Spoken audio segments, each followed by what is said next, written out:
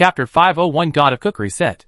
With the birth of the meditation stone, we began to manufacture conversion devices that adapt to the different magic powers in each person's body. Although there are still material restrictions, for such power, it will no longer be difficult to get good materials like before. Because it only plays a conversion role, the requirements for its own materials are not as high as those of the magic gathering stone.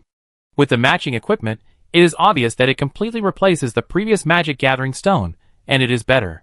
Everyone entered the fast track of rapidly improving strength again. Alka also shifted his attention to the construction of Wanlu's new treasure. It takes much longer to construct a carrier of a scepter-level treasure than a Holy Grail-level treasure. Alka can now basically maintain 10 days to construct a carrier of a Holy Grail-level treasure, and it is still customized. But a scepter-level treasure, when the design is perfect, with supporting rituals and materials. It took Alka 23 months just to forge it. Not to mention the design, the study of supporting rituals, and the collection of materials, which took up the most time. It had been half a year since Jason and his friends came back, and 3 months since the construction of the meditation stone. Alka had finally finished making Wanlu's treasure. In the living room of the room, a metal box was placed on the table. Everyone gathered around and stared at it curiously. After all, this was another scepter-level treasure. Alka smiled at Wanlu, who was a little nervous, and opened the box, revealing the treasure inside. However, the appearance of the treasure was beyond everyone's expectations. Everyone stared blankly at the things inside, including Wanlu, because the appearance of the treasure inside was just a square golden metal plate. The surface of the rectangular golden metal plate had no patterns and was extremely smooth, just like a metal plate that was broken into this shape and polished to make it look like nothing. It is just a large gold block melted together. Due to the introverted nature of the treasure, it is completely impossible to tell what its function is. In addition to the full of expensive atmosphere, after all, it is such a large gold brick. Everyone couldn't help but look at Alka. I know you think this appearance is strange, but don't worry. Alka took out the treasure with a smile, and then handed it to Wanlu.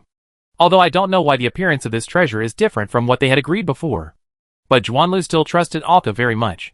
He nodded while holding the treasure, and the magic power began to flow into it, controlling the treasure. Golden light shone everywhere. The dazzling golden light burst out in an instant, and Xia Daidi immediately waved her hand, controlling the special effects of the golden light around Wanlu.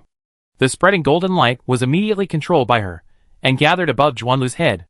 These were just the special effects of the light, and would not affect the control of any treasure.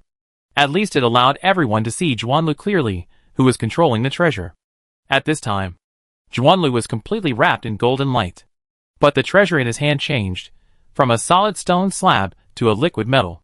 The golden liquid like mercury began to swirl around him like a stream of water.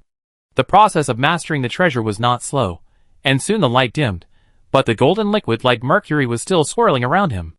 Wanlu opened his eyes and stretched out his hand. The liquid appeared in his hand, and turned into a thin long knife when he held it. Obviously, this is a kitchen knife for cutting. Good. Very suitable. Wanlu looked at Alka and said with a smile, looking at the curious eyes of others. Wanlu said, I will show you. Wanlu took everyone to the kitchen. He took out a piece of meat from his pocket ring. This was a piece of sea fish meat with red meat and a slight pink. This is also a kind of fish that Alka and others like. Wanlu picked up the golden kitchen knife in his hand and began to cut. The golden knife flashed, perfectly showing everyone Wanlu's knife skills when cooking. To be honest, such skills might be very useful when fighting against the enemy. When a piece of fish was perfectly cut off, the fish changed. They could clearly see Wanlu's magic power blending into the fish through the kitchen knife when cutting. It was the kind of smooth and silent integration. And at this time, the cut piece of fish, exuding a beautiful luster like a gem. In other words, it looked like a crystal clear gem. The knife in his hand flew, and the fish was cut into dozens of identical sizes. Each one was like a square gem, neatly arranged. The sunlight projected through the window reflected the crystal clear luster. The knife in Wanlu's hand changed again, melted into water, and gathered together again to become a solid. It turned into a wide pan. Wanlu stretched out his hand and snapped his fingers, and the flame surrounded the bottom of the pan. Holding the pot with his left hand, he stretched out his right hand and waved it. The fish on the cutting board fell into the pan in a line. The pocket ring flashed and various things appeared on his right hand. The cool oil and various condiments fell into the golden pot. The magic power once again flowed from Juanlu's hand along the golden pot to cover the fish. This time, in addition to the fish, the condiments inside were also stained by the magic power converted by the treasure. Soon the fish was perfectly cooked. Plate after plate, with the help of the puppet girl, each piece of fish was placed on top. When everyone saw the fish, they couldn't help but be surprised, because the fish was exactly the same as the state they just saw it being cut. It was the same pink gem-like color, as if it had never been cooked. It was as if the cooking process they just saw didn't exist. Clearly before they came out of the pot, they saw that the fish had changed. The most important thing was, they didn't smell any smell, even the smell of the spices just used. The bottom of the pan was not stained with any stains.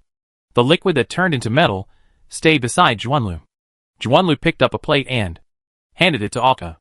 Try it. Everyone's eyes stayed on the fish meat on it. Alka picked up a small knife and poked the fish meat lightly. The tip of the knife seemed to burst a bubble, and the rich fragrance burst out instantly. It rushed towards them like a rushing river. Gurgle. Poro's stomach made a gurgling sound, and everyone could feel the saliva in their mouths began to secrete crazily. It smelled so good. His appetite started to surge. Alka used a table knife to pick up the small piece of fish and took a bite. The energy and magic of life began to burst out. It flowed through Alka's mouth and into his whole body. Delicious. He didn't know how to describe it. The chewy and flexible fish meat was like a bean full of water being bitten when bitten by teeth. The strange deliciousness burst out. The fish meat seemed to come alive in his mouth, and slid automatically through his mouth, and into his throat. Gulp. Swallowed it into the stomach. Huh. Alka exhaled, stretched out his right hand and waved it. An invisible breeze floated in the air, and then the gathered water appeared in his hand. The life energy in the body has increased. The control of water elements has increased. And it has been permanently improved. Juanlu smiled and nodded. This treasure, essentially, is a bit like the evolution of the drinking cup. Alka explained a little at the side. The function of this treasure is actually the same as the drinking cup. It's just more exaggerated than the ability of the drinking cup, and has more influence. So I asked Alka to help me make this treasure into a kitchen utensil, so that the food can be sublimated during cooking. This way, it doesn't have to be like the drinking cup, which can only sublimate liquids, or even liquids that must contain alcohol. Although similar, the sublimation directions are actually different. After listening to the two people's explanation, everyone probably understood. That is to say, the food you make in the future will not only be twice as delicious, but it can also provide a variety of effects to improve our talents and physical fitness. Listening to Jason's summary, Juanlu nodded. Yes, that's it. For this treasure, Juanlu can be said to be very satisfied, and it is a perfect match with his hobby and profession. Here, one for each person. Hearing this, everyone reached out to take it impatiently, and then a large amount of fragrance began to burst out. It filled the entire kitchen, and then drifted outside through the windows and vents. The guards not far away, and the residents passing by couldn't help but stop and stay. What a nice smell. What kind of smell is this? What is it? Alka and the others didn't know anything else, but they knew that they would have a more exaggerated feast in the future. Times have changed. It was another eternal day. It seemed that only this day would never be affected by time. Alka came to the Church of Our Lady in the City of Return. Due to the expansion of the City of Return, the Church of Our Lady has become larger than before. Alka sat at the end of the prayer hall. As the prayers were completed, the people who prayed left one after another, and Brave, who was in charge of the prayer, came over. He came and sat down next to Alka. The information you want has basically been collected, Brave said, and took out a thick booklet and handed it to Alka. All the records in it are all the detailed information they have collected in the past few years about Alka's needs. That is, information about the other 11 trial towers. This is why Alka came here today. He took the booklet and looked through it carefully. The booklet was obviously divided into 11 parts, and each part was centered around the trial tower that Alka wanted, and made detailed records. Brave sat next to him, and did not disturb Alka's inspection. Thank you. Brave nodded, but said, let's collect this information. You should collect these 11 towers for what? Right. These 11 towers should be the same towers as the towers on the trial island you have been to. Right. Hearing this, Alka nodded. There is nothing to hide. I will ask in the name of the church. Alka nodded and said, okay. Asked, According to the records of the church, these trial towers should be the buildings of the god of trial left over from the Golden Age. According to some remaining records, the god of trial may have fallen, although it is unknown why these towers can still function normally. Did you collect these towers because of the commission of the instructors in the towers? Brave looked at Alka and asked. Alka nodded, yes. These towers are scattered all over the world, and I want to gather them together. Hearing Alka's answer, Brave nodded. Is it related to the return of the gods? After all, those instructors can be regarded as the god of trial, or the saints of the god of progress. It is normal for these saints to want their gods to be reborn or return, just like the flower children under the flower fairy. This kind of thing is common in the Endless Sea, and even Alka participated in the revival of the flower fairy. This is also the most likely result deduced by the church when collecting this information. After all, the trial tower is not a big secret for the church, but it has not been specially searched for. Alka shook his head. If he didn't know the reason, he would have thought so. The god of trial has no possibility of returning. Although he didn't know why Alka said that, Brave still nodded and chose to believe it. Only gods who have a backup plan and are strong before death can have the possibility of revival. According to records, the god of trial may not belong to this category. If you want to collect these 12 towers, then I have to remind you that some towers have been occupied by some forces. It's not that easy to collect. Breath gave a slight reminder. Alka nodded. Through the information he just checked, he already had some general understanding. Many trial towers are the same as the one they stayed in before. No force occupies them, but many opposing forces know about it, so they will send people in for trials from time to time. But if there is a large force around such a tower that wants to occupy it, it will be no problem at all. It is something that can be foreseen. There is even such a situation, because of the power of the trial tower, as time goes by. Forces begin to be formed around this tower. In this case, if Alka wants to take him away, he will inevitably be hostile to these forces. Thinking, Alka suddenly thought of something, staring at Brave. After the 12 trial towers are gathered together, I can say clearly that it is an absolute good thing for the whole world. Any force can get benefits beyond imagination from it. Hearing Alka's words, Brave looked at him. So, you want us to help? Alka nodded. After all, through the information in the manual, he probably already knew where the 12 towers were in the world. If he was asked to collect them one by one, it would be too troublesome to deal with some local forces. To be honest, Alka didn't want to solve the problem of collecting the towers by force. If they were to take full responsibility, the journey in between plus the negotiations and compromises, it would be impossible to take it without more than 10 or 20 years, not to mention that there would be conflicts with these forces in the middle. The time spent, to be honest, was a little longer than Alka expected. I hope the Holy Mother Church, or even the Four Gods Church, will help me collect the 12 towers. As a reward, after the 12 towers are collected, the location of their placement will be decided by the Four Gods Church. Hearing this, Breath couldn't help but frown. This is not something I can decide, but I must remind you. The Four Gods Church cannot conflict with local forces because of a certain tower. This will greatly affect the reputation of each church and hit the reputation of the Four Gods. Hearing this, Alka nodded. He had expected this. What he wanted was the reputation of the Four Gods Church, not the Four Gods Church to oppress others. The Four Gods Church generally plays a leading and coordinating role, rather than some kind of powerful military facility. Although military force is also the most powerful force in the world. But the reason why so many forces are willing to obey the rule and leadership of the Four Gods Church is mainly because of the restraint of the Four Gods Church. There will be no invasion, no coercion, and no unprovoked attack. Every time there is such behavior, there is an obvious reason, and the other party may be harmful to the world and a large area. The process and reasons will be made public. In short, the Four Gods Church is the justice of the boundless sea, and the justice that most people can agree with and believe in. I only need the Four Gods Church to negotiate in the name of the church. I believe that many forces are willing to give up. After all, the power of these trial towers will not offend the church. Right? And the church thinks that there are some cases that it is unwilling to give up, and the probability of being willing to teach is too small. Then I will collect them myself, Alka said, although there is still a suspicion that Alka is a thug.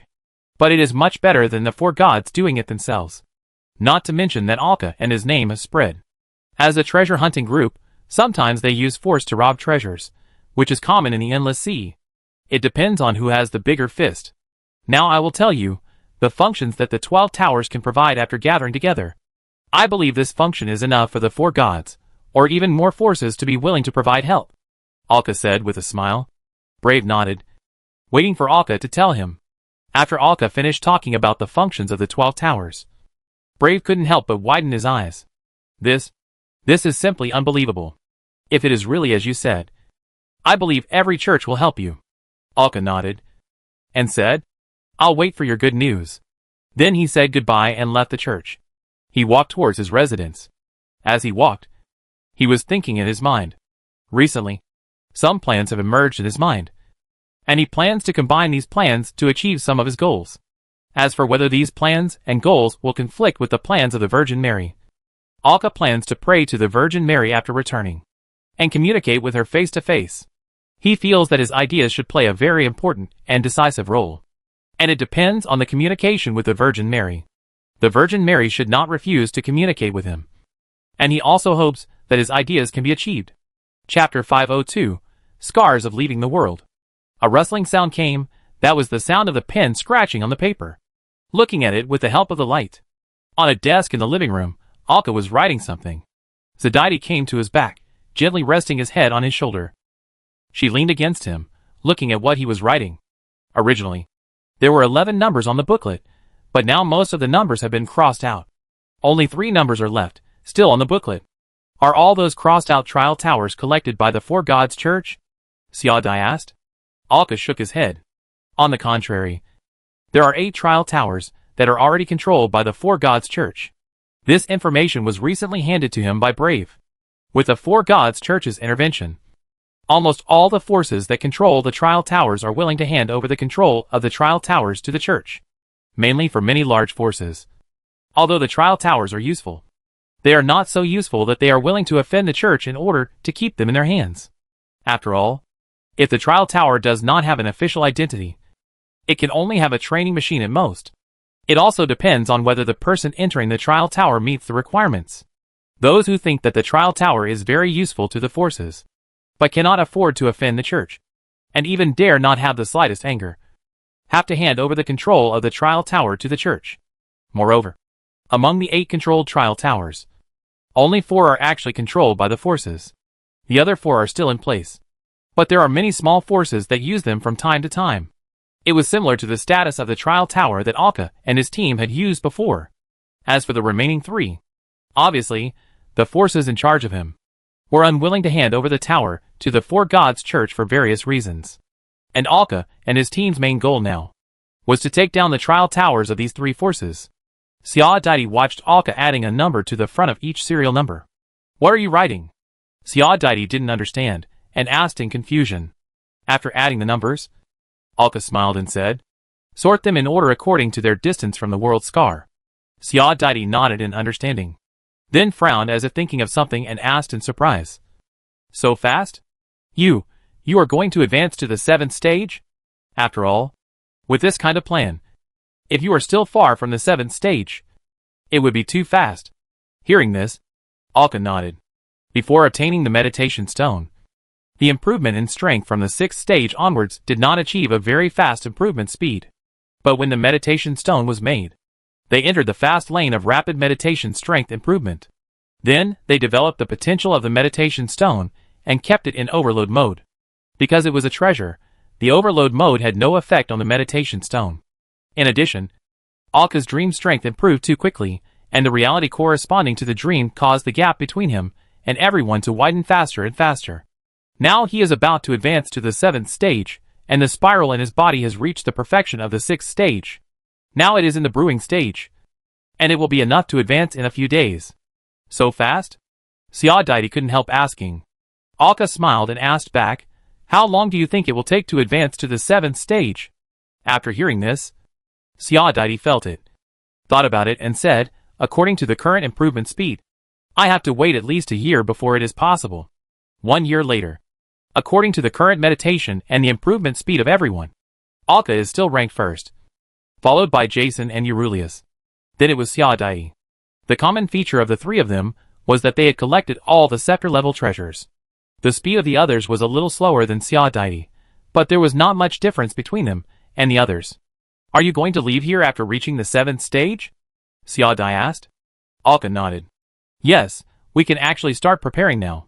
The conversation between the two was recalled in a corner at night. Time flies. In the council of the Vaspa people, Alka was sitting in it. Are you ready to leave? A congressman looked at Alka and asked. They just got the news. Alka nodded, although there is no way to deal with the devouring mouth now. But the devouring mouth can no longer pose any threat to us. The thorny problem has been solved. It's time to leave here. And you have already established a foothold here. Hearing Alka's words, the congressmen looked at each other, and didn't know what to say for a moment. Only the great elder sat hunched over in the main seat. What suggestions do you have for our future development here? They have obviously settled down here. And Alka and his group are treasure hunters. So leaving is inevitable. Alka looked at the Vaswa people in front of him. And he didn't know what he was thinking. He sighed and said, Don't spread what I say now. Just execute it silently.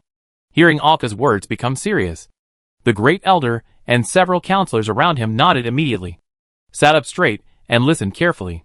Then he waved his hand gently, as if controlling something, and the windows and doors of the entire conference room were completely closed and soundproofed. Seeing this situation, Alka nodded and began to speak. Simon should have helped you to fully research several perfect weapon templates. Right? One of the counselors in charge of this nodded. Your first task now is to form a defense force.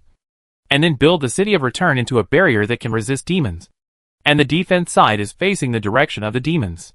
After so many years of development, the average strength of the armed forces of the Vastwa people has reached the 3rd stage of perfection.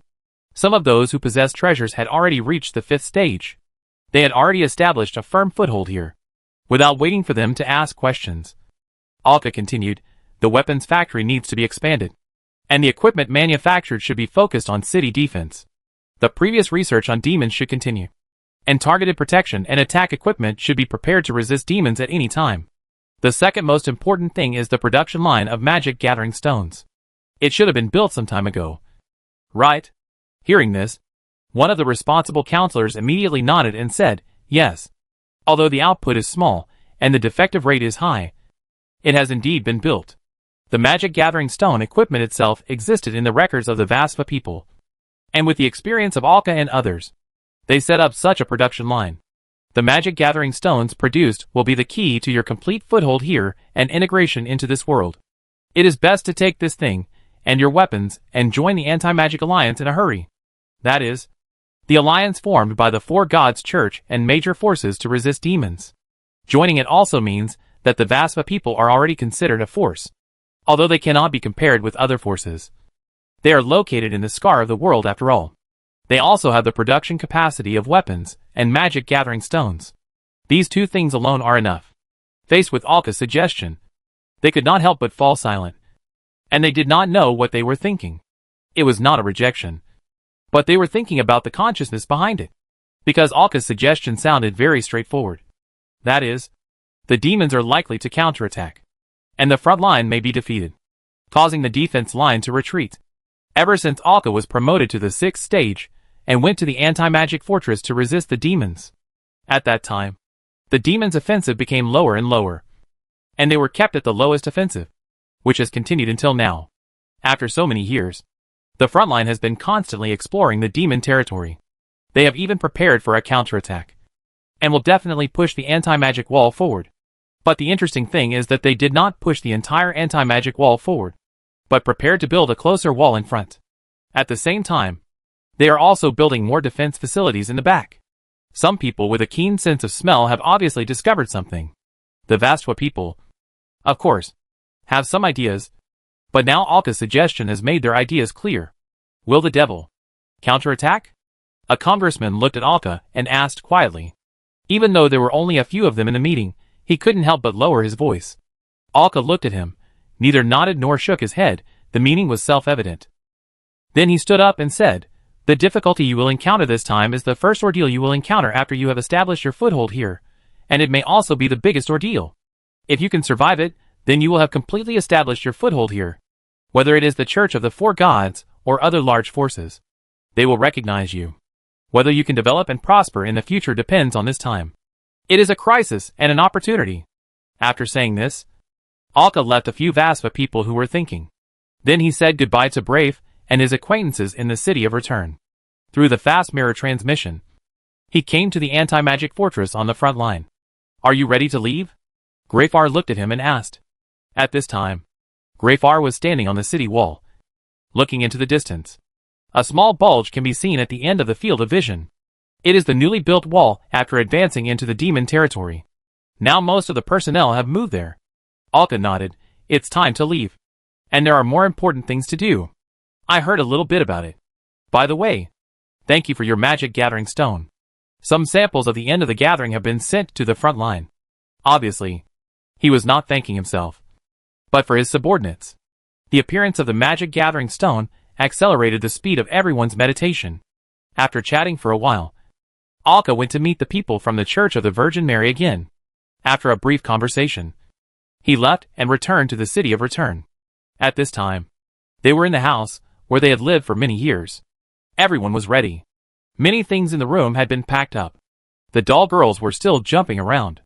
Then let's leave, Alka said. And a huge mirror appeared in front of him. The spiral of dreams appeared in the mirror. Everyone looked around. They had been here for a long time.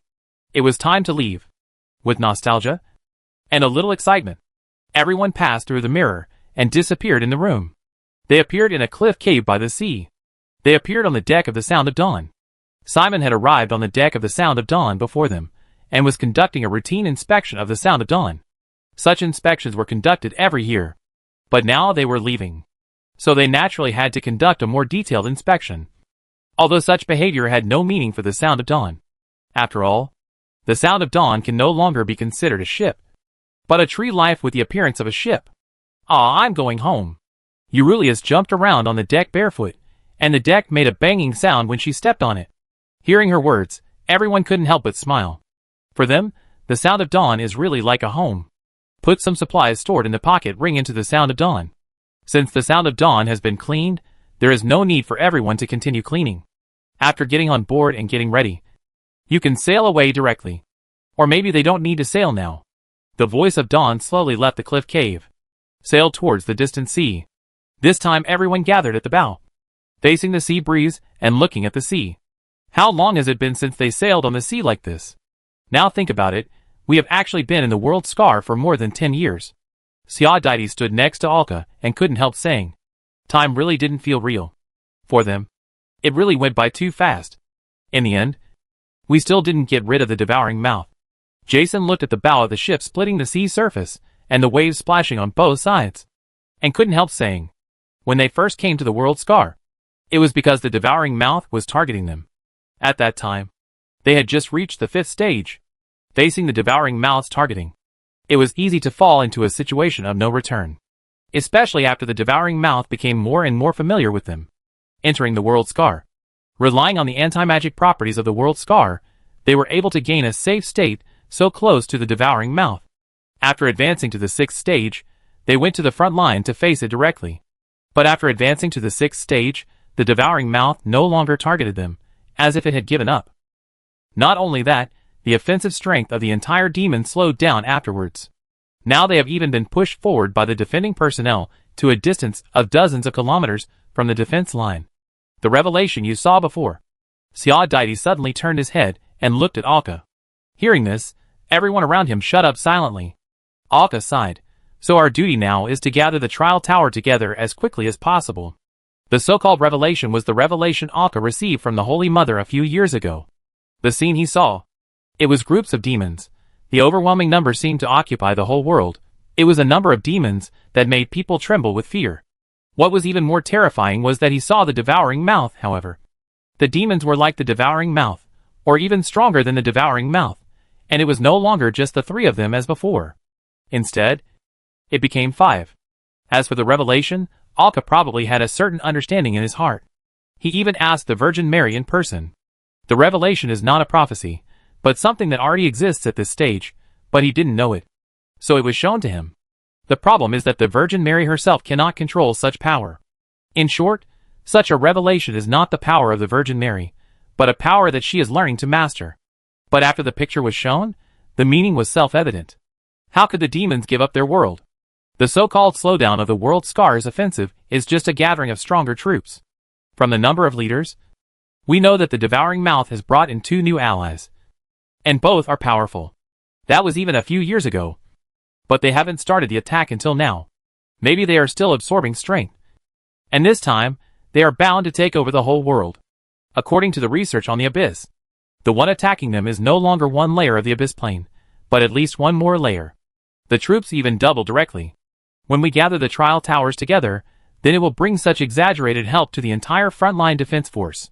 Alka looked at everyone and said, even if they stay at the front line now, to resist the huge attack that will come later, they are just a group of strong men in the 6th and 7th stages. But if they gather the 12 trial towers together, the function of gathering together is to give temporary treasures to those who pass the trial. That is to say, it is their personal treasure that belongs only to them in this life. And it cannot be left behind with death. But this is enough. There are so many people on the front line who have no treasures, but whose strength has reached the 3rd stage of perfection. It can be said that there are countless people. What limits their strength is never the number, but the treasures and the rules of this world. After all, they are mortals, and the limits of life are limited. Without the help of treasures, if you want to break through the limits of life, it is something that only true geniuses can do. Once they gather the trial tower, the pressure on the front line will be quickly relieved, and it will be relieved faster and faster over time. And don't forget, the magic gathering stones are supplying scars to the entire world, and will even spread to the entire infinite ocean later. Alka said with a smile. The magic gathering stones plus the trial tower they need to deal with now. The two together will greatly alleviate the problem of military strength. Moreover, major forces and churches have begun to quietly gather troops all over the world. The demons are gathering power that can devour the world. And naturally, that world is also gathering power that can resist. Where are you going to choose? Jason asked. Hearing this, Alka looked at the boundless sea in front of him and said, enter the channel first. Quickly pass through the storm area and reach the outside world. And then directly advance on the spot. He has not yet advanced to the 7th stage, but he can advance at any time. However, the magic power absorption for the 7th stage is too exaggerated. So Alka chooses to advance when they leave the world scar and reach the outside sea. The main reason is that it is difficult to eliminate impurities with excessive magic power absorption, especially when there is the breath of the abyss. And it is difficult for him not to think about whether he will encounter various influences again. The main thing is that he is afraid of being affected if he cannot eliminate the breath of the abyss. Chapter 503 Stage 7. The sky over the entire sea was covered with dark clouds, but it was still daytime. The dense dark clouds formed spirals, as if an exaggerated storm was brewing in this sea. The exaggerated spirals, as if they were going to suck down the sun in the sky. The excessive amount of magic power gathered here to form a spiral, which involuntarily caused the surrounding elements to become agitated. The dark sky was struck by thick lightning one after another, and the wind gathered. For a moment, I didn't know whether this was a vortex of magic, or a real storm was forming, or maybe both of them were affecting each other, forming a more exaggerated marine disaster. In the storm, the sound of dawn was staying in place. The surrounding sea water had formed exaggerated huge waves, like a bucket that contained the sound of dawn. Isn't this too exaggerated? Jason lowered his body slightly, stood firmly on the deck of the Sound of Dawn, and couldn't help but shouting loudly. Due to the thunder and storm, the sound transmission around was extremely restricted, and due to the exaggerated water curtain, they couldn't even see the situation outside. A diamond-shaped gem as big as a head was suspended above the entire dawn sound. It was the source of the storm, and the magic power it absorbed was extremely exaggerated. The entire storm and the surrounding natural disasters were caused by it. If it wasn't a treasure, it would be hard to imagine what material could withstand such magic infusion and conversion. And below the diamond-shaped gem, it projected a circular beam of light with a diameter of 2 meters. It was not really emitting light, but the overly pure magic gathered together, forming a barrier with the outside. The magic in the beam seemed to have completely turned into liquid, like a water tank. And in this beam of light, Alka was sitting cross-legged and madly absorbing the condensed liquid magic, letting it quickly flow into his body. The most outrageous thing was that these liquid magic seemed to be a little insufficient. It just formed a balance with Alka's absorption, so that the liquid magic in the light column was only maintained at about half. Faced with Jason's shout, everyone was also a little surprised. They really didn't expect that. Just the promotion from the 6th stage to the 7th stage would form such an exaggerated landscape on the sea. It has become a natural disaster in the ocean. It's also fortunate that they were on the Sound of Dawn, which is a powerful life form that can no longer be considered a ship. Otherwise, the ship would have been overturned and torn into pieces. Even if it was a ghost ship, it couldn't be spared in the face of such exaggerated waves. It seems that the Sound of Dawn is staying steadily on the sea surface. If you look down, you can see that countless slender roots have grown from the bottom of the Sound of Dawn and spread to the deep sea. And because of the strange power, these roots are not just floating in the seawater. Instead, they are directly rooted in the surrounding water elements and in the surrounding space.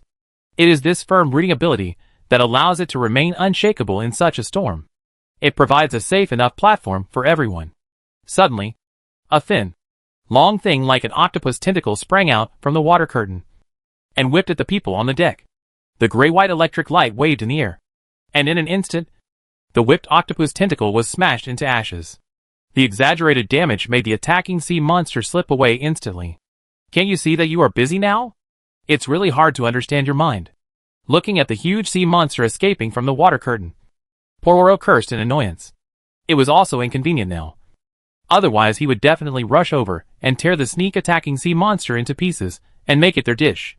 But the attack of this sea monster seemed to be just the horn for more sea monsters to attack. Various sea monsters with strength in the 3rd and 4th stages began to pour in from all directions. The magic power absorbed here was too exaggerated, causing these sea monsters that feed on magic power to gather here. And the magic power was officially gathered on the Sound of Dawn, which became the target of attack of these huge sea monsters. The huge head of a strange sea creature poked out from the water curtain, and the ugly appearance made people frown. The thick lips full of sharp teeth opened and spit out a ball of concentrated venom in the direction of the ship. The concentrated venom was controlled and shrunk into the bottle as soon as it flew over.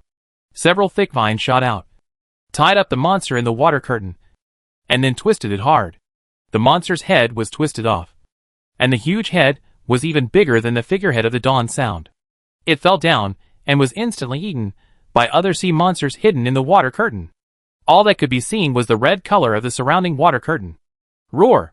Eurylia suddenly transformed into a dragon, and the powerful dragon might began to spread around. The momentum was full, and even mixed with the rare violent breath and bloody hunting desire.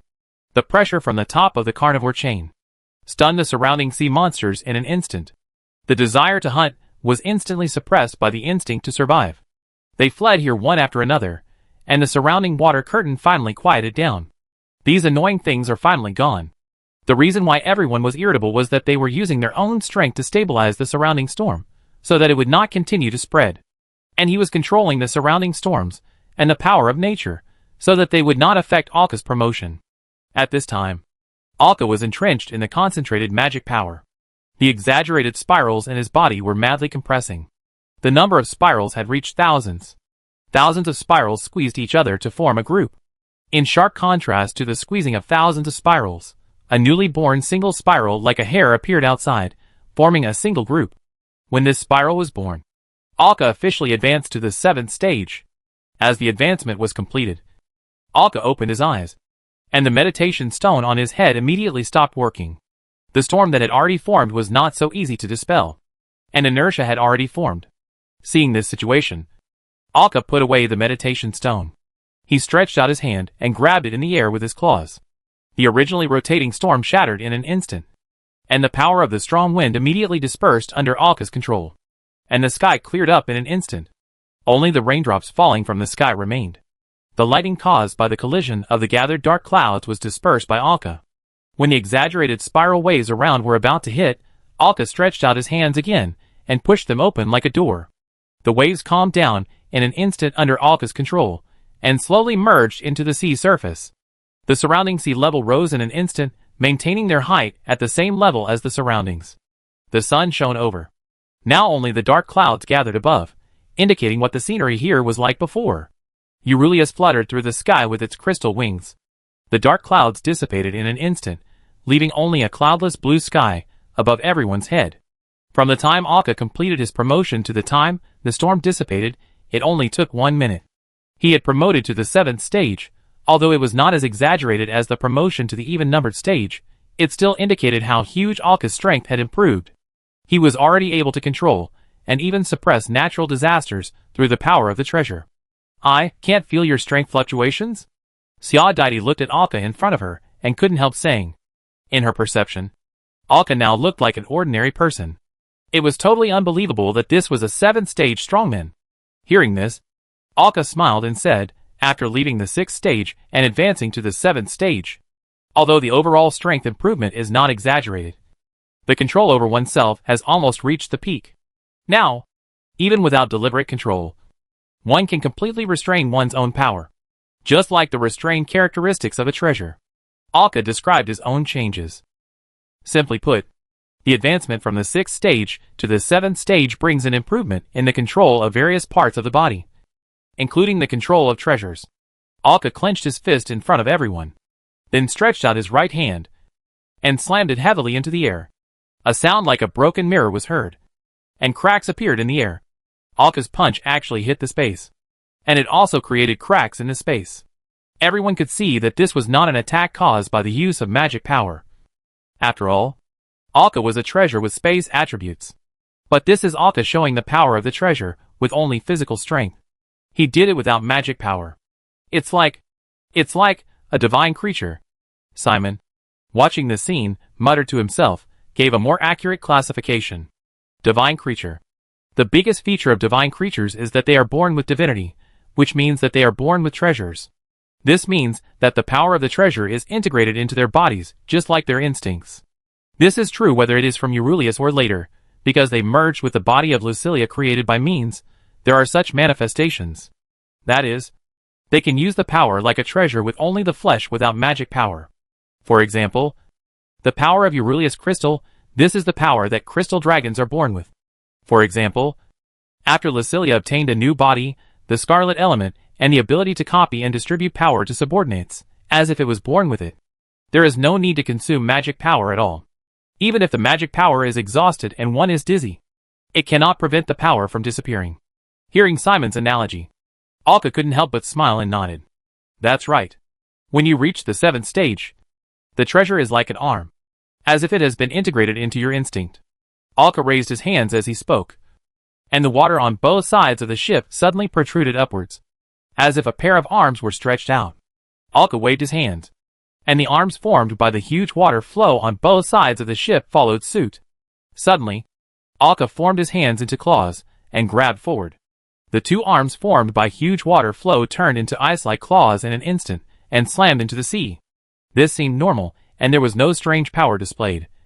But everyone saw it clearly. That is, Alka acted too relaxed, as if he was using it instinctively, and the whole operation process was completely free of delays like before. It gave people a smooth feeling, as if he was using it with his fingers. It may not seem like much of an improvement, but I wonder how much it has improved in terms of combat and ease of use. And it also shows an improvement in control, which can show more uses of the treasure. As Alka has advanced to the 7th stage, the roots of the dawn sound that have penetrated into the space and water elements have begun to retract. After the retraction, the dawn sound began to sail in the direction that had been set. On the deck, Alka came to the big tree in the center. Looking at the tree in front of him, Alka stretched out his hands and pressed them against the tree. Treasures emerged from him one after another, and strange powers were infused into the tree. The whole tree, and even the whole ship were changing. The 3 tall masts standing on the deck were being swallowed up and disappeared. The observation room also disappeared, and the furniture and sails inside were supported by vines. In their place were branches that kept spreading upward.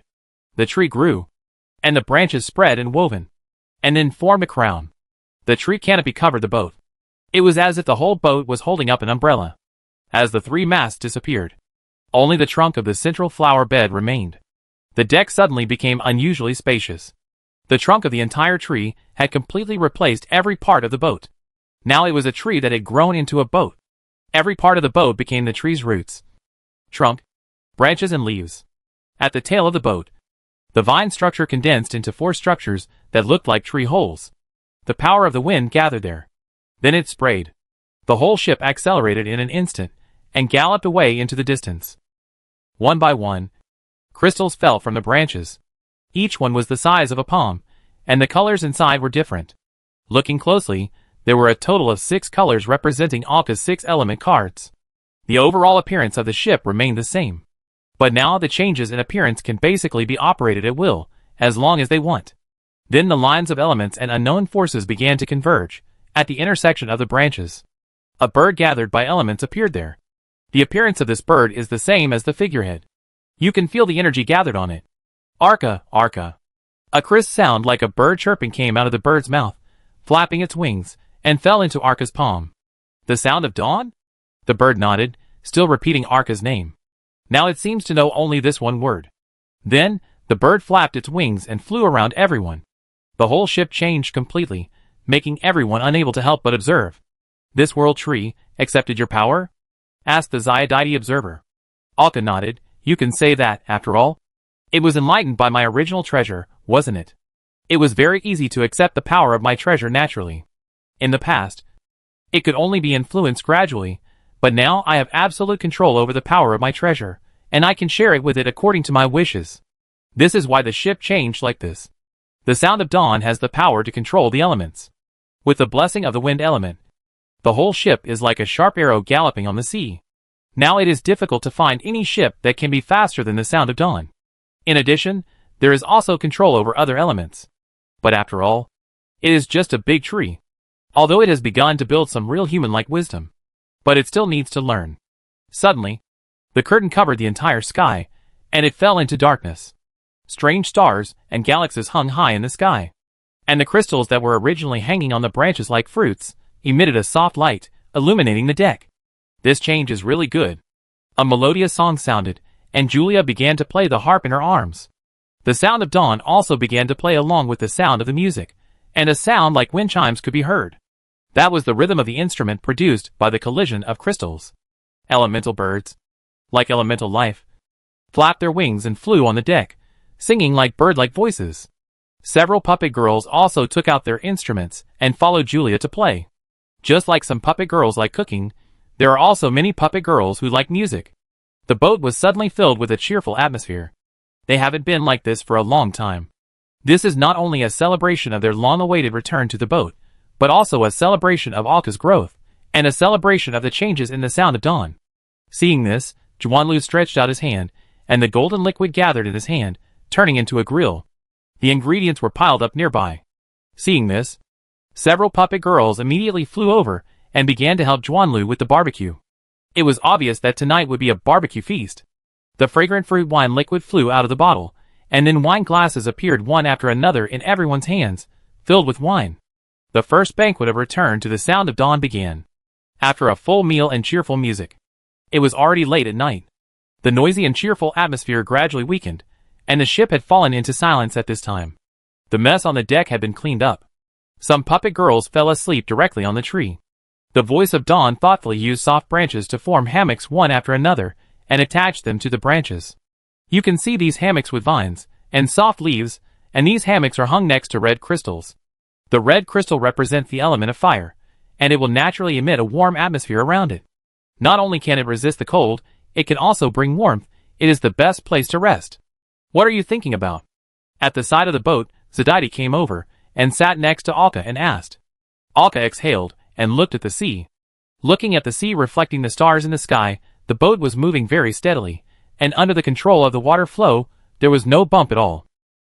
Lucilia, who had turned into a spirit and had a normal body size, also came to his side. Your soul exudes a worried emotion. What are you worried about? Hearing this, Alka didn't know what to say. Advanced to the 7th stage. Compared to others, Alka has another improvement. That is his eyes that can see through secrets. Although he has advanced to the 7th stage in his dream, he has already seen more in his dream. But he cannot see the problems in reality in his dream. And when he advances to the 7th stage within a limited time, he sees some problems. Chapter 504 Time goes back. Alka raised his head, looking at the sky. He could see the entangled forces outside the sky. Those forces were outside the world, entangled and collided in the starry sky. These forces were not only the 4 gods, there were many that he had never seen. But he could only see these. After sorting out his thoughts, Alka suppressed his emotions. There was no point in worrying now. He didn't know what was happening outside the world. Perhaps it would be clearer if we upgrade it. Alka was basically sure that it was related to the four gods, because he had seen traces of the four gods' power in this entangled power. Rest. Thinking of this, Alka stood up and patted his buttocks and said. Then he led the two to the stern. Each of them returned to their respective rooms. And Alka sat on the bed. Wait. Why am I alone in my room? He suddenly found something wrong. Then he looked up at the ceiling. The rest area in the stern deck is divided into 3 floors. In addition to the kitchen on the first floor, there is also a restaurant. And the empty rooms on the first floor also include the utility room and Juanlu's room. His room also has a small side door, which leads directly to the kitchen. The second floor is the room of Simon, Alka, and Jason. However, basically only Alka and Jason live here, because Simon basically sleeps in the forging hall below. And above are the rooms of the other girls. Pororo and Julia's rooms are at the bottom of the ship, at the bow and stern respectively. Originally, we planned to open another room at the bottom of the middle of the ship as Matlice's room. After all, she is also a marine race. And creating a semi-dry and semi-wet room in the water is helpful for her to rest. However, according to Matlice's request, her room was still set on the 3rd floor. Because although she is a marine race, she is not as dependent on seawater as Pororo and Julia. At night, they can rest better in places without seawater. Otherwise, they would not have built the tribe's residence on a cliff. At this time, above Alka's head was Ziadite's room. And next to Ziadite lived Lucilia. The voice of dawn. Help me connect my room. Ziadite's room and Lucilia's room together. Hearing Alka's words, there was movement on the ceiling, as if the vines were pulled out. A hole connected to the top appeared. As soon as the hole was opened, Ziadite jumped down from above in just a few seconds. I thought you wouldn't do that. Ziadite came over, sat on the bed, and said with a smile. Lucilia also flew down from above. It's too ugly to open a hole like this, isn't it? Lucilia said as she looked at the top. Her room and Ziadite's room could be connected by an ordinary door, which looked normal and didn't look uncomfortable or weird. But opening a hole like this to connect the top and the bottom did look a bit uncomfortable. I'll design it, Ziadite said as he took out the blueprint and started drawing on the spot. Seeing this, Lucilia was very interested and came directly behind Ziadite, put her head on her shoulder, and gave her suggestions. Alka was also watching. After a while, a simple draft was drawn, and Dawn's voice began to make some simple changes based on the style on the draft. This change directly cut off half of the ceiling and made it into a guardrail style. A staircase was half turned and connected to the top. Half of the wall of Ziadite and Lucilia's room was also cut off, and basically completely connected together. This is done. What's the noise? Jason, who was lying on the bed, opened his eyes and took the foot off his face. It was Eulilius's leg. At this time, Eulilius was lying sideways on the bed without any image. The outrageous sleeping posture showed that Eulilius had an extremely bad sleeping habit. But Jason's calm face showed that he was used to it. Then he felt the voice of the dawn. Room renovation? Who? I understand. As soon as he asked, Jason seemed to have thought of something. No wonder there was a sound of the ceiling vibrating. Why didn't I think of this method? A little beautification is indeed much better than drilling a hole. What's wrong? Eulilius adjusted his sleeping position correctly and asked in a daze. Jason didn't answer. He took the quilt and covered it, and fell asleep quietly. He planned to learn to change it tomorrow. If the room was slightly bright at this time, he could see that there was also a gap on the ceiling of Jason's room. It turned out that he had opened a passage to Eulilius' room upstairs a long time ago. It was just that the opening was too rough. Although Eulilius strongly requested to share a room with Jason at that time, he finally arranged a new room for her on the roof. At this time, in Alka's room, the three of them were lying quietly on the bed, resting, without any activities. At this time, Alka's thoughts had sunk into his dream. He just lay flat on the grassland in his dream, with many dream creatures walking around leisurely, and some were even swaying in front of him. After lying like this for a long time, Alka left his dream bubble. He came to the crystal throne floating in the center of the entire dream kingdom, sitting on it, feeling his own strength. Since he was promoted to the 8th stage, the feeling of rapid promotion began to slow down gradually. He had reached the 8th stage when he was in the 6th stage before. There was a difference of 2 stages between the two, and now he has been promoted to the 7th stage. His strength in the dream is also around the upper 8th stage, and the natural improvement is getting slower and slower. Obviously, the gap between the strength of the dream and the reality will once again return to no more than 2 stages. At this time, Alka was sitting on the throne. He was thinking whether to start to improve his strength in the dream. In the dream, his strength has reached the upper stage of the 8th stage. That is to say, after a while, he will naturally reach the perfection of the 8th stage. It is precisely because of this strength that he basically discovered the secret of his eyes in the dream. According to the strength of the dream, the current ability can basically start the ladder to godhood. In other words, for the dream, the status of the kings is equivalent to the gods in reality. Even for the dream, the power of the kings is slightly higher than that of the so-called dream gods. After all, the gods in dreams are all real. Creatures master dreams and become gods with the power in them. For example, if Alka ascends to the throne of God in reality, if he does not obtain the status of kings, then the Dreamcatcher crystal ball will give him the power to control the power of dreams. It is of course very different from the dream kings who were born and raised, survived and grew up in dreams, and obtained power to become kings. Otherwise, the fragment of the godhood that Alka ate, the original gatekeeper, would not have become a powerful existence, because it is both a dream creature and a real creature. From this point of view, Alka had already ascended to godhood in his dream. Sitting on the throne, Alka took a deep breath. Closing his eyes, the surrounding environment began to reverse. The speed of reversal became faster and faster, until it completely turned into a halo, and some lines began to extend backwards. Suddenly, the retreating lines and light balls stopped. The environment stopped again, and no longer changed. But the environment at this time had already changed greatly. This is in the starry sky, just like traveling among the vast stars. Countless stars are shining everywhere in the world. As far as the eye can see, the Milky Way, made up of stars and stars, surrounds the world. Alka is still sitting on the throne. But he has opened his eyes, and his eyes are emitting a light golden glow. But he can see that no matter the surrounding environment or anything else, it seems a little fake. Only the throne and Alka on the throne can be called real. Suddenly, there is a disturbance in the starry sky not far away. It was as if the rising heat distorted the surrounding air. This disturbance continued there. Then Alka gently waved forward, and time began to accelerate from the previous backward movement. I don't know how long it lasted, the light and shadow around kept changing. I don't know where this disturbance came from. I don't know how long this strange and distorted disturbance lasted. In the eternal star world, there is no concept of time. The moving light and shadows suddenly stopped, and time returned to its normal speed and began to flow away. Something is approaching. A closer look reveals that it is a broken continent. Looking closely, you can see that the continent is completely covered by seawater. The ocean currents begin to rotate through complex natural phenomena, and it floats in the starry sky in the form of a round sky and a square earth.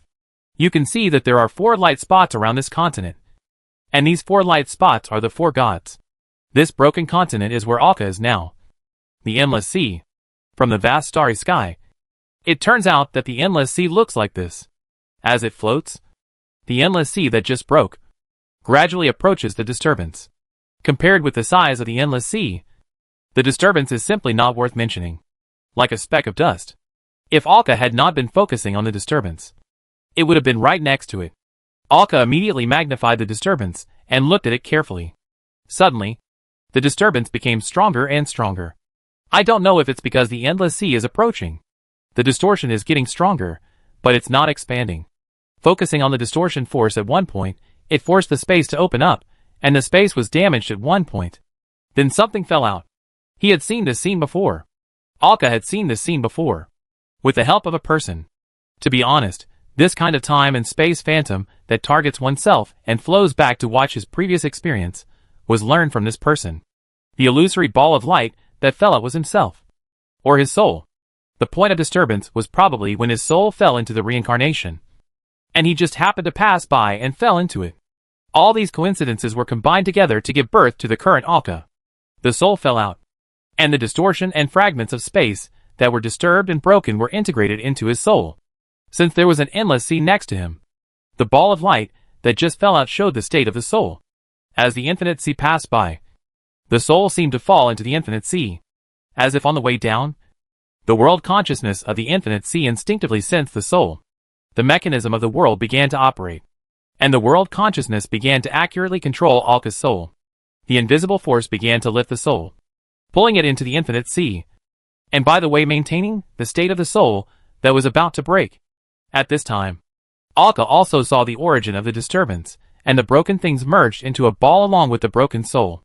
Alka had seen this scene a long time ago, when sinking into the sea of the world. Going forward, his body was pulled into the infinite sea, and then received by the Virgin Mary. Because at this time, the Virgin Mary was above Alka when she entered the infinite sea. She happened to be closest to her, which could be considered fate.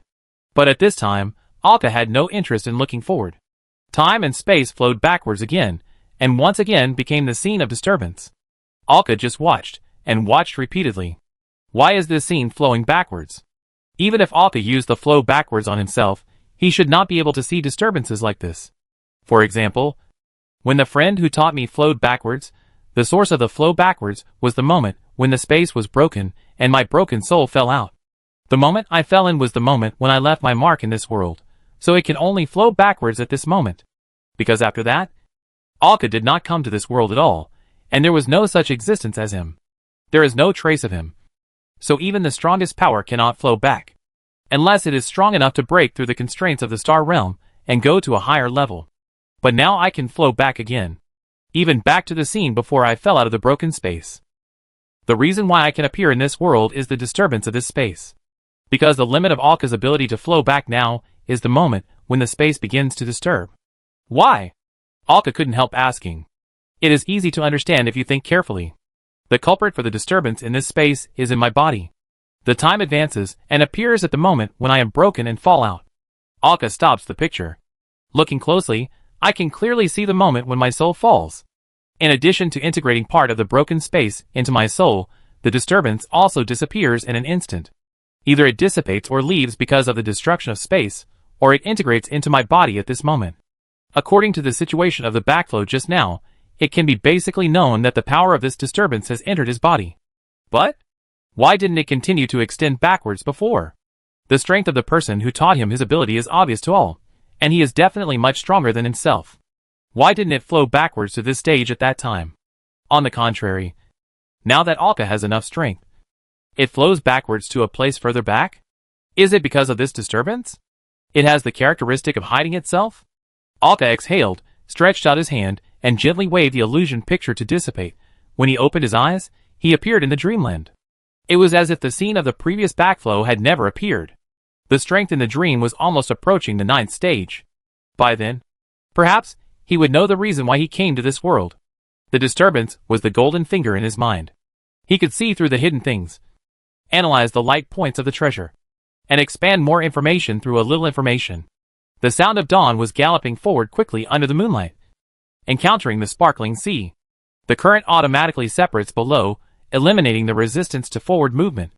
The breeze always surrounds the bottom of the ship, even without the sails. It can still move forward at an extremely fast speed. The ship still sails forward. In an area like the infinite ocean, the voyage on the sea is lonely and isolated. Due to the eternal changes in the sea, except for the signpost island, other islands move with the changes in the sea and space. This also makes it difficult to meet even a ship in an area not close to the signpost island. Under the sunlight, the sea surface glowed with a pale golden luster. Everyone was on the boat, doing their own things, or in the small world. Alka stood at the bow, looking at the direction of travel. Siadaiti was gesturing with the map in his hand. According to our current speed, we should arrive soon. Their destination was the first tower in Alka's information. According to the number, it was the trial tower closest to them. Alka had numbered these trial towers based on some information he knew a long time ago. The numbering method is the distance from him at that time. Although there is a slight deviation, but the numbering is basically fine. So he is going to the trial tower that he has numbered as 1. This trial tower has been negotiated and communicated with the Four Gods Church, and basically returned to the church. According to the previous agreement, Alka only needs to go and take the tower away. There will be no problems in the middle, and the others will also provide him with help. Siadaiti, who has a little understanding of the current situation, put away the map, looked at Alka and asked, "So the time we spend most on this trip may be the time between the roads?" Alka nodded. There are only 4 towers that they may need to take back by themselves. The rest of the towers have been completely controlled. They just need to go through the formalities and take the towers away in person. So overall, the sea trip is definitely the place that takes the most time. Which tower is the first one we need to deal with? Alka has basically memorized the information, and said directly, Number 3 is occupied by a race in the ocean. This is also the first helper they will encounter. Chapter 505 Power City. Woo! A sound like a whistle came, and a steel ship passed by. Although the distance between them might be 1 kilometer, the whistle sound was so harsh. Alka and his crew passed by, and the people on the ship were on the deck, looking outside and talking to each other. Does that mean our destination is under the control of the Holy Machine Church? Jason asked. Alka shook his head. According to the intelligence, the name of this landmark island is Philemus, and the locals and others call this island the Power City. The main faith of this area is the wise men of the Holy Machine Church. You must have seen the round cannon and its operators in the anti-magic fortress before. Right? Hearing Alka's words, everyone nodded. The so-called round cannon is a kind of cannon they saw a long time ago. This cannon will project a kind of scattershot shells. It will explode above the demon group, and then form dense small bombs like raindrops, causing large-scale casualties to weak demons. The only problem is that it takes a certain amount of time to cool down, and it is difficult to reload. In fact, the Power City also provides a lot of elemental energy crystals. When Alka constructed the elemental card before, he used some materials from the Power City. This weapon is provided by the Power City. But after all, it is not a big force, so it mainly belongs to the Holy Machine Church. Hearing this, everyone probably understood. The churches of the 4 gods all have their own spheres of influence. But in addition to their direct sphere of influence, there are many areas, because they have different beliefs in various churches, and they themselves are not strong in the entire infinite sea. So they are classified as forces under the church. But the church will not interfere with them, and they still have sufficient autonomy. The church will exercise its ruling power over this force only in major issues and some crises. This is basically the unspoken rule of the 4 gods church. It's just that each church has some minor differences. But it's generally like this. And not every force can join the church. Basically because the founders of these forces were once members of a certain church. The Church of Faith in the Holy Machine is also known as the City of Power. And there are many ironclad ships around them, as they are about to reach their destination. This is basically enough to confirm the main melody of this area. This is why the Church of the 4 gods has a very high reputation in the world. Such a huge power. If there is no real god to suppress it, it would have been corrupted and abused long ago. But when this world has a real god, the church will always follow the rules of the god. It will become the most stable force in the world. Unless the god they believe in falls. Even if these gods fall, they will find a way to pull their gods up. For example, the children of flowers. Simon was looking at these ironclad ships in the distance. After a while, he came to the conclusion, it's a pity. These ships should only be able to carry out transportation operations around the signpost island and its island chain, and dare not leave the sea area at all. This is also a very normal thing. Although it is an ironclad ship, and has a faster speed than a normal sailing warship. But the same thing still applies. If you want to sail freely in the vast ocean, it will be difficult to resist unless you are a ghost ship. Whether it is an ironclad ship, a sailing warship, or even a raft, you must follow this principle. Otherwise, the strange shipwreck along the way will be enough to smash ordinary warships, and even spell warships into pieces. However, the rapid transportation between island chains is enough to give full play to the advantages of these ironclad ships. Larger cargo capacity, better defense against ordinary shipwrecks, and faster speed. This ship is heading to the world Scar. Siad suddenly pointed to an ironclad ship in the distance on the other side and said, the ironclad ship could feel the breath of the abyss above it. Although it was very weak, but it was too conspicuous for Alka and the others. And it could be felt that it was just a ghost ship that looked like an ironclad ship. But the breath of the abyss could be felt. But it was only the outer shell that was wrapped and contaminated. This is a normal situation for long-term transportation between the world Scar and the outside world. And from the flags on it, and the style of the entire ship, it is known that this is not just a ship transporting supplies to the world Scar. There should be a lot of troops on it. In this way, the Voice of Dawn sailed quickly on the sea for most of the day. Finally, the island was seen from afar. As they got closer and closer, the appearance of the island was revealed in front of them. This is an island with almost no green vegetation. The island was almost completely occupied by steel buildings. You could even see dark clouds and thunder and lightning above the island. The most eye-catching thing on the entire island was the dark clouds that kept floating above their heads, which almost covered the entire island. The element activity on this island is a bit too high. Arca could feel the element problem as soon as he came here. This caused the dark clouds to stay above, and the lightning and thunder that kept falling, which were all problems of overactive elements. The most active of these elements is obviously the thunder element. This is a steel city. I can't imagine how active the thunder element is in the city. The steel buildings are intertwined and occupy this small island. Even the port extends out, and there are various steel decks. Alka and his arrival basically attracted the attention of everyone in the port. After all, Alka and his friends took a simple look at the ships here, and 80% of them were various ironclad ships. Including some ghost ships, all of them are ironclad ships. All those that are not ironclad ships are basically confirmed to be people from other places. Among them, Alka and his ship are the most attractive. AKA and his ship have expanded again and again because of the changes of the dawn sound. Before that, the mast was removed and replaced by a huge tree and tree canopy covering the entire ship. Under the tree canopy, it looks like a ship holding an umbrella. In addition, the ship's hull, because it is a living thing, will occasionally grow some vines, flowers and plants, all depending on Dawn's own preferences. So it is like a vegetation garden walking on the sea. To be honest, if the Seed of Life sees this ship, they will inevitably find a way to come up and take a look. Julia is the one who cares most about the appearance of these flowers and plants. She is often seen taking care of them with Matrisa. She even does some beautiful gardening.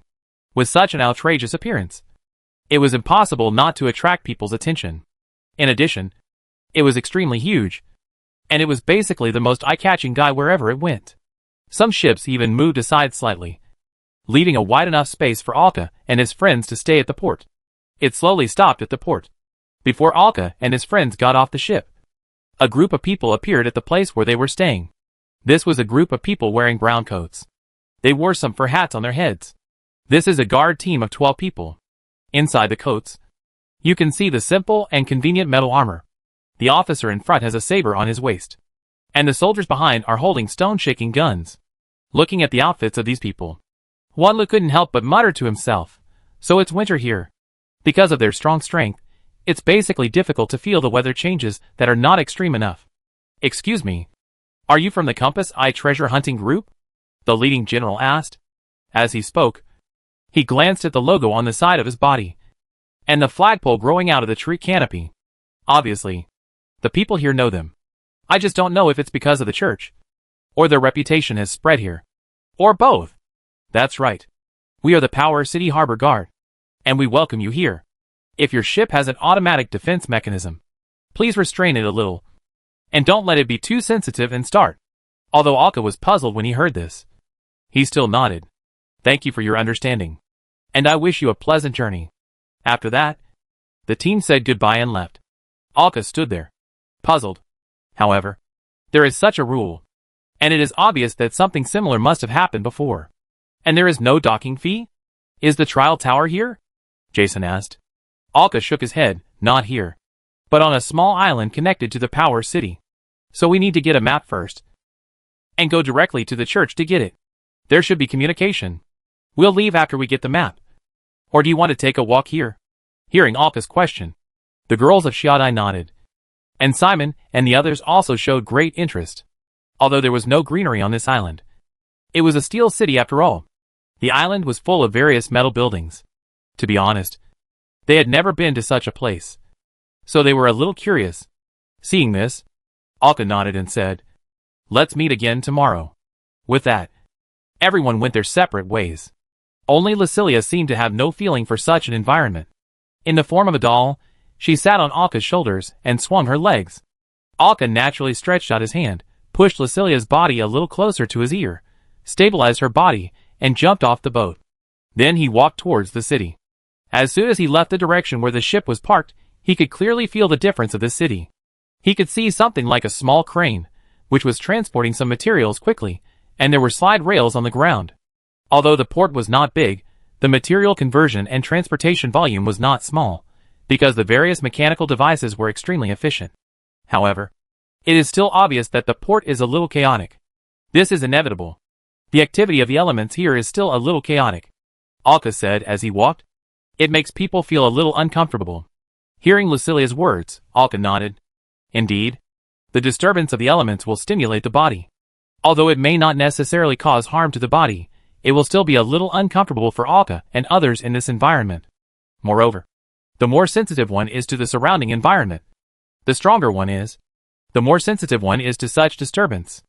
After all, under normal circumstances, the disturbance of elements means that there is something going on around. Either the enemy is attacking, or there is something hidden around. It will involuntarily make people enter a more vigilant state. Alka looked at the residents around him. It can be seen that these residents rarely expose their skin. Most of them wear masks to cover the part below their eyes, and wear some knitted hats on their heads, long pants, long sleeves, and even gloves. Coupled with a relatively cold environment, people here basically wrap themselves up tightly. This is indeed helpful in blocking some elemental disturbances, especially for ordinary people. After all, the stimulation of elemental disturbances caused by skin directly exposed to the air is more obvious.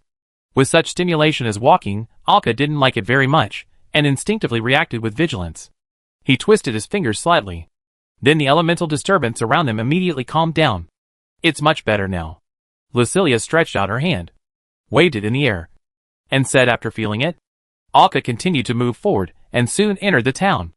Even the air in the town was a little uncomfortable. Alka couldn't help but look up at the sky. There were dark clouds all over the head, and lightning fell from time to time. The thunder element in the air was much more active than other elements, which caused a certain tingling feeling when breathing. It makes the nose and throat feel uncomfortable. This place is really hard to describe. Alka couldn't help complaining. What's wrong? Lucilia asked in confusion. Alka looked at her and suddenly thought of something, patted his forehead. Oh, by the way, you breathe. Because of Alka's previous structure, Lucilia is already a divine creature, although she has flesh and blood. Her body structure does not necessarily require normal breathing. Hearing Alka's words, Lucilia nodded and took a deep breath. Then she immediately understood Alka's feeling. She couldn't help but reach out and scratch her throat. As she walked further in, Alka saw that some people were wearing breathing masks. It was a bit like a heavy mask, worn in the direction of the nose and mouth. The structure was very simple, and Alka saw through it at a glance. It was an extremely simple metal structure with a certain element conductive structure. It was to guide the overactive lightning element in the breath through the metal accessories next to it. This will make the tingling feeling in breathing disappear, and the existence of this breathing mask, from the clothes on the body, it can be judged that it is a certain asset. As soon as Alka came in, he saw the location of the church from a distance. A slender spire about 10 meters high, which is extremely conspicuous among the surrounding steel buildings, not to mention that there is a gear logo on the spire. That should be his destination. There are a lot of elemental materials here. Lucilia sat on Alka's shoulder, observing the surrounding shops. Because it is located at the intersection of the city, it is basically the only way for the port to enter the city. The products sold on both sides of this place are basically the specialties of the city. A large number of elemental materials. Alka came to a stall and took the crystal on it in his hand to look at it. These crystals were randomly piled in a box, and each crystal was about the size of a thumbnail. Through the different colors, it can be distinguished that they are all concentrated elemental energy of a single attribute. Useful, but not too useful in most cases. It can be used as a medium of energy. Looking at Alka turning the crystal over and over to observe it, the boss opened his mouth to scold, but closed it silently. A simple observation shows that Alka is not easy to mess with, not to mention the little man sitting on his shoulder. A very special combination, which means that a small boss like him cannot afford to mess with him, silently suppressing his temper. The boss smiled as if he was doing business and asked, "Does this customer want to buy this kind of element battery?" Element battery? It's quite suitable. Where do you get this kind of battery? Are there any with greater energy and more balanced ones? This should be the first time for the customer to come here. These element batteries can be regarded as our specialty. They are constructed by collecting some extra overflow energy from the central element pool. Of course, there are also ones with greater energy and more power, but you can only go to some larger stores, more professional places to buy them. The boss replied with a smile. Hearing this question, Alka nodded, and took a few at random. He asked the price, took out a few silver snakes and left. It was equivalent to intelligence fees. Walking through the street, it can be judged that the church is located which should be in the inner direction of the whole city. Through the observation of the street, Alka basically judged some problems. The area where the church and some tall and magnificent buildings are located is considered to be a relatively precious area. The area near the port is a commercial area, and the area where ordinary residents live. Of course, it does not meet the standards of a slum. Going back is the rich area. Do you feel it? There is something that can suppress the activity of elements on the streets of these areas. There is something in each of these shops, which causes the overall activity of elements in this area to be suppressed to a certain extent. Living here, people will not feel too uncomfortable, Alka observed, chatting with Lacilia based on what he observed. Soon the two came to the area where the church was located. The church here is actually composed of two towers, one high and one low. The towers are side by side, and there is a room building protruding forward below. It looks weird and a little shabby, and it doesn't fit in with the surrounding magnificent buildings. Chapter 506, Dispersing Clouds and Mist. Simon was very interested in this city. After getting the information about this city from Alka, he had always been interested in it. Wandering in the city, Juanlu accompanied him. Mainly because Juanlu was not very interested in this city, he just wanted to take a stroll. After all, the environment of this city is like this. It is difficult to find any special ingredients here. The source of food is mostly fish caught in the surrounding seas. What are you looking at? Juanlu walked around the shops, and suddenly found Simon standing next to him, looking at the dark clouds in the sky. Boom! There was another burst of lightning and thunder, and a thick lightning bolt struck straight down. There was an extremely slender tower in the center of the dark cloud. The position where the lightning struck was split into two in an instant. Most of it was transferred to the tower and poured into it, probably used as energy. The other thin one fell on the top of the church. Obviously, in this power city, the people here not only use elements as aggregated energy as the intelligence says, but also use the lightning elements in the sky as a power source. What do you think? Simon stared at the dark clouds in the sky and asked. Hearing this, Juanlu looked at Simon strangely. What could he think? But he still said, it's very interesting after all. I didn't expect there is such a city. It's just a bit uncomfortable to stay in such an environment. Juanlu rubbed his arm while speaking, his sweat hairs were all standing up, and his skin would feel a slight numbness every time lightning struck. Like Alka and the others, breathing can feel the tingling sensation through the throat, which is very uncomfortable. Very rough, Simon said, looking at the lightning above his head. Rough? Juanlu didn't understand these things, but he thought the structure was interesting. Simon nodded. Too rough. So the lightning element here is too active. And such lightning elements, even if collected, are not very meaningful. As he spoke, a metal instrument appeared in Simon's hand, with a wheel on it that was turning. He gestured with the instrument for a while, and shook his head. The elements here are already too high. The dark cloud above, and the lightning elements gathered in it have seriously affected this place. Maybe the leaders of the city are now worried about this dark cloud, and the lightning it strikes, Simon said. Juanlu nodded as if he understood. However, the slight numbness on his skin made him feel very uncomfortable. He reached out, and took out a simple bread sandwich from the space ring. The golden liquid turned into a glove, pinching the sandwich, and the magic power flowed into the sandwich along the golden glove. Then he cut it in half, and handed the other half to Simon. What is it? Simon asked after taking the half of the sandwich. It's for food. The fish fillet inside was freshly caught this morning. It should be the fish around here. After being stimulated, it can construct a certain function of lightning flow. Hearing this, Simon ate the sandwich. Then, the special effect brought by the sublimation of the sandwich made the lightning element on the surface of the body no longer feel itchy. And the feeling in the throat also dissipated. Lightning element resistance? After hearing Simon's question, Wanlu nodded. This morning's test product was not made with the God of Cooking set, so now I use the gloves to temporarily sublimate it. The effect is not strong, but it is enough to prevent the uncomfortable activation of the lightning element.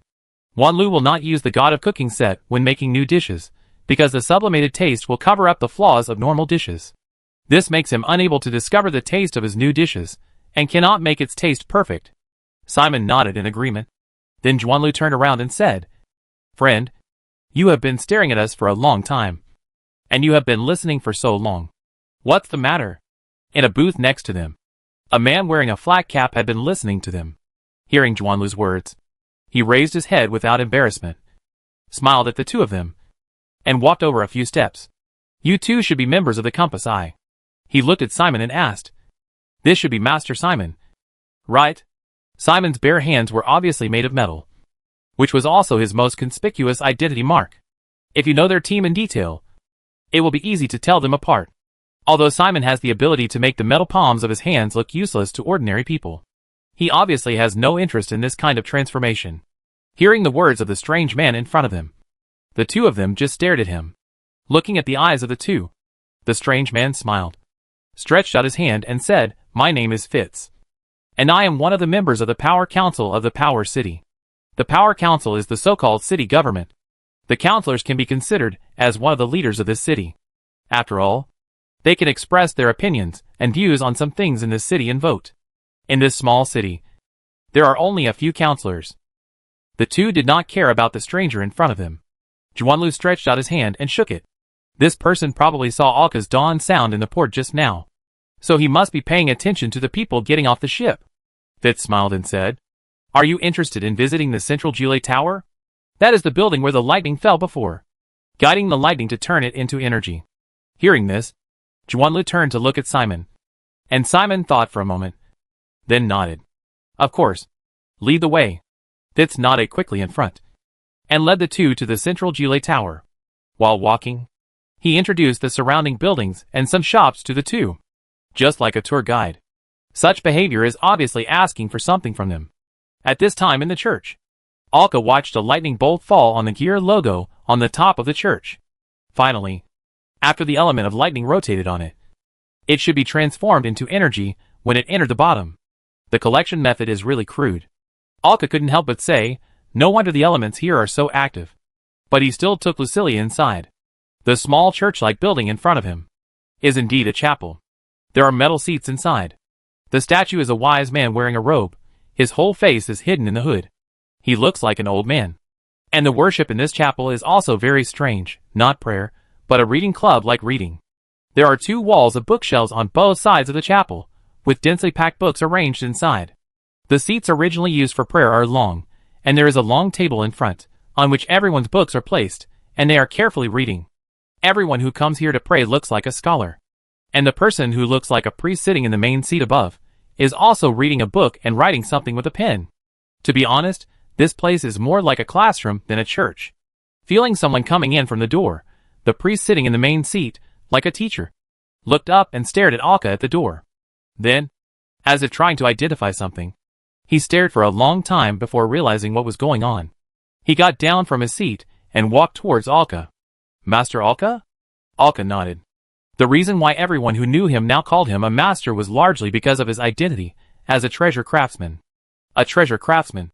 Even if Alka could only separate Holy Grail level treasures, he was the only one in the world. How could he not be famous? As long as there was a well-known force, no one, big or small, didn't know him. Not to mention those who need help from him. Who can guarantee that they won't need help from him in the future? This identity is more useful than the saint of the Virgin Mary now. And any normal force will be friendly with him. Lucilia, who was sitting on Alka's shoulder, smiled and said in Alka's ear, You are really famous now. And the whole world knows you. But the pastor looked at the one on Alka's shoulder, and Lucilia was obviously more excited, and asked, Excuse me, is this Lucilia Scholar? Scholar? Lucilia was a little confused. What is this suffix? Although it is correct. I have read your illustrated book. Some of the records in it are of great significance to us. Thank you very much for your contribution. The pastor was a little excited. Alka was afraid that he would not be able to help but take out the illustrated book for Lucilia to sign. As soon as Alka had this idea in his mind, the pastor actually took out a booklet from his inner pocket. Although it was not the earliest illustrated book written by Lucilia, the name on it and the content inside were already revealed after it was opened. This is the illustrated book written by Lucilia, but it should be a revised version that is easier to carry. He turned to the first page, handed it over respectfully and said with a smile, Can you sign for me? Seeing this behavior, Alka turned his head silently and stared at Lucilia, then stretched out his palm for her to step on his hand.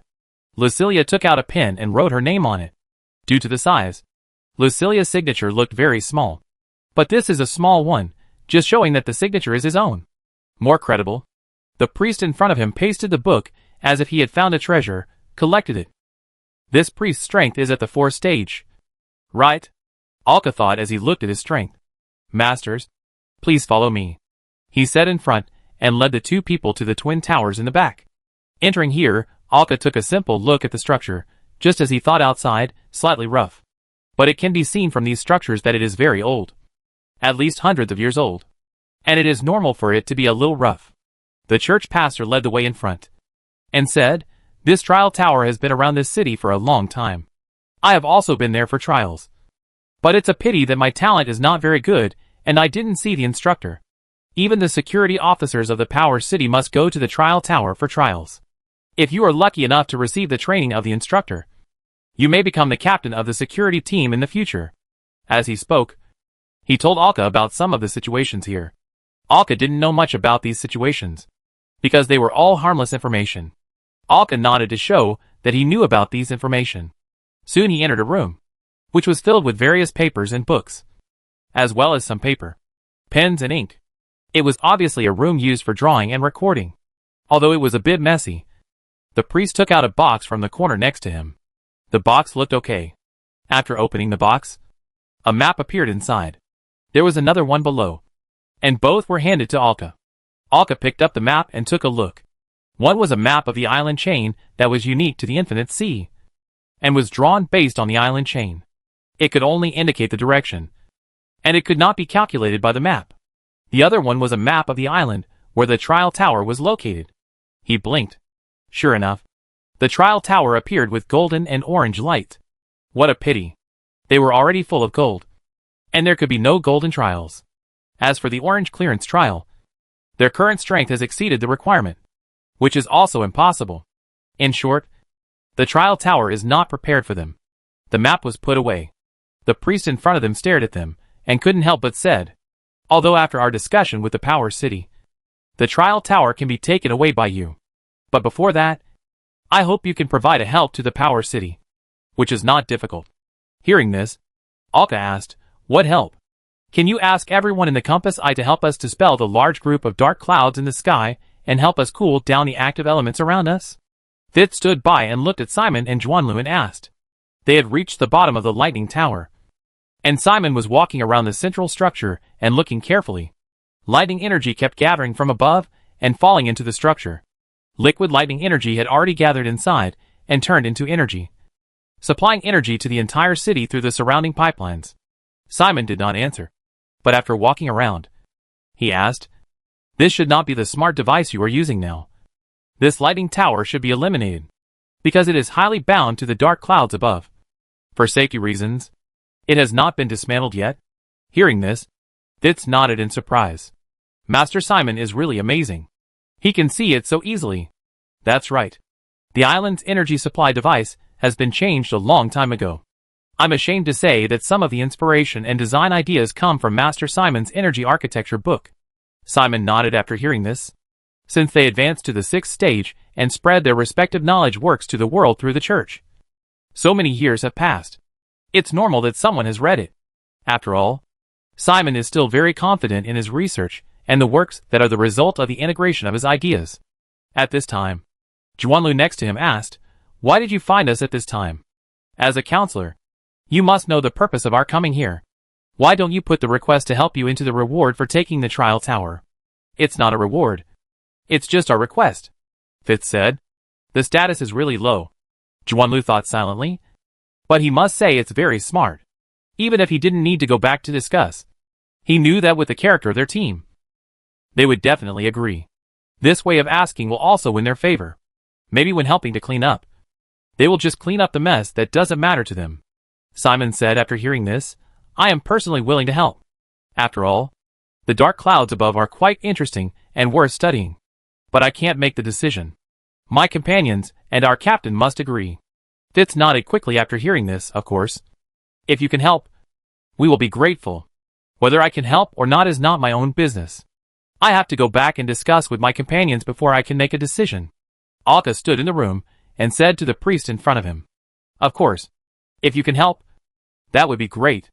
After chatting for a while, Alka took the map and left the church. After coming out, he kept staring at the dark clouds in the sky, then blinked his eyes. A layer of golden light flashed, and he stared at the dark clouds carefully and analyzed them. On the other side, Juanlu and the others also said goodbye to Fitz and left the central Jule Tower. However, after coming out, Simon was already using various devices in his pocket ring to test the surrounding environment and the dark clouds in the sky. Juanlu said beside him, "It seems that they know us very well. Knowing our respective strengths, it is easy to help them clear the dark clouds in the sky. Let's not talk about the people in their team who can control the thunder element. Eurylius alone can easily disperse the dark clouds." At this time, Simon was concentrating on the data detected. As the data detected became more and more, Simon frowned tightly. Looking at this situation, Juanlu knew something was wrong. It might not be as easy as he thought. He couldn't help but ask, "Is this a difficult thing?" Simon shook his head. "It's not that simple. The parameters are wrong." Chapter 507, Swallowing Thunderclouds. Night. The sky was quickly covered by a curtain of darkness, and the dead silence in the sky disappeared. The celestial bodies and galaxies began to flow with time. Only by looking up at the sky at night can you feel the passage of time. The city of power is brightly lit. Even at this time, lightning will occasionally fall from the darkness above. Every time it falls, it will illuminate the surrounding sky, and the thunder will be deafening. Apparently, the residents here seem to have gotten used to the thunder falling asleep at night. The thunder will not affect the quality of sleep. I heard that those people in the Power City who are supporting the World Scar can't sleep well without thunder every night. They voluntarily moved their resting place to the dormitory where the snoring was loud. However, the energy from the lightning that fell into the lighting tower in the Power City also supplied to the large and small light bulbs around the city. These light bulbs emit light under the supply of energy, illuminating the streets and some alleys, and the ports that are running all the time. The sound of dawn. A strange and dazzling ship quietly shrank its docking position in the corner of the port, just in the darkness where the lights could not reach. At this time, Alka and others had already returned to the ship. Not only Alka, but others had also returned one after another. After all, the size of the Power Branch City is not that big. It is just a city that almost fills the island. Apart from the city's structure and architectural style, the human geography is very interesting. There is nothing special about it. After the initial novelty, you can feel the dullness of this city. On the deck, everyone is sitting casually. Under their buttocks are seats made of vines, and the special vines are extremely comfortable to lie on. Although the places where people lie and sit are scattered all over the deck, the voices of people talking can still be heard. "What do you think about this Power City asking for our help?" Alka asked. Just now when he was eating, he had told everyone that the priest of the Holy Machine Church asked them for help. Juanlu said, "We also met a counselor from the Power City today. He took us to visit the Jule Tower and also asked for our help." Hearing this, everyone probably understood. Very interesting. But the other party's attitude is indeed low enough. To be honest, I am willing to help, Jason said. Xia Daidi lay next to Alka, and their seats were spliced together in the style of a recliner, looking up at the dark clouds that were already somewhat unclear in the middle of the night. If there was moonlight and starlight passing from the back, the outline of the dark clouds could be slightly seen. This matter is not that simple. If it is just a simple dispersal of the dark clouds, I don't believe that the Holy Machine Church has no additional power to help. After all, the Power City is nominally a Power City-state affiliated with the Holy Machine Church. And whether it is the atmosphere of the city, the construction, or the development, it is very consistent with the aesthetics of the Holy Machine Church. To be honest, if you come to this place for the first time, you will instantly think that this city is controlled and developed by the Holy Machine Church. The similarity is too high.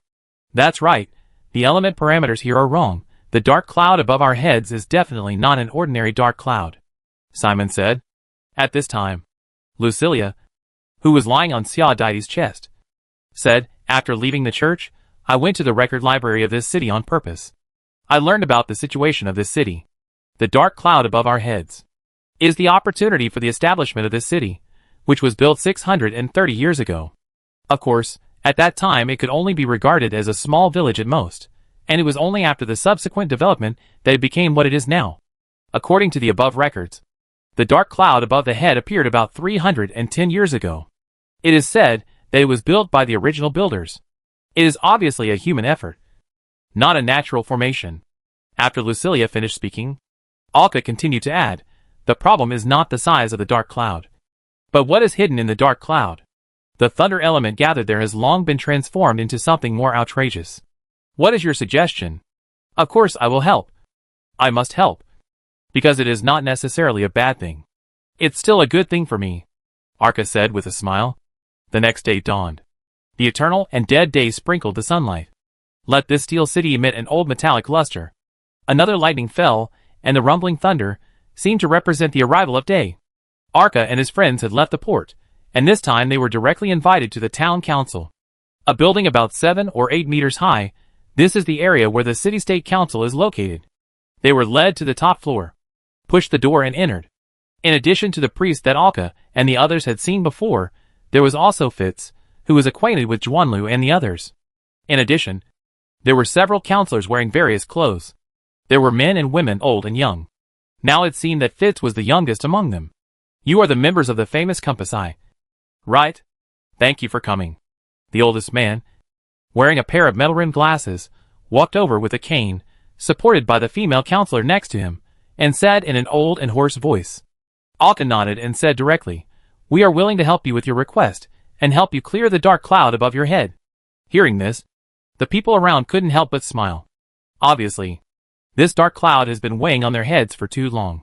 Thank you very much. If there is anything we can help with, please let me know. Half of the top floor has skylights, and you can directly see the dark clouds above your head through the transparent glass. And the view is facing the tower where the lightning gathers. Arca walked over, looking at the tower, and the dark cloud above which lightning was still striking. This dark cloud is not an ordinary dark cloud. The lightning elements gathered inside it have become solid. How did this thing form into this state? Arca asked. Hearing this, the elder sighed. However, a middle-aged man wearing glasses and looking elegant stepped forward and explained to everyone. The original builder of the city was a saint of the Holy Machine Church. He used his knowledge at that time to build this lightning tower and the dark cloud above his head. This also led to the subsequent booming development of the Power City. According to the remaining data, the dark cloud was formed by the builder through the means of element aggregation and the attraction and aggregation of a strong energy element core. It is for this reason that, after such a long time, we can no longer disperse the dark cloud, and can only pray for external help. Although he didn't say anything clearly, Arca probably understood and nodded.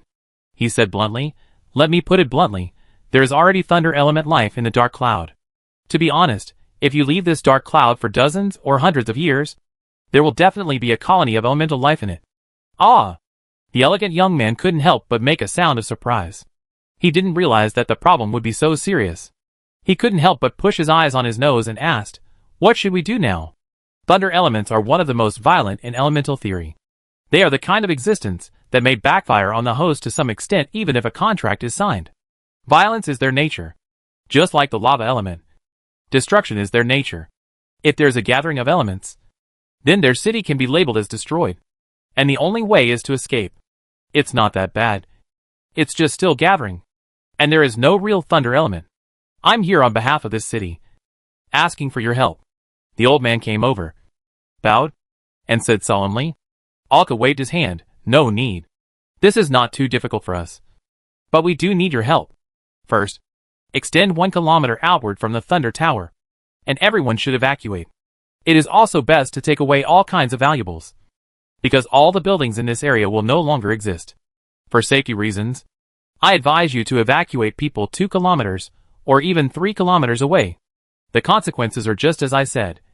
The central Ju-Lei Tower will definitely not be saved, and the surrounding buildings are also various energy pipelines and transmission routes. You'd better block and move them. After you have finished these, please notify us.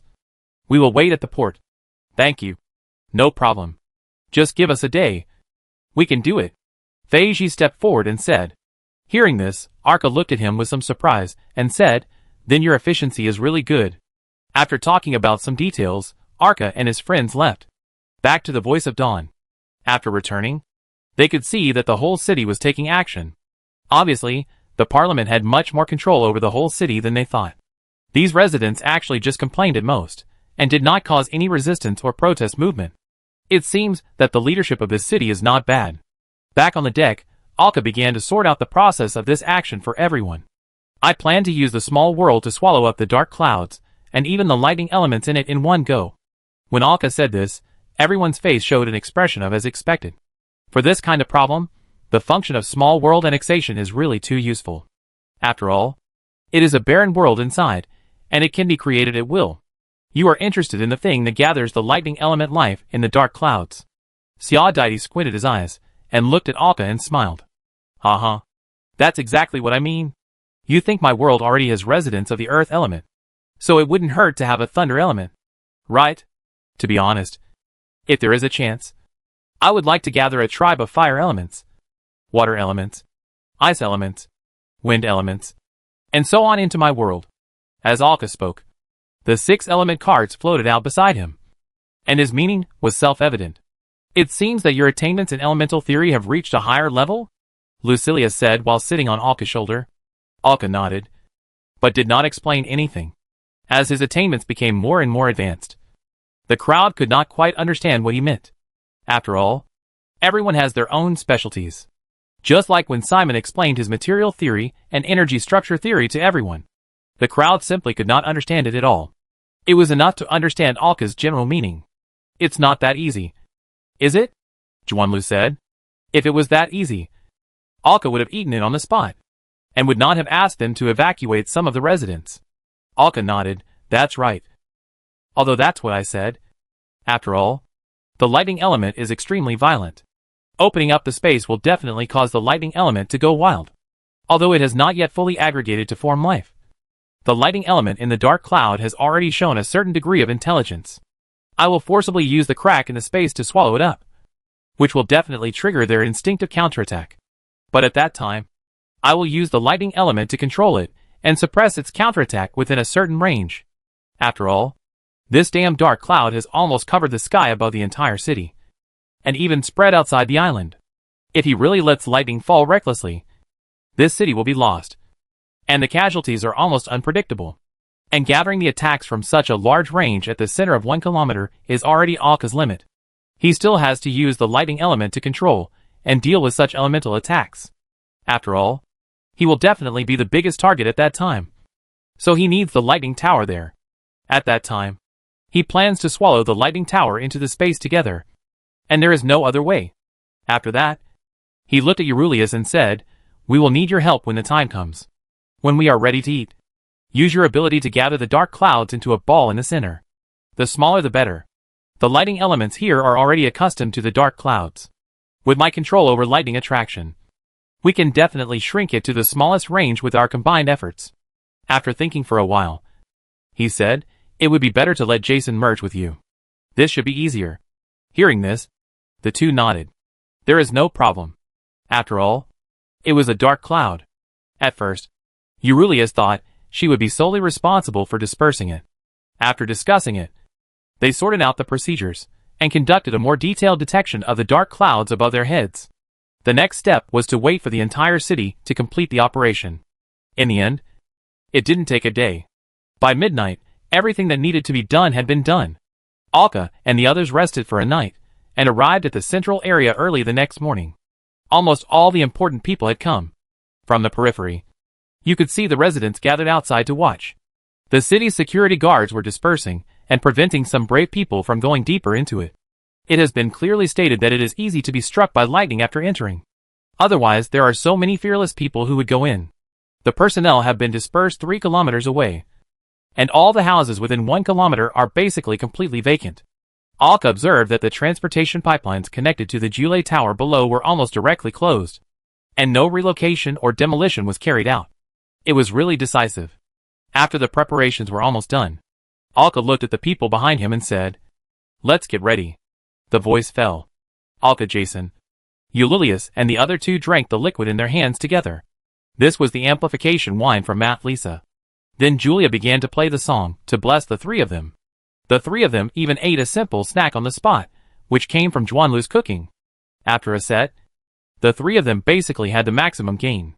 Eurylius and Jason immediately merged into a huge dragon beast that appeared in the sky. The residents outside and the surrounding council members couldn't help but exclaim, because the moment this dragon beast came out, the pressure from the life status made them a little breathless. After all, this is just a small city-state, And the strongest person is only at the 5th stage.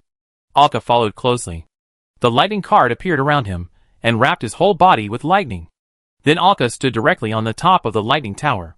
Lightning flashed in his eyes. He raised his hands high and began to control it as much as possible. In the dark clouds, lightning began to spread continuously, until the lightning energy above Alka's head began to overflow, making the entire dark cloud begin to emit lightning. Taking this opportunity, the huge dragon beast began to fly around, and the dark cloud could be seen to be slowly shrinking towards the center. The lightning element inside finally found something wrong. How could the house be stolen? Boom! Thunderbolts as thick as water columns fell. Chapter 508, The First Tower. Lightning fell from the sky. The flashing lightning seemed like the setting sun in an instant. Everyone couldn't help but close their eyes. It was too dazzling. Faced with this situation, Xia Deity next to him waved her hand. All the dazzling light radiating outwards, under her control, turned into countless lines of light gathering and shot into the sky. Although they didn't know why they could see it again, everyone looked towards the middle. What followed was an exaggerated thunder. The lightning fell straight on Alka in the center, and their lightning tower was immediately overloaded by such an exaggerated lightning. After all, it was a mechanical device from hundreds of years ago. Facing such lightning, the lightning tower was instantly damaged and smoking. The surface was basically covered with lightning, which kept running around. Obviously, it no longer had enough carrying capacity to absorb all the lightning. Alka took the lightning head-on, but there was no problem at all. As if the lightning did not hit him at all. Lightning struck one after another. The buildings around the lightning tower were damaged and exploded under the lightning, but fortunately, the people in this area had been evacuated. The dark clouds gathered more and more, and the lightning in the center became more and more dense. Alka's figure flickered, and finally retreated from the interlayer of space. He showed his true self. It turned out that he had been in the interlayer all along, so all the attacks seemed to have missed him. He was like this from the beginning. The only problem with this skill is that it cannot be used in the middle of an attack. The moment he came out, the gathered lightning poured down again. This time the lightning was not as gathered as before. The moment he fell, a crack in the space opened, and all the lightning poured into the small world. This caused the open world gate to be damaged. And the world gate that Alka opened at the beginning had been affected by the violent lightning element and closed. Now we can only wait for the element in the dark cloud above our head to release its energy. At least, we need to release the violent thunder element until it is not enough to affect the opening of the surrounding space. The crystal dragon beast is still flapping its crystal wings around, flying around. The dark cloud is getting more and more concentrated. And now it has completely concentrated within 1 kilometer. The purple card floating beside Alka, under his control, is already guiding the thunder element above his head to forcibly appease the overactive elements in the thunder element. The attack became weaker and weaker. When there was only a little more than normal lightning, Alka's time to attack had come. He stretched out his hand, and a huge space crack opened up in an instant. It was like a mouth.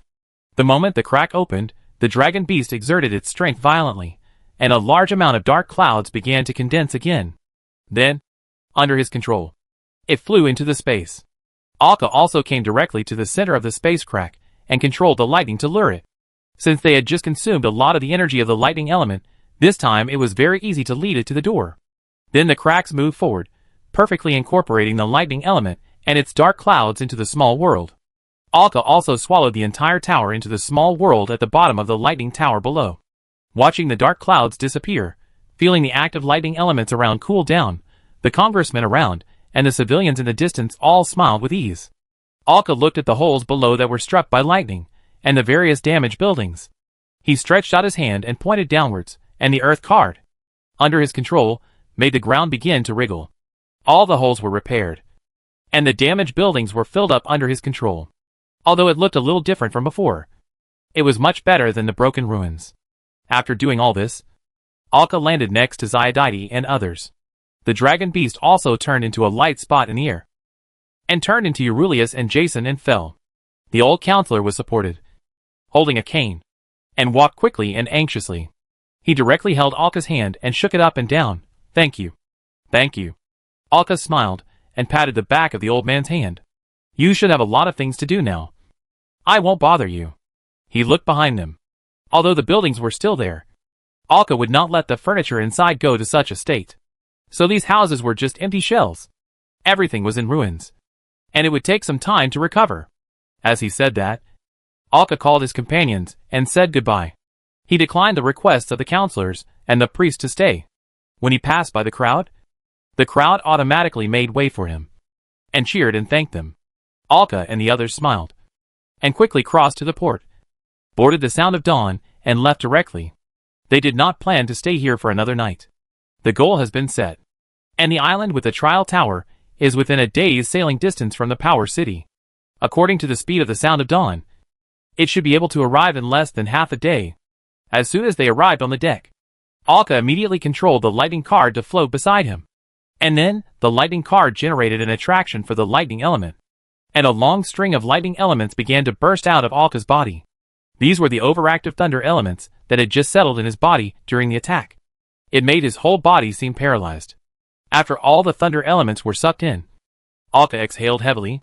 He stretched his body. Well, much better. Then he turned to look at Xiaodaidi, smiled and said, I'll leave this to you for now. I'll go in. Hearing this, Xiaodaidi nodded. After all, after sucking in the dark cloud, there was no time to make some adjustments. Directly passed through the gate of space and entered the small world. The place where they came from was a desert. In the scope of the entire small world, this desert was a relatively marginal place. This was a piece of terrain specially adjusted and created by Alka. Now it was just used as the territory of these dark clouds and lightning elements. Whether it was these lightning elements or the dark clouds that wrapped them, they had already left the scope of nature. Even if the surrounding environment changed, they would not disappear so easily because of the change of environment. In the sky, because of the absence of Eurylius control, the dark clouds that were originally concentrated within 1 km immediately spread out to the surroundings. But it can be seen that the spread range this time is not too large. Even the surface of the dark clouds no longer has the feeling of flashing lightning. And at the chin of this dark cloud, the broken lightning tower was also placed here by Alka. He suddenly found that this thing helps to make the surrounding lightning elements active here and gather here. In simple terms, although its aging structure has little load capacity, its function will still instinctively gather the active elements around it. It will not let the thunder element float around. Seeing that this thundercloud has come to his world, Alka controls the surrounding environment and begins to inspect it carefully. It consumes a lot. The thunder element inside was consumed too much by the attack just now. But in essence, the part that Alka cares about most has not been damaged at all. After thinking for a while, he drew a gap in the space above the dark cloud to connect to the outside. The lightning card flew over, and it became bigger and printed on the surface of the gap like a seal. Then a large amount of magic power was extracted from the gap. Through the diaphragm formed by the lightning element, the power of other elements was isolated from the outside. Only the lightning element was allowed to pass quickly, and ordinary magic power was converted into lightning elements. The influx of a large amount of lightning elements immediately made the dark cloud active, and began to devour it like eating. Alka's figure disappeared from the spot, and reappeared not long after. However, at this time, a book appeared in his hand. From the handwriting on the surface, it can be seen that the title of the book is Element Cultivation. He was reading the chapter on the thunder element.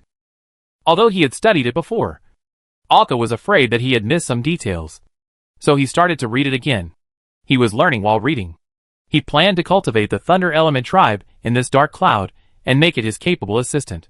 There is a certain difference between normal elemental life and the half-elemental life of the Stonehoof tribe. The Stonehoof tribe appeared outside through a contract, and when they died, they were really dead. Only a core would be left, and after resurrection, they would be new life. The tribe was originally small, so Alka rarely let them join the battle, except sometimes when they could play a huge role. Under normal circumstances, Alka usually let them carry out some construction. But they also have advantages that normal elements do not have. The advantage is that semi-elements are more intelligent than normal elements, have their own habits and customs, and can form civilization. Only by forming a civilization can one's tribe grow and develop. Normal elemental life comes out through a contract. And even if it dies, it just returns to the place where it was before and reabsorbs energy. And it is more useful than semi-elemental life. The disadvantage is, of course, that one must reach a certain level before one can burst out with one's own personality. Otherwise, before this, it was like a wild beast, and an animal with a certain degree of intelligence, with no big difference. Basically, it could not form any civilization. and the most it could form was a tribe. After finally getting an element embryo, Alka had to make good adjustments to make the born thunder element more suitable for itself.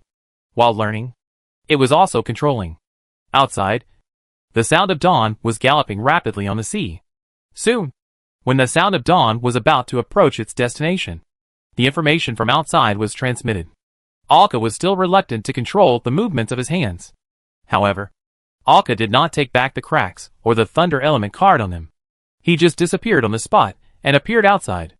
It was already night outside, but everyone did not rest, but stood on the deck. Through the lights gathered on the bow of the dawn sound, they could see the island in the distance. The towering black shadow on the island indicated that their destination was not far away. I suddenly thought of a question. Simon stood by the boat, looking at the shadow of the island in the distance, and suddenly said. Hearing this, the people around him turned their heads to look at him. You said, if you put the tower into your little world, will the tower still be connected to the outside world and the trial temple? Can those trial instructors still enter the tower? Hearing this question, Alka couldn't help but ponder, because he really hadn't thought about it. He shook his head helplessly. I don't know. We'll know after we test it. It depends on the connection between the trial temple and the trial tower. After all, although Alka's small world is an independent space, it is actually very closely connected to the world. It is almost sliding along the world. So it is very easy to open the door and enter the small world. As long as their connection can cross the space, it should be easy to operate the trial tower in this small world. Thinking like this, the voice of dawn had already arrived at the shore and found a place to rest steadily. Everyone jumped down one by one. As soon as they arrived, they saw a group of people pointing weapons at them, with vigilance in their expressions. In the dark night, the people on this archipelago used lights to shine.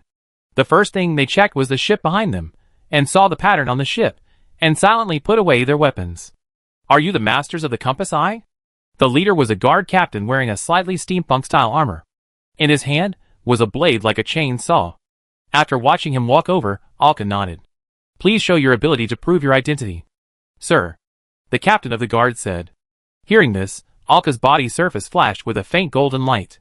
Feeling this strong breath from the Virgin Mary, Alka has shown that he is a saint. The captain of the guard nodded. Please forgive me. Sirs, this is a necessary inspection. Alka nodded and didn't care.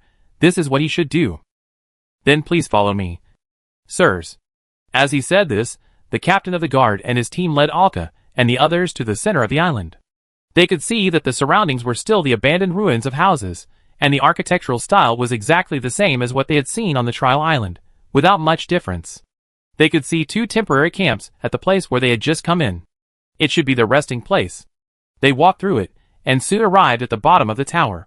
Obviously, there was no mechanical device like the triangle to guide them. After bringing it, the team of guards leaned back slightly to signal Alka and the others to do whatever they wanted. Alka looked at the trial tower in front of him. The appearance looked no different from what they had seen before. Only the appearance, probably due to the passage of time, was slightly worn. After checking it, he approached and confirmed that there was no difference. The earth card appeared around him. Under Alka's control, cracks appeared on the ground, and the soldiers could not help but step back a few steps. The cracks spread to form a circle, and the surroundings began to shake like an earthquake. Then the whole tower flew up with a large piece of soil. After flying up, a circular crack appeared below, and the whole tower fell into it at once. Alka followed and flew into it. Under his control, the tower was firmly embedded in the interior of the small world. After the inlay was completed, they checked it again. After confirming that there was no problem, Alka came out. Then our duty is completed, the captain of the guard said, standing next to him. Alka nodded. Thank you for your guard. After exchanging a few words, the two sides left. The guards had already started to pack up in the tent. Alka and his team went directly to the Dawn Promise and continued to move forward. The whole process did not take much time, only less than an hour. The ship set sail. Everyone looked at Alka on the deck. I'll go in and give it a try, Alka said as he entered the small world. The door to the outside was not closed. Everyone came in curiously and saw the trial tower standing on the wasteland. Alka looked at it. After thinking for a while, he stood on the teleportation platform and entered the interior. This time he went directly to the entrance rest area. There was a door in front of him that could be pushed open. He pushed the door and entered. and he went directly to the first floor. However, the first floor directly changed into a place like a training arena. The instructor who trained him before appeared in front of him. It seems that you have already started to take action. Looking at the instructor in front of him, Alka nodded. Yes, I have been collecting information. The problem is that there are 3 towers that control his power and are unwilling to hand over the trial tower. Do you know what the current situation of these 3 towers is? Which 3? The instructor asked. Alka directly said some information corresponding to these 3 towers, and the instructor recalled in his mind that he had already had some ideas. Sorry, we don't know what the situation is outside the tower, because even the people who were in charge of our training didn't tell us much. They just chatted about the surrounding environment from time to time. Hearing this, Alka just nodded. Then let's do this. If there are still people who can meet the requirements for you to train after these 3 towers, please tell them directly that I have already started collecting. If possible, I hope they can hand over the control of the tower to me peacefully. After that, I can also ensure that they can use the trial tower normally after the 12 towers gather, and tell them that there will be new functions after the gathering. Under normal circumstances, the instructor will definitely not say these. After all, this is the rule of the trial tower. The instructor nodded, indicating that there is no problem. If they are still unwilling to do so, Alka has no choice but to use force. Chapter 509 Cultists. The small world. Under Alka's control. Open the portal to the outside. Connected to the outside gate, another trial tower flew in from outside. Then, under Alka's control, it was placed next to the previous trial tower. Alka could feel that when the 2 trial towers were close enough, the connection between the trial towers was connected by some kind of ability. It seems that the 12 towers will have other functions after they are gathered. Alka looked at this scene, nodded with satisfaction, reopened the portal, and walked out alone, looking at the Holy Mother Church's knights in front of him. Thank you for your help. The leading knight captain also nodded immediately and crossed his hands. Everything is the will of the Holy Mother. May the Holy Mother bless you. May the Holy Mother bless you. After a brief exchange, Alka and his companions went to the port to take a boat and leave. The second trial tower is located directly on an island controlled by the Holy Mother Church. After all the islands with trial towers can be regarded as landmark islands without any island chain. So from the beginning, they were under the control of the Holy Mother Church, and this trial tower is open to everyone. As long as you have a certain level of strength, you can use it, so it is quite famous here, and it can even be said that this is a talent training base of the Holy Mother Church. So Alka and his team just came all the way, and put away the tower and left directly. There was no obstacle in the middle, and it was unusually smooth and comfortable. On the deck, Alka looked at the intelligence booklet in his hand. He couldn't help but sigh. The next tower may have to use force to solve the problem. The third tower is one of the 3 forces that are unwilling to peacefully hand over the control of the tower to the church. I hope the problem can be solved in a more peaceful way, Xiaodaidi said beside him. The collection methods of the first 2 towers are very peaceful. Just like a trip. Except that the constant rush makes people irritated. But it must be said that the Infinite Sea is really too big. It took them nearly half a year to reach the first 2 towers. Almost all of their time was spent on the journey. The reason why it took such a short time to reach the 2 towers from the World Scar was because the 2 towers were close to each other. And they were also close to the World Scar. In addition, their ship speed was increased. So it took only half a year. Even the next tower would not be far away. And they could at least guarantee that all 3 towers would be collected successfully within a year. But things will get more complicated later. At this time, Alka was holding the latest intelligence from World Scar. Has the demon not started a major counterattack yet? Hearing Xia Dai's question, Alka shook his head. According to the intelligence, both sides should still be accumulating their strength. The demons still maintain the most basic offensive strength, and have no response to the advancement of the defense line. But all reconnaissance teams are basically unable to approach the core area of the demon area, and can feel the abyss aura getting heavier and heavier, even though the Dreamland Kingdom is suppressing it. It is self-evident that the demons are absorbing power, and now the situation of World Scar is quite tense. Alka said some changes in the intelligence. These ships should be carrying the materials and personnel needed by World Scar. Right, Juanlu said, looking at the ships that passed by the Voice of Dawn. They just left the port. And these ships all have obvious symbols of the Church of the Virgin Mary. Based on the depth of the draft, it can be judged that these ships are almost full of cargo, and many people can be seen on them. Most of these people are quite powerful. It seems that the Holy Mother Church is transporting support to the front line. Looking at this scene, Julia sighed silently. I hope our journey will be smooth, and we can go around and rush back as quickly as possible. Although praying like this, even if it takes 10 years to go around. And all the time wasted along the way is on the road. Even though the sound of dawn is already controlling the wind element and the water element, it is galloping quickly on the sea. But this accelerated speed only shortened their journey time from more than 10 years to about 8 or 9 years. As they sailed, they gradually arrived at the vast sea without people. Alka entered the small world. However, the area he came to was the Gobi Desert at the edge of the world. There was a huge concentrated black cloud above his head, and the surface was flashing with lightning. The whole area was full of active thunder elements. As soon as Alka arrived here, his hair began to stand upright. Even the central thunder tower was repaired by them. But now it has completely become a thunder tower. It can convert the surrounding magic power into active thunder elements, stimulate the activity of the surrounding elements, and make them easier to gather together. The active thunder elements produced can even make some small stones on the ground float in the air. You can see the back of the dark cloud. A space crack is always open, and Alka's thunder element card is still attached to it. With 2 approaches, the current thunder cloud is developing better and better. Alka floats up. A group of thunder element life composed of dark clouds and lightning floats down. A new tribe of lightning elements has been created, and some of the power of dark clouds has been mixed in.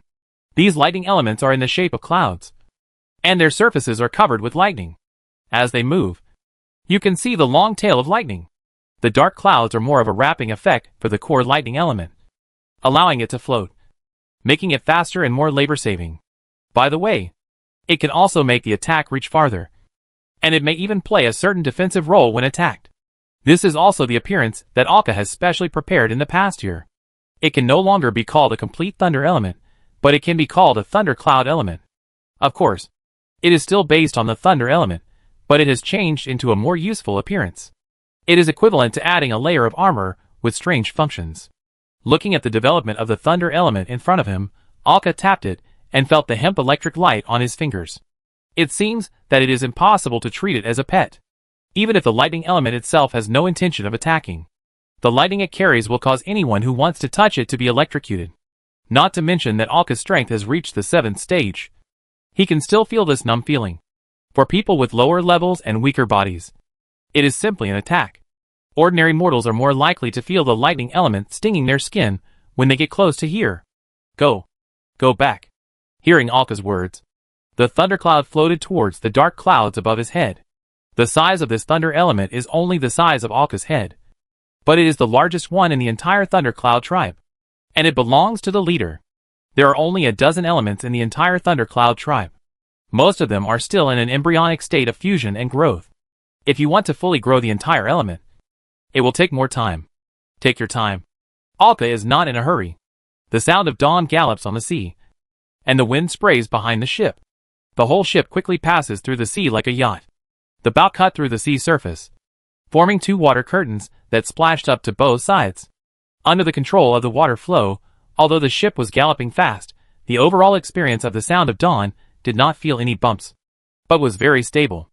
With the alternation of the two, the sound of dawn was like a sports car on the sea. All that was left was a long white mark. Is there a ship? At the top of the tree canopy, there was a tree house woven with vines. Jason was in the tree house, looking into the distance with a telescope, and couldn't help saying, "Raise it higher." Hearing this, the branches under the tree house began to grow, and the tree house began to extend into the sky. The tree itself was 8 or 9 meters high, and the top was more than 10 meters. As it extended, it reached a height of 20 or 30 meters. Jason in the tree house can now clearly see the distance from such a high altitude. What he saw in the telescope made of crystals was a sailboat heading towards them, because it was diagonally in front. So even if the dawn sound was faster, the two would probably collide. But what surprised Jason was that they could actually meet other ships around such a vast sea area. It could be described as fate. As he looked more carefully, Jason felt something was wrong. Notice, a ship is approaching, and it's not right. Ding ding ding sound appeared on the ship. After a while, everyone on the ship gathered together. At this time, because the two ships were close to each other, and their speed was not slow. When they came to the deck, They could already see the black spot coming towards them from a distance. Soon the black dot was getting closer and closer. Something is wrong. Get ready for battle. Jason's voice came from above everyone's head. At this time, everyone could see the appearance of the ship from a distance, and why Jason said something was wrong. The color of the whole ship was dark red, like the appearance of dried blood. The stern was a sharp corner formed by a pile of dead bones.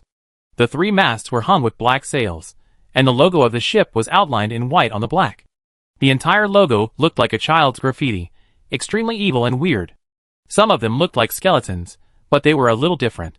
But in general, this ship had completely shown everyone that it was not a normal merchant ship. Afterwards, everyone saw some decorations on the ship after getting closer, all kinds of dried bones stuck to the sides of the body, and even corpses hanging on the side of the hull. Many corpses were incomplete, and even their skin was peeled off to reveal flesh and blood, and most of the corpses were already rotten and swollen. Seeing this appearance, Arca no longer had any desire to communicate with this ship. "Ready!" Arca said, raising his right hand. "Attack!" As the voice fell, cannons extended from the side of the ship, but the appearance of these cannons was also completely made of vines. But what was fired out was one fire bomb after another, which was a concentrated elemental shell. Under the autonomous control of the voice of Dawn. The shooting was very accurate, and the arc instantly hit the enemy's ship, and instantly ignited. Something sharp and piercing was fired from the bow. Then a spear formed by the hurricane pierced through the enemy's bow in an instant, leaving a deep dent.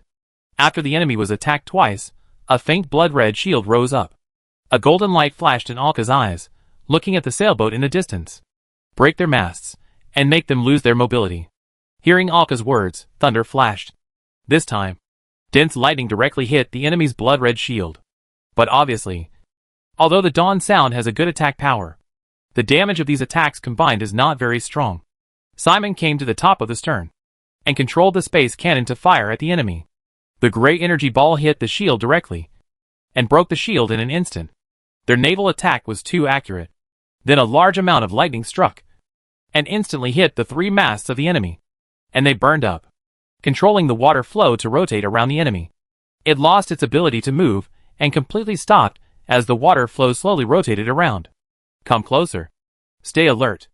As they said this, everyone prepared for battle, and the voice of Dawn slowed down and slowly moved closer to the enemy. A shield had been raised beside him to resist the enemy's attack. As they got closer and closer, the situation on the ship was revealed to everyone, making them frown and their eyes flash with enough disgust. On this deck, it looked like a slaughterhouse. The sailors dressed like pirates on the ship were putting out fires everywhere. Seeing Alka and the others approaching, two figures jumped directly onto their ship, trying to board. Looking at the two figures in the air, Alka frowned. He stretched out his hand and grasped it. Two arms made of water flow suddenly emerged from the sea surface, grasping the two figures firmly in the palm of the water flow. An ice blue card appeared, and the water flow immediately froze into ice, making the two people unable to move at all. The ropes formed by the elements and the dream mist tied the two people.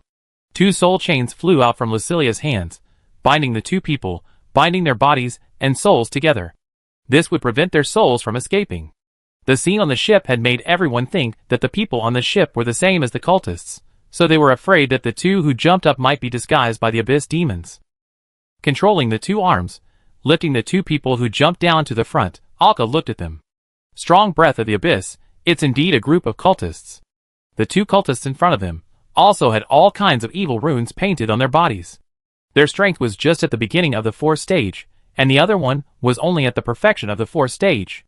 After a careful look, these two should be the two strongest on the ship. To them, they are just minions. Looking at this situation, Alka turned his head and said to the others, "All the cultists will be wiped out. See if there are any people on the ship who have been captured by them." Nodding, Pororo and Jason jumped directly onto the enemy's deck. Simon and Eurylius followed closely behind. The rest of the people stayed on the Dawn sound. Then came the screams of the cultists. Facing these cultists, they didn't know how many they had killed in the world scar. They had a strong ability to distinguish and kill without mercy. As for the enemy's fightback, it was meaningless. "Tell me, is it a coincidence or is it coming specifically for us?" Alka asked. "This is very important. If it is a coincidence, it's fine. If it is coming specifically for them, then some questions are worth thinking about." Alka could not help but think of the devouring mouth. The two cultists, who were caught, did not show any expression change. As Alka listened to his question, they suddenly showed an evil expression. They shouted loudly, "For the destruction of the world, for the abyss!" As soon as they finished speaking, gray-black flames ignited on their bodies. In the burning flames, there seemed to be a blood-red color. The flames burned the bodies of the cultists, and even burned their souls. This was part of a ritual. They had been ready to die. It took only a few seconds for the two cultists to burn to ashes. The treasures on their bodies fell off. They fell on the deck below. At this time, the bodies on the deck, the blood and the bones embedded in the entire ship began to move, as if forming some kind of ritual. The bodies melted into blood. And the enemies they had just killed also turned into blood when the ritual began. Those who had not been killed by them in time also wailed and melted while running. Seeing this, everyone jumped off the ship directly. Under the support of the clouds controlled by Eurylius, they floated around the ship. Alka and others on the Voice of Dawn also watched this scene, ready to fight at any time. This ritual can no longer be stopped. It has long been embedded in this ship, and is ready to be activated at any time, Eurylius said. Then, in the formation formed by the scarlet blood, a pool of blood began to appear. The blood pool on the deck began to bubble, and the whole ship seemed to be covered with a layer of blood. A demon emerged from the blood pool, and the scarlet blood pool seemed to have turned into his red skin. "I smell the smell of blood. Mortals, offer your souls. Let me eat your flesh and blood." Hakakaka, as he declared. There was also a strange, sharp laugh, like a stuck shell. A demon whose strength reached the peak of the 6th stage. For those who held the ceremony, it was indeed worth spending so much energy in life. However, when he completely emerged from the blood pool, he saw Alka and others surrounding the ship. The whole demon immediately stood still, as if he was stunned. Obviously, he recognized Alka and others. Without hesitation, his body began to tear apart, as if he was committing suicide. However, at this time, the blood pool changed again. The demon turned into blood like the humans before, and his wailing could be heard. These people were not done by Alka and others, but were part of the ritual. There was a hidden part in this ritual. It was really weird and evil. This time, the thicker blood pool turned into a round worm mouth full of sharp teeth. What a familiar way. For Alka and others, it was very familiar.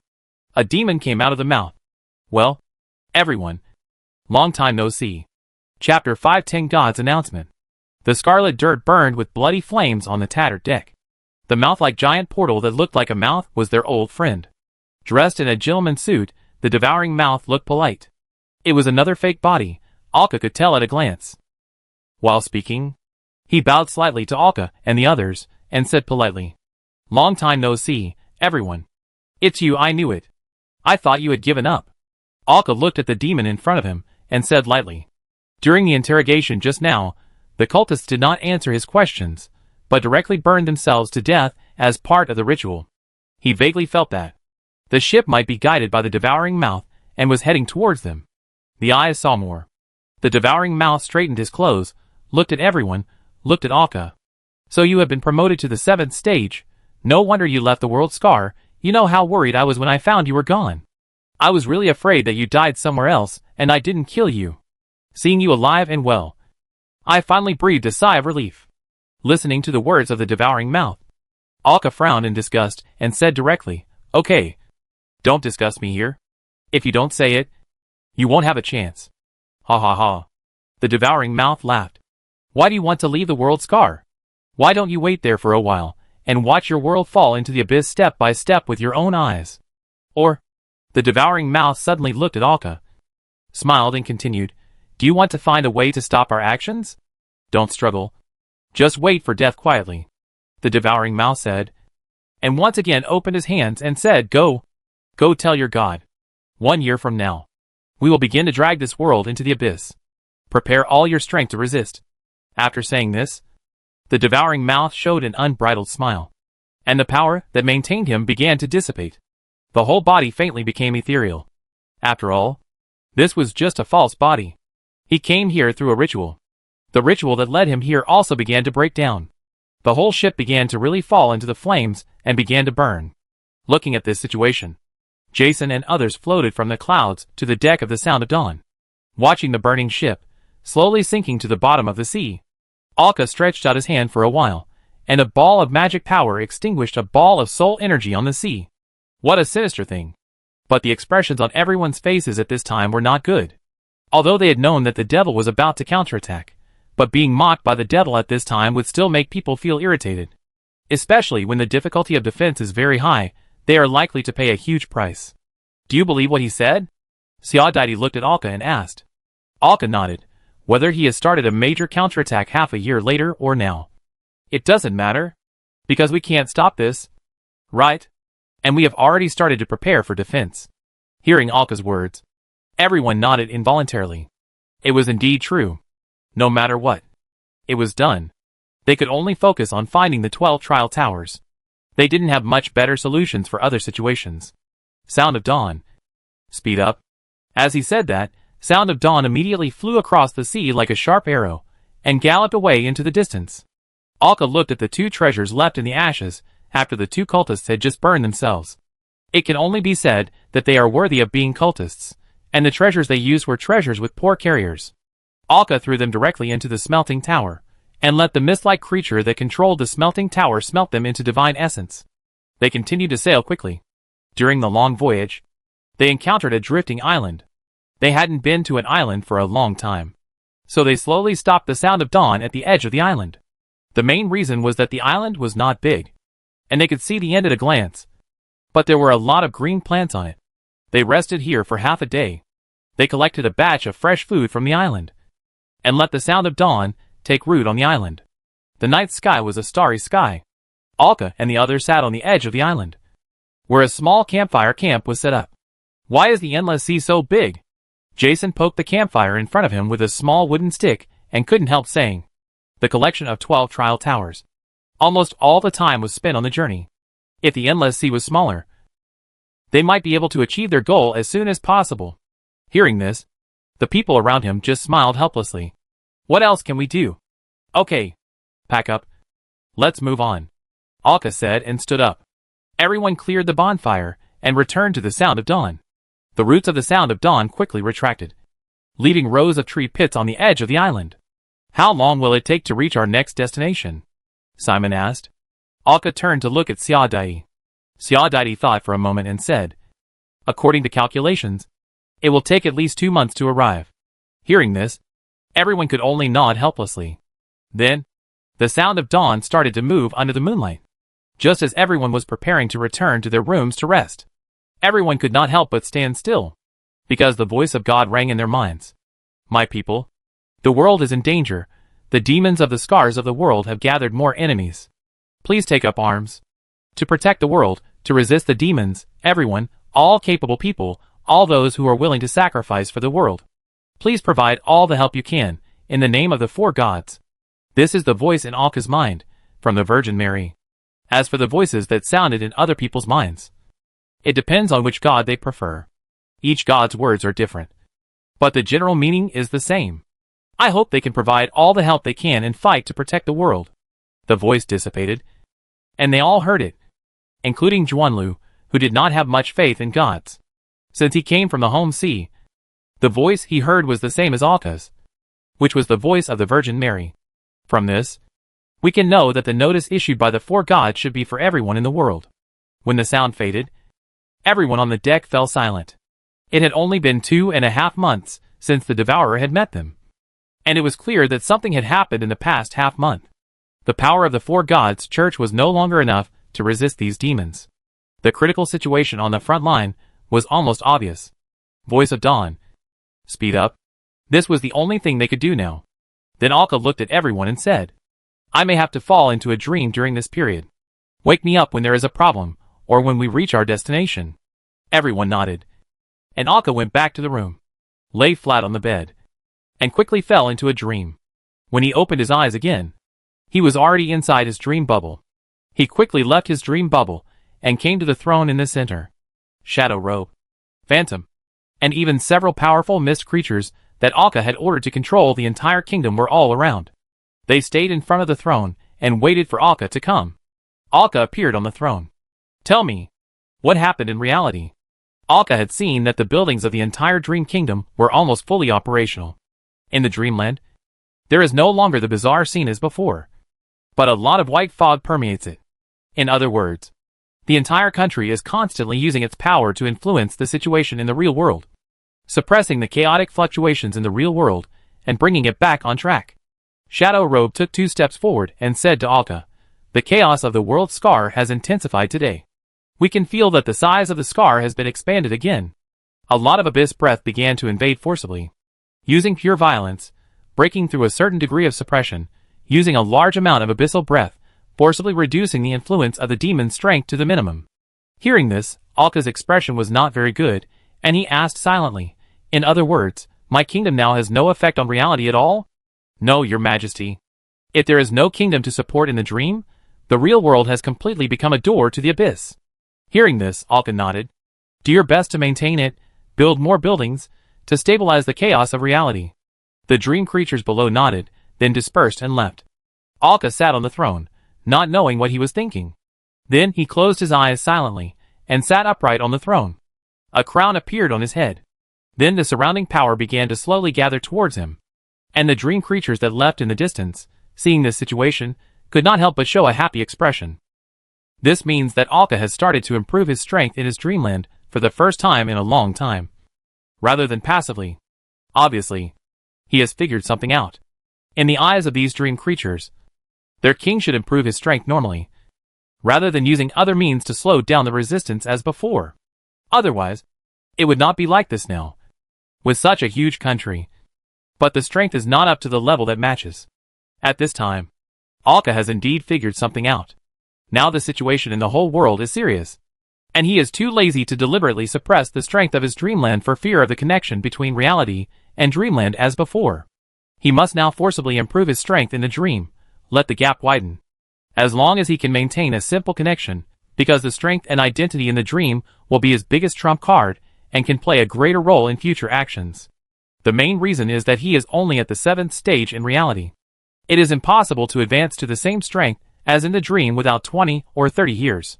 20 or 30 years. The scars of the world have been torn into pieces. Time was running out, and he couldn't wait any longer. When the voice of dawn passed by an island not far away, they saw several ships, intersecting and crossing with them. They could see a large amount of supplies, and some beings with strength at or above the 3rd stage on the ships from a distance. Is it another team heading to the world scar? Julia, who was watching this scene on the deck, said silently. Xiao beside him nodded. If nothing unexpected happened, it should be. During this period, whenever they approached some islands, they could see such scenes. Apparently, the proclamation of the gods had appeared all over the world. We are about to reach our destination. Do we need to wake Alka up? Juanlu asked as he came over. There was still half a day to go to the destination. Xiao thought about it. Nodded. I'll go. Then he went to Alka's room. When he entered the room, he saw Alka lying flat on the bed. He walked over and sat next to him, patting him gently. After a while, Alka opened his eyes and woke up from the bed. Is it time? Xiao nodded, and then just looked at Alka. Lucilia also came in through the wall from outside, looking at Alka at this time. The connection between the soul and the body is getting farther and farther. Hearing Lucilia's words, Alka nodded. He had already prepared for this. This was Alka's decision. Xiao and Lucilia looked at each other, and they didn't know how to persuade him. That's all there is to it. Alka got up from the bed, put on his clothes, and went to the deck with the two of them. As soon as he came out, he saw the ship sailing away in the distance. Blinking his eyes and looking at the situation of the ship, Alka probably understood. This is the 3rd trial tower. This trial tower is not under the control of the church. Because there is no strong force around it, mostly some medium or weak forces are distributed around it. This trial tower is controlled by a group of marine races. It is said that this group is a part-time pirate group. Because they are marine races, the forces here have no good way to deal with them. As for now, most of the powerful ones have gone to the world scar. So there is no way to eliminate them. Hearing Alka's words, Jason looked at him and said, that is to say, if they don't hand it over, we can directly use force to solve it, and by the way, we can get rid of a scourge around here? Hearing this, Alka nodded. That's right. But we must be careful. Intelligence says this deep-sea bandit is not as simple as it seems. Otherwise, they would not have been here for so long, and have not been completely wiped out for so long. Hearing this, everyone nodded, and they knew what was going on. The location of the trial tower this time is not in a chain of islands, but an isolated island overseas. After all, every island with a trial tower can be regarded as a landmark island, just like the trial island that Alka and his friends had encountered before. This is why the pirates occupied the island this time. Such a landmark island is large enough, has a trial tower, has enough magic power, and there are no connected islands around it. It is isolated in the open sea, and is simply the best place for pirates to occupy. Soon they saw the island where the trial tower was located from a distance. It seemed that Alka and his friends were also found. Pororo stood on the deck and looked at the bottom of the water. They have come down there. Are you going to attack? Hearing this, Alka thought for a while. No hurry, Dawn sound. If they attack, just tie them up in the water. The bird on the tree branch nodded. Soon, they felt the movement underwater. The sea creatures that were about to drill through the bottom of the ship were tightly entangled by the tree roots that emerged from the bottom of the bed. They were passed up one by one through the vines. There were a total of 6 pirates. Looking at the appearance of this group of sea creatures, everyone was stunned. They had never thought that the so-called sea creatures would be the deep-sea Naga of the same race as Matlisa. Matlisa herself was stunned. Then a thought flashed in her eyes. She obviously thought of something. Frowning, his face gradually became ugly. It's you, you shameful traitors, die.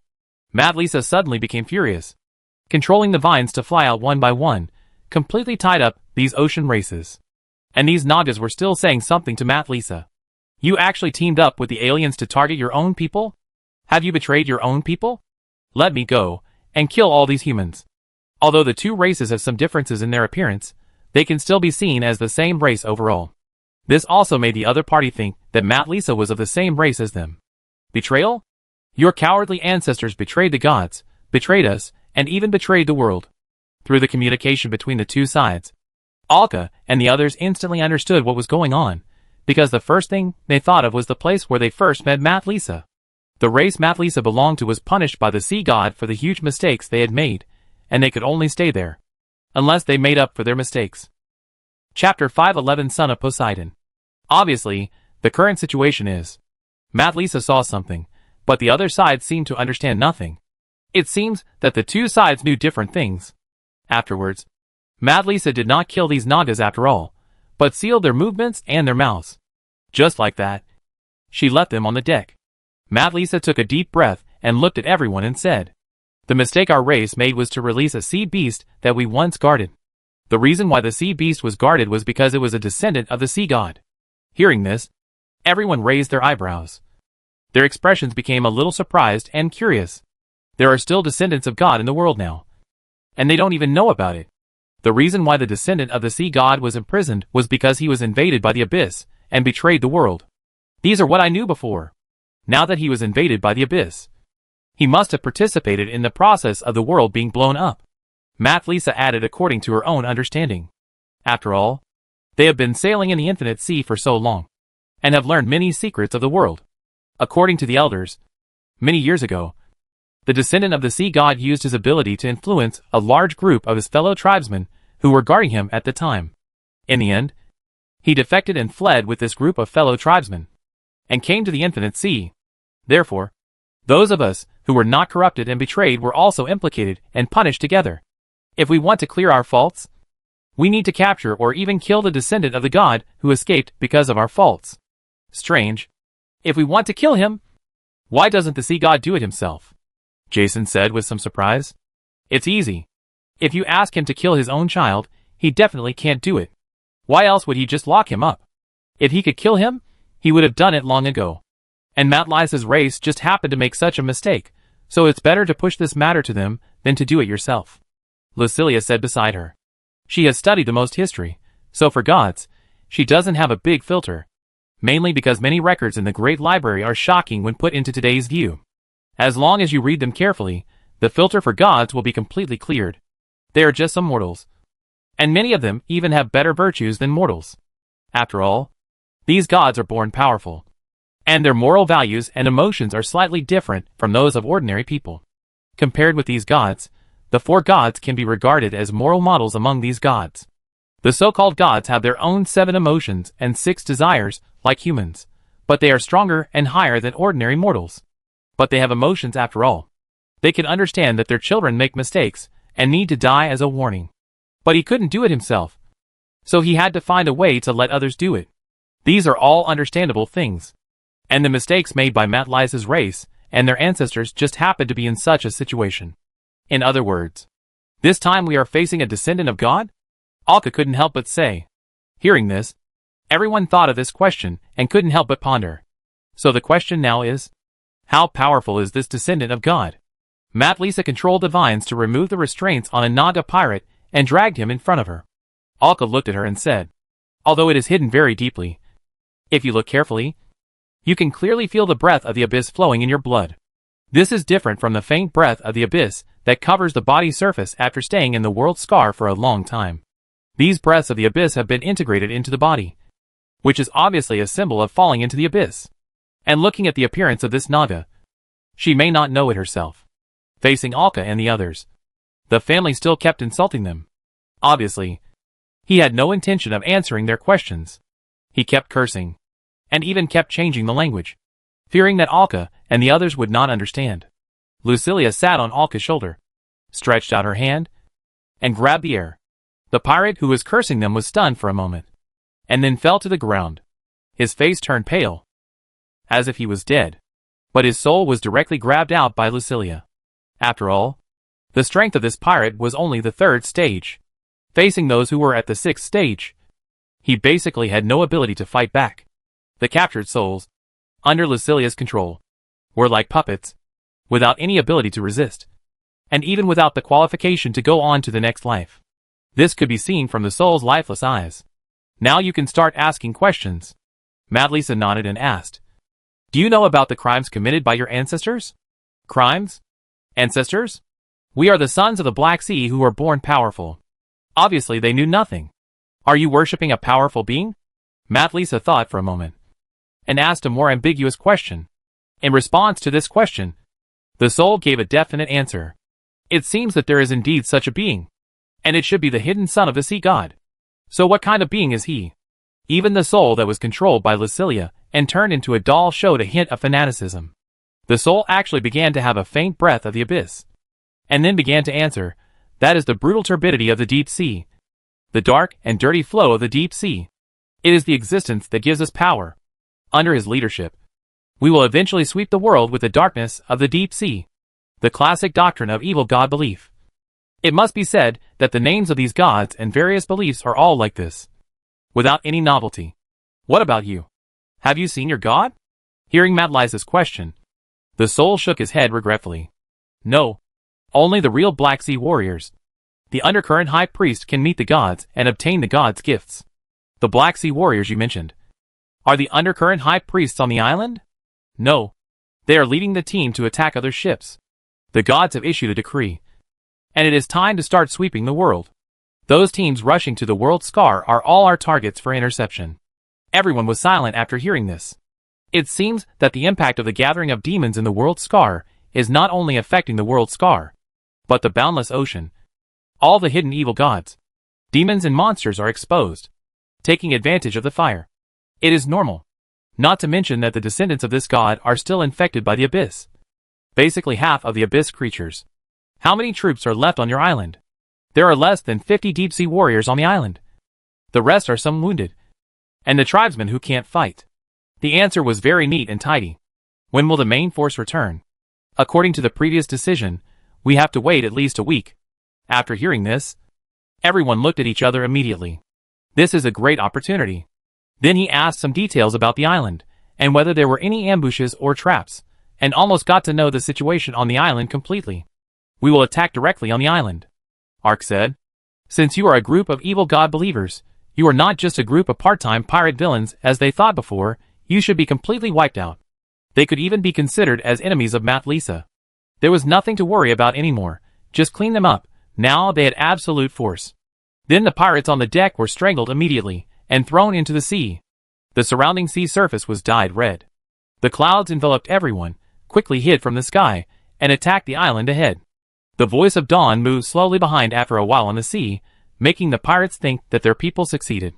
Due to the speed, Alka and his team reached the sky above the island next. Observing the island through the clouds, the entire island was now on alert, and everyone was holding weapons. It could be seen that there were not only normal combatants, but also some wounded people, and even women. Even children were holding weapons and on guard. Rather than being on guard, they were in a bloodthirsty carnival. They were obviously not afraid of attacks from strange ships, but were thinking about how to go up and slaughter.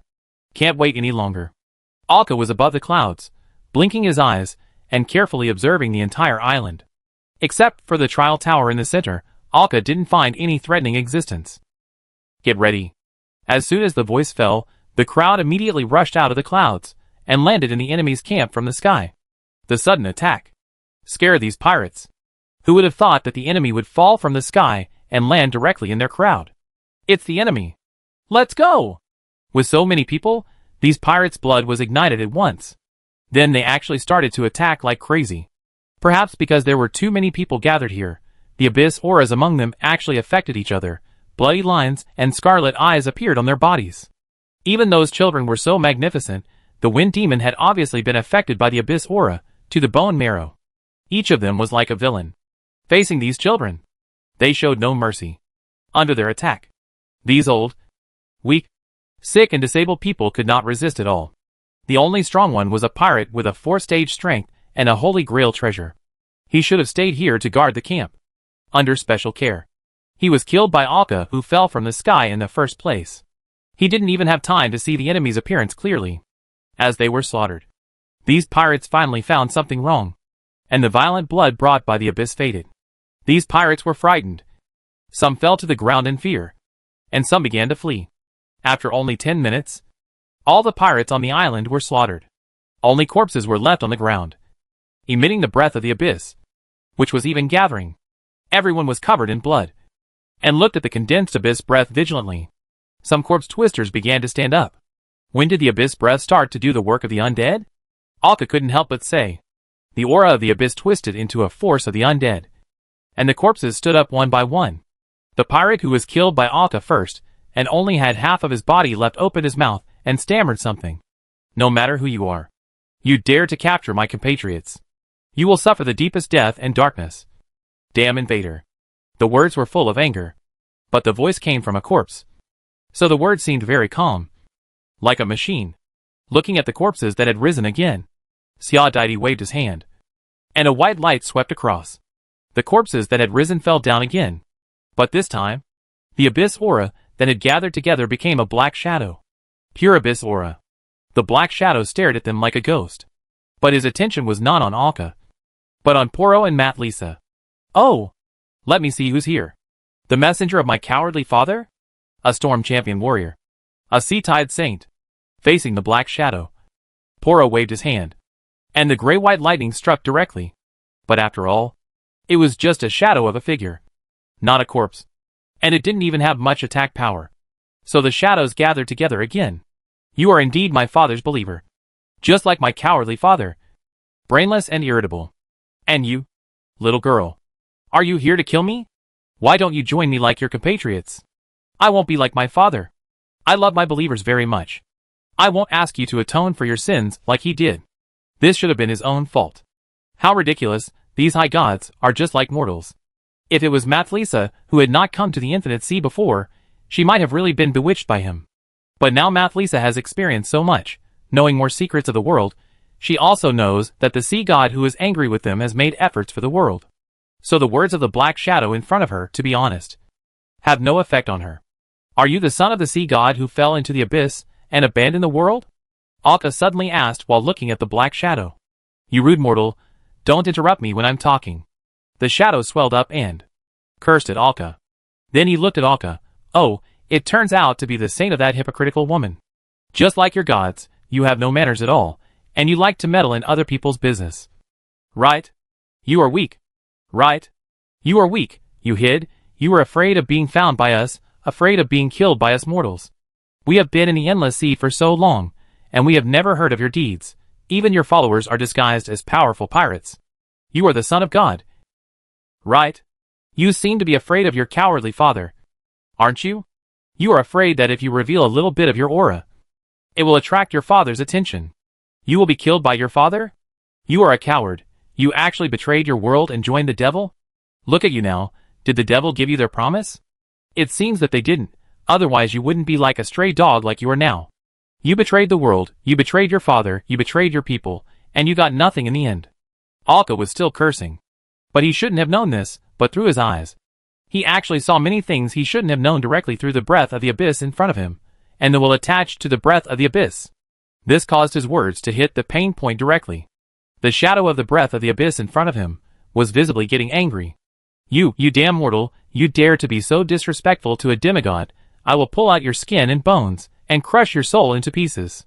Looking at the breath of the abyss like this, Alka shook his head. No, you don't have the courage. If you were really angry, you would have already started attacking us. You are just a coward. Obviously, this shadow could not gain any benefit from Alcala. But the emotional fluctuations just now had helped Alcala achieve his goal. The shadow dissipated, and a smile appeared on Alcala's face. Then the whole place began to vibrate. A portal with a deep dark atmosphere appeared in the distance. Shouts and screams came from inside. What rushed out were actually groups of deep-sea Nagas dressed as pirates. Obviously, this is the main force of the Naga, which was directly teleported back. Looking at the breath of power and the performance just now, it is obviously the work of this son of God. It seems that he is really furious, facing these pirates rushing over. A ray of moonlight suddenly appeared in the daytime, and then fell from the sky. Xia Dai, who was wrapped in silver moon armor, plunged directly into the crowd. The huge force formed a suppressive force, and then the wave dispersed. A large number of pirates who rushed out were blown away by the huge force in an instant, and were thrown into the sky with the vibration. After falling, they were no longer human-like, and scattered all over the ground. As pirates themselves, Xia Dai's attack instantly stunned the pirates, who had just rushed out.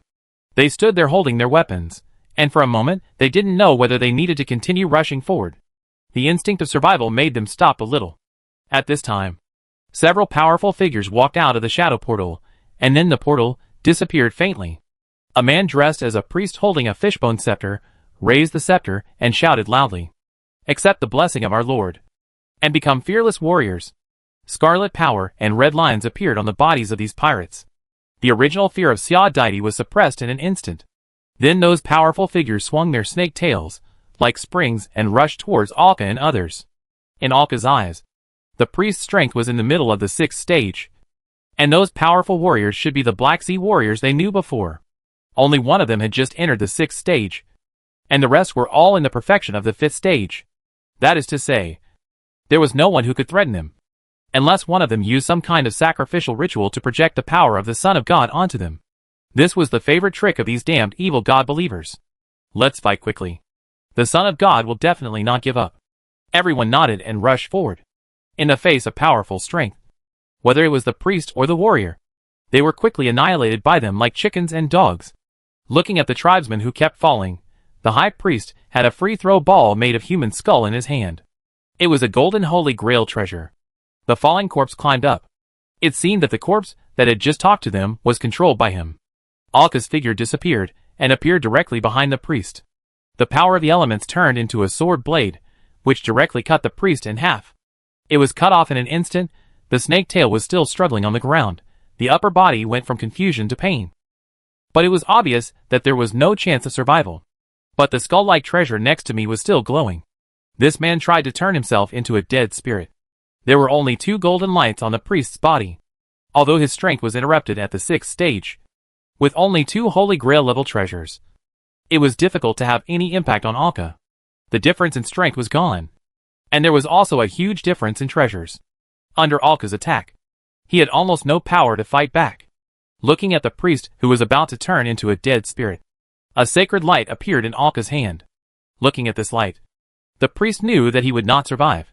He didn't know when his soul was bound to his body. My God, will curse you. He was so scared that he hit his tail. Alka said. The sacred light pressed down. Chapter 512 Secrets. After a short and fierce battle, all the deep-sea Nagas that fell into the abyss were cleared out. What was left was another pile of fresh corpses. Compared to the weak ones killed before, the deep-sea Nagas in front of us who were teleported back by the son of the sea god were much stronger. While they were strong, they could also clearly feel the power of the abyss coming from them. They felt like the cultists and the original beasts of the world's scars that were infected and changed by the abyss. Especially the powerful beings in the Naga race in front of them, they all have some physical changes. Many changes have penetrated into their internal organs. You will find them if you observe carefully. Including the appearance, they give people a much more evil feeling than Mathlisa. It can only be said that the overall form of the four-armed Naga is still maintained. Looking at the corpses in front of her, Lucilia stretched out her hand, controlling the energy of the soul to drag out the soul of the priest who had just been killed by Alka. The soul of this priest was full of dirt, and many places were inclined to the form of a demon. Controlling this soul, and beginning to interpret the information in the soul, Lucilia began to check some of the information they wanted. However, the soul in front of them just now exploded and dissipated like smoke in front of them. The souls on the other corpses disappeared together. These souls are under the control of others and have dissipated, Lucilia said. Alka looked at this situation and couldn't help but smile. It seems that the state of this son of the sea god is much worse than we thought. This situation has perfectly explained that the son of the sea god does not want Alka and others to know his whereabouts. In his previous state, it seemed that he was bluffing. Then there were only two possibilities. One was that he was afraid of his father. Afraid that the sea god would punish him directly after knowing his exact location. The other was that he was afraid that Alka and his friends would find his location and kill him. Because if Alka and his friends were in the Golden Age, they would definitely be strong among the demigods. After all, under normal circumstances, one can start to ascend to godhood at the 8th stage. Alka is already at the 7th stage. According to their speculation, in ancient times, the so-called demigod class should start from the 6th stage, which is why the 6th stage will start to spread his reputation in the infinite sea. Because this is considered a demigod stage, it can rely on reputation to stabilize some human souls in the world. What should we do now? Should we just leave him alone? Xiaodai asked. After all, the current situation is not very good. The world is scarred and needs support. The sooner they collected 12 towers, the sooner they could accumulate enough power for the scar of the world. At this time, green vines grew out from the earth, wrapped the surrounding corpses, and dragged them into the soil. Mathlisa looked at these corpses and silently buried them. They should be buried at sea and returned to the ocean. But they are all sinners of the sea, and the sea god will not be willing to extradite them. Just bury them in the soil, which is also a punishment, Mathlisa muttered to herself. And one corpse after another was dragged into the soil by the vines and buried. In the end, even the simple buildings around and the items in the camp were dragged into the mud by her. She just sat there blankly, and no one knew what she was thinking. Seeing this, Jason suddenly touched Poro with his elbow. Poro looked at him, his eyes full of questions. Seeing this, Jason took a deep breath, and veins could be seen throbbing on his forehead. Don't you see that she is in a bad state now? Isn't she in a bad mood? You should comfort her. Hearing Jason's whispered reminder in his ear, Poro nodded in sudden realization and walked up with big strides, all the way to Mathlisa. Looking at Poro standing in front of her, Mathlisa looked up at him, with a confused look on her face. Her eyes revealed a question. Poro's huge palm covered the back of Matlisa's head and pulled her over to stick to him. This was what he had learned from Alka before, and it seemed to be quite useful. Mathlisa stuck to him like this, and in an instant she became more confused. Then she reacted, and raised her head to stare at Poro's face. Ptah! For some reason, she laughed for no apparent reason. What's wrong? Poro lowered his head and asked in confusion. Nothing, Mathlisa said with a smile. The others around saw that although the process was a little bit wrong, at least the result was good, and we couldn't force it too much. Alka looked at Xiaodai, then smiled and said, he thought that if he dispersed these souls, we wouldn't be able to find his hiding place. He could hide forever. Apparently he thought too much. He can't run away.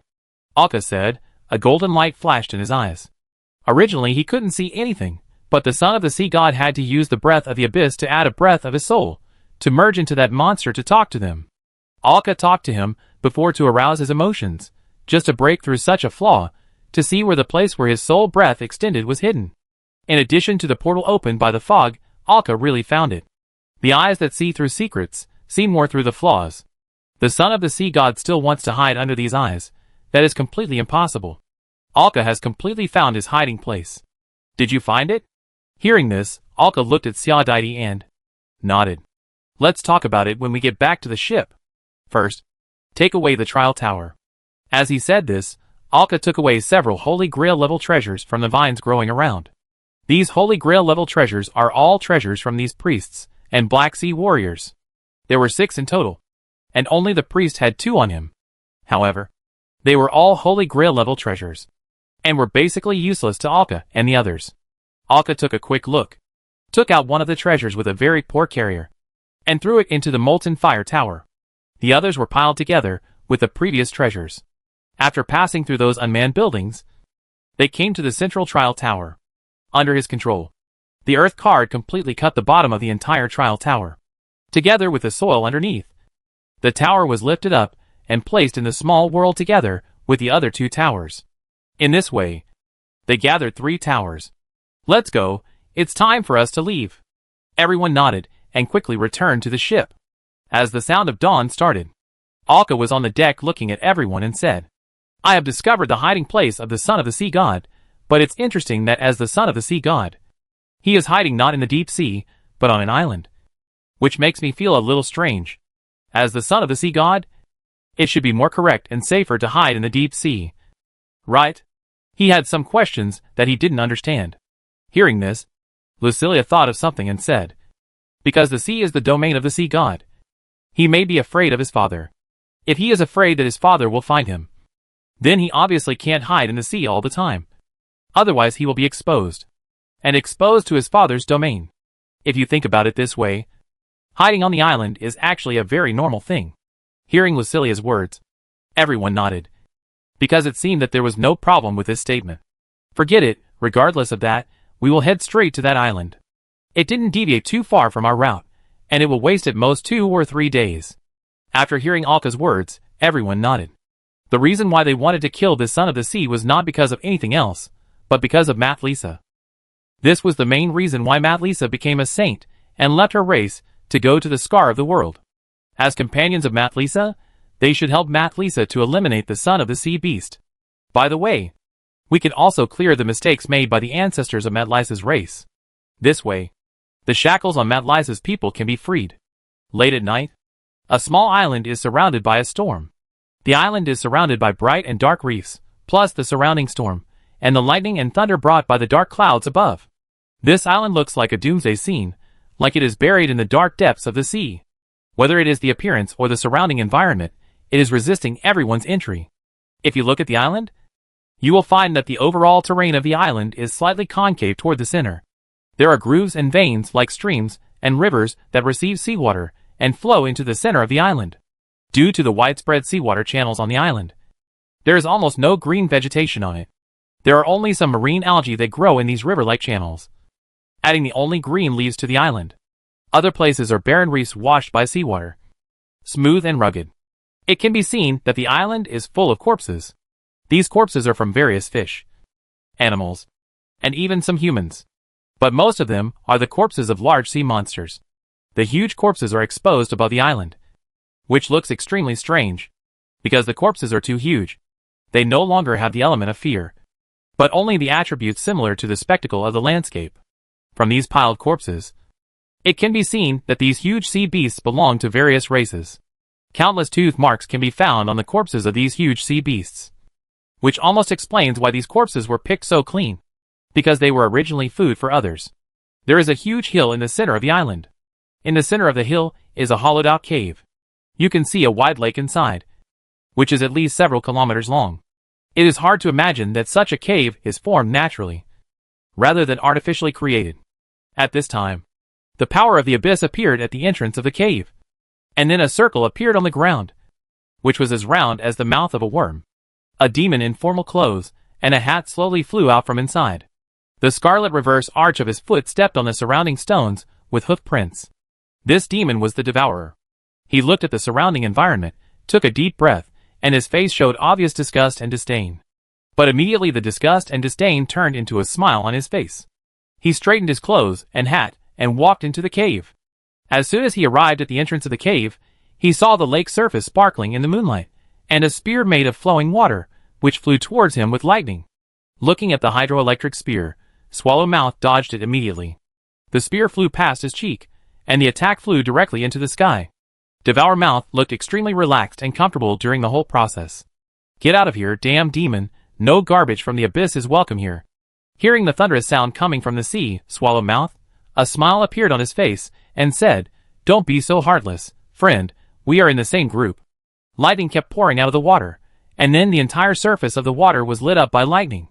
Seeing this situation, Swallowing Mouth could not help but raise his eyebrows. You should know that the strength of his clone who came here is only about the 6th stage, which can't withstand such an attack. Don't be angry, the strength of my body is only the 6th stage. If I am killed by you by accident, then I won't come again. It's better to think clearly before doing anything. Are you threatening me? The roaring sound of thunder came from the bottom of the sea. Swallowing Mouth shrugged, didn't say much, but the meaning was self-evident. After a while, with the Devouring Mouth's slightly sarcastic smile, a huge creature emerged from the lake. A large amount of seawater emerged, and as the seawater completely fell back into the lake, the appearance of the huge creature was revealed. This was a monster that looked like a whale, but with long and sharp tentacles. The huge mouth was split open, and the body was covered with scars, and the scars were stained with the breath of the abyss, and the split giant mouth was filled with several rows of fine teeth. Densely packed eyes were arranged on his head. These eyes were crooked and weird, as if they were randomly pasted, and each pupil was vertical like a demon's eye. At least hundreds of pupils were looking at the devouring mouth standing at the entrance of the cave. Tell me, what do you want to gain by coming here at this time? Hearing this, the devouring mouth smiled, and then stretched out his hand and pointed at the son of the sea god in front of him. It's simple, I need you. You should be able to feel that the abyss breath of the whole world is rising. Otherwise, you wouldn't have suddenly started to show your strength and aura, and I wouldn't have been able to find you and come to you. Listening to the words of the devouring mouth, the son of the sea god did not react, but asked, You don't want me to continue to join you and fight against the 4 gods together, do you? The devouring mouth nodded. The moment he nodded, a large amount of lightning poured in and directly smashed the stones around the devouring mouth into pieces. These lightnings even damaged the devouring mouth's clothes and skin. How dare you say such things to me? You damn traitors, if it weren't for you, I wouldn't be like this. It was obvious that the son of the sea god had believed the devil's words and fell into the abyss, but did not follow him and became what he is now. Can we blame us for this? When failure came, even I was sealed, and was close to death for tens of thousands of years. After returning, I was even deprived of my lordship. Even I am like this, how can you think you will be safe, with your retarded brain? The devouring mouth cursed without hesitation. And look, you are useless. A real waste. You don't dare to face your father. And you are even caught by your father. You have already fallen into the abyss. And there is no way back. You actually begged for your father's forgiveness, and revealed our plan. The devouring mouth couldn't help but chuckled at this point. And this laugh was full of contempt and relief. Fortunately, although the plan he revealed at that time was true for him, it was false when he was told at the beginning. This also led to the 4 gods, and the gods, who wanted to save the world at that time, acting wrongly. But fortunately, these gods are so selfish that they actually watched us destroy the world to achieve their own goals. The powerful and numerous god camps wanted to see the world destroyed even more, although the final result was that he was killed directly after the success. But the world was destroyed in his hands after all, although he did not gain any benefits in the end, and even lost a lot of his former resources, but the achievement of destroying a giant world still deeply stimulated him. This is why he was destroyed by the gods in the end, but was able to revive again with the remnant soul that was left in the abyss. His actions made the abyss reward him fiercely, allowing him to revive from the brink of death, although everything he had was gone. Although he did not show it on the surface, he was deeply proud of himself in his heart. Such an achievement made him arrogant when facing almost all demons. Because that is the fact. Those who are the same as him do not have such a record. Those who have a better record than him must be much stronger than him. Chapter 513 Hunting the Son of Poseidon. After some heated discussions and curses, the devouring mouth still briefly reached a simple cooperation with the son of Poseidon in front of it. But this time it is clear that the son of Poseidon will not be as stupid as before. After tens of thousands of years of imprisonment and escape, this former son of God has learned a lot and felt the cruelty of the world. Let me help you, but there is one condition you must fulfill. Hold a ceremony for me, so that I can truly fall into the abyss. I want to bind my soul to the abyss, so that even if I die here, My soul can return to the abyss and be reborn. I want to truly return to the abyss. It seems that you have already recognized the reality. It is not as easy as you think to stand in the middle and please both sides. At this point, the devouring mouth couldn't help but laugh.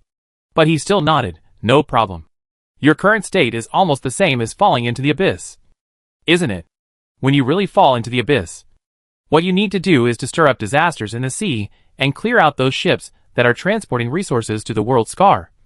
Whether it is transporting resources or transporting troops. The son of the sea god nodded, and the deal was done. Then the devouring mouth performed a falling ceremony for the son of the sea god in front of him. Obviously, he had been prepared for a long time, and knew clearly what the son of the sea god would ask for, so he had been prepared for a long time. A large amount of abyss aura began to gather on this island, and it was possible to complete it because the island that hid it was hidden enough.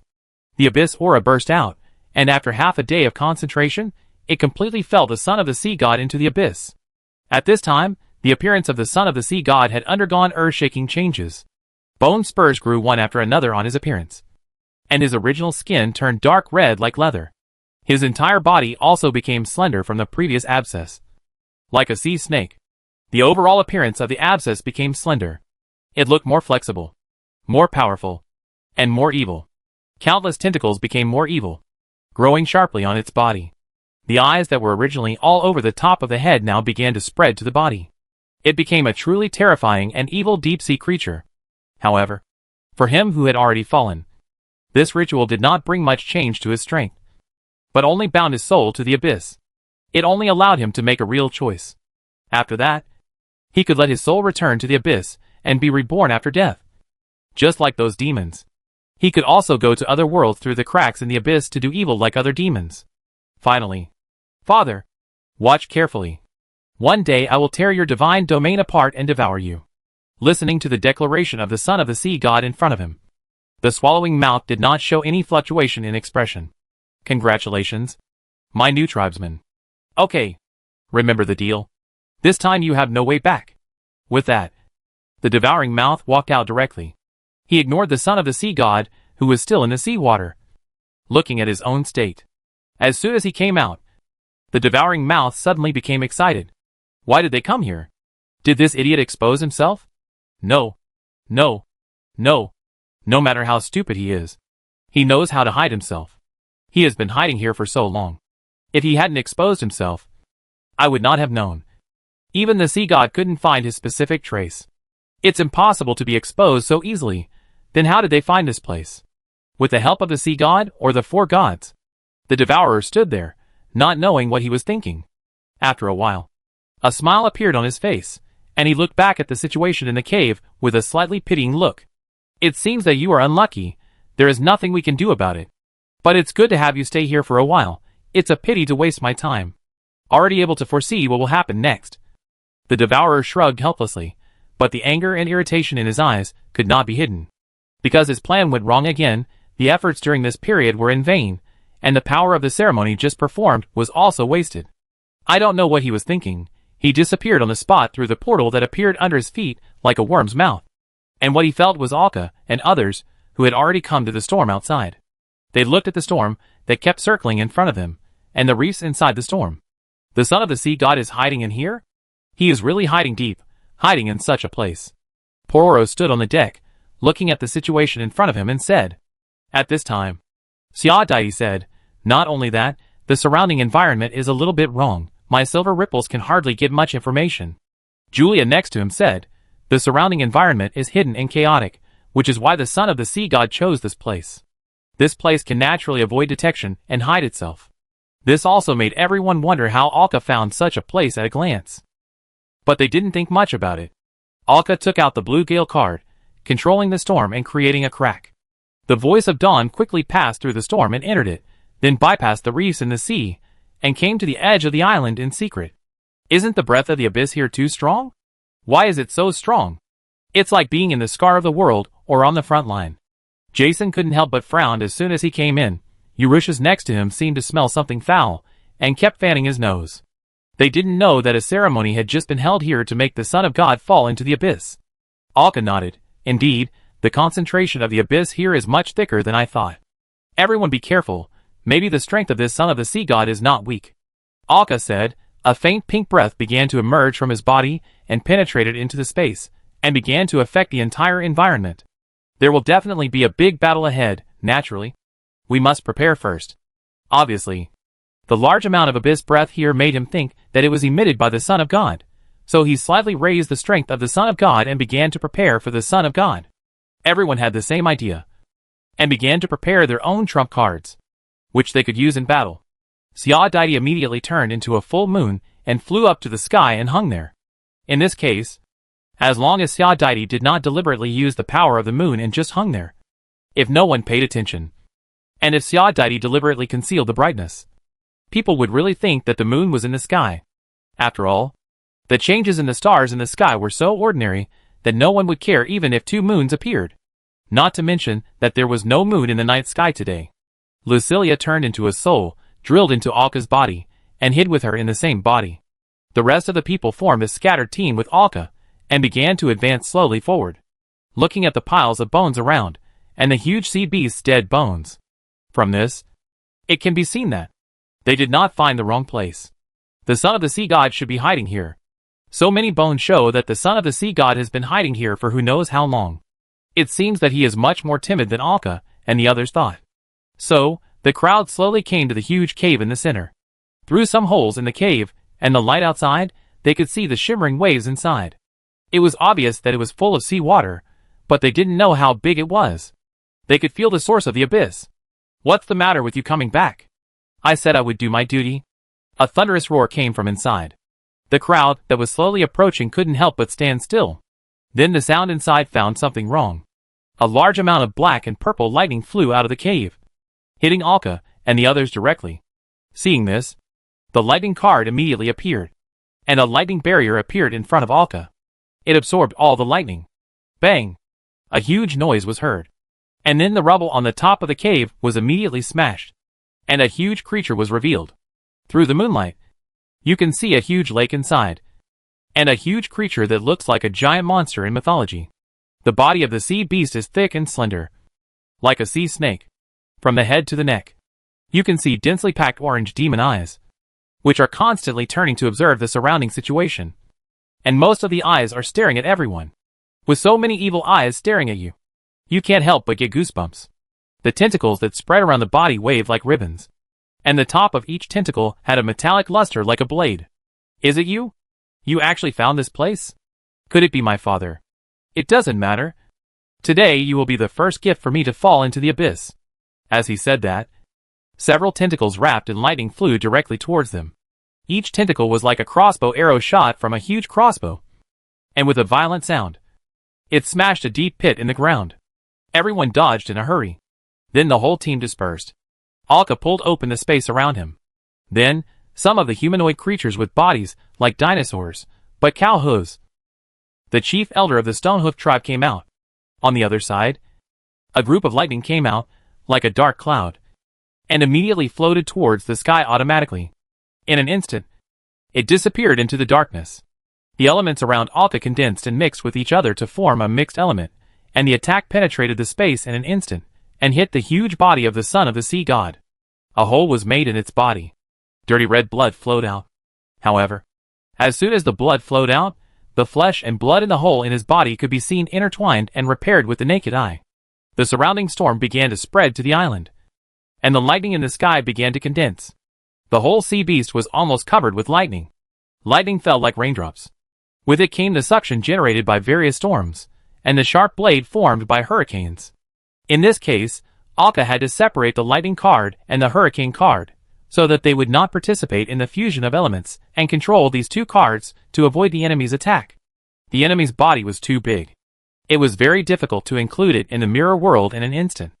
Alka looked at the huge lake where he was, and couldn't help but smile. A large amount of mercury-like mirror liquid began to spread around in the night, but did not enter the sea water, but expanded the area around it. Heroic singing came. It added a blessing of justice to everyone. But in the face of these attacks, Julia could only dodge. Alka had seen the twinkling lights on the son of the sea beast in front of him, 2 orange and 2 gold. That is to say, he has 2 holy grail level treasures, and 2 scepter level treasures in his body. And according to the characteristics of mythical creatures, the demigod in front of him has at least one or two of his own instincts.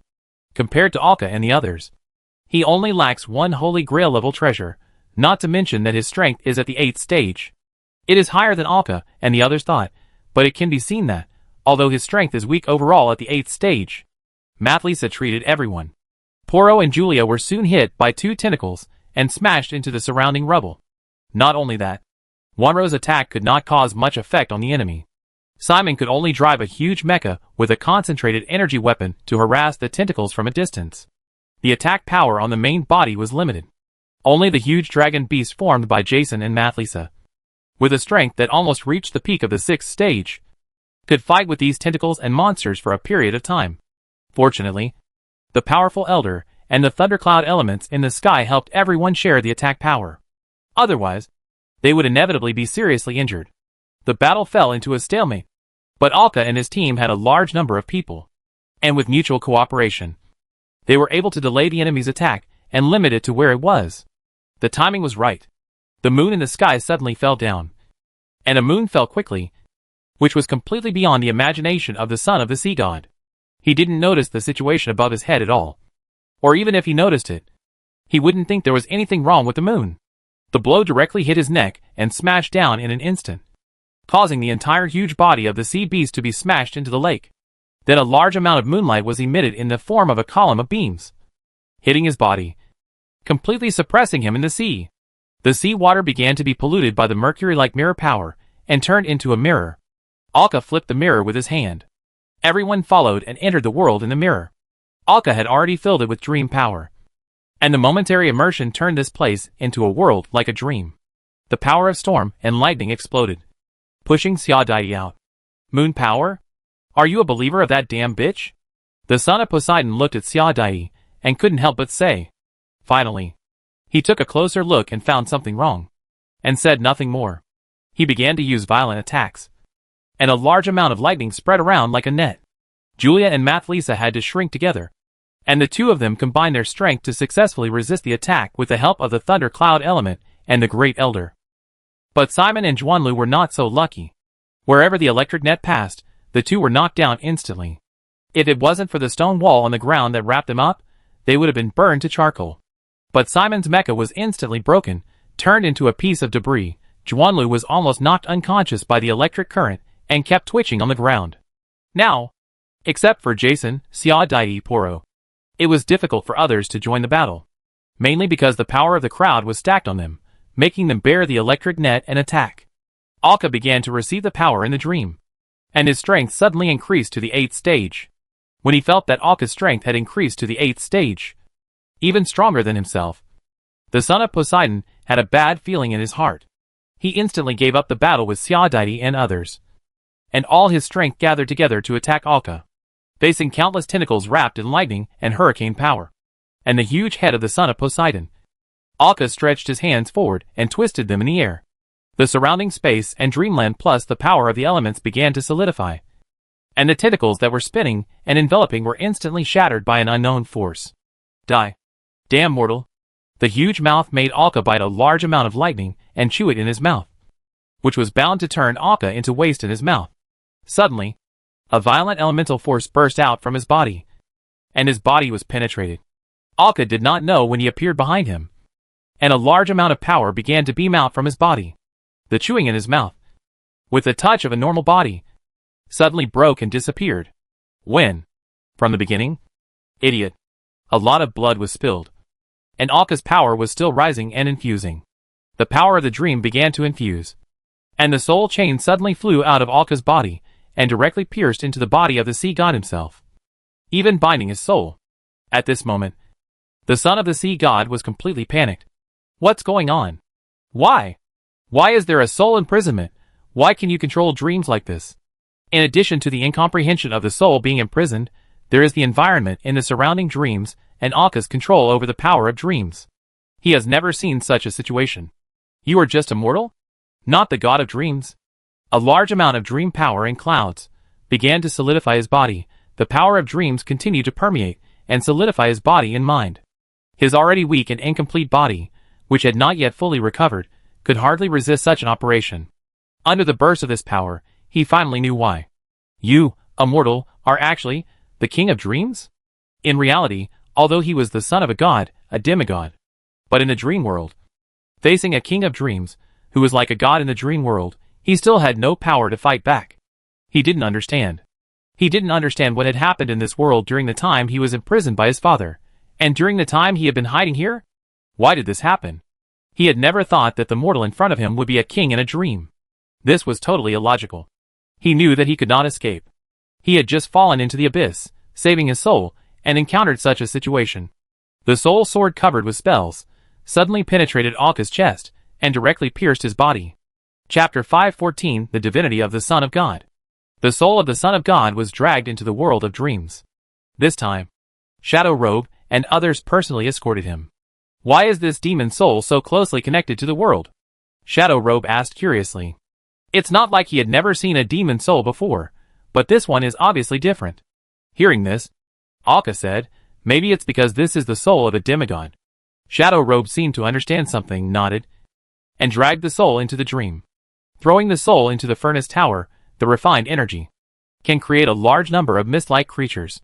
It can also add a certain amount of stability to the scars of the real world in the dream. When the soul of the Son of God was thrown into the furnace tower, it turned into the energy stone of the world. They felt a gaze on them. They could clearly feel that the gaze was on the furnace tower.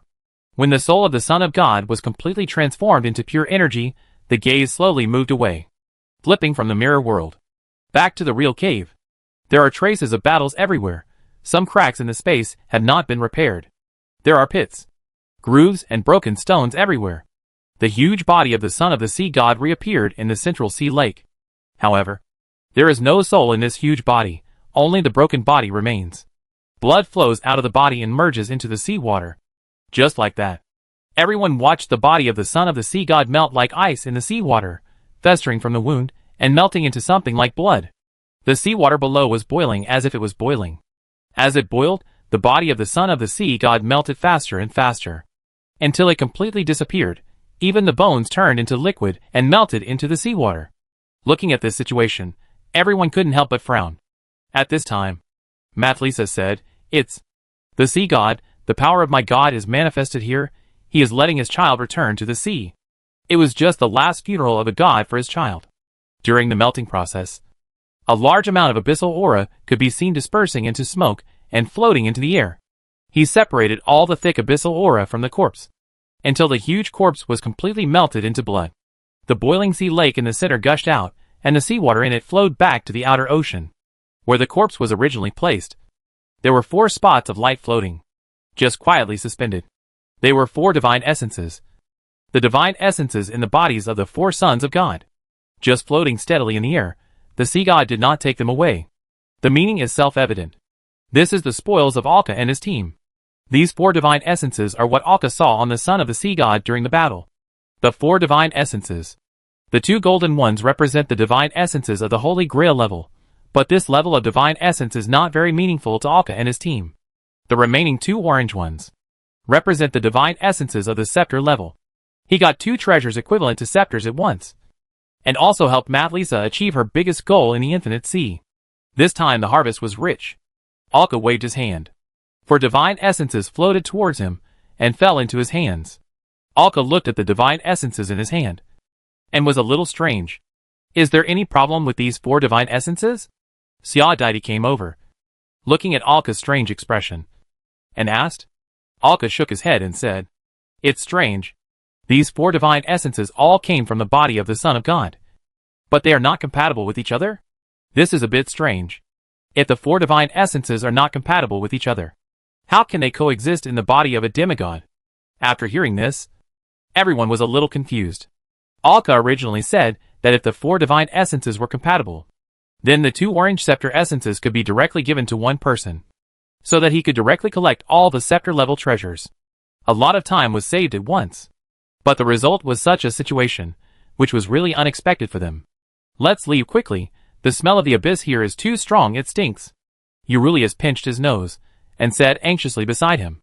Then he hugged Jason directly, pressed his head against his back, blocked his nose, and avoided smelling the smell outside. Hearing this, Alka smiled and nodded. Everyone walked quickly to the outside of the island. This is the size of the island. Soon they passed through the bone-breaking wasteland and came to the edge of the island, and jumped onto the sound of dawn.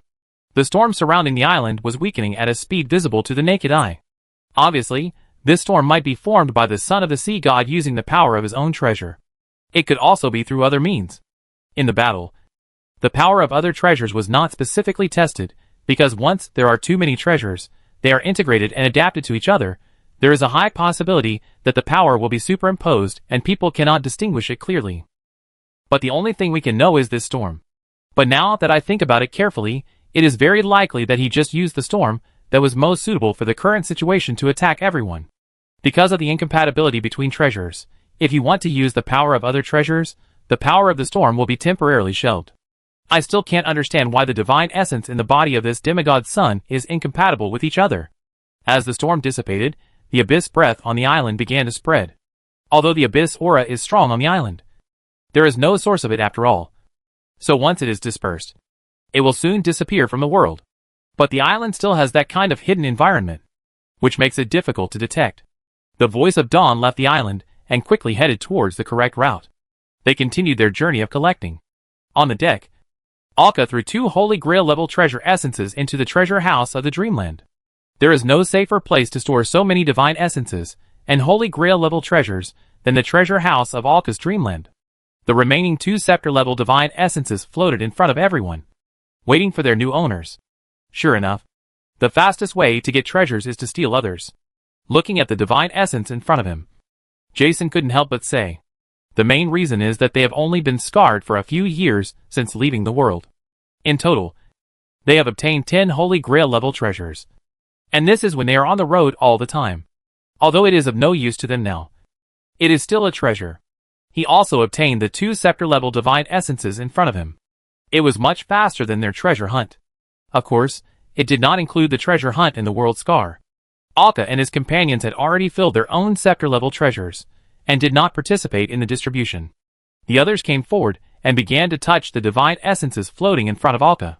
First was Poro. When his hand touched the divine essence that was glowing with a light blue light, and the interior was like a storm and lightning spiral landscape, it showed an extraordinary degree of adaptability. When seeing such a degree of adaptability, everyone felt that it was natural. Mainly because this represented the divine essence of the power of the storm, it was indeed very suitable for Poro. Poro himself was the storm champion warrior of the sea god.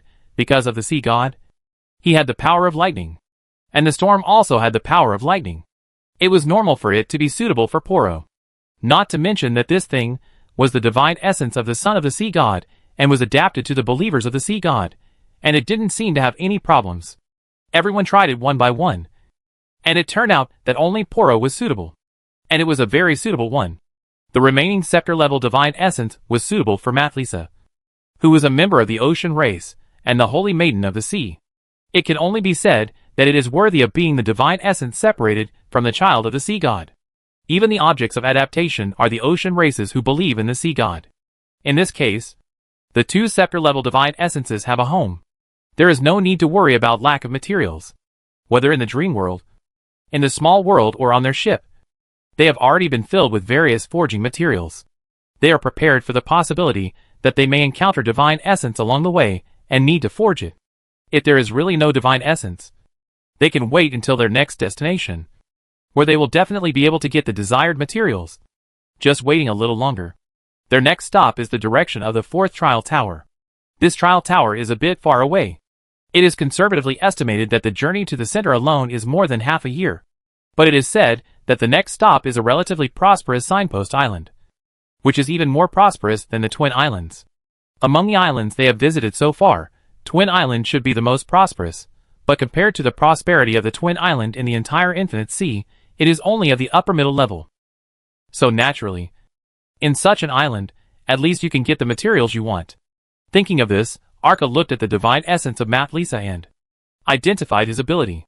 Then he communicated with the 2 about the appearance of the treasure they wanted. Although Arka is becoming more and more handy in making the carrier of the treasure carrier of the scepter level still needs a long time to be made. After discussing with the 2, the design needs to be adjusted to achieve perfection. At most, the startup process is shortened compared to the past. and we have gained experience. We can only say that we finally have something to do on this journey.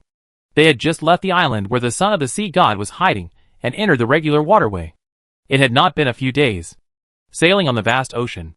The sound of dawn could not help but stop in the middle of the ocean again.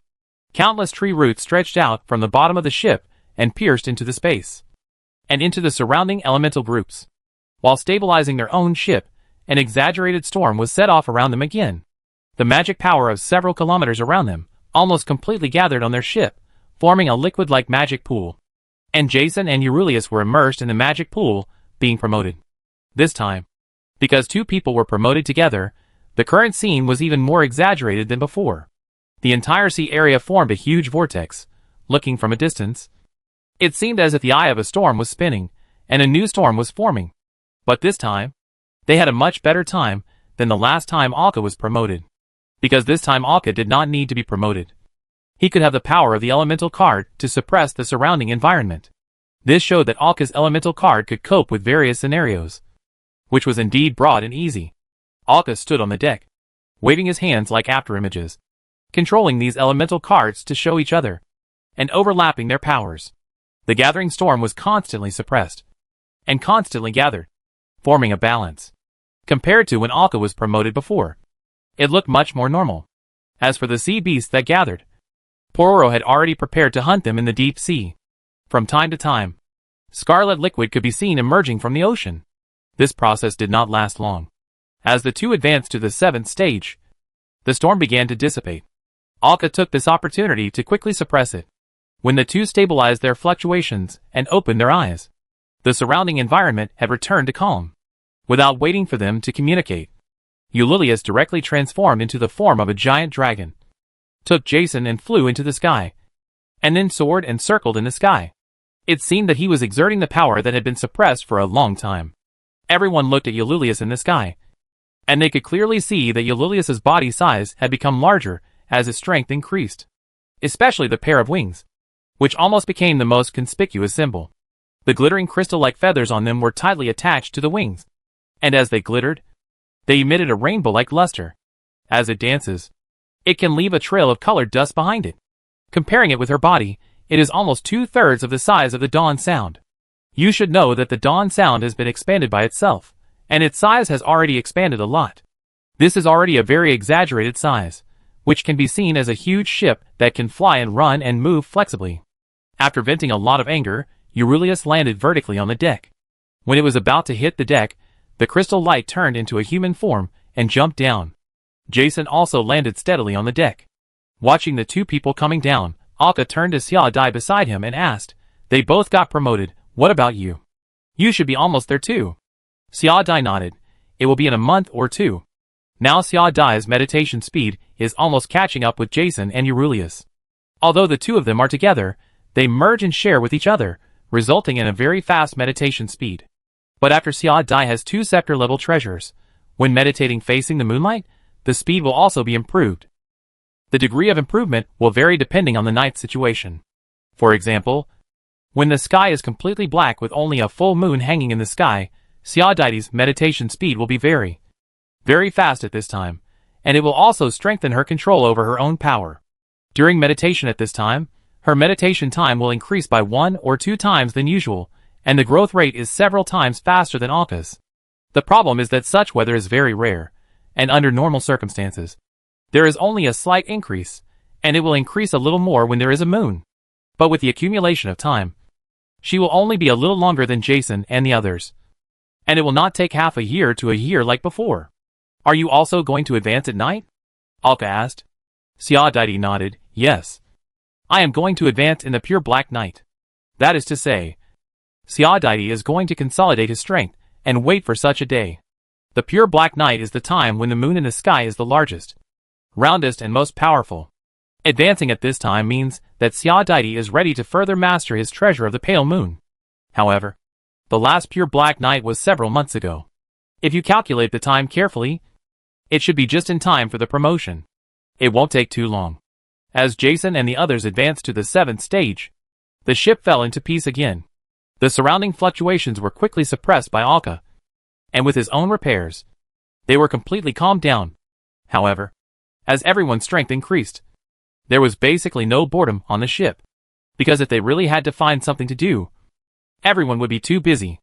As their strength approaches the 7th stage and moves towards the 8th stage, they have to face a situation, perfectly master and integrate the treasures in their bodies, and turn them into their own things. This is a necessary process for becoming a god, and it is also a necessary condition for strengthening strength.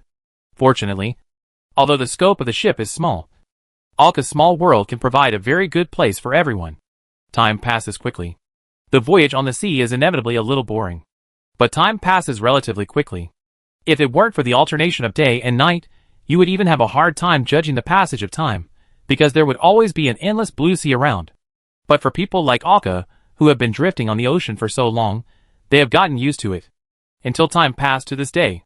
When night fell, the world fell into pure darkness. Only a bright full moon hung high in the sky. The white moonlight shone down, becoming the only light in this pure black world. I don't know if it was an illusion. The moonlight that shone down seemed to be specially cared for. The surrounding moonlight gathered on the Dawn Sound, which was sailing on the sea. The time you've been waiting for is up. Alka looked at the situation in the sky, and said to Xiaodaidi beside him. Xiaodaidi smiled and nodded, and his body was already emitting faint moonlight. Everyone rushed to the deck from all over to watch this scene. Tonight is the time for Xiaodaidi to advance. The ship docked steadily. The Dawn Sound consciously let its roots spread and settle in the deep sea, and stabilized its body in space. I'm ready to deal with the storm. Everyone is also ready to suppress the situation around them at any time. Xiaodaidi took a deep breath, lifted the meditation stone and opened it. The moment the meditation stone opened, it began to absorb energy. Xiaodaidi stopped under the meditation stone and sat cross-legged. Magic power began to gather. In addition to the gathering of magic power, even the moonlight around was gathering. The moonlight emitted by the moon above his head unexpectedly turned into white silk threads falling from the sky. It fell around the meditation stone, and into the meditation stone, adding a color of moonlight to the magic power. Xiaodaidi began his own promotion under such circumstances. Ah! Why is there no storm? Chapter 515 Promotion and Treasures. It was a night of pure black. You could see the bright moonlight gathered into a beam of light, and fell on the deck of a ship. Looking closely, you could see silver threads hanging from the sky in the beam of light. You could feel the surrounding magic power gathering towards the center like a vortex, but the surrounding sea was unusually calm, and there was no sign of waves. Let alone a storm, there were no tiny waves. Calm, extremely calm. The magic power was still being absorbed, and the storm that should have gathered, but there was no movement at all. This made everyone who was ready to resist the storm stand still, not knowing how this happened. But since there was no storm, everyone was happy to be idle, and just leaned or sat around waiting, watching Xiaodaidi, who was being promoted. Perhaps it was the calmness brought by the moonlight, which made the surrounding storms calm down. As the moonlight gathered, Alka and the others didn't have to wait long. The gathered magic power dissipated, indicating that Xiaodaidi had advanced to the 7th stage. When Xiaodaidi opened her eyes and stood out from the magic pool, everyone could clearly see Xiaodaidi's eyebrows and eyelashes, and her hair had turned into silver threads that sparkled with white moonlight. Even her eyes became like the shape of the moon, and there were even moonlight and starlight flashing inside. The falling moonlight and the silver threads of moonlight were woven into one, covering Xiaodaidi's body like a feather veil. The special effects on her body were turned up to the maximum. After the promotion, the mediocre state formed a sharp contrast. Xiaodaidi seemed to have discovered that her appearance was different. She took a deep breath and her hair, which was emitting silver light, and the light of her eyelashes and eyebrows disappeared. But it was an indisputable fact that her hair color turned silver, and was more shiny than before. And the feather veil on her body obviously had no intention of disappearing. It was draped over her body. Looking at the expressions of the crowd who seemed to want to ask something, Xiaodaidi smiled and began to speak without waiting for the crowd to ask. I have basically mastered the rules that the pale moon deals with my own power. The treasure of the pale moon has been completely integrated into my body. Hearing this, Alka looked at her, and couldn't help but smile and asked, Does that mean you are now considered a divine creature? Hearing this, Xiaodaidi thought for a moment, and then nodded. If you put it that way, it should be considered. As he spoke, he reached out and touched the feather veil draped over his body. This feather gauze is like a translucent robe covering the outside of clothes, emitting a faint white moonlight at any time. It is light and ethereal, as if it has no weight at all. This thing should be regarded as a proof of divine creatures. Right? It can assist me in showing the power of moonlight, and can also provide a certain degree of defense, and provide me with a very natural flying ability. As Xiaodaidi said this, he gently patted on the ground, and the whole person floated into the sky like a cloud, looking very relaxed. And there was no magic power displayed. Just like instinct, as if Xiaodaidi could fly in the sky by itself. The body was like a fish in water, floating freely in the sky, showing a soft and ethereal appearance. Then it landed beside Alka. It seems that you spent so much time to comprehend this moon. And it was worth it. Alka looked at this scene, touched the feather veil on Xiaodaidi's body and said, the soft fabric texture came from it. After all, Xiaodaidi had been focusing on understanding the power of the moon since she entered the 6th stage a long time ago. Now her focus has also rewarded her. She has perfectly mastered a treasure when she first entered the 7th stage. Now the pale moon no longer has the entity of a treasure, but has become Xiaodaidi herself. It is like the power of Aurelius controlling the crystal, just like the power of Lucilia controlling the blood-colored energy. It has become an instinct. Everyone watched this scene from the side. It seems that I should choose a treasure as the source, and start to comprehend it in detail. Juanlu couldn't help but say beside him. The others nodded in agreement. Do you have any experience to share? Poro asked. According to my experience, it is naturally best to choose an environment close to your treasure to comprehend it. If there is no treasure or you can't find it, then I don't have any good experience or methods, Xiaodaidi said. After all, she did it herself. But according to the ability of each of their treasures, it is too difficult to find a suitable environment. And it is naturally impossible to be perfect. Everyone nodded. This can be regarded as providing a way of thinking. As for whether there is any good way, they can only rely on themselves. Since the work has been done, Xiaodaidi has also been promoted successfully. Everyone drove the dawn sound and continued to move forward. It was another boring sea voyage. However, during this period, Alka completed the treasures of Poro and Matressa through design, forging and ritual manufacturing during their journey. Alka was getting more and more proficient at it. Even if he made a new treasure from start to finish, it would not take as long as before. After all, he had already mastered the process and had some experience. Since the new treasure had been made, it was time for the two of them to master the new treasure. Send the message to everyone. On the deck, Alka placed the box containing the treasure next to the tree. Everyone on the ship had already gathered. Watching their companions master the treasure was their favorite thing to do. Not to mention that they were very bored now. Alka opened it in front of everyone. There were 2 treasures stored inside. One was a ring, but also looked like an earring. But judging by the size, it should be made for Poro. To them, it looked more like a bracelet. After all, Poro was much bigger than everyone else. The other treasure was naturally Matlice's. But this treasure was 5 rings, which could be clearly seen to be worn on 5 fingers, and they were linked together by a chain. It has a very novel appearance. I have never seen this type before. First, Alka took out Pororo's ring and handed it to him. Pororo took it. As soon as he took it and poured magic power into it, lightning and thunder began to appear on it. The surroundings also began to blow violently, as if a storm was about to start. The waves also began to surge. Pororo also directly entered the state of mastering the treasure, so such a change in the environment is also common sense. The surrounding storms began to gather directly, and in the gathering storms, lightning and thunder appeared. It can only be said that it is a treasure of the scepter level. Every time it is mastered, it can make a big noise. In the midst of lightning and thunder, Poro quickly mastered this treasure, much faster than they thought. They didn't even have time to suppress the storm around them. The activated treasure flashed with lightning, and then floated to his back. It floated to the fish fin on his back. This ring is not a ring, nor a bracelet, but it is directly clamped on his fish fin, turning into an ornament like an earring. Seeing this scene, everyone tilted their heads in confusion. A place they had never thought of. Could it be a fish fin ornament? A road they had never imagined. However, Lucilia nodded with an expression of I see, and this should be a custom of some fish tribe. Before, they were thinking, what is the similarity between this ring and the storm? But if it is clipped on the fish dorsal fin, there may be some tradition. And it may also be considered as matching with the storm. In some fishing tribes, the ring on the back fin is equivalent to something that guides the storm. Then Poro opened his eyes, and lightning flashed at his pupils, and his body was almost covered with lightning. even on his body. The lines that once looked like lightning were now emitting lightning. Poro waved his hand casually, and a ball of lightning exploded in the distance. The power was extremely expanded, and the lightning that exploded directly spread to the surrounding sea. These lightning formed an electric grid on the sea surface.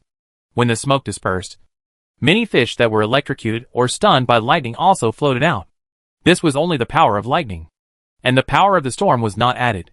There was no fusion of the power of other treasures.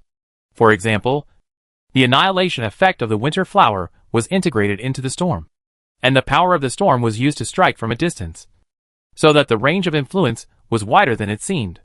The lethality caused was enough to scare people just by thinking about it. It was definitely a meat grinder. Pororo's treasure is truly heading towards the direction of fighting and destruction.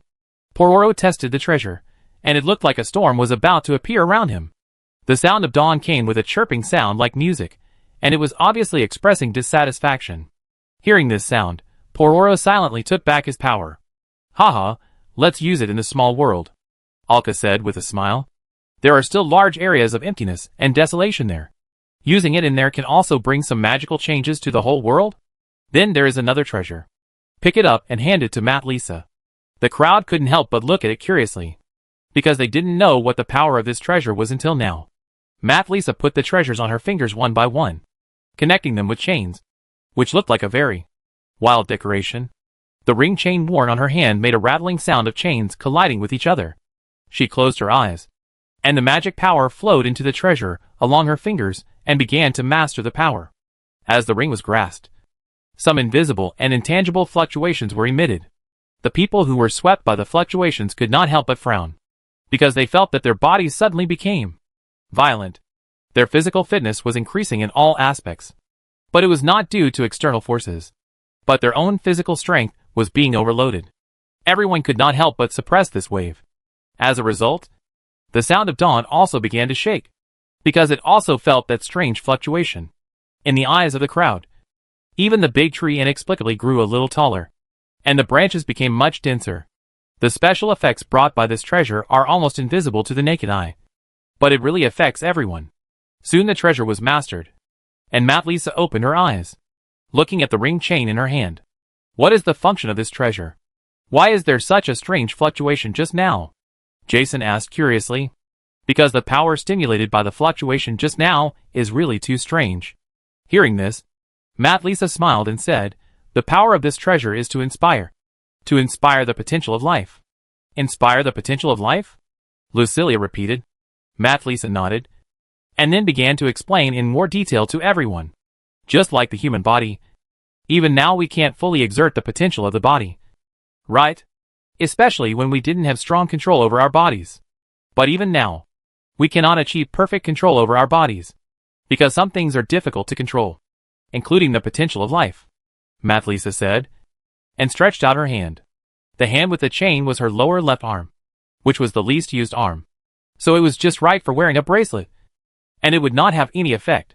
Stimulating the potential of life can improve the quality of your body, but after practice and control, I can at least slightly control the improvement of potential, including but not limited to improving the recovery speed of magic power, physical strength, reaction speed, agility, and even the body's own recovery ability, the body's detoxification and antitoxin ability, all of which are in the process of stimulation. At this point, everyone nodded involuntarily and understood. It is equivalent to an all-round physical improvement process. However, such stimulation also has side effects. The more exaggerated the degree of stimulation, the greater the side effects. Activating the energy of life to the greatest extent possible may lead to a lack of energy in the body, an early death, or even burning oneself out on the spot. Matt Lisa also emphasized this. Then a herb appeared in her hand. And not only ordinary people. Plants like this can also be activated, because they are used as medicine. So after being activated, their medicinal effects can be increased several times. This will make the medicinal effects very useful in the future. In short, this is a treasure that is very suitable for Matt Lisa. Under her control, the stimulation of this potential allows her to pull a person who is not dead back to life in almost any situation. Strong stimulation can at least keep the dying body alive for a while, which is enough for her to treat. As she said, stimulating the potential of life has a side effect. But for Madlisa, she can greatly reduce the occurrence of this side effect, or reduce the side effect. In this way, she can better use this stimulation ability, whether it is for the benefit of plants or other people. With the two treasures handed over to the two people, it is now time for them to slowly master it. Alka looked at the others. He looked at the level of magic power in their bodies. At this stage, the others have not yet advanced to the 7th stage, and there is almost no big difference in the magic power in their bodies. Even if they are promoted, the difference between them will not exceed 1 month. Based on his own observations, Alka can roughly calculate that it will take about half a year for the others to advance to the 7th stage, and they are about to reach their next destination. After a long voyage, it has been more than half a year since they left the pirate island. Ahead is their destination. Alka and his crew are sailing forward. They have met many ships in the past few days. They are sailing behind them. Many ships have the logos of churches, or even big forces printed on them. It is obvious that they are all heading to the scar of the world. Along the way, they saw many such support ships. It was almost certain that the situation in the world scar was extremely serious. Now or soon, the demons would start a real counterattack. But there was no point in worrying now. Alka, who was standing on the bow, soon saw the destination sign. A huge mountain floating on the sea could be seen from a distance. "We are here," Alka said. Xia Dedi and Lucilia came over and looked at the mountain in the distance that seemed to protrude from the sea. "Is that the God-ascending peak?" Alka nodded. "Yes, God-ascending peak, a region that is said to have existed in the Golden Age. Yes, the destination they are about to go to is this island with a mountain as its main body. The altitude of this mountain reaches about 6,700 meters. It is just this mountain, standing alone on the island. Now, at such a distance, they can see the outline of the mountain, which is simply the most conspicuous landmark. It has been passed down from the Golden Age. According to records, this so-called mountain peak was in the Golden Age, where several gods ascended to the throne. That's why it got such a name.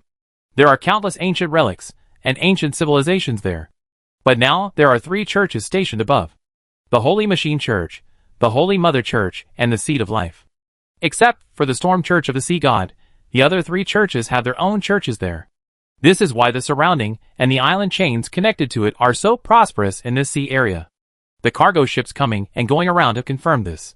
"Speed up, let's go faster." The tail of the Dawn voice ejected the power of a strong wind, and the whole ship moved quickly. But it was a high mountain after all. Even if they sped up, the mountain was still hanging far away, as if it had no intention of getting closer. As they got closer and closer, the majestic peak of the mountain gradually appeared in front of everyone. Until the end, it almost showed them its full appearance. They were already close to the mountain, and the top of the mountain was completely invisible. The mountain was too high, and it was hard to imagine that this was the height that an independent mountain could grow. Generally speaking, such high mountains were located in a spreading mountain range. Because it was too high, the top of the mountain reached the sky, and it was invisible because the clouds had covered the top of the mountain. However, even though they were close, they could clearly see that they were still quite far away from the port. Chapter 516, Climbing the God's Peak. The mountain is soaring into the sky, like a giant standing on the island. Alka and his friends are at the foot of the mountain. Although they haven't approached it yet, they can see it clearly. A gust of wind blew by. Alka could feel that this gust of wind was not formed naturally, but was blown by some kind of human-made force. The clouds surrounding the mountainside and above were blown away by this gust of wind, and the whole sky was visible. The sun shone directly down, and the whole picture of the whole mountain was displayed in front of everyone. The peak of the 6,700-meter-high mountain is the highest point on the entire island. Like the king of the sky, Alka blinked his eyes gently, and could clearly see that there was a red light spot on the top of the mountain. There was obviously a crown-level treasure there. It stood there straight, and it was unclear what it was. But it was basically certain that it should be owned by someone, because the position of this thing was too special. Without the cover of clouds, the mountain was steep and rugged, and it could be seen that about 2/3 of the mountain was covered with snow. Under the sunlight, from a distance, it sparkles with beautiful light, which makes people feel awed.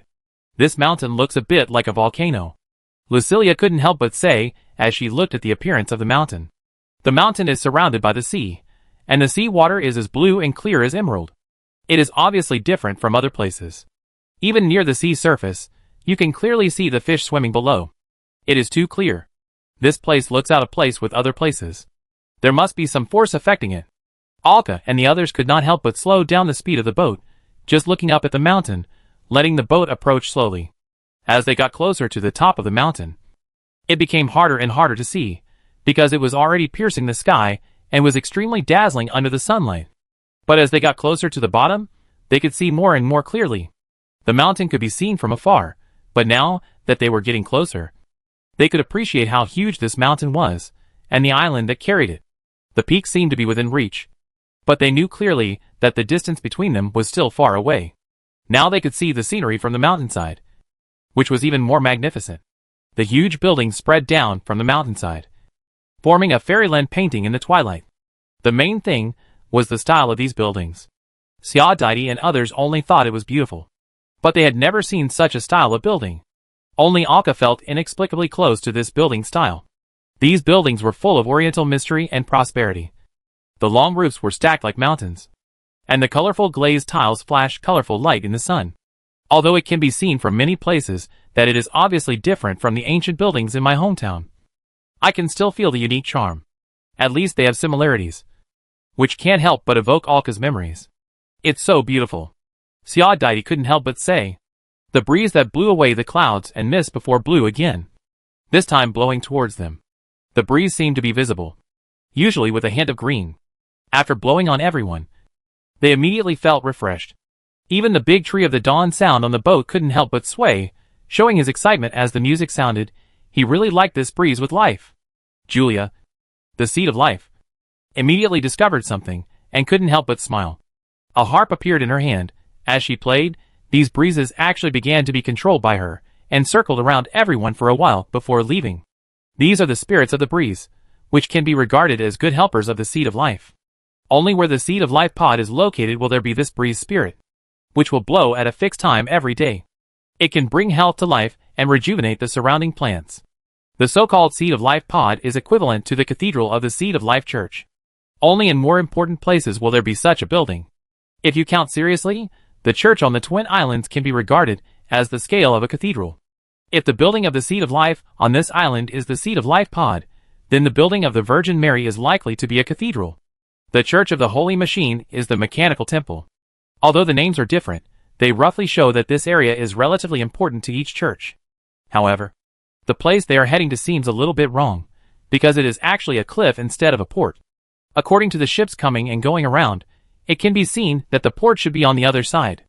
On their side, there are a lot of trees and vegetation, and scattered huts, and the buildings on the hillside spread to the front. They should be on the back of the island, so a lot of vegetation has been well preserved, and the breath of life is blowing in their faces. The surging waves hit the rocks of the mountain, making a roaring sound. This sound was like a musical tone, as if nature was paying tribute to this peak. Julia seemed to be inspired and began to play the harp, looking at the trees on the back of the mountain. The breath of life was unusually strong, according to the breeze that just blew over. If it was not unexpected, the life pod, that is, the residence of the seed of life, should be here. Although Alka had not seen the church form of the seed of life, it was said that it should be something similar to the appearance of a huge plant. So if you are in this forest, you can hardly see any difference from a distance. The dawn sound began to circle the island, moving forward. They were basically driving close to the island now, and could clearly see the buildings on the island. When they bypassed the forest behind, a large number of buildings began to appear. On the opposite side, as far as they could see, the hillsides and vegetation that were blocking the view also became a little lower. Without the obstruction, they could clearly see the architectural style here. The architectural style is exactly the same as the ones they saw from afar on the hillside. Obviously, for the sake of style unity, the people here use this architectural style. You can also see many large, spectacular like giant buildings among them, and the style is also consistent. You can feel the ancient atmosphere coming from these strange buildings just by looking at them. Every pillar and every stone slab of the building seems to carry the ancient years. That should be the Church of the Holy Machine Church. Right? Poro said, pointing in a direction. Although the appearance of this church is intended to match the surrounding style, the peculiar metal components and the gear logo that must be there still make it stand out in this place. Even though this building has tried its best to blend into the style here, It still looks a bit out of place. Sometimes I have to complain. Your church's aesthetic style is a bit off. Looking at this out-of-place building, Jason couldn't help but turn his head and say to Simon, because it really affects the overall appearance of the surroundings. Hearing this, Simon could only helplessly refute, it's just that we are not suitable for this style. Just like in the Power City, if you build a building in this style, wouldn't it be strange? Although the quibble was a bit weak, everyone nodded and understood. In terms of the general aesthetics of the public, although sometimes not online, but in terms of mechanical aesthetics, the Holy Machine Church is still very good. For example, the mechanical temple they are seeing now, although it is out of tune with the whole atmosphere, but if you take it out alone, it is actually quite good. Soon they saw a large number of ships. They were about to reach the port. At this time, they saw a huge arch that spanned at least 100 or 200 meters. Or it looked a bit like a bridge. Buildings and glazed tiles could be seen above the arch, and pavilions and towers were stacked one after another. But what spoiled the view was that the layers of pavilions were extended with gun barrels one after another. The elemental light spots surrounding the arch were obviously some kind of elemental array or equipment. This arch is actually a defensive fortress. The port is behind the arch. Once we are here, I think the appearance of our Dawn voice will not look so eye-catching. Juanlu couldn't help but say, as he looked at the ships passing by. Of course, the most common ships here are some ordinary ships. You can also see the ironclad ships of the Holy Machine Church, the golden and pure white brilliant warships of the Virgin Mary Church. There are also the green sails carried by the Seed of Life Church, which are covered with flowers and grass-like plants. In addition, you can also see all kinds of strange ships. For example, Alka and his friends saw a huge turtle, which swam past not far away, carrying a bunch of buildings. Cannons can be seen on the buildings. Obviously, this is a ship built on the back of a turtle. There are also ships of the same type, except that the turtle has turned into a huge fish, which is similar to the ship that Alka and his friends saw when they just entered the end of the forward channel. It is worthy of being a landmark island famous throughout the infinite ocean. Xiaodai couldn't help but say, as he looked at the scenery along the way. They hadn't even landed on the island yet, and what they saw on the periphery was enough to shock them. Alka's ship basically didn't attract any attention. Isn't it just a tree on the boat? It's normal. They drove into the port safely and steadily. And then with the help of the guide ship, they came to a port where ships were stored. After parking the ship steadily in the berth, they could feel that there were invisible magic veins around them connected to the bottom of the ship, which seemed to be undergoing maintenance. The voice of Dawn did not send any uncomfortable feedback. Everyone was on the deck looking at the port. The port's dock was bustling with people. You could see the local defense soldiers busy shuttling among the crowd. They looked focused, and their strength was actually around the third stage. This was not the world's scar. If even the soldiers in the port were at the third stage, the peak stage that ordinary people could reach, it was enough to show how powerful the military force here was. A large amount of supplies, through the power of treasures, through various spells, and even the most common mechanical crane rails, were transported to various ships. The entire port terminal is almost endless. It can be seen that the port terminal is divided into various areas with different functions. This should be a relatively prosperous, clean and tidy place. When you come to a place like this, you must take a good look around. Everyone, take a day off, and we will do the real work tomorrow. Alka looked at such a prosperous city, and couldn't help saying. However, although it was a rest, it was also a stroll. They would replenish some supplies on the ship, and buy some materials they needed. No matter what, this day is necessary. There will be no such shop after this village. If you want to go to such a prosperous signpost island again, you don't know when it will be? Hearing Alka's words, everyone nodded with a smile, and jumped down in groups of 2 or 3. Even the puppet girls followed the crowd and hung on them, wanting to go with them. This caused everyone to carry several pendants on their backs. Alka, Xiaodai, and Lucilia jumped down. Lucilia sat on Xiaodai's shoulders. They walked through the crowd. They came to the street leading to the inner city. As soon as they came in, they saw a place similar to a conscription office. There was a long queue at the conscription office. According to the sign next to it, Alka and the others took a look. It turned out to be the support team of World Scar. Not strong enough, next one. A priest wearing the robe of the Church of the Virgin Mary said after looking at the young man in front of him. I will be in the third stage soon? I will definitely be promoted on the way. The young man couldn't help but say. Hearing this, the priest looked at him and said, Then wait until the third stage. Will it be too late in the third stage? By then, I will definitely be several steps behind others in rushing to the world scar to provide support. The priest was unmoved and waved his hand. The young man could only shrug helplessly and leave. Alka even saw a light spot on the young man. It seems that the people here are very enthusiastic about supporting the world scar. Xiaodaidi couldn't help but say. Hearing this, Alka looked around and said, although this place is large, you have to admit that there are 3 large churches here. This is a recruitment notice issued by God himself, which is very attractive to these believers. Alka also saw that the sign said support the holy war. Such a name has been put up. After looking for a while, they walked towards the street entrance and could see that there were densely packed buildings inside. Various convoys transporting goods and people dressed in different clothes came and went. The long streets were lined with a wide variety of shops, and these shops actually used colorful signs, which flashed one by one. It can be seen that some kind of flashing spell was used. This scene showed the prosperity of the island to the 3 people. Among these many buildings, there are also temples and temples, which exude sacredness and solemnity. Although the ancient atmosphere of these buildings can be felt, but Alka should not be wrong. They should be temples used to worship some gods. I can feel the atmosphere inside. There are no 4 gods. But Alka did not find any overly sacred and strong power in these temples. It may be more like ancestor worship. Based on the architectural style, it should be a tradition that has been passed down since ancient times. These temples have the same style and are perfectly integrated into the surrounding buildings, becoming part of the scenery. Tall and magnificent, it shows the cultural heritage and beliefs of this island. Therefore, even when the 4 gods church came here later, they did not demolish these temples and shrines, and retained their original appearance. Alka and his friends were just wandering around the island. The area they were visiting now should be the area under the jurisdiction of the Church of the Virgin Mary. Because although there were these temples, Alka saw more statues of the Virgin Mary in some shops, or a golden ear of wheat hanging on the wall.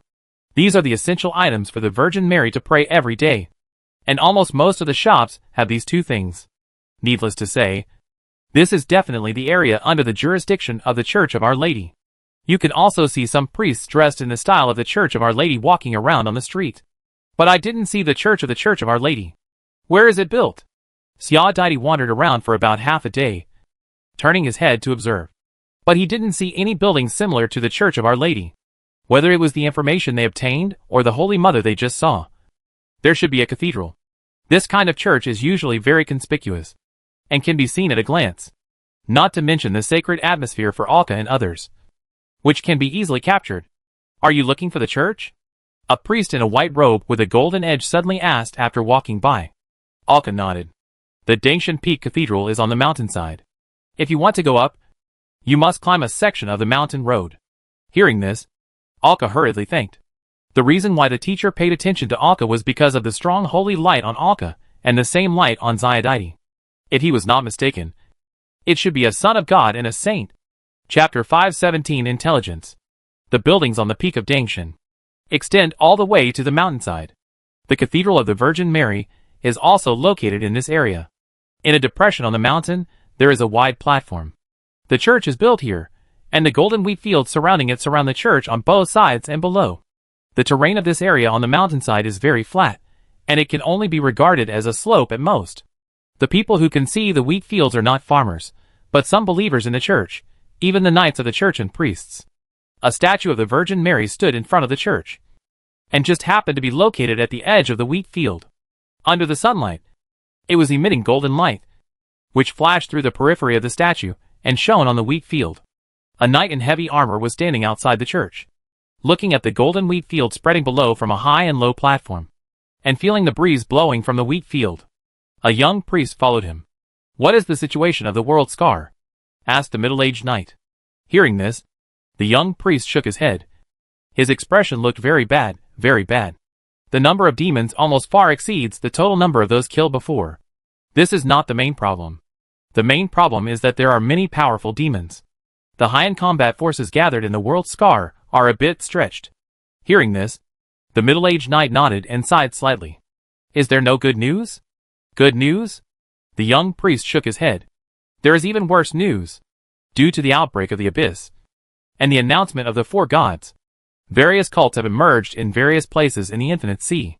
There are still many pirates who have not been completely wiped out before. They have begun to attack the supporting ships, as if they had agreed. We need a large number of personnel to go to the World Scar for support. We simply do not have enough manpower to wipe out these pirates. The middle-aged knight fell silent after hearing this. And the intelligence from the front line is already a month ago. The latest intelligence may not be available until tomorrow. According to previous estimates, it may not be very good. You must be mentally prepared. Why do I have to stay here? Can't I go to the front line to support? The Seed of Life and the Holy Machine Church have all gone to support. If you go with them, then once this island is attacked, who will defend it? The Ascension Peak is a very important logistical island. The islands connected by the surrounding island chains provide almost endless food and mineral resources. This is also the trading hub for so many areas around here. There can't be any problems here. There is a reason why a well-known landmark island like Dangshan Peak is so well-known. Maybe the surrounding resources are too dense, or the location is very good. This leads to the fact that there are not many places like this in the entire infinite sea.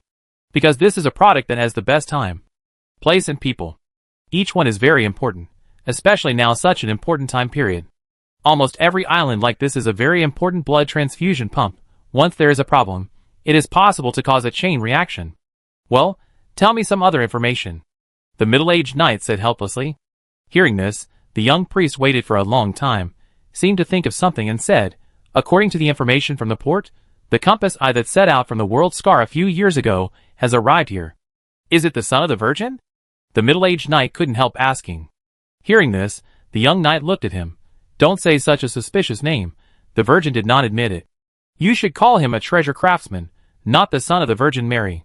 Hearing this, the helplessness and irritability of the middle-aged knight finally disappeared. Shrugged, showing some uninhibited and unrestrained. What does it matter? Everyone in the church knows that this young man named Alka is basically the son of the Virgin Mary. Hearing this, the young priest wanted to refute something, but he couldn't find any good reason, so he could only tell him to shut up and talk less. The main reason is that the people inside the church know more, and they can often get some information about Alka from the bishops and archbishops. In addition, Alka's experiences along the way have made many people inside the church think that Alka is the son of the Virgin Mary. Just like those outsiders who don't know the truth. The most important problem is that the Virgin Mary did not refute it. But she did not admit it either. But I remember that he left the World Scar only a few years ago. And he came here so soon? The middle-aged knight asked in surprise. If you go all the way here through normal channels, the distance is not far. And he knows that Alka and his team did not come in a straight line, but went to various places, almost in a circle. The distance between going in circles and going in a straight line is different. It may be several times longer to go in circles than to go in a straight line. After leaving the World Scar, their ship should have been upgraded and modified very quickly. Anyway, when I went to the Seed of Life before, I saw that many people noticed the information about Alka's ship. The people of Seed of Life seem to care a lot. Really? The middle-aged knight acted indifferent. Obviously, he didn't care about these things. Since he's here, are the things ready? The young priest nodded. We have set a team of wheat knights, and a group of ordinary knights to wait around the trial tower. Maybe in a while, maybe in 1 or 2 days, they should come to the church to get the location information. Really? I can't wait. I've always heard about his deeds, but I haven't seen him in person yet. As he said that, he couldn't help but look at the priest in front of him and asked, You said I asked him to help replace the carrier of the treasure, will he help? You think it's beautiful. There are countless people who want him to replace the carrier of the treasure. Who are you? Or can you come up with something that will make him excited? We are all believers of the Virgin Mary. Can't we help? You really think about it. The young priest didn't bother to pay attention to him and rolled his eyes. Oh, there is one more very important thing, which is the information we just got a few days ago. The young priest's expression became serious. As soon as he saw this expression, he knew that it would not be good news. The knight's face fell. What? According to the information, the powerful aura we felt before, according to the feedback from the Storm Church, should be the escaped son of the sea god, Nargaro. Hearing this, the middle-aged knight couldn't help but frown. This son of God is the real son of God, and he has survived from the golden age to the present. Most importantly, he is an out-and-out villain. According to some ambiguous information, he betrayed the existence of the world and was highly bound to the abyss. If he were not the god of the sea, he would have almost fallen into the abyss. His appearance and burst of aura at this time were self-evident. So it's bad news? Even something that is so deeply hidden has begun to show its presence? At this point, he couldn't help but sigh. Bad things happened one after another, and he couldn't help but feel pessimistic. No. On the contrary, it's a good thing. Hearing this, the middle-aged knight lowered his head in surprise. At this time, could he hear good news? This son of the sea god, Nargaro, was found by Alka's team for some reason, and then killed. The middle-aged knight was full of question marks. He had never thought that there was any connection between the two. What was the process? He was a little curious. In any case, this is definitely a good thing. This is a being that can wreak havoc and cause great damage. Just dying like this is great for everyone. One of the main members of the Compass Eye is named Matlisa, known as the Four-Armed Angel in the World Scar. Her medical books and potion formulas are now very well known throughout the Infinite Sea. The most important thing is her race. She is a four-armed Naga. Four-armed Naga? What's wrong? The middle-aged knight asked with some confusion. He did not think this race was any different. Aren't they just followers of the sea god? It's just a marine race. At most, they are rare and hard to find in the vast ocean. Hearing this, the young priest couldn't help but sigh. Rosk, I think you should fill your brain sometimes. The four-armed Naga was the guard who once imprisoned the son of the sea god. After Nargaro escaped, he also took away many guards, who were bewitched by him and infected by the breath of the abyss. The sea god was very angry at that time, and punished the Nagas, trapping them at the entrance of the forward channel until one of them could catch or kill Nargaro. Isn't this naked anger? Sometimes I really think that the sea god's actions are not good enough. Be careful with your words. When the priest heard Maso's words, he quickly spoke up to stop him. What are you afraid of, Godry? Can he punish me at the Church of the Virgin Mary? Godry sighed helplessly, and could only continue. It should be because of this Matlisa. So Alka and the others found the hidden son of the sea god and killed him. According to the members of the Storm Church, they have received the oracle of the sea god, and Nargaro's soul has dissipated. It's amazing. Ross couldn't help but say with admiration. This son of the sea god is considered a well-known and powerful existence in the eyes of the top leaders of various churches. Almost all churches have such a commission from the Sea Storm Church. If you find any clues, you can report to them. The third tower collected by Alka and his team is in a pirate nest of an alien race. The Holy Machine Church is responsible for negotiations, but they refused. That place is a bit remote, and the fighting power is not strong. So we had to give up. According to the information I got before, the members of the Storm Church went there later and found that the pirates were actually four-armed Nagas who had defected. So it can be regarded as a coincidence. The four-armed Nagas are such an obvious target. Why didn't the guys of the Storm Church find it? Ross couldn't help asking. It's too obvious. It should be a blessing from the son of the sea god. But after the abyss aura of the whole world rose recently, these disguises began to fade. I just happened to run into Alka and the others again. They are really unlucky. If Alka and the others come later, tell me. I need to find them to learn more about the process. The Storm Church asked me to do this, as a reward for exchanging information. Hearing this, Rosk nodded. It was getting close to night. Alka accompanied Siadaiti and the others for a whole day and finally returned to the ship. However, when they returned to the ship, they were the only ones who returned, and no one else returned. This place is really prosperous, Arka said, looking at the crystal ball in his hand. The one locked inside the crystal ball is actually an elemental creature, a bird-like fire elemental creature, but it is locked inside the crystal ball in a state of sleep. After all, it is still too difficult for a fire elemental creature to survive for a long time in the endless sea. After all, the concentration of water elements here is too high. It's a pity that Arka originally wanted to buy more, to form an elemental tribe. However, there is only this one. But he has reserved a lot of fire element cores, so that he can cultivate it in a small world. With the cultivation process of the Stonehoof clan and the Thunder Cloud element, Alka now has some confidence.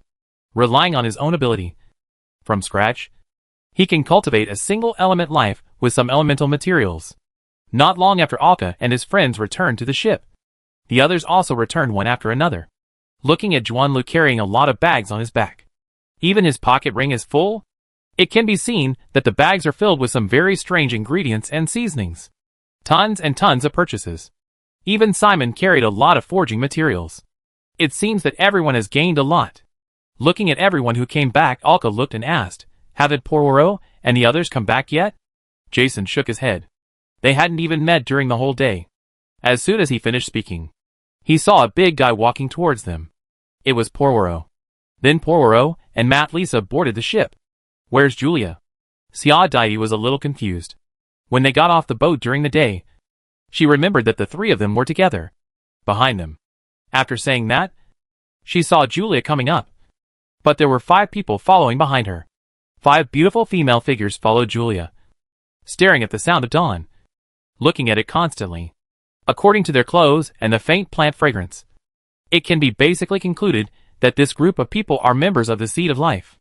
Julia walked over quickly and said to Alka, "They want to visit the sound of dawn." "Very much." Hearing this, Alka smiled and nodded. "No problem." Then she looked at the 5 beautiful women behind her and said with a smile, "Welcome." The leader, wearing a green dress. Alka blinked slightly, and the strength of the people around him was actually interrupted at the 7th stage. The strength was already considered strong. She reached out and shook Alka's hand in a friendly manner. "Sorry, I disturbed you. It's mainly because our ship is too curious." Looking at the apologetic smile of the woman in front of her, Alka smiled and nodded. "No problem, Julia will show you around." Julia then took the 5 members of the Seed of Life and began to wander around the boat, mainly gathering around the big tree. Observing the big tree and the sound of dawn jumping on the tree, Lucilia and the puppet girls were playing on the boat. She couldn't help but look at these members of the lives of these little puppet girls with curiosity. She even chatted with some of the puppet girls. When Lucilia walked by and jumped onto Alka's shoulder, a member of the Seed of Life just stared at Lucilia, watching her jump onto Alka's shoulder. "What's wrong?" Alka noticed her gaze and turned around to ask her. This member of the Seed of Life also had pointed ears, but they were somewhat different from Lucilia's ears, and the shape of the outline was not quite the same. However, it is said that there are quite a few humans with such ears in the Sea of Life, so it is not a rare race. She stared at Lucilia.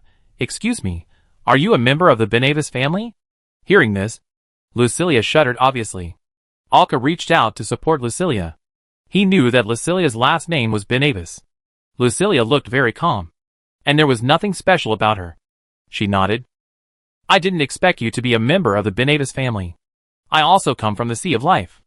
I am a member of the Naphos family. It's on the edge of the Great Lindy Islands. Of course, it can't be compared with the size of the Benavis family." This member of life looked a little excited, because she didn't expect to meet a fellow countryman here. But looking at Lucilia's expression, it was obvious that she didn't want to recall her hometown. Chapter 518, The Slaughtered Island. There was a humming sound coming from the port. All kinds of machinery and porters were busy at the port. The black curtain of the sky was torn open, revealing the day. The switch between black and white was so fast. Even if everyone had already gotten used to it, they would squint slightly at this time, and it would take some time to get used to it. Alka and the others also woke up from their sleep. Today, everyone still moved freely. Alka himself was going to the Church of Our Lady on the hillside. "Wait, I'll go with you," Jason said as he came over. After all, Jason also believed in the Virgin Mary, and he also wanted to see what the Virgin Mary Cathedral looked like. Alka nodded, and with Lucilia sitting on his shoulders, he pulled Siaditi down the boat. They crossed the street and came to the foot of the mountain. The stairs between the rocks extended upwards one level at a time, winding and twisting. Some believers of the Virgin Mary were seen climbing the mountain early in the morning. Akar and his companions walked up the stairs. There were ordinary woods all around, until they bypassed various ups and downs and places that blocked their view, and walked up. They saw a huge golden wheat field extending into the distance on the hillside. At the top of the wheat field, they saw the Cathedral of Our Lady built on a sunken platform. The statue of the Virgin Mary stood in front of the church, so conspicuous. Akar and his companions followed. They walked up the stairs, with the believers around them towards the church. Soon they passed through the wheat field and arrived on the platform. Looking at the statue of the Virgin Mary in front of them, everyone crossed their hands and prayed silently. Then they came to the worship hall in front. Many believers had already taken their seats one after another. Alka and the others sat at the end. The first prayer in the morning was not long. It only took about 10 minutes. Except for some devout believers, most of the first batch of believers began to leave one after another. A priest in a robe came to them. "My lords, please follow me." Alka and the others nodded and followed him. Through the small door next to them, they came to the back. They could see a not-so-wide wheat field in the back, but the wheat ears here looked more golden. They could feel that these wheat ears were not ordinary wheat ears, but they could feel the breath of the Virgin Mary on them.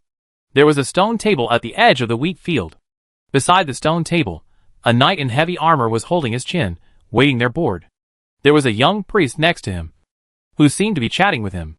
Then, they saw Alka and others, and stood up. "You must be Alka. Nice to meet you. You are a little different from what I thought." The middle-aged knight looked at Alka, smiled and stretched out his hand. Finally, he shook hands with Alka. "My name is Rosk, and I am temporarily managing this church." A knight managing a church. Alka nodded in confusion. Generally speaking, there is an archbishop in a cathedral like this, who basically stays here anytime and anywhere, presiding over the surrounding affairs. After all, a cathedral covers a large area, and a large area is handled by the cathedral. This is St. Godfrey of the Virgin Mary. Hearing this introduction, Godfrey looked at Alka and nodded to show that he knew him. Then Alka introduced Sayadide and others. Everyone sat down and gathered around the stone table. The breeze blew through the wheat field, making a rustling sound and smelling rice. The knight named Rosk. Alka blinked and looked at him. His strength had actually reached the beginning of the 8th stage. This can be completely called a strong man. A strong man who can become a god. However, the light spots flashing on his body are 3 gold and 1 orange. Obviously, he is still short of a scepter-level treasure and a crown-level treasure. However, what Alka is puzzled about is that it is a bit strange that such a powerful character did not go to the world scar. The pocket ring in Rosk's hand flashed, and a small box appeared in his hand. Then he put it on the table and pushed it in front of Alka. Inside is the location of the trial island and the token shown to the guard knights above. "You must keep it safe." Alka opened the lid and looked at the contents. After confirming that everything was correct, he nodded and put the box away. In this way, their main purpose of coming here was achieved. After the main purpose was achieved, Alka looked at Rosk in front of him and asked, "Excuse me, is there any latest news about the world scar? We have been sailing on the sea and basically have no channels to obtain intelligence. So I want to know." Hearing Alka's words, Rosk nodded, and then turned to look at Gudre next to him. Gudre looked at Alka and said, "The information we have is a bit outdated. If the latest news is available, you can wait a little while, and it will be delivered to you." He also looked at the hourglass timer in his hand to confirm the time. Hearing this, Alka nodded. "If it's just a short wait, there's no need to rush. I heard that you killed Nargaro, the son of the sea god? Is it true?" Ross asked suddenly. Hearing this, Alka and the others were a little surprised. After all, the island where they killed Nargaro was very hidden. You know, it was chosen by him. A secret place where he could hide from his father's pursuit. Logically, the only person who knew about it should be the sea god himself. But it turned out that even the people of the Holy Mother Church knew about it. Is the intelligence so strong? But there is nothing to hide, so Alka nodded to acknowledge it. It's really amazing. At this time, Gudre next to him looked at Alka and asked, "If you don't mind, can you please tell me about the process?" Of course, it's not me who needs it, but the people in the Storm Church of Poseidon who need the information. They only found traces of battle on the island, and got the exact information of the death of the son of Poseidon from the gods. But they need to know the process. Hearing this, Alka nodded. There was nothing to hide. Then he and Jason told the whole story in detail. So that's how it is. The 2 people in front nodded. Just after the chat, a golden light flew over and landed in Gudre's hands. They knew that this thing was a way to transmit information within the Holy Mother Church. Otherwise, in a place as big as the infinite sea, if it relied entirely on manpower to deliver letters, it would take too long. So when Gudre opened the envelope and checked the information inside, everyone closed their mouths and looked at him carefully. The next person they saw was Gudre. His increasingly ugly face basically confirmed that the situation on the front line was very bad. Gudre stretched out his hand, and the paper in his hand turned into several pieces, and then floated into the hands of everyone present. Alka took it and looked at the information on it carefully. The general content was that the number of demons was beyond imagination. Even with continuous support, the situation on the front line was very bleak. Even though they built thicker walls, constructed one line of defense after another, and had already begun to defend against the demons. The newly built line of defense that was closest to the inside had been completely destroyed. The number of casualties is close to tens of thousands. You should know that those who can participate in the battle are all members of the third stage. Tens of thousands of casualties is already a very outrageous number. And the demons are still pouring out, and there are many more demons that are not recorded. The most fatal problem is that the rift in the world is still expanding. As it gets bigger and bigger, the combat power that these demons can exert is also stronger. Looking at this information, Alka couldn't help but sigh. Because his dreamland has been constantly strengthening its stability, but there is still no way. Continue to look down. Here comes a piece of news that is not sure whether it is good or bad. A member of the Holy Machine Church, Elpike, consumed his scepter-level treasure and completed a ritual. Now the entire world scar has become an area with absolutely stable space. All spatial movement is prohibited here. Even the wound of the world scar has stopped the ability to continue to expand outward. The entire ritual is almost fixed under the energy of a specific treasure. Even if it is still permeated by the breath of the abyss, this extremely consuming ritual can at least last for a long time. This is the only good news in the whole message. But the problem is that with such a large area, even if the demons pouring out of it, the people on the front line have already retreated step by step. Looking down, there is a list of names posted. A list of victims. Perhaps because it was sent to the Church of the Virgin Mary, the names written on it are all members of the Church of the Virgin Mary. Alka saw several familiar names on it. Among them is Linton, this battle maniac who has a good relationship with Pororo and also died in this battle. Looking at the information and the list above, Alka sighed slightly, folded it, and put it in his pocket. Although the exit to the abyss will not expand further, the current size is enough to transport enough demon troops to the world scar. The first line of defense has been broken, and the second line of defense is the former anti-magic wall. I just don't know how long this wall can last. Basically everyone knows in their hearts that it is impossible to last for hundreds of years like before. Maybe in 1 or 2 years, this wall will be submerged by demons. As expected, all of it was bad news. And as the battles on the front line became more and more intense, more and more people were consumed, and there would be no more manpower resources to replenish them. It had become a real meat grinder. Damn it, this guy Alpik, he should have let me go. Rosk slapped the paper on the table angrily and said, from his tone, he obviously knew this man named Alpik. Alka was indeed lucky that he was on the front line, and had never heard of such a name. Lucilia said in Alka's ear, the Seed of Life and the strong men of the Holy Machine Church have all gone to support this time. This Elpike should be the person in charge of the Holy Machine Church here. Hearing this, Alka nodded. He probably understood. Gudre then received another message and said something in Rosk's ear. Both of them stood up helplessly. I'm sorry, everyone, because of the problems on the front line. We have a lot of things to deal with now. I can't entertain you anymore. I'll treat you to a drink next time, Rosk said. Hearing this, Alka waved his hand. If there is anything I can help you with, please feel free to tell me. We won't bother you now. Both parties nodded and said goodbye. The two men left in a hurry. Alka and others also walked down the mountain road again. Soon everyone returned to the ship. The Voice of Dawn sailed directly away from the port and headed towards the destination. Alka's men stood on the deck, looking at the towering mountain that was gradually shrinking. Linton is dead. What a pity. He was a rare warrior, Pororo said as he looked at the information in his hand. The news from the World Scar made everyone feel bad, because there were many familiar people on the list of the dead of the Holy Mother Church, not to mention those of other forces. Silently facing the sea breeze, looking at the sea ahead, everyone took out bottles of wine and began to pour them into the seawater. This was the only memorial they could do. It didn't take long for Alka and his friends to reach the location on the map. They could see the tall trial tower from a distance. Well, there is another trial tower. This will be the fourth one if we collect all the towers. Jason looked at him from a distance and said with a smile. Alka nodded. In this case, we have collected 1/3 of the towers. It took nearly 2 years. It was because the first 3 towers were close to each other. A light breeze blew. The bright sky was suddenly covered by a curtain, entering the dark night. In the sky tonight, there is only a full moon and a galaxy of stars. It seems that tonight is a good time for Sia deity to meditate.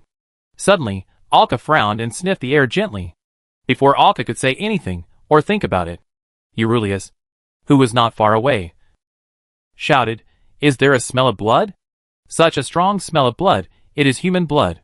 Hearing this, everyone frowned immediately. The fact that it can be transmitted so far along the sea breeze shows that the smell of blood is strong enough.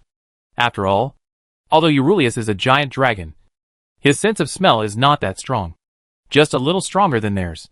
Then Eurylius sniffed gently and pointed in the direction of the trial tower in the distance. "It's on the island." Hearing this, everyone looked at each other. Maybe something happened. There are a group of knights guarding the trial island. Zadite, Jason, and Eurylius. Take us with you. The rest of the people are on guard on the boat. Come quickly. Alka immediately ordered. Everyone nodded. Eurylius turned into a dragon and gently flapped her wings. Clouds gathered around her, dragging Alka and the others to fly quickly with her towards the island. Soon everyone arrived at the edge of the island, and for safety reasons, they landed directly on the edge of the island. If they rushed in directly, they would be at a disadvantage if there was an ambush. The moment Zadite landed, silver ripples quickly spread from her feet to the distance, with a very large range, almost covering the entire island. The smell of blood in the air was extremely pungent, and the smell of blood was fresh enough. Not old blood, which meant that the blood had just flowed out not long ago.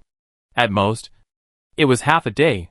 With such a strong smell of blood, these so-called knights were probably in danger. The three of them dispersed slightly and moved forward quickly.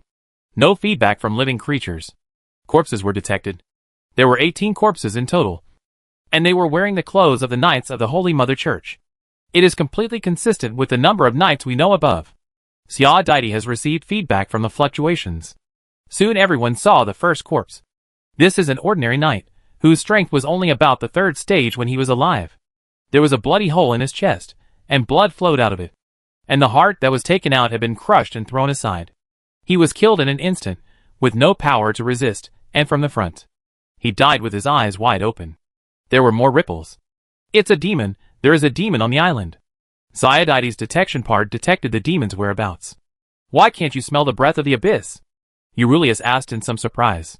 Eurylius was very sensitive to the breath of the abyss, so she couldn't fail to smell it, if there was a demon here. Zadite just shook his head. Finally, everyone passed by the corpses and walked quickly towards the bottom of the tower. Corpses appeared beside them one by one. None of the knights had the ability to resist. All were killed in one blow. There was almost no trace of fighting around. There is a team of Wheatear knights stationed here, and 2 ordinary knight teams. The strength of the ordinary knight team is at the 3rd stage, and the strength of the Wheatear knights is mostly around the 4th stage, being able to kill a 4th stage existence in an instant. The strength of this demon must be at least at the 6th stage. When he thought of the 6th stage, he also felt the demon. Alka frowned instantly. The 6th stage does not have the breath of the abyss, and came here. Could it be the devouring mouth? Congratulations. You got it right. Chapter 519. The ghost is still there. The direction from which the voice came was just in front of them. Just below the tower, only 100 or 200 meters away from them, but the voice of the devil seemed to ring in their ears. The figure of the devouring mouth emerged from the darkness in front of him. The position where he emerged was a characteristic of his movements, like a portal at the mouth of a worm. The white moonlight above his head, under the control of Zadite, gathered on the devouring mouth, completely locking it. "Oh, don't get excited. I'm ready to die," the devourer said with a smile. Under the moonlight, Alka's attention was not only on the devourer. Instead, he looked at the trial tower next to him. The only reason Alka could think of for the devourer to appear here was this tower. So he first observed its integrity. On the surface of the trial tower, Alka saw many traces of being attacked. There were many scratches on it, and these marks were very new. Obviously they had just been made. "So you came here to destroy the tower?" Alka asked directly. Hearing Alka's words, the devouring mouth smiled and said, "You are getting smarter. Alka, think about it. You left the world scar for no reason, and left without killing me. Isn't it strange? Because you hid. You were afraid that I would kill you directly, and you would never be able to revive again. You hid in fear, and I couldn't find you. I couldn't do anything about it." Alka looked at the devouring mouth and sneered without hesitation. Facing Alka's ridicule, the devouring mouth didn't care. "There's no way, my friend. I was too busy looking for allies before. Otherwise, how could I destroy your world? Now I have found my allies, and they have started to attack. I naturally have time to take a good look at what you are doing." As he said this, he patted the tower next to him. "Is this the god of trial? It really brings back my memories. My favorite thing to do in the past was to sneak into these trial towers and become the target of a certain level. Then he tortured those who came to the trial severely, planted the seeds of darkness in their hearts, and even made them fall directly into the abyss. He even harvested their souls directly. How delicious it would be. Every time this happened, this idiot would be furious. It's a pity that these beautiful days are gone forever." After he finished speaking, he punched the outer shell of the stone tower. But the outer shell of the tower was not affected except for a little wear and tear.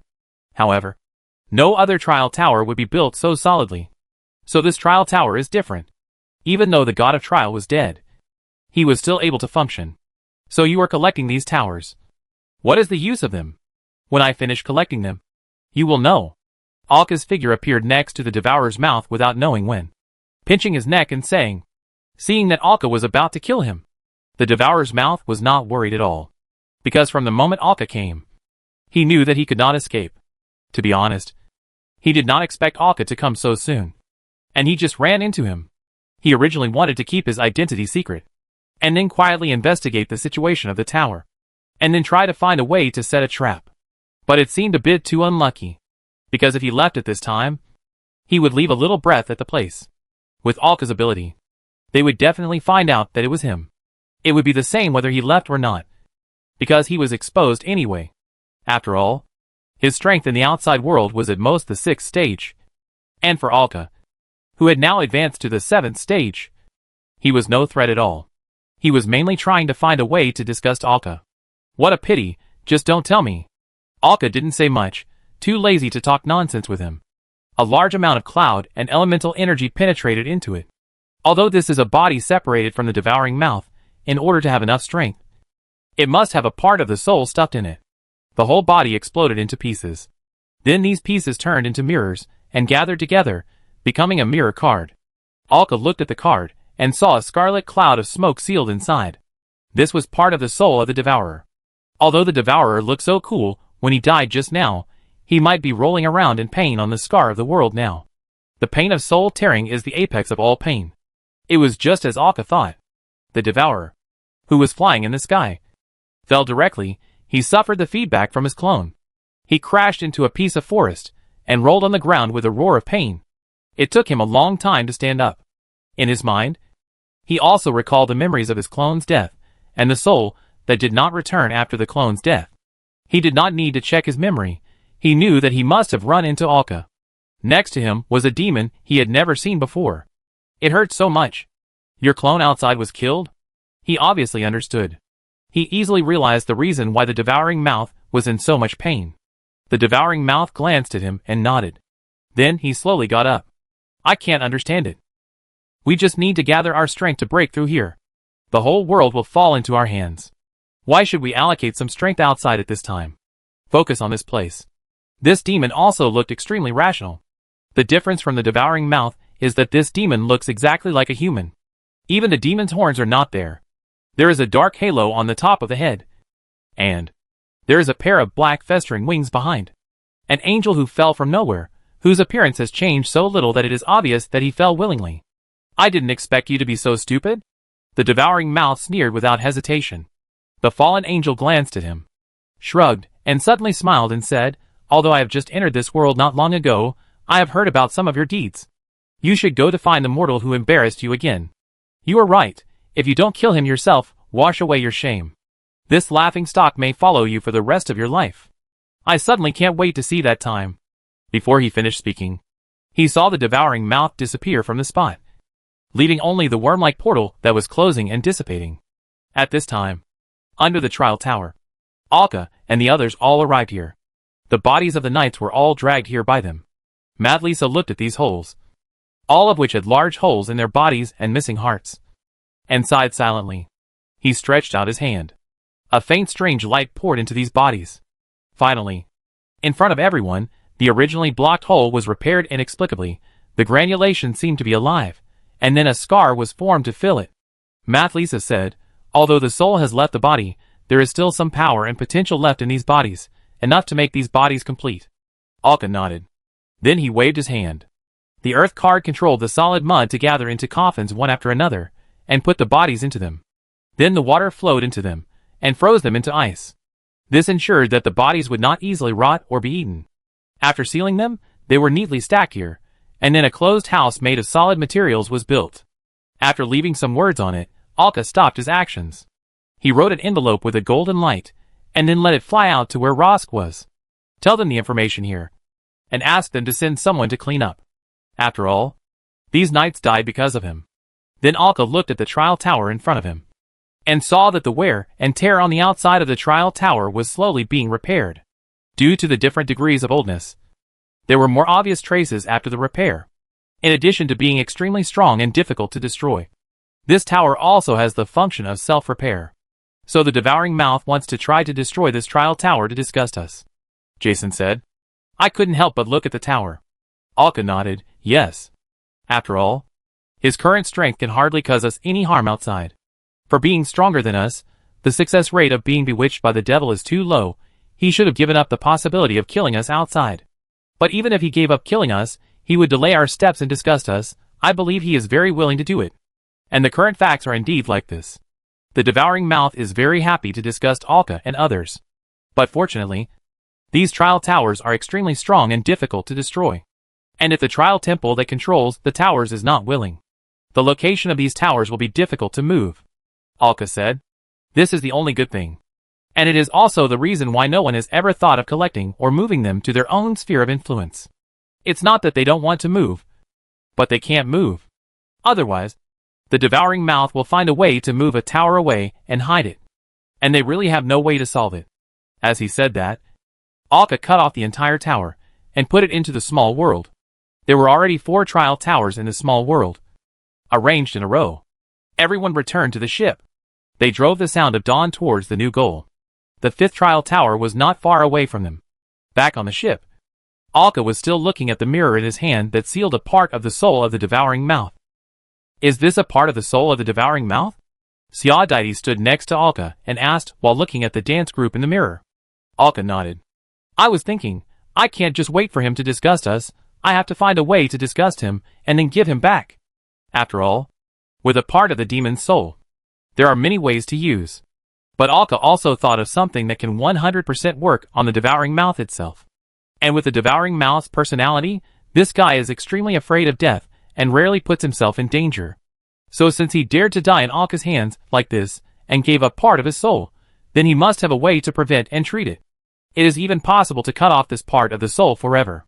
Although it will bring pain and damage some of his strength, it may be acceptable to him. However, it is not so easy to cut off the soul for Alka's research. So we can think of a way to disgust him as soon as possible. Lucilia jumped on Alka's shoulder, looking at the fragment of the demon's soul in Alka's hand. I have a way. We can release this soul directly and let it return to its body. While it has not been cut off yet, this soul will instantly return to its body and merge into his soul. Let me think about it. I got it. I'll start now. Lucilia seemed to have thought of something and said impatiently. Looking at this situation, Alka directly handed the mirror in his hand to Lucilia.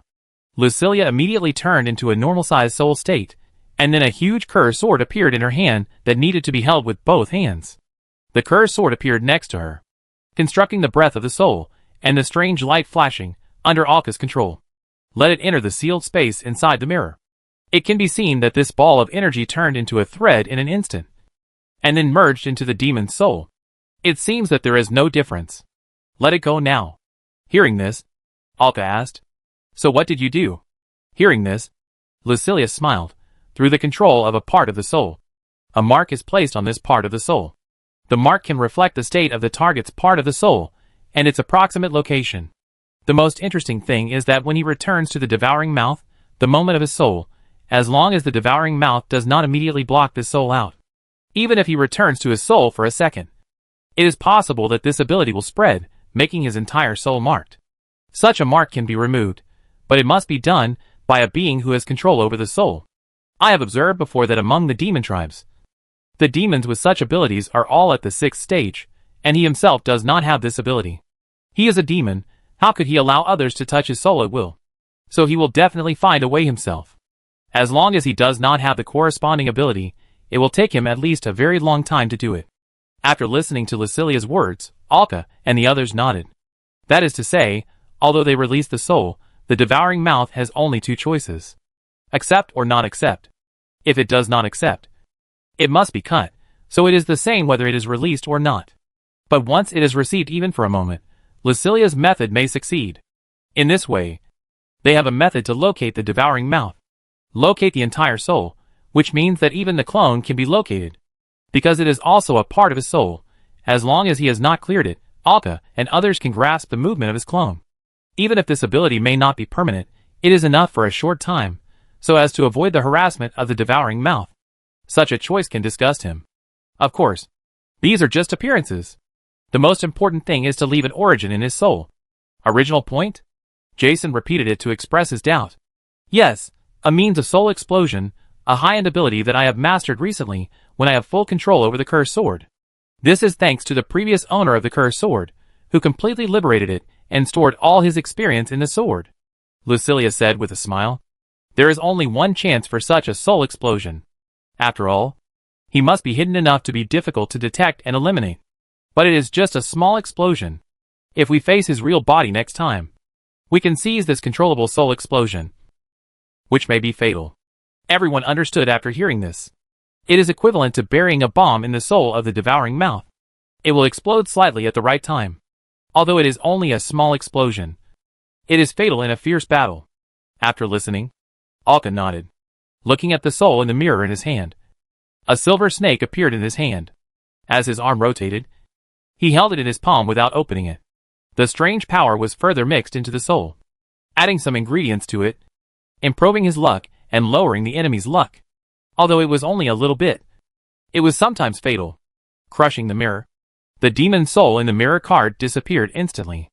At this time, the devouring mouth was still in the world scar, standing behind the demon group, watching those demons attacking the demon hunting fortress in front like a tide.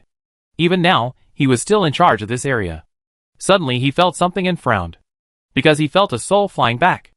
Another clone was destroyed? He couldn't help thinking. However, when the soul flew in, he immediately noticed something was wrong. The arm turned into a claw and pierced his chest, even touching the soul. In the intense pain, he grabbed a small mist-like fragment. This was the soul fragment that had just returned. For a moment, he thought that one of his clones had been destroyed again. The ability of his clone can carry a lot of his strength, and it is not restricted by his original body. Such a useful ability swallowing mouth, naturally. There are several scattered in the outside world. Some will be killed from time to time. This is a very normal thing. When he took out the soul fragment this time, his brows knitted together. His expression became extremely ugly. Because this soul fragment was not new, but the soul fragment of the clone that Alka had killed not long ago. It actually came back. Although he took it out for inspection the moment the soul fragment returned and merged into his soul, the method used on it still invaded his soul. He could feel that there were several more soul threads on his soul. These soul threads were very weak and not dangerous. Otherwise he would have noticed them in an instant. And it would have been impossible for the soul fragments to merge into his own soul. Although they were not dangerous, they could still feed back the fluctuations of his soul to the other party. The threads that did not belong to his soul were extremely disgusting when they were entangled in his soul. He did not have the ability to remove them for a while, which was the most disgusting thing. He was inexplicably tricked again. And he was disgusted by others again, just after he was disgusted. Damn it. Damn Alka. The devouring mouth gnashed his teeth. And he wished he could tear Alka into pieces. Although there were many demons around him who could control souls, he could not ask for help from them. So he could only take this loss by himself, and endure it silently in his heart. He flapped his wings in anger, and rushed directly to the front line, ready to vent his anger. After all, he was also a demon. Lucilia on the other side suddenly smiled. Haha. It actually worked. It actually merged into his own soul. Although it was only for a moment. It successfully attached a few threads to his overall soul. To be honest, I really want to see his expression now. It must be wonderful. Everyone around couldn't help but smile. The enemy was uncomfortable, so they were naturally happy. Chapter 520 Beyond the Sky. In the cabin of the Sound of Dawn, there stood a round sphere. The sphere was very round, like a gem. Below it was a triangular bracket that was much larger than the sphere, and the bracket was covered with dense spells.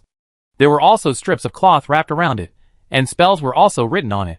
This was the forging hall of the cabin, and Alka stood in front of the sphere.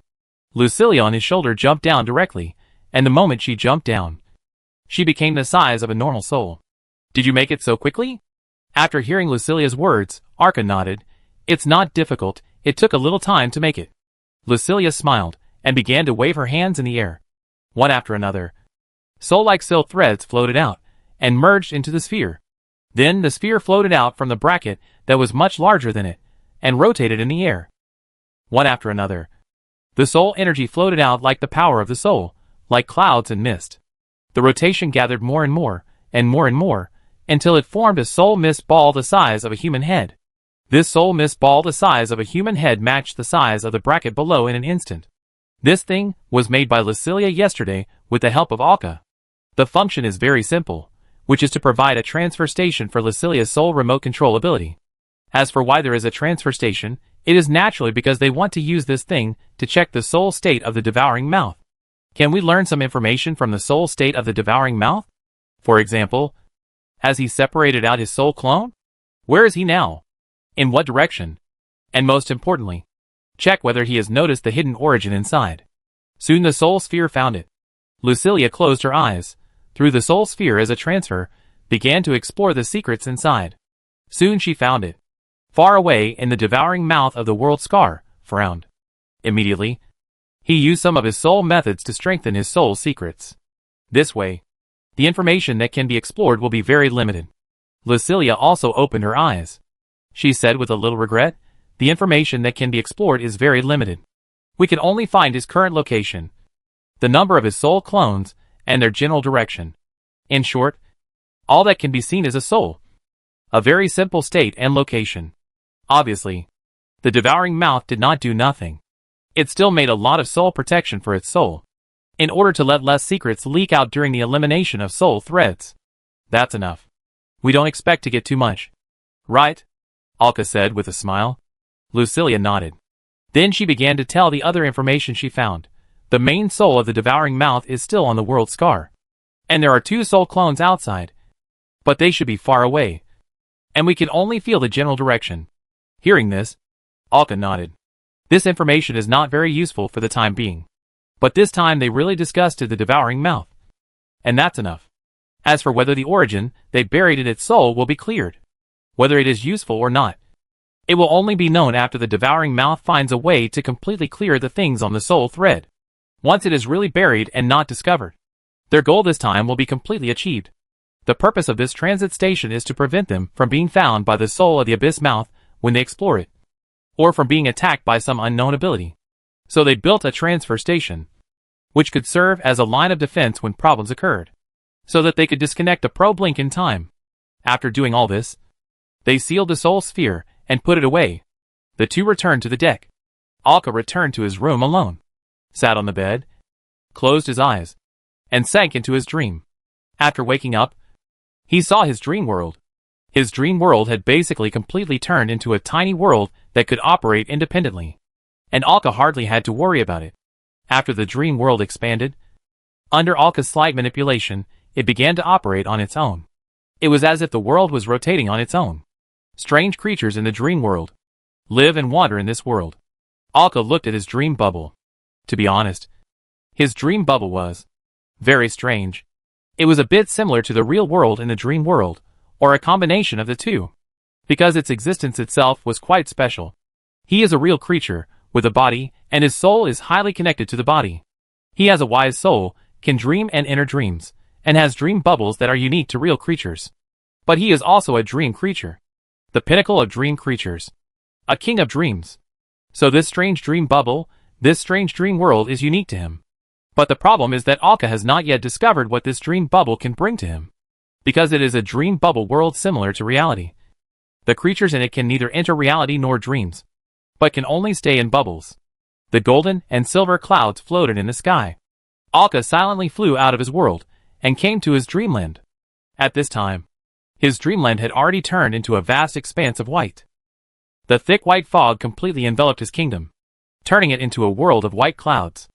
These white clouds are all buildings in the dream, symbols of full operation. This time, countless dream creatures were traveling through the white mist, exerting their characteristics. The reason why the huge dream kingdom was running at full capacity was naturally because of the scar of the real world, which was being madly invaded by the abyss. They were struggling with each other, which made the dream kingdom look like it was in an overloaded state. Alka floated in the white mist, and the flying crystal platform with his throne automatically flew over, and Alka sat on the throne. After doing it steadily, Alka closed his eyes. As Alka sat on the throne, the efficiency of the entire dream kingdom was raised to a higher level. After all, a dream king is the core of the kingdom. Sitting on the throne, Alka slowly improved his strength in the dream. A few years ago, Alka began to improve his strength in this way, and now his strength is approaching the 9th stage in the dream. The overall operation of the dream kingdom can also make his strength improve faster. Is Alka still in the dream world? Simon looked at Xia Dai and asked. This kind of question can only be asked to Xia Dai. Xia Dai nodded. Since the world scar began to suffer fierce attacks, Alka basically practiced in the dream kingdom when the ship was sailing. For no other reason, naturally because it was his kingdom, as long as he was in the kingdom, the efficiency of the dream stabilizing reality could be improved. This could also reduce the pressure on those who resisted the world scar from a distance. Simon nodded, a little regretful. He still had some ideas to share with Alka, but they could only talk while eating. A huge crystal dragon flew down from the clouds in the sky, and then fell vertically into the sea. A huge sea fish was caught and thrown on the deck. The puppet girls, who had been waiting for a long time, rushed forward and instantly became the sea fish and killed it. Then they cleaned up the dissection layer materials and formed a long line to carry the materials into the kitchen. These were fresh ingredients.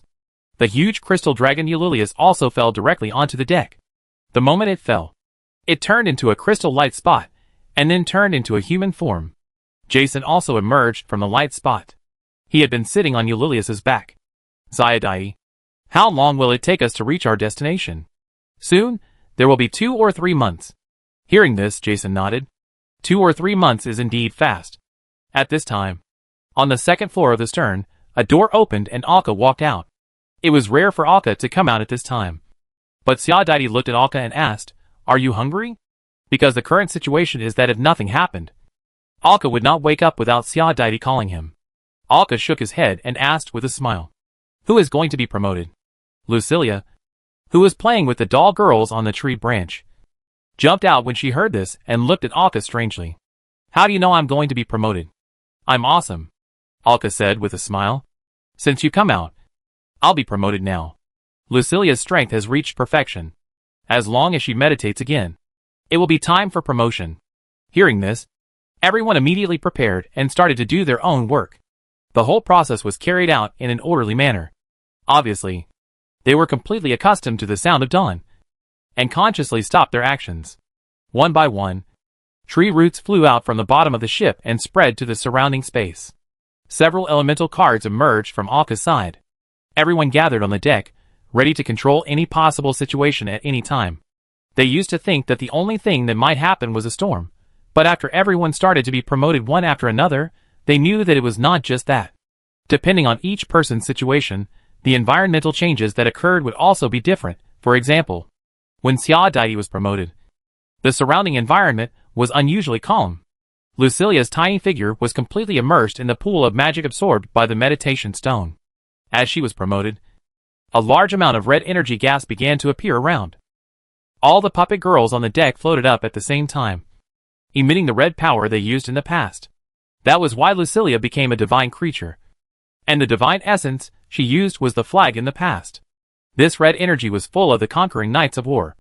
And then some kind of fighting sound, as if entering the battlefield, sounded around. The tsunami and whirlpool did not appear, but countless sea fish and countless marine creatures around rushed to the deck frantically. It was as if someone had blown the charge horn. These fish, which did not have much intelligence, had infinite fighting will, and began to attack mindlessly.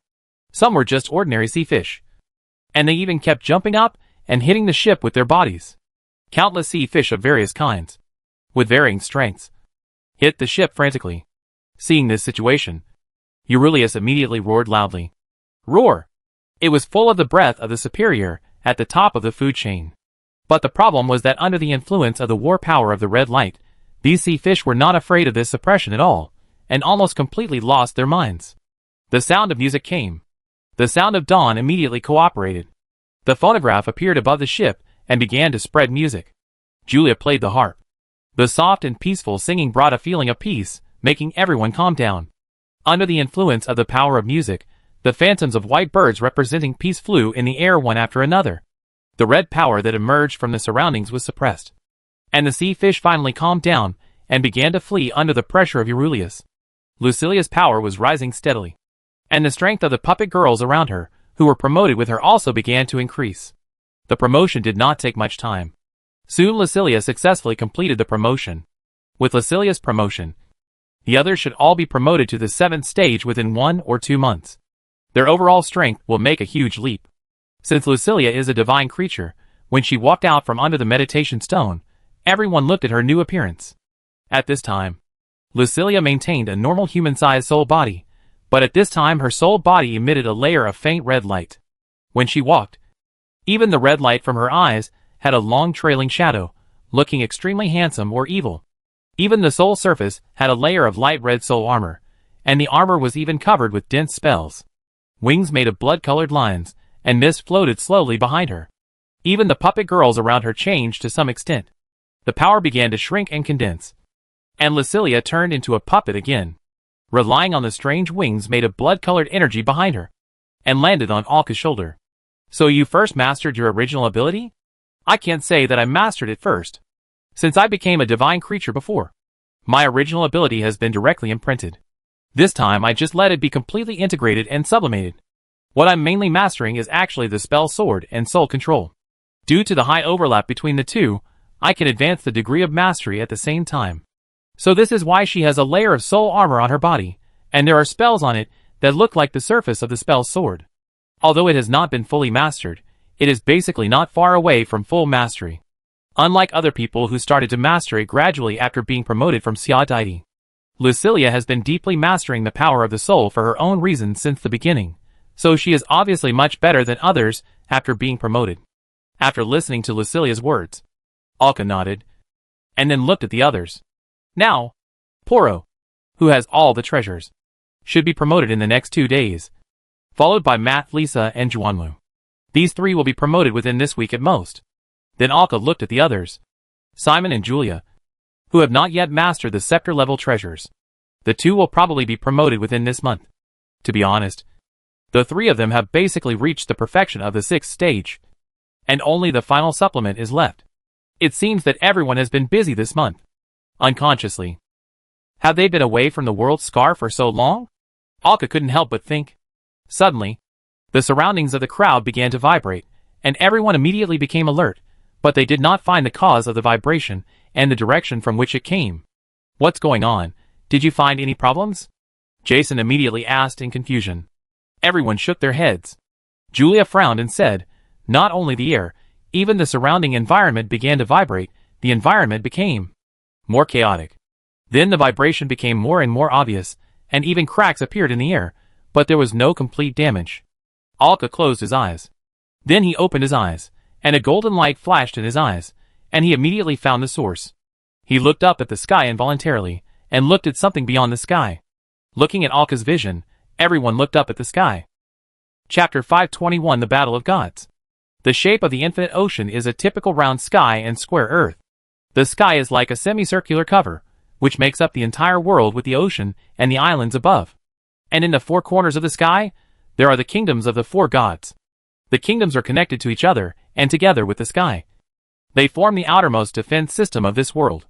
Although the system is still weak, it can at least resist the invasion of the world by those overly powerful beings. But it can only defend against powerful beings, while ordinary weak beings, those beings that the natives of the infinite seek and deal with, can enter this world unimpeded. The so-called powerful beings are the evil gods of the new world and other worlds, or various superior beings with malicious intentions towards other worlds. At this time, it can be seen that a new kingdom of gods has been added where the kingdoms of the 4 gods are connected. This is the new kingdom of the Flower Fairy. The reason why the 4 gods are willing to help her is because they have signed a contract with her. When she regained her divine power and ascended to the throne, she would become part of the world's defense mechanism with the 4 gods, while strengthening the defense. It would also reduce the pressure on other gods. But at this moment, the world's defense mechanism was challenged. A powerful figure appeared outside the barrier. They were all gods who had left this world. Ollie Lucy Ping. I didn't expect you to still guard this broken world. A moon appeared in the starry sky. This is the moon that does not belong to the infinite sea, or rather, the moon that should belong to the infinite sea. And the one she called Ollie Lucy Ping appeared in front of her. It was the Virgin Mary. The Virgin Mary looked at the moon in front of her, and the one in the middle of the moon, a tall and charming woman with blue and white hair. Angelica, this is not the place you should come back to. Leave. I don't want to be your enemy, even if you destroyed this world, betrayed the world. The moonlight gradually shrank, and the female figure was completely revealed. White hair with a light blue gradient. Delicate facial features dotted her face, with white jade-like skin. She wore a simple, but extremely luxurious moon robe, like a dress for a party. Listening to the words of the Virgin Mary, she chuckled and covered her mouth slightly with her hand. You are still so innocent. At this time, the flower fairy wearing luxurious clothes made of flowers appeared beside the Virgin Mary. Why are you talking so much to this bitch? Then he looked at the moon woman in front of him. Bitch, what are you doing here? Get out of here. If you don't want to die, if you take one more step forward, I will make you into a sun like your husband, hanging in the sky forever. Hearing the words of the flower fairy, Angelica's eyes widened slightly, and anger flashed across her. But she suppressed her anger and chuckled. So it's you, loser. What are you doing back to life? At this time, the Virgin Mary interrupted. Tell me, what are you doing here? Angelica looked at her and smiled. I heard recently that you want to revive your mother? This is not possible. What should we do if she is resurrected? So destroy the world, take what you created and leave here. You have done enough for her, why not give up early? This way, your strength may be further improved. Hearing this, not only the Virgin Mary, but also the flower fairy next to her looked dangerous. At this time, one figure after another appeared beside Angelica. All of them were former gods. A wise man like an old man appeared beside the Virgin Mary. A blue giant with bare upper body, holding an exaggerated trident, also appeared. This is the sea god. The fragrance of plants came from a life wearing a green robe, with flowers and plants on his head and thorns wrapped around his body, and also appeared. 5 gods of the boundless sea stood together. In front of them, there were defectors who had once abandoned the world and fled from this world. And their leader was not the moon goddess Angelica, who had just arrived first. Instead, it was a sturdy man with flames all over his body, scars all over his bare chest, and dressed like a warrior. He exuded a wild aura. The god of war. He faced the 5 gods in front of him with a powerful momentum. If you don't want to leave as a loser, get out of the way now. Let me give our creator the last blow. Hearing this, the Virgin's eyes were no longer gentle and calm as before, but a flash of anger. Mary Sophie, I forgive you for your betrayal. Now leave before I get angry. Otherwise, your undefeated reputation will be lost here just like your face. As soon as the words fell, the 2 sides were on the verge of a fight. Without any words, the battle began. The battle came suddenly but reasonably. The surrounding starry sky immediately showed exaggerated disturbances. This was a battlefield composed of more than a dozen gods. The shock waves of various forces in the battlefield spread wildly. As the battle began, exaggerated fluctuations and noises began to spread throughout the starry sky. Pairs of eyes looked over. At this time, a man who was quietly studying something not far away in the starry sky was affected by the fluctuations, and his research was interrupted instantly. Immediately, an irritated expression appeared on his face, and he turned his head to look in the direction where the fluctuations came from. Then his expression became surprised. Why did they suddenly start fighting? Is it so fierce? He turned into a meteor and flew over quickly. As he came to the edge of the battle, more and more beings separated and appeared at the edge of the battlefield. This is the star realm. All disputes between powerful people are not so easy. There will be countless powerful beings around, waiting for the time when one of the 2 sides will be defeated and extremely weak. Then these beings around, waiting for the time when one of them will be defeated and extremely weak. Then these beings around, waiting for the time when one of them will be defeated and extremely weak, will devour him without hesitation. The time when each being of this level dies is worth waiting for. As more and more people gather around, the battle slowly stopped. The impact of the battle between the 2 sides was too wide. attracting too many people's attention. They had to stop.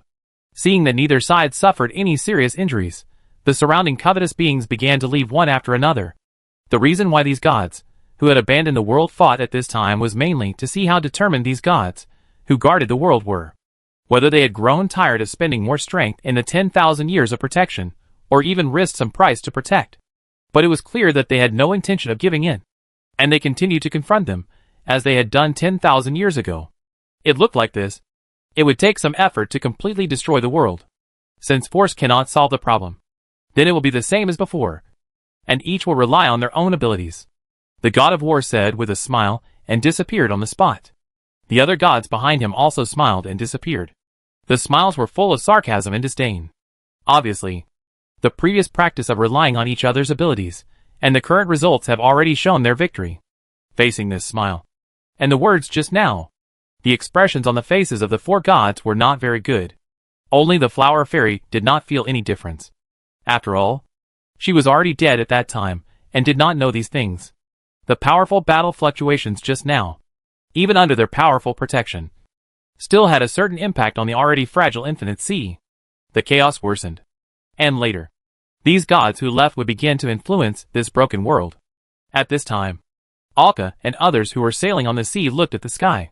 The fluctuations gradually subsided. Then Alka lowered his head slightly. "Did you see anything just now?" Xiaodaidi asked beside him. They were different from Alka. They did not have that kind of eyes, and did not know what happened outside just now. So they did not see it for a while, but it was obvious that Alka saw it from beginning to end, and must have seen something.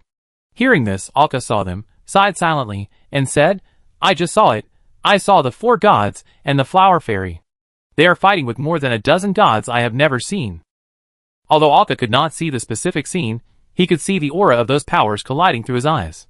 Based on the aura, he distinguished the four gods and the flower fairy, and could feel that they should be advancing and retreating together. The number of enemies against them was much greater than that of the four gods. Hearing this, Xiaodaidi and others widened their eyes. "You mean, the gods are fighting?" Alka nodded. That's probably what he meant. No wonder. After all, it was a battle between gods. And it was not unacceptable that the fluctuation of power made the surroundings chaotic. Alka saw that the surrounding environment was becoming more and more chaotic. And the already chaotic endless sea became even more chaotic. It's really adding insult to injury. I don't know what the scar of the world will become because of this reason. Hearing this, everyone's expression immediately became ugly. That's right. The world was originally fragile and chaotic. And the scar was more chaotic after such fluctuations. Really. Alas. They are getting closer and closer to their destination. As Lucilia advances to the 7th stage. During this period, other people have also been promoted one after another, which slightly slows down his speed, but it is necessary. Until today, as Simon slowly walked out of the meditation stone, the last crew member has advanced to the 7th stage. Now all of their strengths are at the 7th stage. They are a truly strong team. With their current strength, they can basically charge across the entire endless sea, and it is almost impossible for any threat to threaten their lives. Congratulations to everyone for advancing to the 7th stage. Let's have a grand banquet tonight, Alka said loudly with a smile. The puppet girls around him, and everyone else couldn't help but laugh and cheer. Then everyone started to prepare. With a quick effort, a large vine wooden table was prepared in an instant, woven with the sound of dawn and placed on the deck. The wooden table was filled with all kinds of food and drinks. Julia sat on a branch, playing music softly on the phonograph. Alcala held Xiaodaidi's hand, dancing under the tree, under the crystal. Lucilia also danced with them beside them. After the song ended, the three of them sat next to each other, laughing and talking about something. The deck was filled with a joyful atmosphere. Then it was time for the banquet. Everyone sat at different places on the long table, and began to eat the food on the table. The strong aroma spread on the deck and in the surrounding sea. Alcala drank a glass of wine, and rested on the back of the chair. I ate too much. Suddenly, everything went dark. Alka entered a world of pure black. Again? He was very familiar with the scene. This was a revelation from the Virgin Mary. It must be said that, based on this experience, the Virgin Mary has become more and more proficient in this revelation. I always feel like I have become the subject of an experiment, Alka thought silently. The picture of revelation appeared in front of him, like a cloud of mist. After looking at the pattern on the picture, Alka widened his eyes and frowned.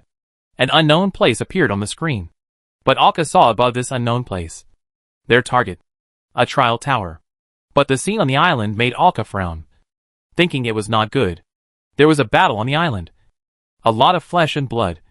Monsters with various strange limbs, and even mixed with metal, were slaughtering the lives on the island. Some strong men were resisting. The knights with the emblem of the Holy Machine Church were resisting. Then the scene changed again. This was another island. Based on the appearance of the island, it could be known that this should be a landmark island. But the appearance of this landmark island at this time made Alka feel disgusted. The surface of the island was covered with dense flesh, like a monster made of blood vessels and fascia adhesions. A number of ships could be seen firing around, bombarding the island like monster. The monster stretched out one thick and long tentacles after another, and waved them around. This huge monster that merged with the island also had many normal human-sized monsters on it, just like what Alka had just seen on the trial island. It is also possible that he passed through here. Then the picture disappeared. Alka's thoughts left the dark space and appeared outside. He still held the wine glass in his hand, but his expression became solemn. Looking at his companions around him, he immediately adjusted his expression. Blended in. After the banquet was over and the surroundings were cleaned up, Alka quietly ordered the dawn sound to speed up. The next morning, when everyone woke up from their hangovers, Alka was already waiting for them in the conference room. As the bell rang, everyone entered the conference room one after another.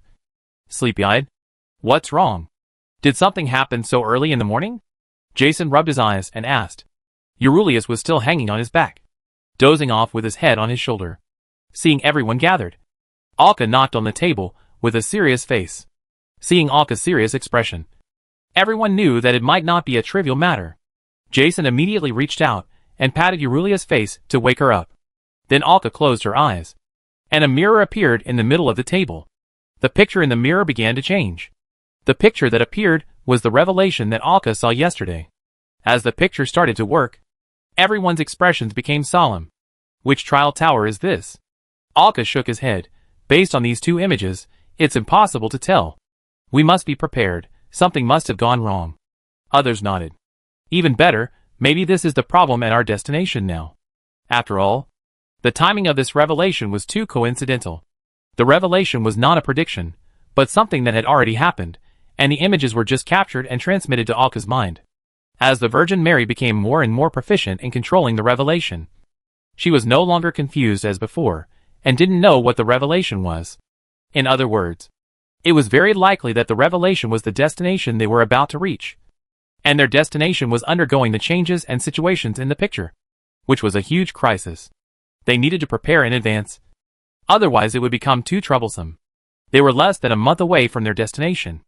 A lot of things could be analyzed from the picture, and everyone began to communicate with each other, including the buildings on the island covered by flesh and blood that were not completely covered and exposed, and the many ships attacking around. It can be seen that the Holy Machine Church is organizing an attack. After the exchange, Alka looked at Simon.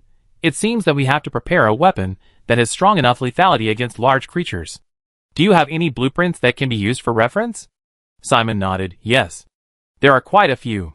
The meeting was then disbanded. Alka did not enter the dream, but entered the laboratory in this small world with Simon. When the night came again, the sky changed in a way that had never happened before. This forced Alka and Simon to come out of the laboratory and stare at the changes in the sky. When the curtain was closed, the Milky Way appeared in the sky, just like before. But there were two moons in the sky. One was the bright white moon. The other moonlight was white with a hint of blue, a moon I had never seen before. Light blue, I must have seen it somewhere. Siaiditi frowned and thought. I remember, it's the moon of the Golden Age. Lucilia seemed to have thought of something and immediately said loudly.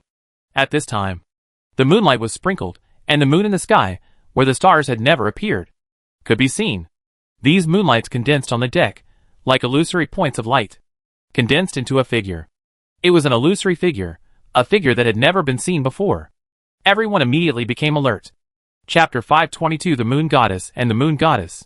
Looking at this illusory figure gradually condensed by the moonlight, everyone could not help but be alert. The treasure floated around, ready to go at any time. Everyone gradually adjusted their positions, surrounding the condensing light figure. The moonlight gathered. This is a female figure, under the condensation of the moonlight, gradually becoming solid from illusory. Alka blinked and looked over. This is an illusory figure condensed by pure moonlight, not a physical entity, and not even much power. It was like an illusion created by dreams, or the power of a mirror. Everyone looked at the female figure that was gathering. Her white hair with a gradient of blue was coiled on top of her head. Her delicate facial features were like a perfect work carefully crafted by the top sculptors. Her eyes were slightly white, revealing a light blue hue, like the stars flowing in the sky, firmly attracting attention. She was tall, and Alka estimated that her height was about 2 meters. Her whole body looked unusually tall and elegant, and she stood there like a perfect work of art from the mythical era. She wore a simple and exquisite robe, embroidered with light blue lace and moon patterns, which revealed a luxurious temperament. There was a charming atmosphere in her temperament. Then the phantom turned her head and looked at the people around her, revealing a proud temperament. Then she looked at Xia Deity, who was frowning and staring at her. Slightly raised his hand, lightly hooked it. Faint moonlight appeared on Xia Deity's body. Xia Deity immediately suppressed the light, retracted it, and then took a few steps back. From the fact that she was formed by the moonlight, the crowd knew that she might be coming for Xia Deity. Mortals, become my believers. The arrogant temperament and voice were conveyed. It was like a god looking down from high in the sky, looking at them like ants. Just listening to this tone made people extremely uncomfortable. I believe in the Virgin Mary. Xia Deity crossed her hands, and a faint holy light emerged from the surface of her body. They didn't know who the god in front of them was, but they were still unwilling to offend him rashly. Seeing this, the lady in front of them chuckled with disdain. Since you don't believe in me, you are not worthy of using the power of the moon, the lady in front of them said with arrogance and disdain, and stretched out her hand to grab. A large amount of moonlight poured out from Xia Deity's body and floated into the sky. As soon as the lady used her power, Alka immediately felt the familiarity of this power. When he looked up at the sky before, he saw this power in the aura that was hostile to the 4 gods. In addition, the moonlight she used for her incarnation was the blue moon that existed in the Golden Age. Then her identity was self-evident. That is, one of the so-called gods who betrayed the world. Alka acted without hesitation. The power of dreams flipped through the surface of the mirror, and immediately brought Xia Deity into the world in the mirror, disappearing in front of everyone. Looking at Alka, who interrupted her, the lady turned her head and looked at him. How dare you disturb me, Aunt? The arrogance in her tone was fully revealed. Another believer of that naive woman. You are really born to be nosy. It is obvious that this god knows the Virgin Mary, and they have a bad relationship. You know, Alka's strength in the Golden Age was considered a relatively powerful demigod. It's just that Alka and his people are not considered divine creatures now, and they have not yet ascended to the gods. But it has nothing to do with mortals and ants. I recognize your power. You should be the moon goddess who betrayed the world in the Golden Age. Right? Blue Moonlight Angelica. Hearing Alka's name, she just chuckled. Then she raised her hand slightly, and a dagger with moonlight appeared in her hand. She threw it directly in front of Alka. Since you know, then die to apologize. Not only Alka, others couldn't help but look at this moon goddess, and always felt that this goddess was mentally ill. Alka was too lazy to communicate with her. This goddess phantom obviously didn't come here to do anything good. And with such a bad attitude, there was no possibility of communication. Thinking of this, Alka stretched out his hand and flipped it. A mirror appeared around the goddess. The power of the elements gathered, and after dragging it into the mirror, he used the power of dreams to reverse and drag the goddess phantom into the dream world, and broke it into pieces. Even the remaining trace of the moon's divine power was not spared, and thrown into the furnace tower. The goddess only had time to leave a slightly surprised expression, and without even saying a word, she disappeared on the spot. Are all the gods in the past like this? Jason couldn't help but say, as he looked at the phantom of the moon goddess, who was strangled and disappeared. Just standing there and talking made people feel uncomfortable. Lucilia was flipping through a huge book, looking at the instructions on it, and nodded. It should be like this. Ordinary people at that time lived a very miserable life. Although it is called the Golden Age, it does not mean much to most ordinary lives. After all, these gods are able to blow up the world for their own benefit. And to be honest, mortals at that time had almost no means to improve their strength except becoming believers of gods and praying for God's blessings. Judging from the standards of mortals, perhaps mortals at that time did not live as well as they do now. The so-called Golden Age may be for the whole world, At this time, Xiaodaidi also walked out of the mirror world. But at this time, she frowned and looked at her hands. What's wrong? Alka walked over and looked at her and asked. Hearing this, Xiaodaidi stared at him, and a trace of discomfort could be heard in his voice. I, at that moment just now, almost lost control of my own power. The control of the moonlight by that being just now suppressed me too much. She is a goddess of the golden age, and the goddess of the moon. Even if she has abandoned the world, her power is not necessarily weak. So don't be discouraged. Alka could only comfort him in this way. Swoosh! A wave of moonlight gathered and attacked from the sky, with a faint blue tint in the moonlight. From this, it can be seen that it was the revenge cast down after the goddess phantom was annihilated just now. Looking at this round of moonlight beam, Xiaodaidi directly stretched out his hands, and then swung them violently. This moonlight beam was instantly like being hit by something, flying to the side and falling into the sea. But at this time, the moonlight in the sky became stronger and stronger.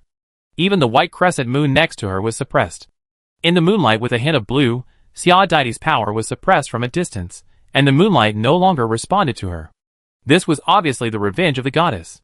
Xiaodaidi looked at this situation, and stretched out her hand, and the faint moonlight floated out. But at this time her hand began to tremble, and a scar appeared on her palm, as if a red-hot iron had branded her hand. The pain in an instant made Xiaodaidi, who was unprepared, scream out. Alka immediately checked, but he saw nothing around except the moonlight that filled the world. Madlisa immediately treated her scar, and it disappeared after a while. I can't use the power of the moon. At this time, the moonlight gathered again. The goddess appeared on their ship again. This is just a small punishment. As expected, it is better to destroy this world before Alka and the others could destroy it. A figure gathered by white moonlight appeared next to it. The figure gathered by the pure white moonlight is more illusory than Angelica's figure, as if the power has not been transmitted. But even if it is a somewhat illusory figure, it is still clear to see. It is also the image of a goddess. The facial features are delicate and full, but the expression on the face is softer and more peaceful, giving people the feeling that she is a quiet girl reading under the moonlight. It is in sharp contrast with the goddess next to her, who looks like a proud lady. Her long hair was draped around her waist. Her hair color was not much different from Xiaodaidi's. Both were silver hair with a soft glow.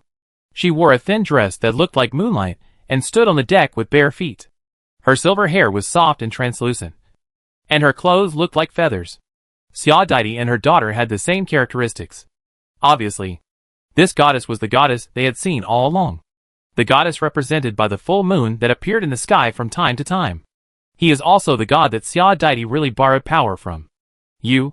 Angelica standing next to her frowned as she looked at her figure and seemed to want to say something.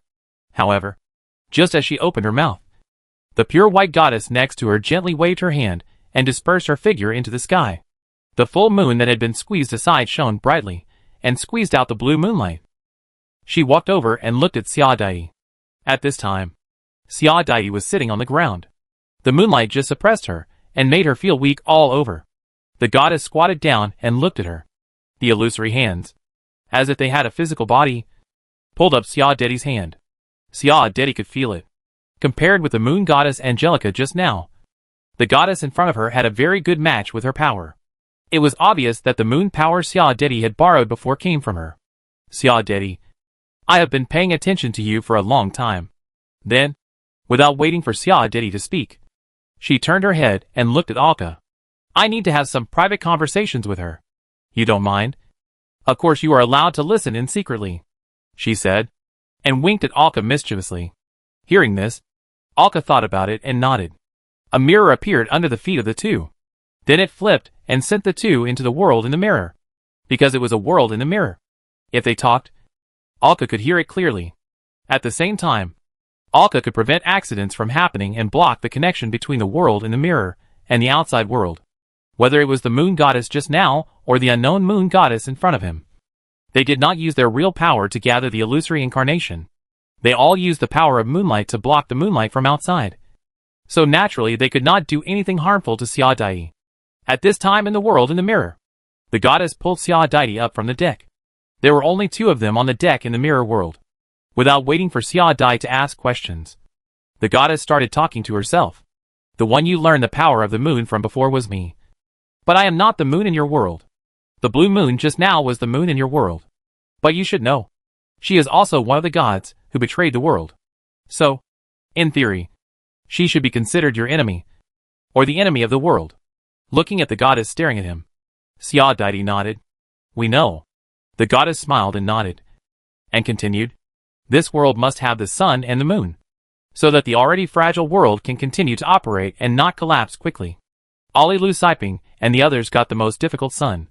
But there was no moon. She found me when she had no other choice. I have some friendship with her, and my power is not bad. That's why I project my image and power into this world from time to time, to stabilize the operation of this world. Hearing this, Xia Deity nodded in sudden realization. So that's how it is. No wonder. The moon is not always there at night, but it appears almost every 2 or 3 days. But now the moon that betrayed and fled is back. Some time ago, your 4 gods had a conflict with these betrayers. After that, these rebellious gods may begin to have an impact on this world. And the moon that appeared is one of them. Hearing this, Xia Deity frowned. She knew about the previous conflict, because of Alka. But she didn't know that these rebellious gods would return to this world. And it was obvious that they didn't want to do anything good. According to the historical records they had seen, they might want to completely destroy this world.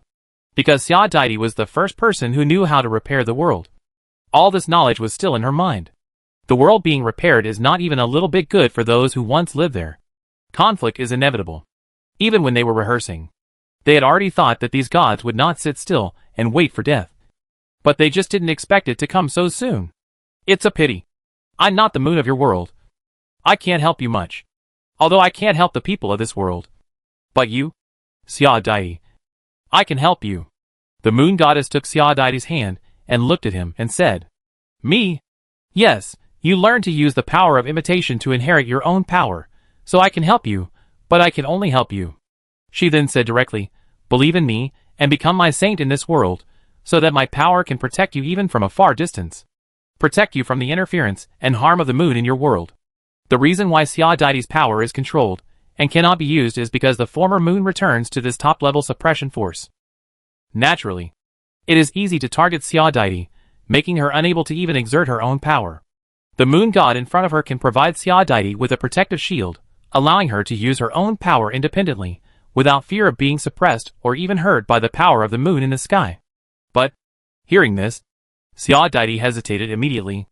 After all, she is the saint of the Virgin Mary, and her faith in the Virgin Mary is still very firm, not to mention that the Virgin Mary is so good. Don't worry about Ali Lu Siping, she owes me a big favor, and I'm not taking you away. I just want to help you. You and the moon are so compatible, I've been watching you. I'll be very sad if I see you get hurt, and can't even use the power of the moon. The moon goddess smiled, and said to Xia Deity. Then the voice of the Virgin Mary sounded in Xia Deity's mind. Tell her not to worry and believe in the goddess in front of her. Then the goddess in front of him continued, You are very talented, you may be able to become the new moon of this world, become the new moon. In this way, Ali Lu Siping will be very willing, and I can relax for a while, I will help you. Hearing this, Xia Deity looked at her, then nodded. The goddess in front of him smiled slightly. Without waiting for her to say anything, the mirror flipped and sent the two back to the normal world, and appeared in front of everyone again. Then the illusory goddess figure smiled, and touched Xia Deity's head. After touching the hair that was already glowing and soft to the same color as hers, she gently kissed Xia Deity on the forehead. Why do these goddesses like to kiss foreheads to bless? Alka couldn't help but think. The flower fairy is like this. The Virgin Mary is like this. And this unknown, the moon goddess of other worlds, is also like this. Is this a unified method? I can't figure it out. The blessing given by the Virgin Mary did not dissipate, and the moon mark left by the pale moon on Xia Deity's face became white and slightly bright. Obviously, the blessing of the goddess was imprinted on her. Then the goddess figure disappeared. The white moon in the sky also disappeared into the sky. Only the blue moon that once belonged to this world was left. Xia Deity looked at her hands, then stretched out her hands to pinch her face. The white moonlight emerged from her hands again this time. Nothing could affect her control of her own power. Just as the moon goddess just said. Angelica, from now on, it will not affect her. She looked up at Alka. Alka smiled and stared at her. However, the moon goddess also brought bad news. That is, the gods who once betrayed have returned. Although they cannot directly invade this world, they can use their power to interfere with this world. Because their power itself comes from this world.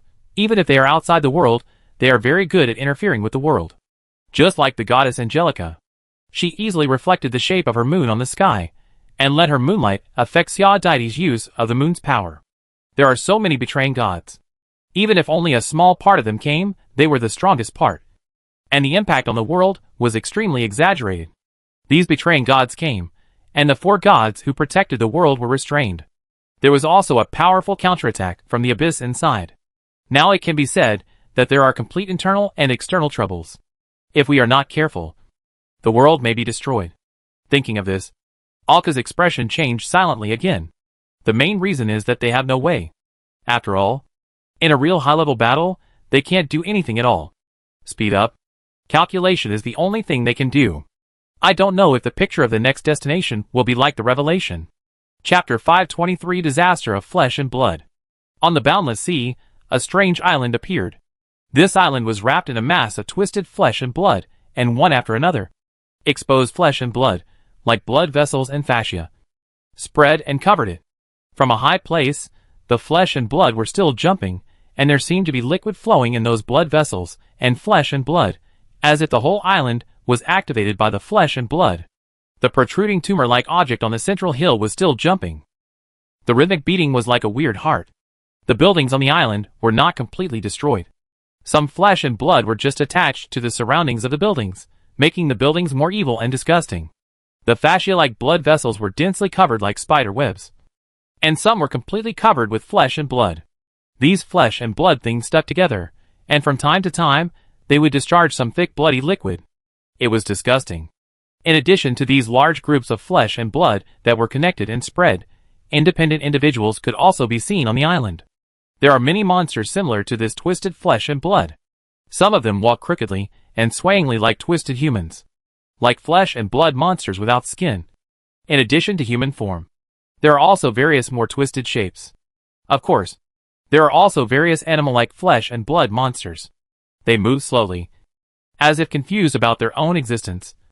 Moving slowly and slowly. Swoosh! A sharp sound of breaking through the air made a twisted monster, with a pair of huge flesh and blood ears, look up at the sky. Then, he saw a black shadow drawing an arc, and smashing straight at him. The slow-moving figure made it almost impossible for him to dodge, and the black shadow smashed straight down. Bang! With a huge explosion and strong flames. The monster was immediately smashed into a ball of flesh and blood, and the splattered meat spread around.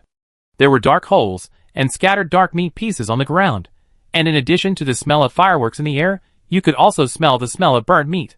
Even though many of these flesh and blood were blown into pieces by the explosion, they were connected by some fascia and blood vessels. These flesh and blood began to wriggle. Like worms. They slowly gathered towards the center. Since some of the flesh and blood had been completely burned, the mass of flesh and blood that was formed by the destruction could no longer restore the distorted human figure before. Instead, it turned into a mass of flesh that wriggled like a worm, leaving a mucus liquid on the ground that looked like a mixture of pus and blood. But not all pieces of meat have such an effect. After most of the flesh monsters were destroyed, they just fell to the ground and turned into piles of meat. If they happened to fall on the flesh, they would be directly absorbed. The whole process made people extremely difficult to adapt to and nauseous. The whistling sound of the shells passed through the air, and from time to time they flew through the sky, and then randomly hit everywhere. Some hit the flesh tumor, making a big hole, and some flesh was blown out from inside. But for a flesh monster as big as an island, these small holes are just like tickling him, and have no effect at all. Not to mention the extremely strong recovery ability of this flesh. These big holes have just appeared, and countless flesh and blood have spread where they were blown open. The meat silk binding will repair it, and it will even become more evil. The pieces of flesh that were blown out will also gather on the outside to form a new monster. The monster is wandering around. There are also countless sailing ships in the surrounding sea area attacking the island. The shells kept bombarding the flesh, but they always came back in vain. All wounds could heal themselves in a short time, and the flesh could also condense into smaller monsters, which was like an arsenal that kept producing monsters. This flesh island seemed to be an invincible existence. In addition to the shells in the sky, there were also some strange energy attacks. But the damage caused by these attacks was the same as that of the shells. and it was difficult to cause any damage to this flesh island with extremely strong vitality and strong recovery ability. Seen from the sky, the island was like a huge rising life form, creeping slowly. Finally, the attack from afar stopped, and the surroundings became quiet. Around the rising sun island, ships were still circling the island, sailing slowly. The shells just now were fired from these ships. There were dozens of ships surrounding the island. There were some modified armed merchant ships, and many strange ships, which should come from some team sailing in the endless sea. Most of them are steel warships from the Holy Machine Church. The black muzzles on the hulls are the devices for firing shells. These steel ships are also printed with the Holy Machine Church logo and are deployed around the island like fortresses. A huge steel warship, which is hundreds of meters long. From the magnificent ship structure, it can be known that this should be the flagship built around. He is not close enough to the island, but outside a certain range, because his artillery attack range is extremely long, even in this place. It can accurately hit the island. In addition, he was the flagship and needed to be in charge of the command. So he stayed in a relatively safe place. At this time, on the deck of the steel ship, there stood an old man in a military coat. Although he was an old man, he looked energetic. He had a big back hair with black and white interweaving, and a black beard. He had a pipe in his mouth. Smoke kept coming out of his mouth. He stared at the island in the distance with his eyes, that did not look like those of an old man. With strong emotions. Bishop, we failed. We have already conducted 10 rounds of bombardment, but we still have not stopped the slow movement of this island. According to calculations, it is even accelerating, and the speed of movement will become faster and faster in the future. Hearing the report from behind, the old man nodded. His eyes looking at the flesh and blood island in the distance also became melancholy. Had the people from the secret spell council arrived? Hearing the words of the old man, the people behind him nodded. We have seen the traces of their ships, and they should arrive in a short while. Hearing this, the old man nodded. Then the scholar of the Holy Machine Church behind him thought for a moment and said, our reconnaissance ship also sent a report, saying that the Compass Eye treasure hunting team has also arrived. Hearing this, the old man couldn't help but sigh heavily. He picked up the pipe in his hand and took a deep puff. The white smoke he exhaled even covered his face. Alas, it's really embarrassing. The old man shook his head helplessly. Then he turned around. At this time, not far from the team, Alka and his team's Dawn Sound were driving towards here quickly. From a distance, they had already seen the full picture of the flesh and blood island. How disgusting. You? Lucilia, who was sitting on Alka's shoulder, saw this scene and couldn't help but feel nauseous and wretched. What she hated most was this kind of scene made of twisted flesh and blood. It made her feel uncomfortable. She wanted to fly over and burn this flesh-like island with fire. Although they had seen this scene in the picture of Alka night before, but when they actually came to the scene, the visual experience was much more real than the picture in the mirror. Of course, the same thing is also too disgusting. And the most important thing is that the picture they saw in the mirror was calculated according to the time. It was already 1 or 2 months ago. Although the change is not big, it should be much more swollen than before. A good landmark island has become like this. How big is the loss? Looking at the situation of the island, Wanlu couldn't help but say. They knew that this piece of flesh and blood island was originally a landmark island. Although it is not as important as the landmark islands like the Twin Islands, nor as important as the God Ascending Peak. But it is at least much more important than the border landmark islands like the Southern Cross Island. As a result, it was destroyed and occupied by flesh and blood monsters. The loss can be imagined. Not to mention that it is still the period of demon invasion. I just don't know how such a distortion of flesh and blood was caused. It's hard not to think of the devil, Jason said beside him. This is indeed true. At this time, a landmark island was condensed by such an explosion of flesh and blood, and twisted into such a powerful monster. Anyone would inexplicably think that it was the evil deeds of the devil. Not to mention that there was a clone of the devouring mouth wandering outside, and it happened to be where the trial tower was. If they hadn't already known that the devouring mouth was far away, and was not here yet, they would really think that the cause of this place had a role in the devouring mouth. It is a stereotype. Whenever they encounter something wrong, they want to put the blame on the devourer. As they slowly approached the island, an ironclad ship came over and led them over. Soon their ship slowly stopped and stopped in the center of the fleet. The flagship of the fleet should be in front. A huge steel ship, It is 2 or 3 times the size of the Dawn Sound. The most important thing is that this steel ship is surrounded by various weapons, like an armed fortress sailing on the sea. Then the ship slowly approached, and everyone boarded the steel flagship. An old man with a gray beard walked over. Although he looked like an old man, his walking posture was very powerful and very stylish. He was tall and strong. If he didn't look like an old man, it would be hard to call him an old man. Master Alka? I have heard of your great reputation for a long time. I am the bishop of the Holy Machine Church here. Saflev. Alka also nodded and shook hands with the old man. Nice to meet you. Then, he couldn't help but point to the island of flesh and blood. If you don't mind, can you ask what's going on? Although he had expected it, Alka had no idea what the specific reason was. It looked like something major had happened. Otherwise, there wouldn't be such a big problem in another church of the Holy Machine Church. Hearing this, Bishop Saflev couldn't help but sigh and nodded. Alas, it's all our fault for negligence. Just as he was about to give Alka a brief account of the process, a scholar wearing the robes of the Holy Machine Church came over. Bishop, the team from the Secret Spell Council has arrived. Hearing this, Bishop Saflev thought for a moment, nodded, and then looked at Alka and the others and said, Another team has arrived. They may be able to help us get rid of the flesh and blood on the island. They are the helpers I invited. So if you don't mind, let's go together. They also need to know the situation here. Hearing this, Alka nodded. Of course, it's no problem. Then Alka and the others followed the bishop and his party to the other side. There was a strange ship parked on the other side of the ship. The size of this ship is only about 30 meters. But the strange thing is that the bottom of the ship is high. It seems to have a deep draft, and the cabin is very large. It is also like a half moon. The structure of the ship is very strange, and the fact that it has not sunk into the water proves that it must be made of some strange power. It is surrounded by magical elements and various spells. Even the sails are engraved with spells, and the materials used for the whole ship seem to be relatively expensive. Otherwise, if such a ship is constructed with ordinary ships, how can it sail in the boundless sea? It is easy to capsize in normal sea areas. Then, on the steel deck in front of them, a teleportation array appeared from the air. As the teleportation array twisted, a group of people wearing light blue robes, with dense and incomprehensible spells painted on them. Do they need to teleport at such a short distance? The leader took off his hood, revealing an old man with the same gray beard. The old man's beard reached all the way to his waist, and it looked very well groomed. He exuded the temperament of an old scholar. He walked over and looked at Savlov. Then he looked at the flesh and blood island in the distance. You old man, it seems that you have made a big mistake. It doesn't look like something that can be solved easily.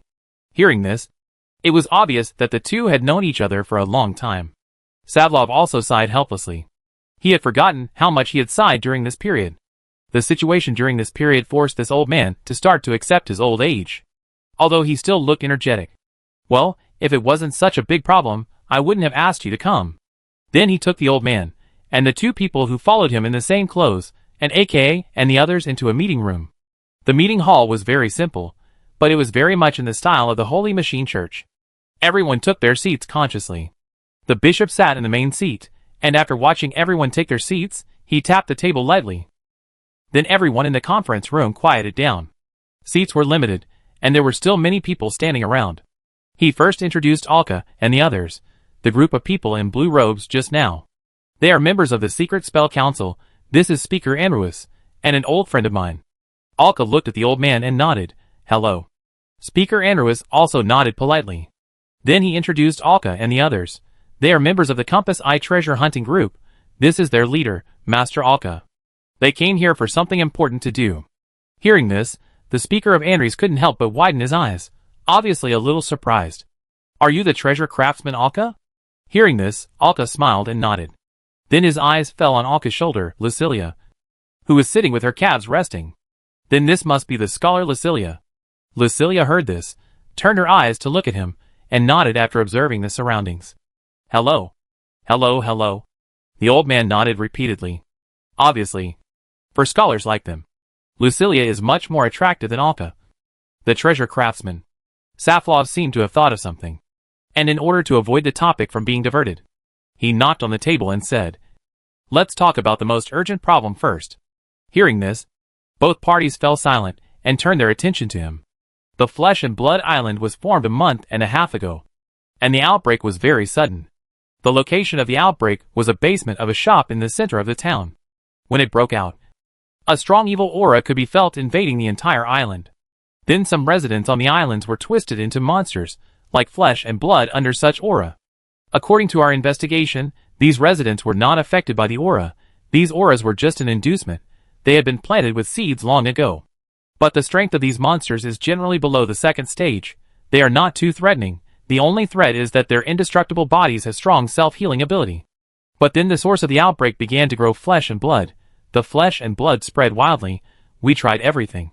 Whether it was fire or holy light, even the power of thunder and lightning, it was difficult to destroy these flesh and blood. At this point, the bishop sighed. Then the places where the flesh and blood spread began to explode everywhere. Soon the flesh and blood from these places were connected, and they became more difficult to deal with. Everything happened too quickly, within less than half an hour, so we had no time to put up an effective resistance. Many former island residents also turned into flesh and blood monsters in this outbreak, and the whole island was in chaos for a while. Some corpses were also mixed, and turned into more powerful flesh and blood monsters.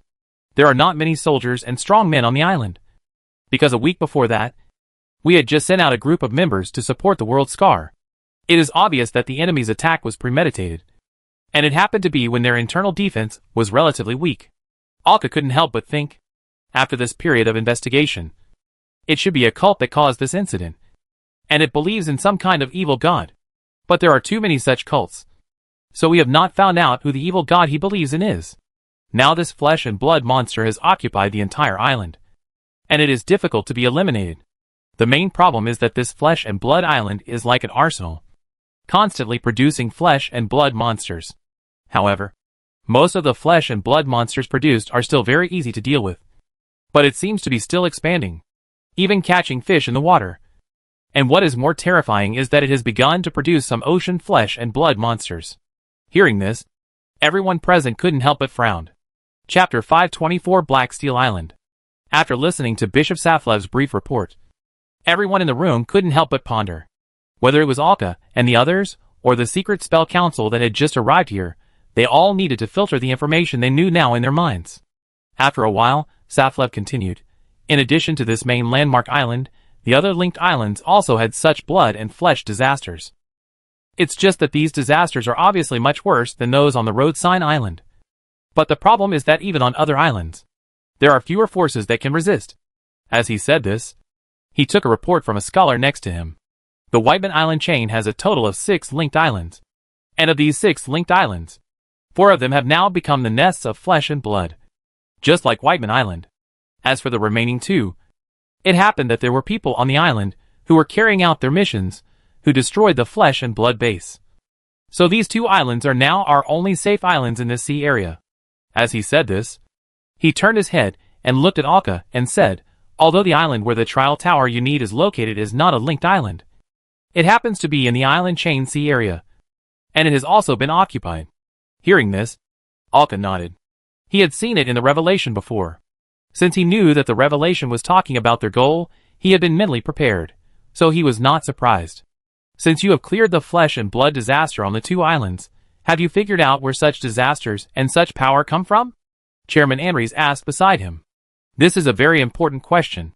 If he asked other members of the forces, they might not be able to understand, but he asked the Holy Machine Church, and there are many scholars in the church. Since they have cleared the blood and flesh disasters on the 2 islands, it is very likely that they have already had a certain understanding of the source of the blood and flesh problem. Unexpectedly, Savlov shook his head and said regretfully, this is the problem. If we know the source of the problem, it will be good. The outbreak was too sudden, and we sacrificed too many members. A lot of energy was used to deal with these blood and flesh monsters. The reason why the blood and flesh disasters on the 2 islands were cleared was because they did not break out completely. One of them was cleared right after the eruption, and the affected area was very small. Even only 1 residential building. The other flesh and blood erupted. For some reason, perhaps due to insufficient energy or the wrong location of the eruption on the island, it just spread and disappeared on its own in a short while. Hearing this, everyone probably understood. In other words, the clearing of the 2 erupted islands was somewhat an unexpected process. But the only thing we know now is that the rituals composed of the source of the flesh and blood eruption were actually triggered by the cultists themselves. In other words, it is a problem caused by their own flesh and soul. I don't know about other islands, but the source of the outbreak on these 2 islands was a group of 6 cultists, who sacrificed themselves to achieve their goals. And according to the investigation, the strength of each cultist is perfect in the 3rd stage, reaching the pinnacle of normal touchers. After listening to Bishop Safnov's words, the scene became quiet again. Everyone began to think based on the more information they obtained. I just observed it when I came here. Is this flesh and blood island moving? Speaker Andres frowned and asked solemnly. Safnov nodded, yes. This is the most serious problem. Especially at this time. Hearing Safnov's exact answer, Speaker Andres leaned heavily on the back of the chair, stretched out his hand, and rubbed his eyebrows. It was obvious that the problem brought by this news was very serious. Hearing this, Alka frowned and began to think deeply. Will the movement of islands bring any serious problems? No. It's not the movement of islands, but the movement of landmark islands will bring huge problems. Although Alka and the others have not understood it exactly, they roughly know that each landmark island and its island chain are very important to the entire endless sea. Because it is not only related to oneself, it is related to the entire endless sea. Even the dream is cooperating to a certain extent. Although the endless sea is very chaotic at this stage, at least there is a certain stability and order in the chaos. And these stability and order are brought by these landmark islands and their island chains. This is what Alka learned. But Alka has not studied the specific mystery in detail, nor has he specifically understood and asked. So he couldn't help but ask curiously. So will the movement of the island cause any serious problems in the functionality of the landmark island itself? Hearing Alka's question, Andres and Saflev looked up at him. There was some confusion in their eyes, because they might be surprised that Alka didn't know. Seeing this, Alka explained briefly, I roughly know the importance of the signpost island, but I don't know much about its specific operating principles and processes. Hearing this, Saflev nodded. The members of this meeting were all trustworthy and important members. So he did not hide anything and said directly, the system composed of the signpost island and its island chain was built by the 4 gods. This idea came from my Divine One. You should know that the 6th stage, which is the so-called demigod stage, needs to spread its reputation. Right? Alka nodded. He did know this. After all, their reputation has spread. The principle is similar to this. The infinite ocean itself is a broken and weak world. The 6th stage strongman uses himself as the origin, and creates invisible chains to link those who have heard of your reputation, and have felt admiration and respect for you, and even various positive emotions such as respect. These emotions will allow you to link him, or even hold him back, so that he will not be pulled out of the world in the event of an unexpected situation. Alka also knew the principle and nodded. Even if there is no link, normal people will not have any big problems. But in general, linking is better for the entire life group, and it can stabilize their problems. For example, it is not easy to separate the soul and the body, or fall into a dream, or be invaded by aliens in some spiritual level. In simple terms, their strength constitutes a relatively abstract protection on the human spiritual level. The signpost island and its linked islands are similar. That is, the signpost island is used as the origin to connect the surrounding islands, and then a large area centered on the signpost island is stabilized. After all, the whole world is pieced together, so it is fragile. The existence of the signpost island is like a chain in the splicing, holding the surrounding fragments. According to such a system, the signpost island will not move, and the linked islands will be like being pulled by chains. Although they will drift away with the flow, they will also be pulled back. If the signpost island moves, then there will be a problem with its origin attribute. Then the entire sea area that is connected and stabilized by it will be in chaos. Just like a wound that has been stitched up with thread, and now a rope is broken, there will inevitably be problems. He explained it briefly. Alka and the others nodded in understanding. Excuse me? How chaotic will he be? Simon looked at it and asked. Saflev nodded and answered directly. It will be as chaotic as the scar of the world. So chaotic that if the abyss is willing to spend a certain amount of power, it can even open another entrance to the abyss here. However, this also requires a process. So it is not that serious under normal circumstances, but it will lay an opportunity and a trigger. It is so fragile here that there is only chaos without barriers and order. and time and space will be disturbed to a certain extent. Hearing this, everyone had an intuitive concept in their minds. Alka could not help but link the problem here with the devil. After all, the time when the problem occurred was too coincidental. It is hard not to imagine whether this problem was caused by the devil. After all, it would be easier for them to invade the world, and even open up a second battlefield. For the demons, what stopped them was the small entrance, not the lack of their numbers. If the entrance was bigger or there were more entrances, this world would have been beaten into a sieve long ago. As for whether the people of the Endless Sea still have the strength to defend the second battlefield, it is unknown. But in any case, the demons' advantage will be greatly enhanced. So the problem here really has nothing to do with the demons? Jason couldn't help asking. It was mainly because of the coincidence. If you think about it carefully, you can feel that it seems that all the spearheads are pointing at the demons.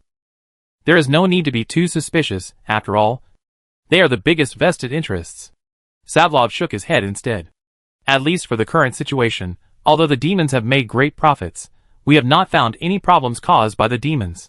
Since the information from the Endless Sea was spread, all the signpost islands have strengthened their protection against the abyss breath and anything related to the demons. We have also analyzed the flesh and breath of those cultists, and the evil gods they believe in have little to do with the demons. If we insist on saying that it is related to the devil, it is very likely that this evil god has reached a deal with the devil, which is a more likely situation. But at least the devil is not directly involved. Then everyone discussed again. Speaker Andres on the opposite side thought for a while and said, if you want to solve the problem here, you have to find the problem. Which island is more suitable for investigation? We need to see it with our own eyes, to understand the problem of how these flesh and blood are composed, so as to find a solution. Savlov nodded. He was well prepared, and then took out the link map. Pointing to one of them, the origin of the direction drawn on the line said, Black Steel Island. This island is occupied by flesh and blood, and it is relatively close to here. The problem on the island is serious, but it is not too dangerous, at least it will not endanger everyone present. It is a more suitable place for everyone present to investigate and find problems. At the same time, the Holy Machine Church also has an investigation team on it. Hearing this, Andres nodded. Then this is it, we will set sail immediately. Hearing this, Alka turned his head and looked at the people around him, and everyone nodded, probably understanding what Alka meant. Then let's go and take a look. Savlov had no objection to this and nodded. Finally, he said, based on what we have studied now, in the optimistic case, we must find a solution and deal with the blood and flesh on Whiteman Island within 50 days. If the island moves faster than we thought, then the time may be shortened. Both parties nodded. They probably had some idea in their minds. Then, they left the meeting room. Back to the Voice of Dawn. Watching the magic sailboat of the Spell Council sailing ahead, Arca and the others slowly followed behind it. And everyone gathered in the conference room. What do you think? Should we stay and solve the problem, or should we just go and forcefully take the trial tower away? Arca asked. Although he didn't know what the trial island was like here, but according to the toughness of the trial tower, it should be well preserved. Because he had just simply entered the small world, entered one of the trial towers, and asked about the situation. Although the instructors and the people in the trial temple did not know what the situation was outside the trial tower. At least in their tests, there was no problem with the trial tower. That is to say, they could forcibly move the trial tower away, as long as they could resist the attack of the flesh and blood on the island. I prefer to solve the problem here. This is obviously a premeditated action. Finding out the problem is the fundamental solution, Simon said. Julia and the others also nodded. Anyway, they have nearly 2 months. Although they are pressed for time, once the problem here breaks out completely, the problems it brings will be even more serious. Hearing their discussion, Alka nodded. Then let's find a way to solve the problem here as soon as possible. Now that I think about it, the problem is really big. The entire Infinite Sea can be said to be in chaos. The journey from where they are to Black Steel Island is not far. It only took about a day. Soon, the Black Steel Island came into sight. Everyone was observing on the deck. Whether they or the people from the Spell Council, they were all observing around the island. Outside the island, a steel ship could be seen keeping a relatively safe distance from the island. At that time, the ship should be the so-called investigation team. After going around, the only thing they found was that although the island was covered with flesh and blood, there were still many buildings on the island that could be clearly seen. This should have been an island for mining and steelmaking, and factories could be seen. The flesh and blood occupied about half of the island, and there was no sign of further spread. On the other half, many, various flesh and blood creatures could be seen staggering around. After a quick tour, the two ships stopped next to the steel ship. The steel ship seemed to have received the news. A middle-aged man, carrying a power sword like a chainsaw on his back. It could be seen that there were still some blood and flesh filaments that had not been cleaned up. He was also surrounded by a group of power knights, similar to the church's wheat knights. They belonged to the armed forces of the Holy Machine Church, wearing steel armor. Welcome everyone. If there is anything you need to know, if we know, we will tell you everything. Andres nodded and asked directly, do you know anything about these flesh and blood this morning? The characteristics of these flesh and blood are the same as those of White Man Island, but they have only spread to half of the area, and have remained like this for more than half a month, and have not continued to spread. We suspect that there may be insufficient energy or flesh and blood. These flesh and blood cannot increase in value indefinitely. There must be some conditions for them to continue to expand and cover. As for those twisted monsters, it feels like all the flesh and blood of living things are randomly spliced together. There is no soul. It is like a complete puppet body moving. These flesh and blood are very aggressive. We can't get close to them at all, so we can only understand these situations. Hearing this, Andres nodded, and then looked at Alka and others beside him. Would you like to go to the island and check it out? Alka nodded. Then, under the leadership of the research team, they came to the landing site that the team had been using before. It can be seen that it is a bit like a defensive position. There are various kinds of chevaux de frise, fences, and simple defensive measures. Although it is simple, it has indeed cleared a relatively safe area. The boat docked, and everyone jumped onto the edge of the island. Not far away, you can see the various flesh and blood bodies that are slowly moving, and they don't seem to be ready to attack. They have a certain attack range, about 500 meters around them, and if they sense it, they will attack. And if one senses it, then the flesh monsters in a large area around it will sense it. That is to say, once one of them is disturbed, it will attract a large number of attacks, which is very difficult to deal with. The captain said. Chapter 525, Flesh and Blood. After understanding the basic situation on the island, everyone looked at the tall mountain of flesh in front of them. The flesh and blood piled up on the island. Alka looked at the highest point, and it was probably more than 100 meters. These flesh and blood piled up like this, it really looked like a behemoth. Alka turned his head to look at Andrews' strength and the team behind him. The strength of the speaker Andrews was probably just at the beginning of the 6th stage, and behind him was a hooded figure, who was the strongest in the whole team and reached the perfection of the 6th stage. Among the people following behind him, there was only one person at the 5th stage and one at the 4th stage. The rest of the people following were all at the 3rd stage of perfection, the pinnacle of the Touchers. According to their understanding of this force, the Secret Spell Council is more like a council of scholars, more like a research organization. And this force has a very close relationship with the Holy Machine Church. Maka, go and catch a sample, Ambry said. The tall being at the 6th stage of perfection next to him, nodded, and pulled down his hood. Only then did his true appearance reveal itself. This was a sturdy bald man. His body was covered with tattoos that looked like spells. Even his smooth head was tattooed with different patterns. Alka saw 2 treasures on him, one gold and one orange. In front of everyone, he walked over with empty hands. At a distance of about 100 meters, he faced a staggering flesh and blood monster in front of him, and swung his bare hands. I don't know if others can see it, anyway. Alka saw a chain formed by some kind of power flying out with his swing. Almost instantly, it arrived next to the monster, tied it up completely, and then dragged it over. The whole process was extremely fast. From the moment he attacked to the moment he pulled it over, it only took 2 seconds. But even in such a short time, the flesh puppet was pulled over without making any noise. But it still startled the other flesh puppets not far away. The startled flesh monsters immediately began to increase their speed, completely losing their previous staggering and twisted appearance. They used almost every limb they could to jump, crawl and run like crazy. With a nearly charging posture, he rushed towards the man named Maka. Facing this group of flesh and blood monsters rushing towards him, Maka was not panicked at all. With another wave of his hand, more transparent invisible chains flew out, tying up all the monsters one by one and dragging them over. It seemed that these monsters were controlled by a mysterious force in the air, floating in the air and unable to move. Then, almost all the monsters that were alarmed around had come running. This Maka stood there and controlled about 11 monsters. Then dragged these monsters to the camp. Looking at this group of flesh and blood monsters, Andres pointed to one that didn't look that strange. He placed it in front of him, still tied up with transparent chains. Then he looked behind him and chose 2 people, Danny, Bona, you 2 come and be my assistants. The rest of you watch from the side, and record by the way. The whole team immediately took action, Alka, and the others also watched from the side. However, the dissection process was very slow. As the dissection progressed, Alka gradually became confused. He did not know much about these lives and their details. After thinking for a while, he looked at Simon and Matressa and said, I'll leave this to you 2.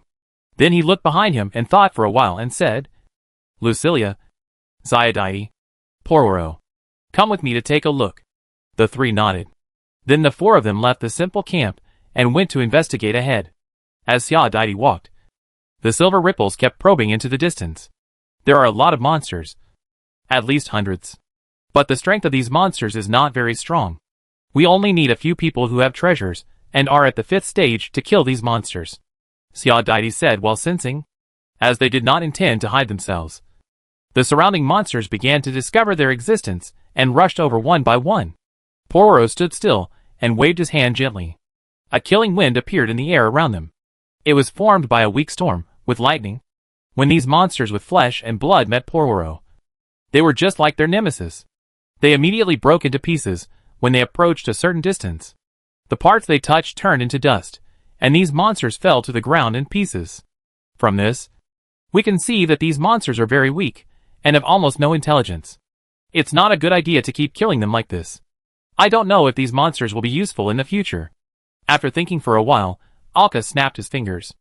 A special effect like a broken mirror appeared beside everyone. And then, they seemed to be invisible. Soon, the monsters around seemed to have lost their target, and began to wander aimlessly again. Seeing this, Alka stood there and thought for a while, and waved his hand not far away. A distorted phantom emerged, and then turned into Alka's appearance. The monsters immediately swarmed over after seeing it, and smashed the phantom into pieces. This experiment lasted for a while. These monsters are actually distinguished by vision and hearing, and there is almost no sign of using magic detection. In short, there is no need to perform some kind of conceptual invisibility like Alka, and normal optical invisibility is enough to deal with the normal pursuit of these monsters. Keeping this state, the crowd began to walk around and observe. The appearance of these monsters was mostly some kind of flesh and blood spliced together. It was like a toy that could be spliced and assembled at will, forming an extremely distorted appearance.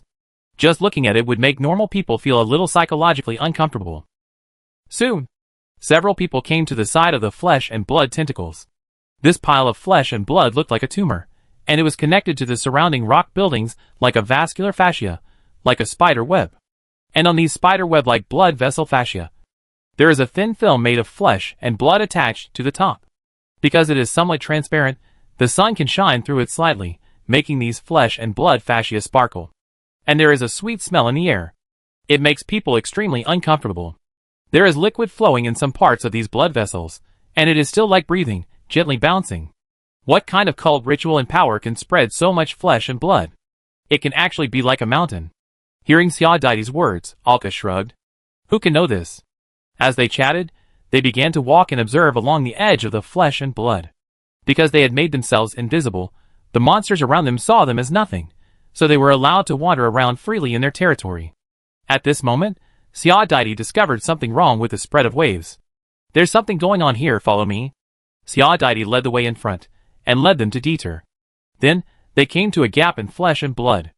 Around this flesh and blood, although there were also those spreading blood vessels, fascia and other disgusting things, this place looked like a wound. This wound was roughly oval, connected to the deep inside, like a pipe. There were tiny tentacles on the surrounding flesh walls, and some sticky mucus could also be seen secreted inside the pipe. There was also a hint of blood red in the mucus. The main thing was that they saw a group of twisted flesh and blood monsters, carrying something inside. They were carrying pieces of bloody flesh. Isn't this what we just killed? Ziadai asked. Poro nodded. I killed it. There is still a little bit of the smell left by my attack. These pieces were the pieces that were smashed into pieces by the bloody monsters that rushed towards them before they turned invisible. While they were strolling around, The remains of the monsters that they left behind were actually collected by these monsters and transported to the inside of the meat mountain. Several people looked at each other. They couldn't help but stand there and start to watch carefully. After these flesh and blood monsters transported their limbs out, they also walked into the pipe. After the last monster went in, the wound closed directly, and the flesh and blood merged, and there was no longer a scene where there was an entrance here. Closed? I thought it would always exist, Alka said. Do you think that the entrance is still behind this flesh and blood? Hearing this, Xiaodaidi looked at Alka and couldn't help asking, don't you want to go in and take a look? Alka nodded, that's what he meant. Now that he had an idea, he took action immediately. The body broke and reunited. A clone formed by the power of elements. Dreams and mirrors appeared at the original place. It was a bit similar to the previous dream clone. However, this time, it was a clone that was almost the same as the original body, created by the power of dreams and mirrors. It was just not very strong. Only about the 5th stage. It would be the same as the previous dream clone. If too many clones died, it would affect his mental state. However, that situation was a thing of the past. The death of Alka now would not affect his spirit, or the mental impact caused by it would not be as fast as his recovery in the dream, because his strength in the dream was almost close to the 9th stage. The gap with reality was already very large, and it was difficult to be affected by the mental impact caused in reality. Seeing this situation, the three of them nodded. After all, it was just a clone. Alka sat down right there. Please keep an eye on me. I'm going to focus on the clone. Then he took out a large mirror and placed it in front of everyone. I'll broadcast the images in real time. Please help me see if there's anything I haven't noticed. The three of them nodded. Alka then closed his eyes. The clone, which was originally soulless, suddenly became spirited, as if it had a soul. After all, it was a replica of his own body, except for the weakening of strength, there was no change. Alka adapted immediately. Then he came to the place that had just closed, and a blade formed by the mirror and elemental power appeared in his hand. With a light slide, the flesh and blood were immediately cut open, revealing the passage inside. As he was hurt, the surrounding flesh and blood immediately gathered into a long whip like a tentacle, attacking Alka. However, Alka was very fast, and while the tentacles were still gathering, he had already rushed in. The cut wound was quickly repaired. Everyone saw this scene. After coming in, Alka used his dark vision to see the scene inside. There was a strange smell inside that was fishy but sweet, which made Alka frown. In order to collect more information, he couldn't block his sense of smell, so he had to raise the mirror and start transmitting the surrounding situation in real time. There was mucus under his feet, and every step was dragged, which made Alka extremely uncomfortable. A mirror appeared under his feet and floated 10 centimeters above the ground, so that he could avoid stepping on the mucus under his feet. When he came in, Alka also made himself invisible. So the tentacles inside did not find Alka, nor did they attack him. Soon Alka controlled his speed and caught up with the flesh monsters that were transporting the meat. They were still transporting forward, and Alka slowed down and fell behind them. This tunnel was like a blood vessel in the body. Alka followed behind, and after at least 20 minutes, he saw an exit in the distance. Following the exit, Alka saw an amazing sight. Amazing. It was like an internal organ, with all kinds of flesh and blood gathered together, forming a factory-like existence. The flesh and blood seemed to be transporting, pumping. In front of him was something like a smelting pool. Alka looked at the liquid inside, which had a strong sour smell. It was something like stomach acid. Then the monsters threw the flesh and blood in their hands. After being thrown in, these monsters actually stuck straight to the flesh wall, and then melted into it. The flesh and blood corpses thrown into the gastric acid pool disappeared immediately. The smell inside was even more unbearable. Alcala could only frown and begin to explore inside. It can be seen that there are countless things like blood vessels connected inside. These flesh and blood things are completely incomprehensible, but they should be similar to the internal organs of the human body. Alka could only think like this. However, the mirror next to him had already reflected all the scenes. He could ask Matt, Lisa, and the others about the specific situation. At least they knew more than him. Alka just wandered around in the chamber. He did not see any flesh and blood creatures. Everything was running automatically. Alka, floating inside the flesh and blood chamber, suddenly realized something, and controlled the mirror under his feet to rush forward, avoiding an attack. It was an attack like a long whip of flesh and blood. Alka turned his head immediately, watching the being that attacked him with vigilance. It was a humanoid creature. Alka could only say that, because the humanoid creature looked like it was not wearing any clothes, but it had no skin, but only exposed flesh and blood. Its head was also made of flesh and blood, and it had no facial features at all. Only some flesh buds were floating on it, which made people feel very uncomfortable. Its limbs were also very uncoordinated, and the probing thing that attacked Alka was a thin tentacle on its back. Since this was just a clone, Alka didn't know the specific strength of this monster. But from the force of the attack just now, it can be analyzed that it might be stronger than his clone. Several tentacles attacked quickly, and Alka controlled the elements of lightning and fire to attack. This was not the power of the treasure, but the ability he learned from the treasure itself. However, when this attack hit the enemy, it was immediately knocked away by another tentacle. The tip of the tentacle had a huge fan-shaped limb, like a leaf growing on the top. It should be able to resist these elemental damage. Then Alka felt a pain in his chest. I saw another monster appear behind him at some point, and it had a strong ability to hide, and it actually emerged from a flesh and blood limb on top of his head. Alka immediately felt that the limb he pierced through was full of toxins. It seemed that his clone could not get out alive.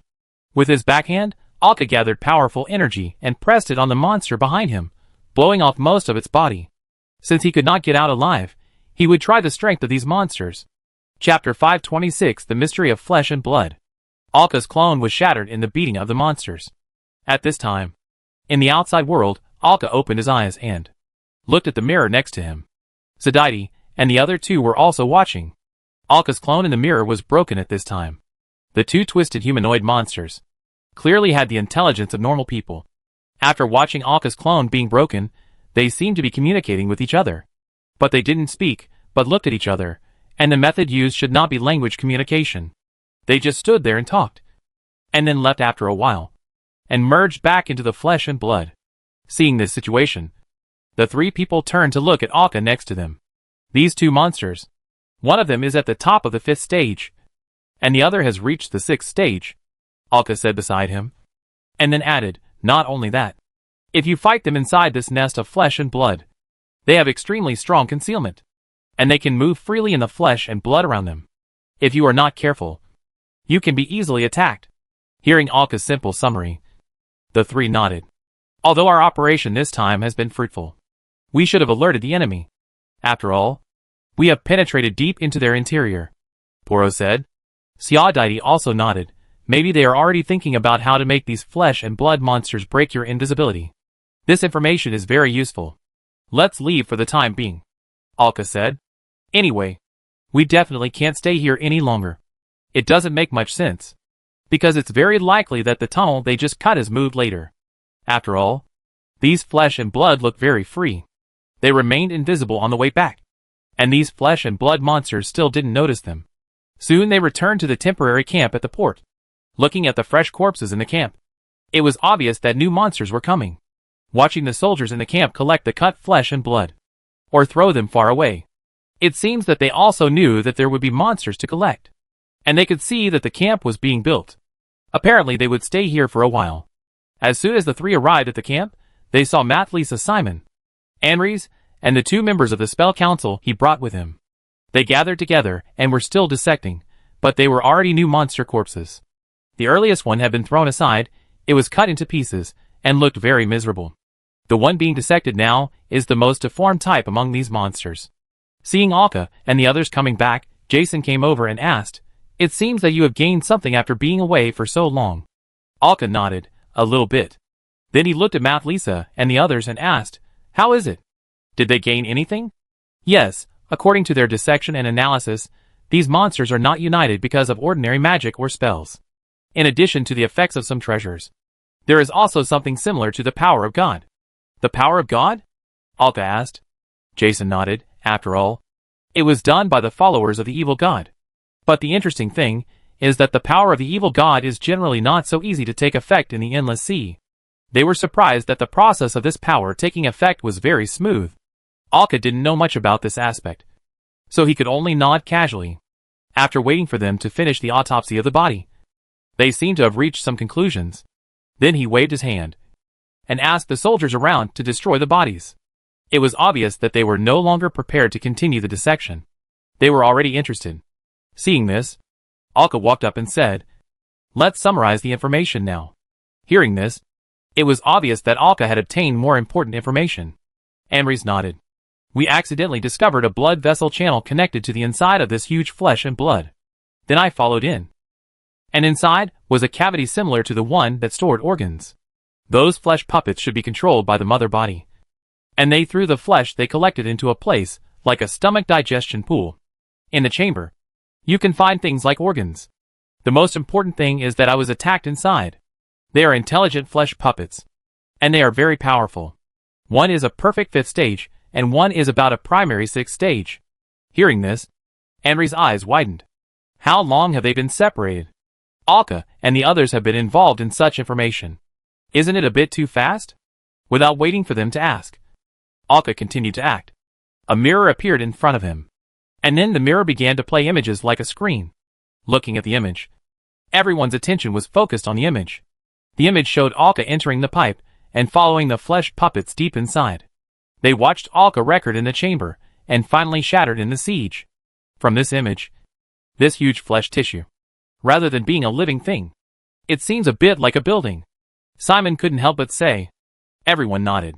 It does give people such a feeling. The huge chamber inside is like a working factory. Amrys frowned beside him and couldn't help saying, "I am more concerned about whether the two flesh monsters are transformed from humans, or are they synthesized by these monsters themselves. If it is the former, it's okay, but if it is the latter." At this point, he couldn't help shaking his head. The consequences are simply unimaginable. Hearing this, Alka said, "I didn't feel the breath of them using treasures during the battle. They were fighting with their bodies that had reached this stage of strength. Otherwise, Alka would not have been able to hold out for so long under the attack of two monsters. After all, it was just an ordinary mirror clone. To be honest, it was not as good as Alka's dream clone. After all, Alka's dream clone could completely copy his body. But it needed to be exchanged with the real body. Without the existence of the 5th and 6th stages of the treasure, it was not known whether this was good news or bad news. However, according to Alka's own feelings, those monsters are more likely to be transformed from humans. The direction of the change may be to make humans have stronger physical strength. This is the conclusion Alka came to based on what he saw with his own eyes. After a while of communication, Alka came to the side with Lucilia on his shoulder. Then he said quietly, "Lucilia, help me find out among the gods of the Golden Age, who may be related to these flesh and blood." Hearing this, Lucilia looked at him. "Do you mean that the god these people believe in is likely to be a fallen god who is about to revive?" Alka shook his head, but nodded and said, "No. I really suspect the god of the Golden Age. But what we doubt are not those gods who have fallen or are about to be resurrected, but those who are watching us from the sky now." "Those watching us?" Hearing this, Lucilia couldn't help but widen her eyes, because she immediately thought of the conversation between Alka and the others some time ago. That was the time when the Moonlight Goddess appeared on their deck. From then on, they knew that the gods who had betrayed them might have come back again. And they were full of malice. They will rely on what they once knew and their familiarity with this world in the sky. The power they took from this world will begin to reversely affect this world, adding chaos. They want to wipe out this world more thoroughly once again. Just now when I entered the flesh and blood nest, I wrote down the power used by the two monsters. After comparing them, I found that it was extremely consistent with the power used by one of the gods I saw in the sky before. Of course, there is also suspicion based on what Jason said just now. If it was an evil god, the power would not be unimpeded in this world, and it would be very smooth to use. After hearing this, Lucilia understood completely and nodded. Then a space crack leading to a small world appeared next to her. Lucilia went straight in. She landed directly in the library. The library at this time was no different from before. The ghosts of scholars of all kinds were floating around in the library, reading all kinds of books, and communicating with each other. Around the library, ghost knights on warhorses can be seen, penetrating walls, penetrating book clips, patrolling back and forth. A lady ghost was sitting in front of a tall knight's warhorse with a book in her arms, riding with him, but focusing on reading. Lucilia quickly came to a specific book and took it out. The Catalogue of Betrayer, as the name suggests. This book was written by the remaining members of the Savior, who were still focusing on repairing the world after the world was destroyed. All the records in it are what they found during the War of Gods, a catalog of various gods who betrayed the world. Of course, there must be some that have not been discovered, but they have discovered almost all of them. It gives a brief introduction to the world power and behavior of each god. If you are specifically looking for betrayed gods, this is the best catalog. Find the name, and then according to the name and deeds, understand it in detail. Lucilia quickly focused on finding and reading. Outside at this time, Xiaodai looked at Alka's shoulder, and looked around, and did not see Lucilia, and asked with some doubt, "Where is Lucilia? I asked her to go to the library to help me find something." Hearing this, Xiaodai nodded in understanding, and Alka obviously found something. At this time, Anris came over and said, "I'm going to lead the team to see the situation of these tentacles spreading out of flesh and blood under the water." Hearing this, Alka nodded, thought for a while, and said, "Poro, Matricia, Julia, you three follow us." The three nodded. This kind of thing is really suitable for them. Then, they followed Anris, and boarded their ship. As for Alka, of course they had to stay in the camp. With the camp stationed, they had to stay here and leave a ship here. They have stayed here for 2 days. In these 2 days, they have basically explored the situation on the island completely. Xiaodai even drew a map based on the situation on the island. However, there was nothing more than the white light spot on the map. Alka looked at the map. In addition to their location, the map also had the precise outline of the flesh and blood. And even some of the flesh and blood were accurately marked. In the past 2 days, Xiaodai had been relying on the invisible state, constantly observing around the flesh and blood. He even specially introduced some flesh and blood puppets, and scattered their flesh and blood in different places. Based on this situation, the pipeline leading to the interior was found, and a total of 3 places were found. But this time Alka did not go in person, but used the mirror fragments to control it remotely. It was found that each chamber was in different locations, and was not connected, which meant that there were multiple digestive chambers. One of the digestive chambers was connected to the tentacles on the seashore. This digestive chamber was larger than the others, and it was constantly running, because in addition to the blood that originally belonged to it, Alka and his team also found that various fish meats were constantly transported from the ocean and thrown into the digestion tank. That is to say, the reason why these flesh and blood are constantly expanding is that the source of the flesh and blood is actually all from the fish in the deep sea. Compared with the creatures and humans on the island, the various sea fish in the ocean are indeed strong, and can purely rely on the strength of magic and physical strength to improve their strength. However, the combat effectiveness that can be shown after the improvement is not very high. The vitality concentration is high, and the number is countless. It is indeed a very good source of flesh and blood. You must know that this is the boundless sea, a world of ocean.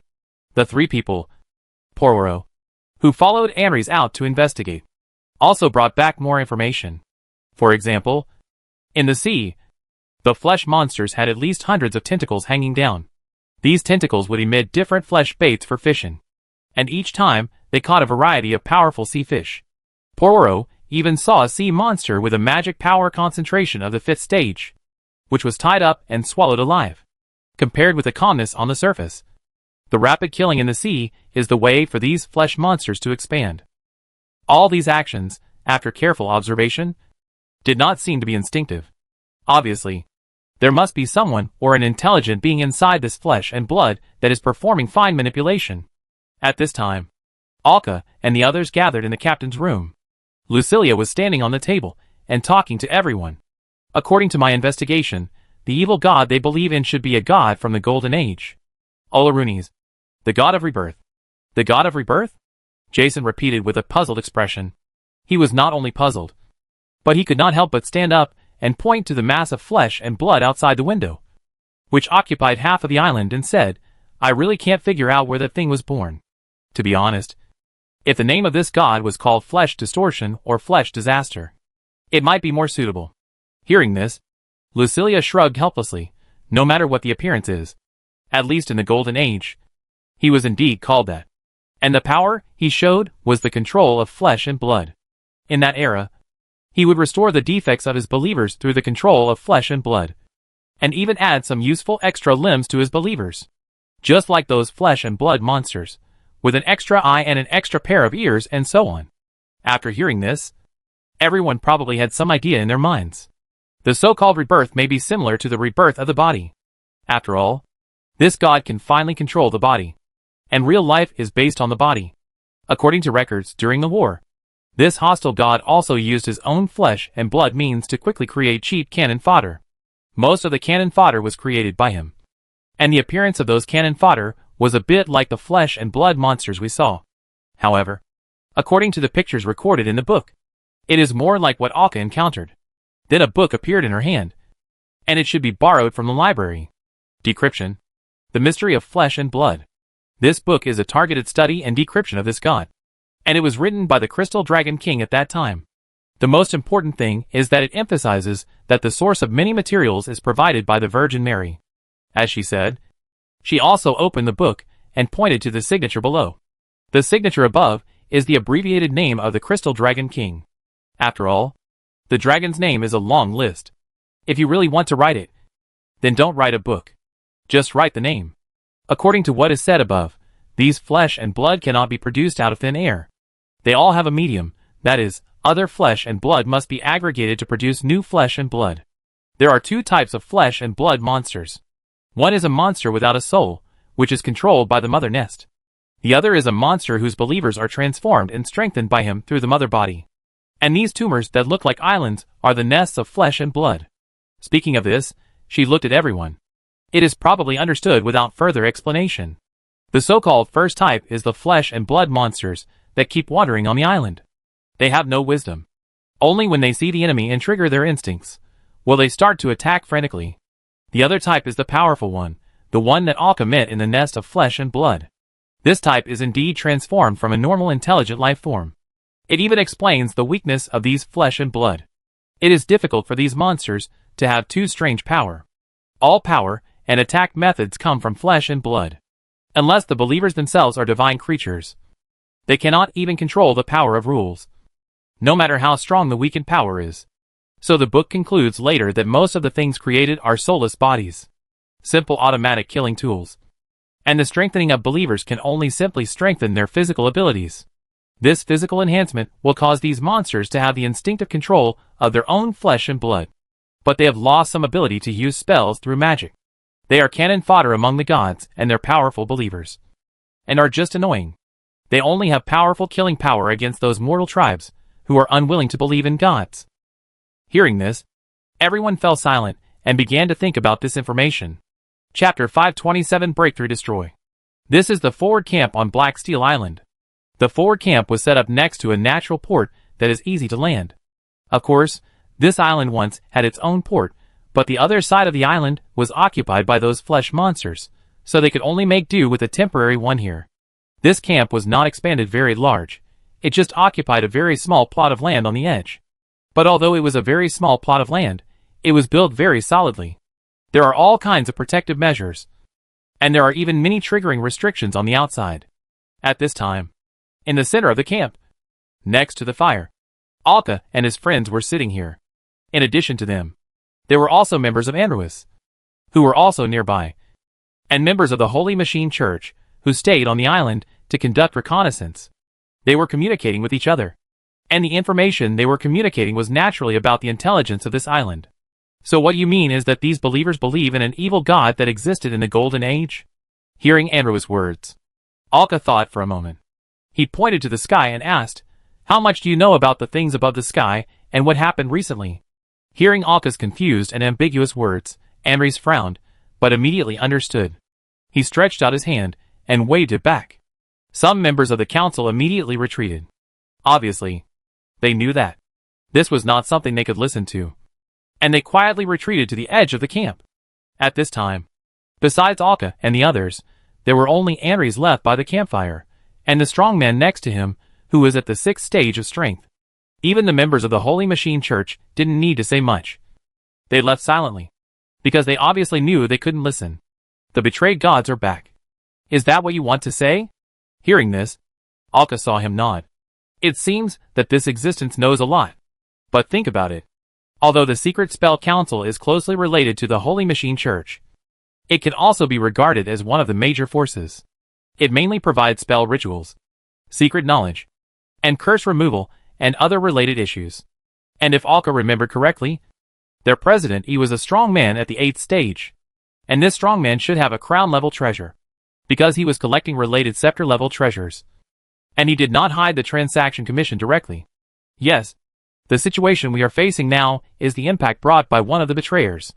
According to the book, he should be called the God of Rebirth. The God of Rebirth? I seem to have heard of it. Called Alarulus. Right? Hearing this, Alka was a little surprised. It seems that they know a lot of secret information, as expected of a professional. He nodded. Yes, that's him. So the power of the new god is actually flesh and blood? Andres himself was a little surprised. He only knew such a title and name, but he didn't know what this god had done. After all, it was 30,000 years ago. With such a long time span, everything will disappear in the long river of time. The fact that there are still records is entirely due to their close connection with the Holy Machine Church. Simply put, it is really difficult to keep records from that era. Only the Church of the Four Gods may have information preserved. And even the forces that survive from that era are unlikely to have records. Or some scattered records are collected from these broken islands. After all, there may be buildings left over from the Golden Age on an island. And because of the strange power of that era, it is not impossible that they have been well preserved. The most typical example is Vastua. What a pity! If they had developed better and survived more easily in it, they could have preserved many things. From this, we can see how rational the choice made by the Savior organization in that era was.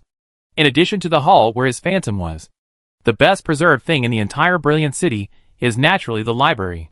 This library is still the greatest treasure Alka and his team have obtained. You are not wrong. Although it is called the God of Rebirth, you call it the God of Flesh and Blood, there is nothing wrong with it. Then Lucilia told Andres some of the deeds and power structure of the God of Rebirth, including the structure of the flesh and blood in front of them.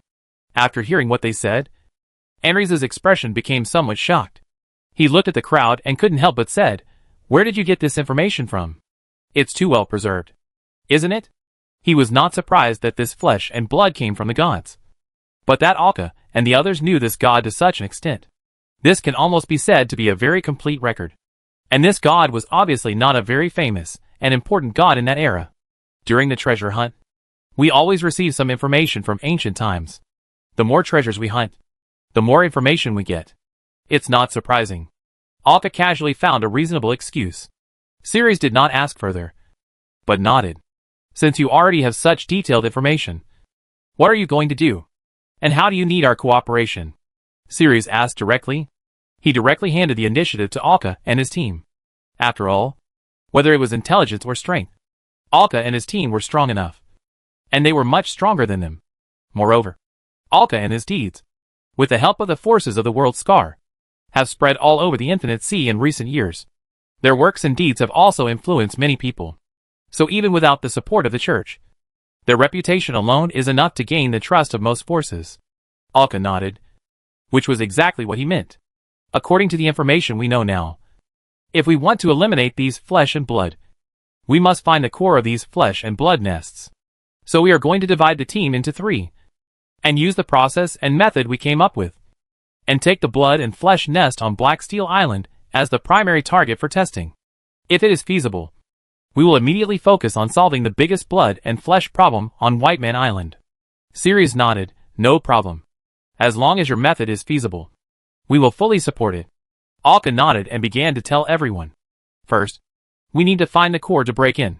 But to find the core, we must make this blood and flesh nest really violent, or make it feel a fatal crisis. After saying that, Alka raised 3 fingers. First, we need a team to clean up his tentacles at the seaside, or even underwater. First, destroy his tentacles used for fishing, and close their mouths for eating. Secondly, organize an elite breakthrough team to directly destroy his digestive chambers. During this period, you need to cooperate with our people to form a ritual. This ritual will extract the blood and flesh power around. In this way, even his ability to recover becomes low, forcing him to expose his core. At this time, the breakthrough team will go straight to the core and destroy it after destroying the digestive cavity. Hearing this, Ceres frowned and thought for a while.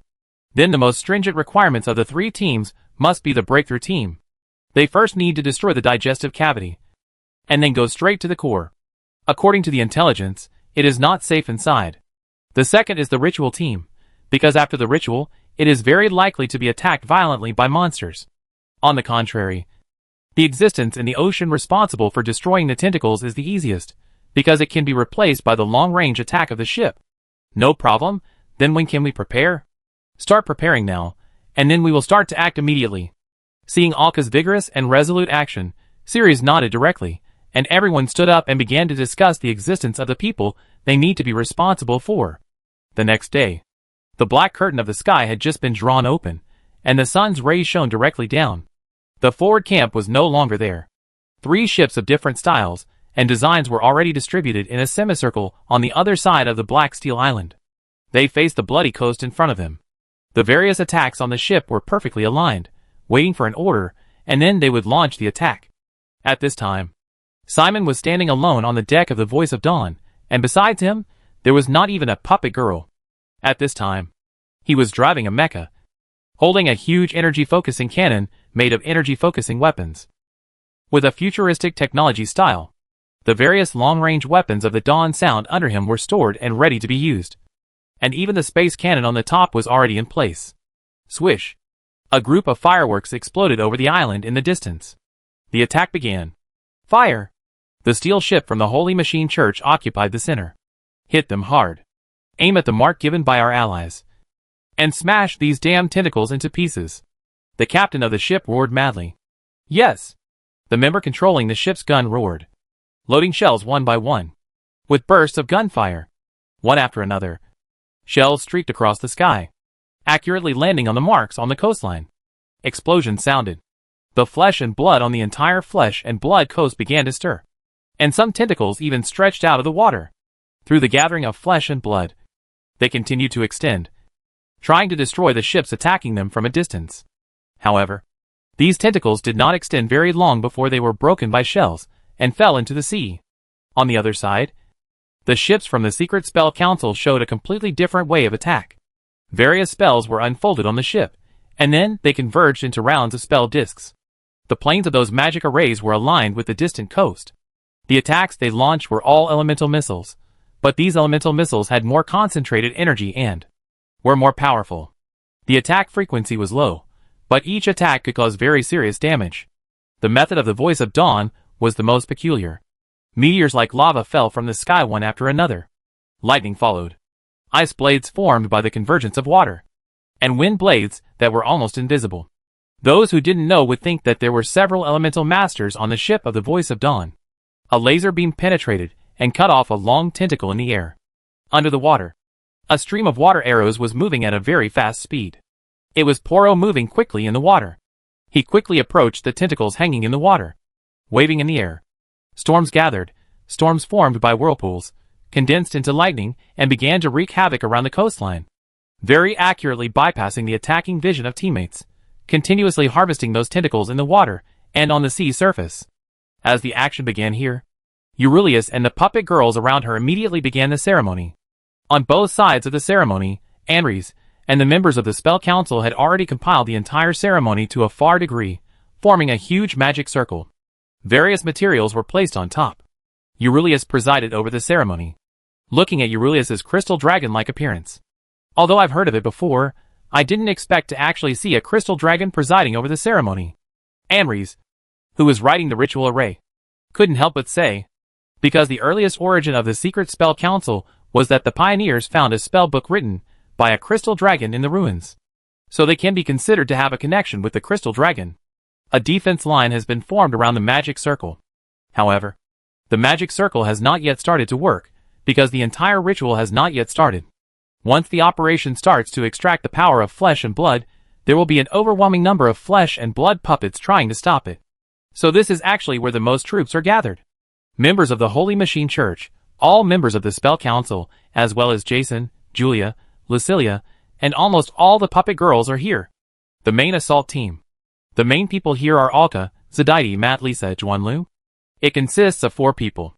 The 4 people are divided into 2 teams. Alka and Juanlu, Zadaiti and Matt, Lisa. They start to destroy the internal digestive chamber from both sides.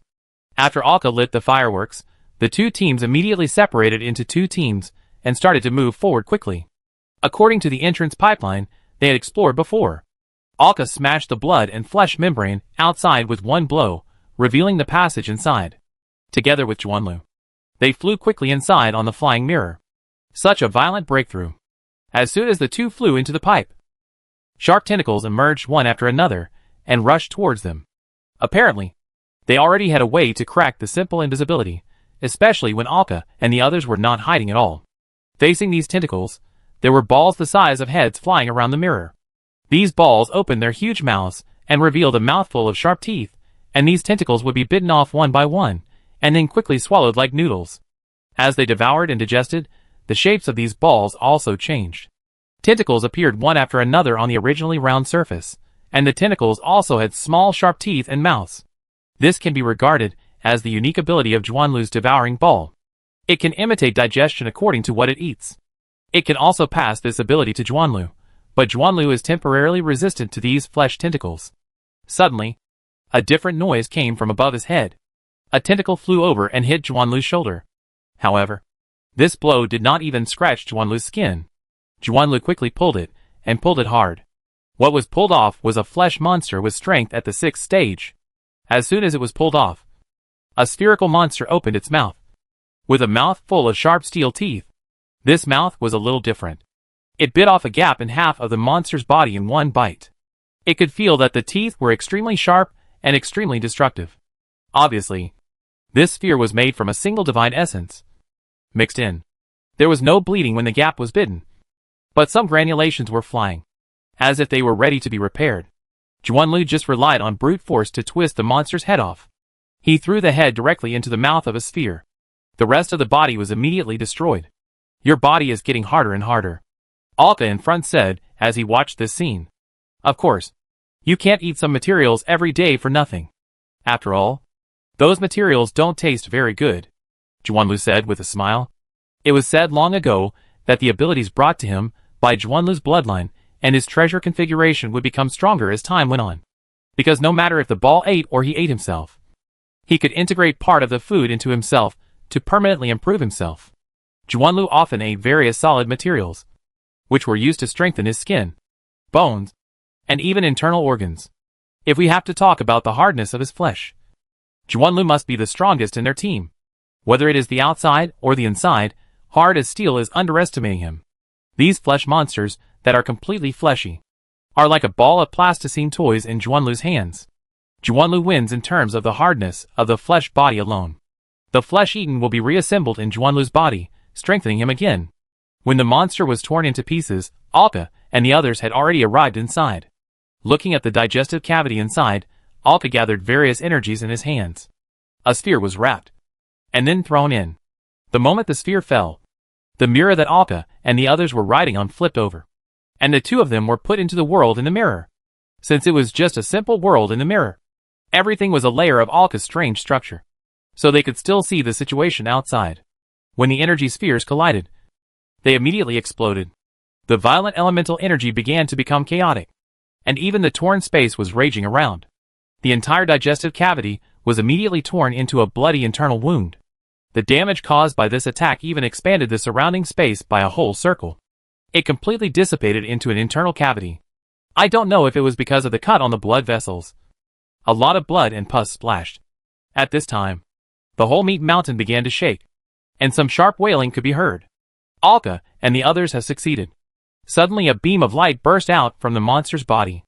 Even the sky darkened a little, as if the moon was shining down. That was Xia Daidi's power. Apparently, Xia Daidi, who was destroying the digestive cavity on the other side, had also succeeded. However, there were not only 2 digestive cavities, but also multiple. So the 2 teams began to break through with great force. This flesh and blood monster, or the blood and blood nest, which was like a meat mountain, shook and wailed again. Chapter 528 Destruction. When Alka and the others had already blown up the digestive chambers in the flesh and blood, the external ritual immediately began to operate. Eurylius turned into a dragon and floated in the center of the huge ritual. The surrounding materials turned into something like liquid as the ritual progressed, and were imprinted into the runes of the magic circle below, and began to flash. Surrounding the inner circle were 10 puppet girls, who assisted Eurylius in the ritual.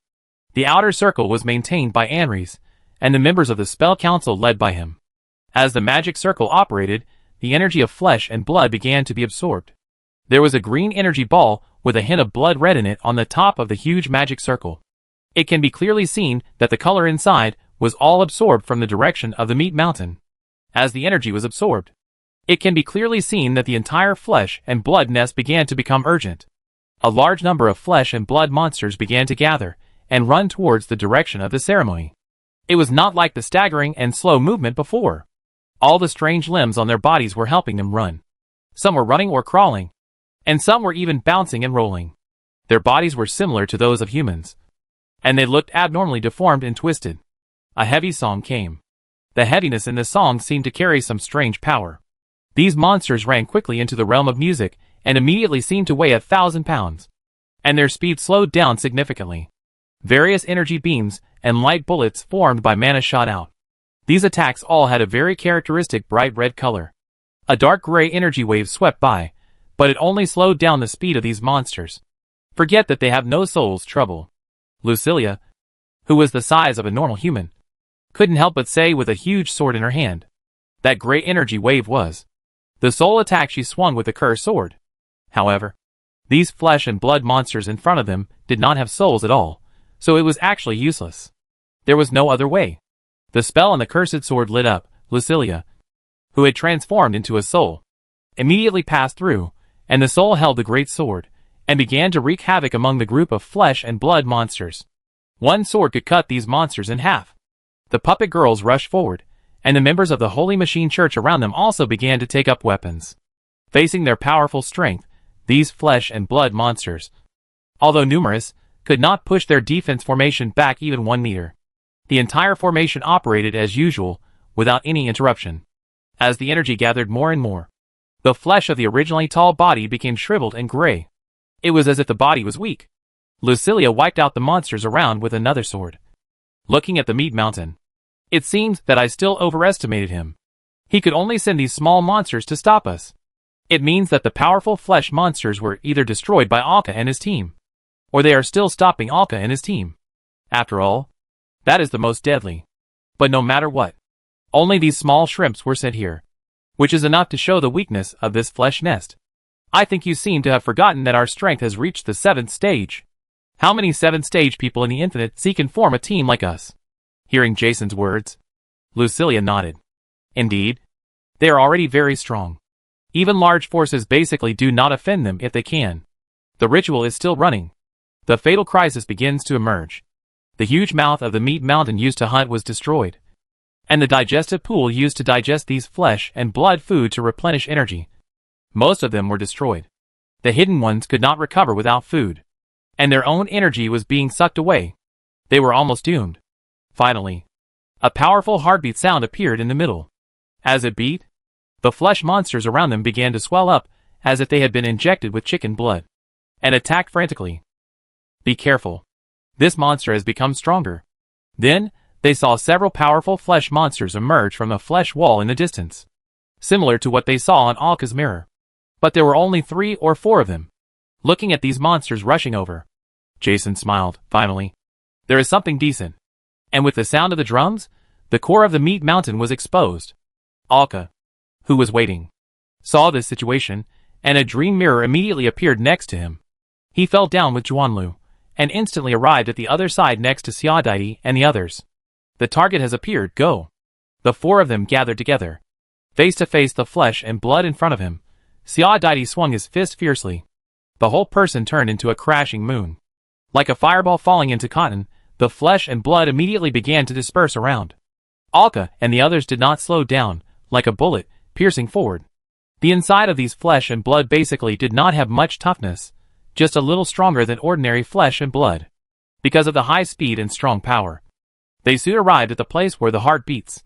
There was nothing in front of them, and everyone stopped drilling immediately, and then dispersed around. This was a cabin. There were densely packed pipes hanging above, and blood-like liquid could be seen flowing in these pipes. In the center was a huge heart-like thing that was 7 or 8 meters high, beating constantly. The whole heart was bright red, and it kept beating, expanding, and contracting. You damn pagans. You dare to disturb our rebirth. The person who spoke was a humanoid creature. It was like a model, with a smooth head, no hair or pores, and even no facial features. The skin color on the face was exactly the same as the skin color on the body, with a layer of pale skin. It was called skin, but it was more like a film covered with dust and paint. The whole person stood there, wearing a strange robe. "We are newborns. And will be."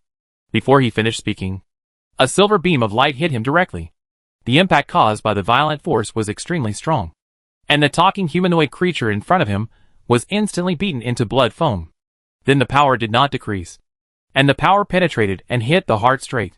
Then a round hole appeared in the center of the huge heart. A large amount of blood gushed out like a fountain, dyeing the entire cabin blood red, and the blood plasma kept flowing. The person who hit the silver power was Xia Dai. So much nonsense. Looking at the person, who was basically turned into mincemeat, Alka looked at the two people next to him, and could only shrug helplessly. Get ready to go out. A mirror appeared under their feet. When Alka walked in, he threw something outside, and then they were immediately teleported out. What was thrown out was a ball of chaotic elemental energy, which was bound together by Alka using the power of space and mirror. Without Alka's control, the squeezed chaotic energy was released immediately. The overactive elemental energies collided with each other. Bang! At this time, Alka and the others had appeared outside of Flesh and Blood. Appeared next to the ceremony. Looked behind him the moment he came out. The place where the heart was beating exploded, emitting a huge vibration. Then, like a fountain of energy, it sprayed into the sky. The various elemental energies exploded into fireworks in the sky, with a hint of blood, and looked very beautiful. All the monsters seemed to have lost control, and fell to the ground and stopped moving. These flesh puppets were soulless, even worse than ordinary animals, because in addition to having no soul, they did not even have instincts. Just like puppets, completely relying on the connection of the flesh nest to move. The huge mass of flesh and blood nest that looked like a mountain of flesh began to shrink, like a dry body without nutrition. It lost moisture, nutrition, and essence of flesh and blood. The flesh and blood shrank, turned black, and dried up, until it turned into ash in the dark color. The whole process took only about 10 minutes. It was destroyed in a process visible to the naked eye. Everyone witnessed the exaggerated flesh and blood that occupied half of the island, turning into black ash in 10 minutes. Is it over? A scholar of the Holy Machine Church looked at this scene and muttered to himself. Alka walked by and patted his shoulder. Not yet, my friend, there's another big guy over there. On the battlefield of flesh and blood ashes, as everyone cleaned up, they finally harvested 2 Holy Grail level treasures. According to Alka's observation, one of them should be the one who was beaten into pieces by Xia Daidi's punch in the flesh and blood body before, the one left by the main person in charge of this island. I don't know about the other Holy Grail level treasure. Alka picked up one at random, and handed the other to Anries. It was equivalent to a trophy. For the Holy Grail level treasure, they didn't care much. Then, they returned to the ship, and the Holy Machine Church's reconnaissance team would stay here to deal with the situation later. Alka and his team had obtained the information they wanted, and it was time to return to the vicinity of White Man Island and start business. After a short time of sailing, Alka and his companions took this opportunity to rest on the ship, and organize their actions. Soon they once again approached the huge steel ship. I already know what you did on Black Steel Island. Thank you. Saflov shook Alka's hand and said. The excitement on his face could not be hidden at all. The flesh and blood of an island has been destroyed, which means that many questions have been answered. Even if Whiterun Island may not be as easy as Black High Island, at least they know the core problem, and things will be much easier to deal with later. Then everyone gathered in the conference room of the steel ship again. I know what happened to you on Black Steel Island, so can you replicate that process on White Man Island? After hearing what Saflev said, Arka nodded. It can definitely be replicated, but looking at the level of White Man Island, it is not so easy to solve. The effort must be several times that of Black Steel Island. After all, the flesh and blood of White Man Island basically encompass the entire island. Not to mention that this is a signpost island. The population and land area on it are many times larger than that of Black Steel Island. So we must be cautious. Saflov nodded, then said to everyone seriously, after you destroy that mass of flesh and blood on Black Steel Island, the flesh and blood on White Man Island will start to move faster. We don't have much time, maybe less than a month. Hearing this, everyone nodded. A month should be enough. So what should we do now? Safulov looked at Alka and asked. After all, the entire operation on Black Steel Island this time was carried out by Alka and his team, the ritual of absorbing flesh and blood, and the final assault. Others only made some adjustments to the details of the entire plan.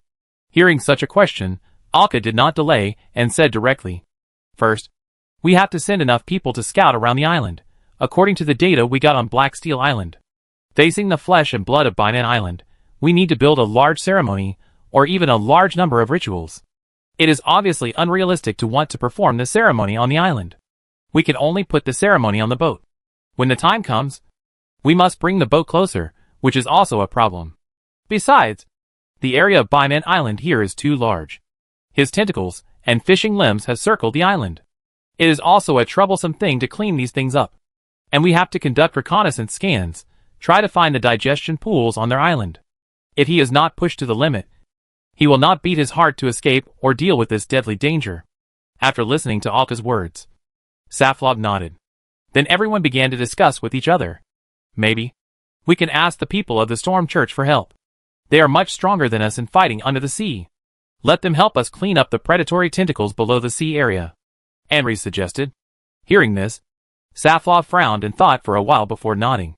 "No problem, after the meeting, I will send them a request message. At their speed, they will arrive in 5 days at most." Jason asked beside him, "How do we find the digestion pools and pipeline entrances in the flesh and blood? There is no place to stay on this island." At this time, Simon thought for a while and said, "We can use the reconnaissance machinery of the Holy Machine Church, and then let the Parliament staff attach some temporary spells to the machinery. This method should be feasible, but it may be a little expensive." Saflov waved his hand and said, "Compared to the problems on White Man Island, these costs are not worth mentioning." "Then let's confirm it first, Simon. You will be responsible for constructing the reconnaissance machinery with them, and Ziadite can also provide temporary assistance." Then he said to Saflov, "The materials for constructing the ceremony and the reconnaissance of the entire flesh and blood area are left to you." Saflov nodded. "When the people from the Storm Church arrive, we will start to deal with his predatory tentacles, try to destroy them first.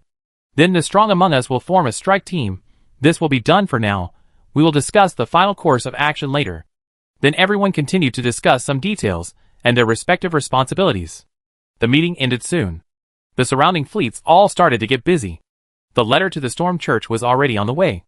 The next day, one after another, mechanical aircraft flew out from the steel ships like a swarm of bees. They conducted reconnaissance around the island. One after another, speedboats circled around the island, constantly measuring the flesh and blood of the island with various machines and spells. Some troops had begun to shoot the monsters on the island. Those monsters were completely killed and cut into pieces, and the flesh and blood were left around. In this way, according to the detector above, the passages leading to the interior of the entire island were specifically marked. Alka also began to use his clone to wander around the flesh and blood island. Through his ability, he could stand on the mirror and enter the invisible state, and observe without standing on the flesh and blood body. He found that some channels were actually connected to one of its digestion pools. It seems that we have to look for it specifically, so as not to waste unnecessary energy and resources later. From time to time, Ziadite would be brought along to scan the inside of the monster's flesh and blood. However, after all, it is flesh and blood, and it is still difficult to let the detection ripples penetrate into the body. There are also many obstacles, and it is not so easy to detect enough information. Soon the members of the Storm Church also arrived. Chapter 529, The New God. Half a month has passed since the meeting on the steel ship. The flesh and blood nest on Biman Island seems to have discovered the problem. The entire island has allocated a lot of power, and started to forcibly move the island faster. Obviously, the existences in the flesh and blood nest have no good way to deal with Alka's method, and can only focus on their own affairs. The distance moved on the sea surface every day exceeds 10 meters. Don't underestimate this short 10 meters. To get out of the origin, it only takes 100 or 200 meters for the island to move from its original position. That is to say, there are less than 10 days left for the entire island to get out of the origin and cause problems around it. However, these 10 days are completely enough. Various intelligent creatures in the ocean hold their weapons and start swimming around the entire island. There are even many shark fishermen among them. Poro is also among them. Since Poro is the champion warrior of the Storm Church, these members of the Storm Church, who came to support, will be led by Poro in the battle. A marine intelligent race with a long fish tail waved the scepter in his hand. The surrounding sea fish were under its control, circling around, and would not approach the island at all. In this way, the speed at which the blood and flesh nest wanted to obtain blood and flesh energy and food would be greatly reduced. Swoosh! A sharp whistle came from the sky. Then a group of fireworks exploded. This was the sign of the start of the signal. Even the members of the storm church in the sea heard the sound. Attack! Pororo shouted, and the broken metal armor on his body immediately became one with him. At this time, Pororo was like a metal monster in the ocean. The huge tail behind him turned into something like a propeller, pushing his body forward immediately, leaving only a string of bubbles behind him. The surrounding members of the storm church immediately followed. Soon, a spiral current formed around the island. These currents did not spread upwards, but cut madly underwater. Due to the suction of the water current, the entire island was firmly fixed in place. The sky was covered with dark clouds. One after another, lightning struck randomly below. It can be seen that there are several lightning elements shuttling through the thunderclouds in the sky, controlling the lightning to continuously attack the entire flesh and blood island. These lightnings fell randomly on the flesh and blood, causing all kinds of wounds. They could even paralyze and burn the surrounding flesh and blood into charcoal, making the flesh and blood recover more slowly. Sometimes, if you were unlucky, it would strike some fatal places, causing blood to gush out around. Fire! According to the roar from the ship. One after another, the shells began to be fired at the island.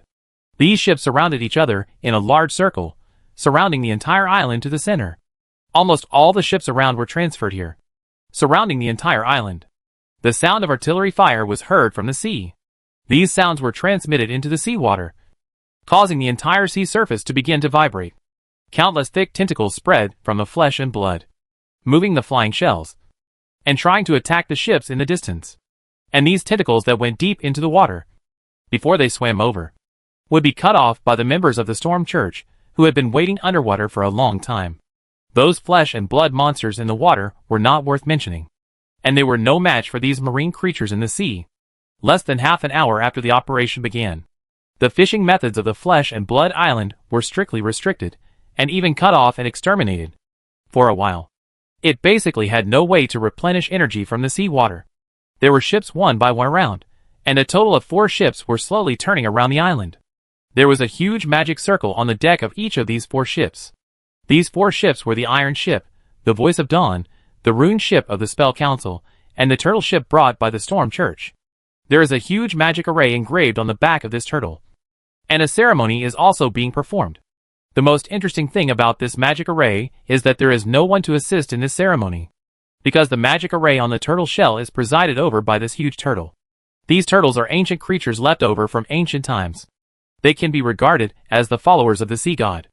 The strength of this turtle has reached the pinnacle of the 6th stage.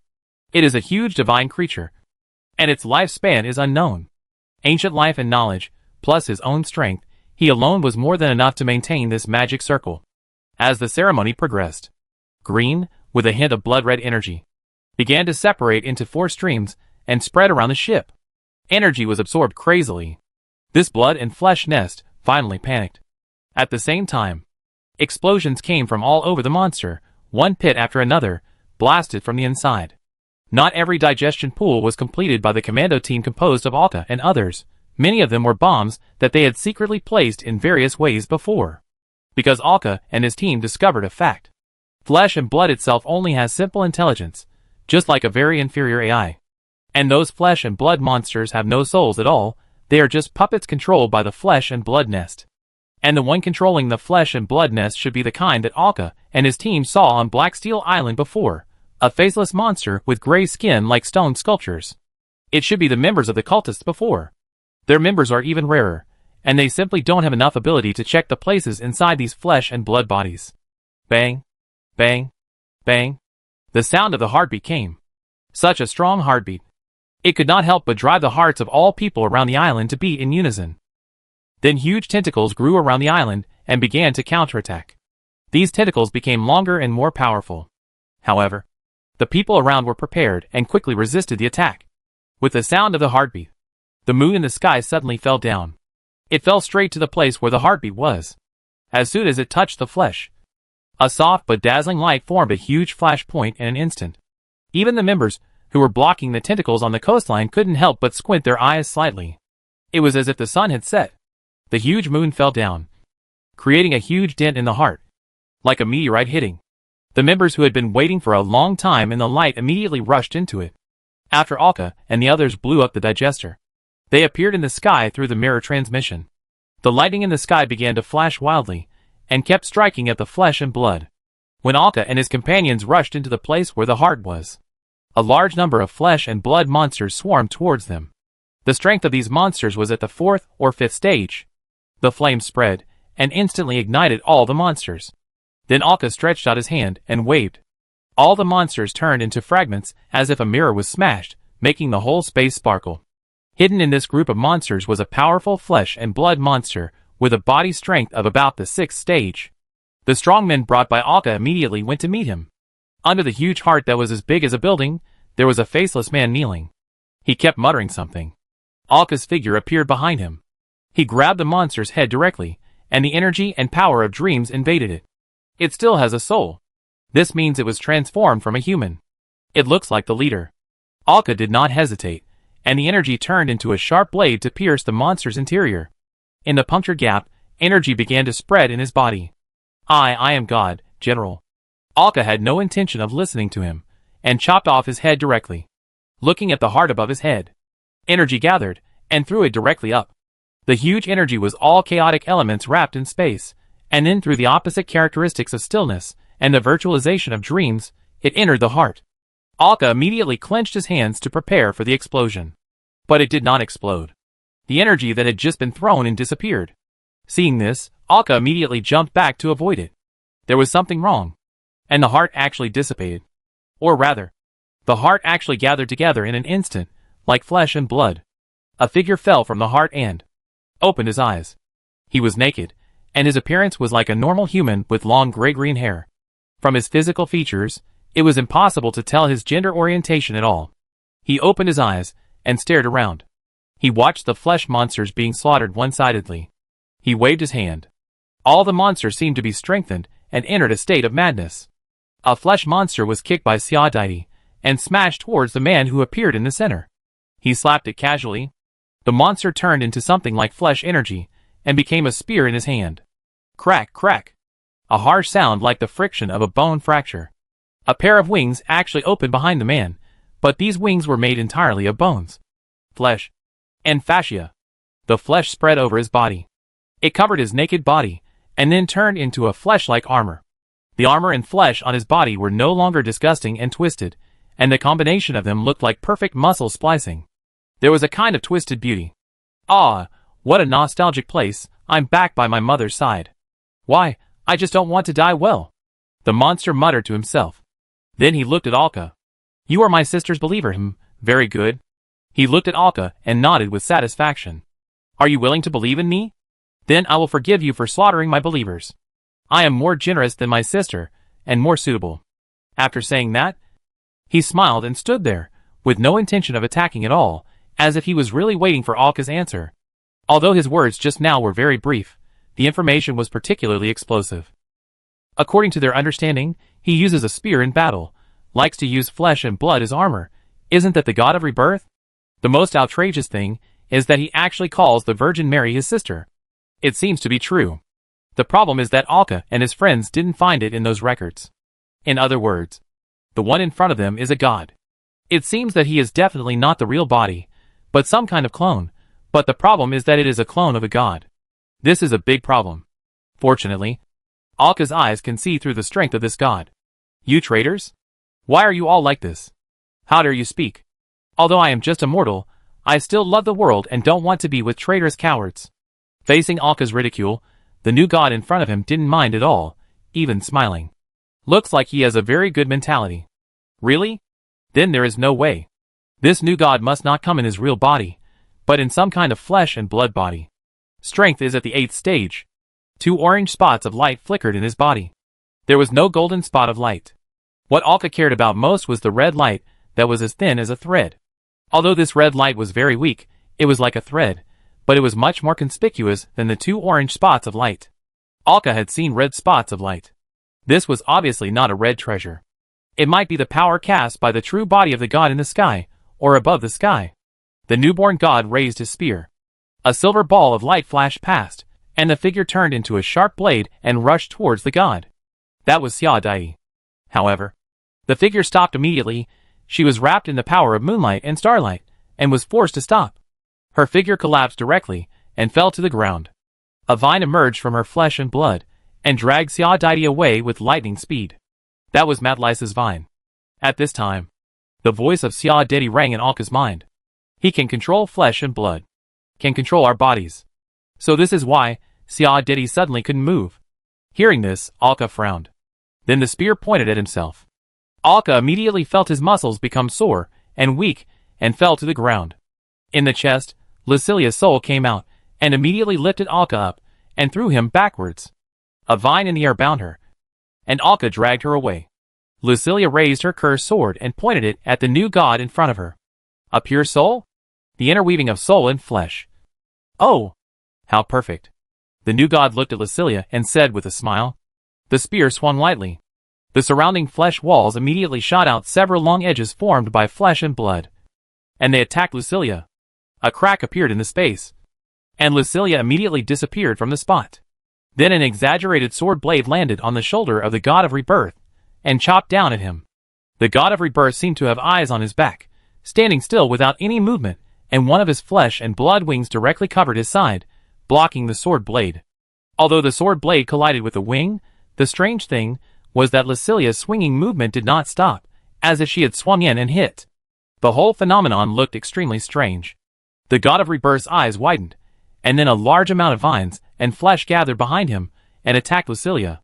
Lucilia disappeared again and appeared in the distance. God, this must be painful. Looking at Lucilia's smile, the god of rebirth frowned. He reached out and touched his chest. At this time, in Lucilia's eyes, the soul under the body of the god of rebirth had awound. For other lives, the pain was enough to drive them crazy. But for the god in front of him, it was just a frown. You cut the soul. Your sword. The power of the Reaper? He stared at Lucilia's sword and muttered to himself. Obviously, he was not talking about Lucilia's blade, but the divine essence in the blade. The former owner. He stood there and looked at Lucilia, looking at the flesh monsters he had just activated. They had been destroyed at this time. Behind Lucilia, many people stared at him covetously. Well, it seems that after not coming back for many years, the mortals here have become different. They have become much stronger, which is great. Then he just waved his hand gently. Two people who were too close to each other fell to the ground. Among them was the sixth-stage perfect member of the council named Cardin. The vines that had been prepared long ago immediately dragged them over. Watching this scene, Alka narrowed his eyes in the distance. The range of controlling flesh and blood. About 100 meters around? What should we do? We are all flesh and blood, and we are perfectly restrained by him. We can't get close to him at all. Xia Dai said beside him. The power of the god in front of them was too restraining for them. The flesh and blood creatures. It can be said that she is the nemesis of mortals.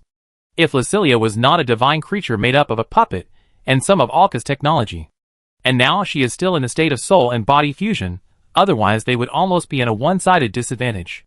You can't leave it all to Lucilia. Right? Alka chatted. Of course not, that god hasn't started the real attack yet.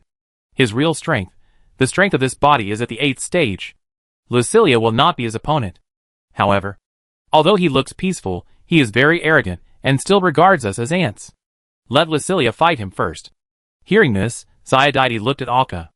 Alka's eyes flashed with golden light, and kept staring at the god. Chapter 530, The Body of the God of Destruction. In this nest of flesh and blood, the tentacles made of countless tendons and flesh and blood are constantly attacking in this space. These tentacles made of flesh and blood are controlled by this god himself. Compared to this tide of flesh and blood, the flesh and blood that he condensed himself is much more powerful in both appearance and strength. The tentacles that were formed by the tide of flesh and blood before, it is difficult to have any great impact on everyone. Now, these tentacles, every muscle, every tendon, seems to be perfectly carved on them. The surface is smooth, every muscle fits on it, like a sculpture.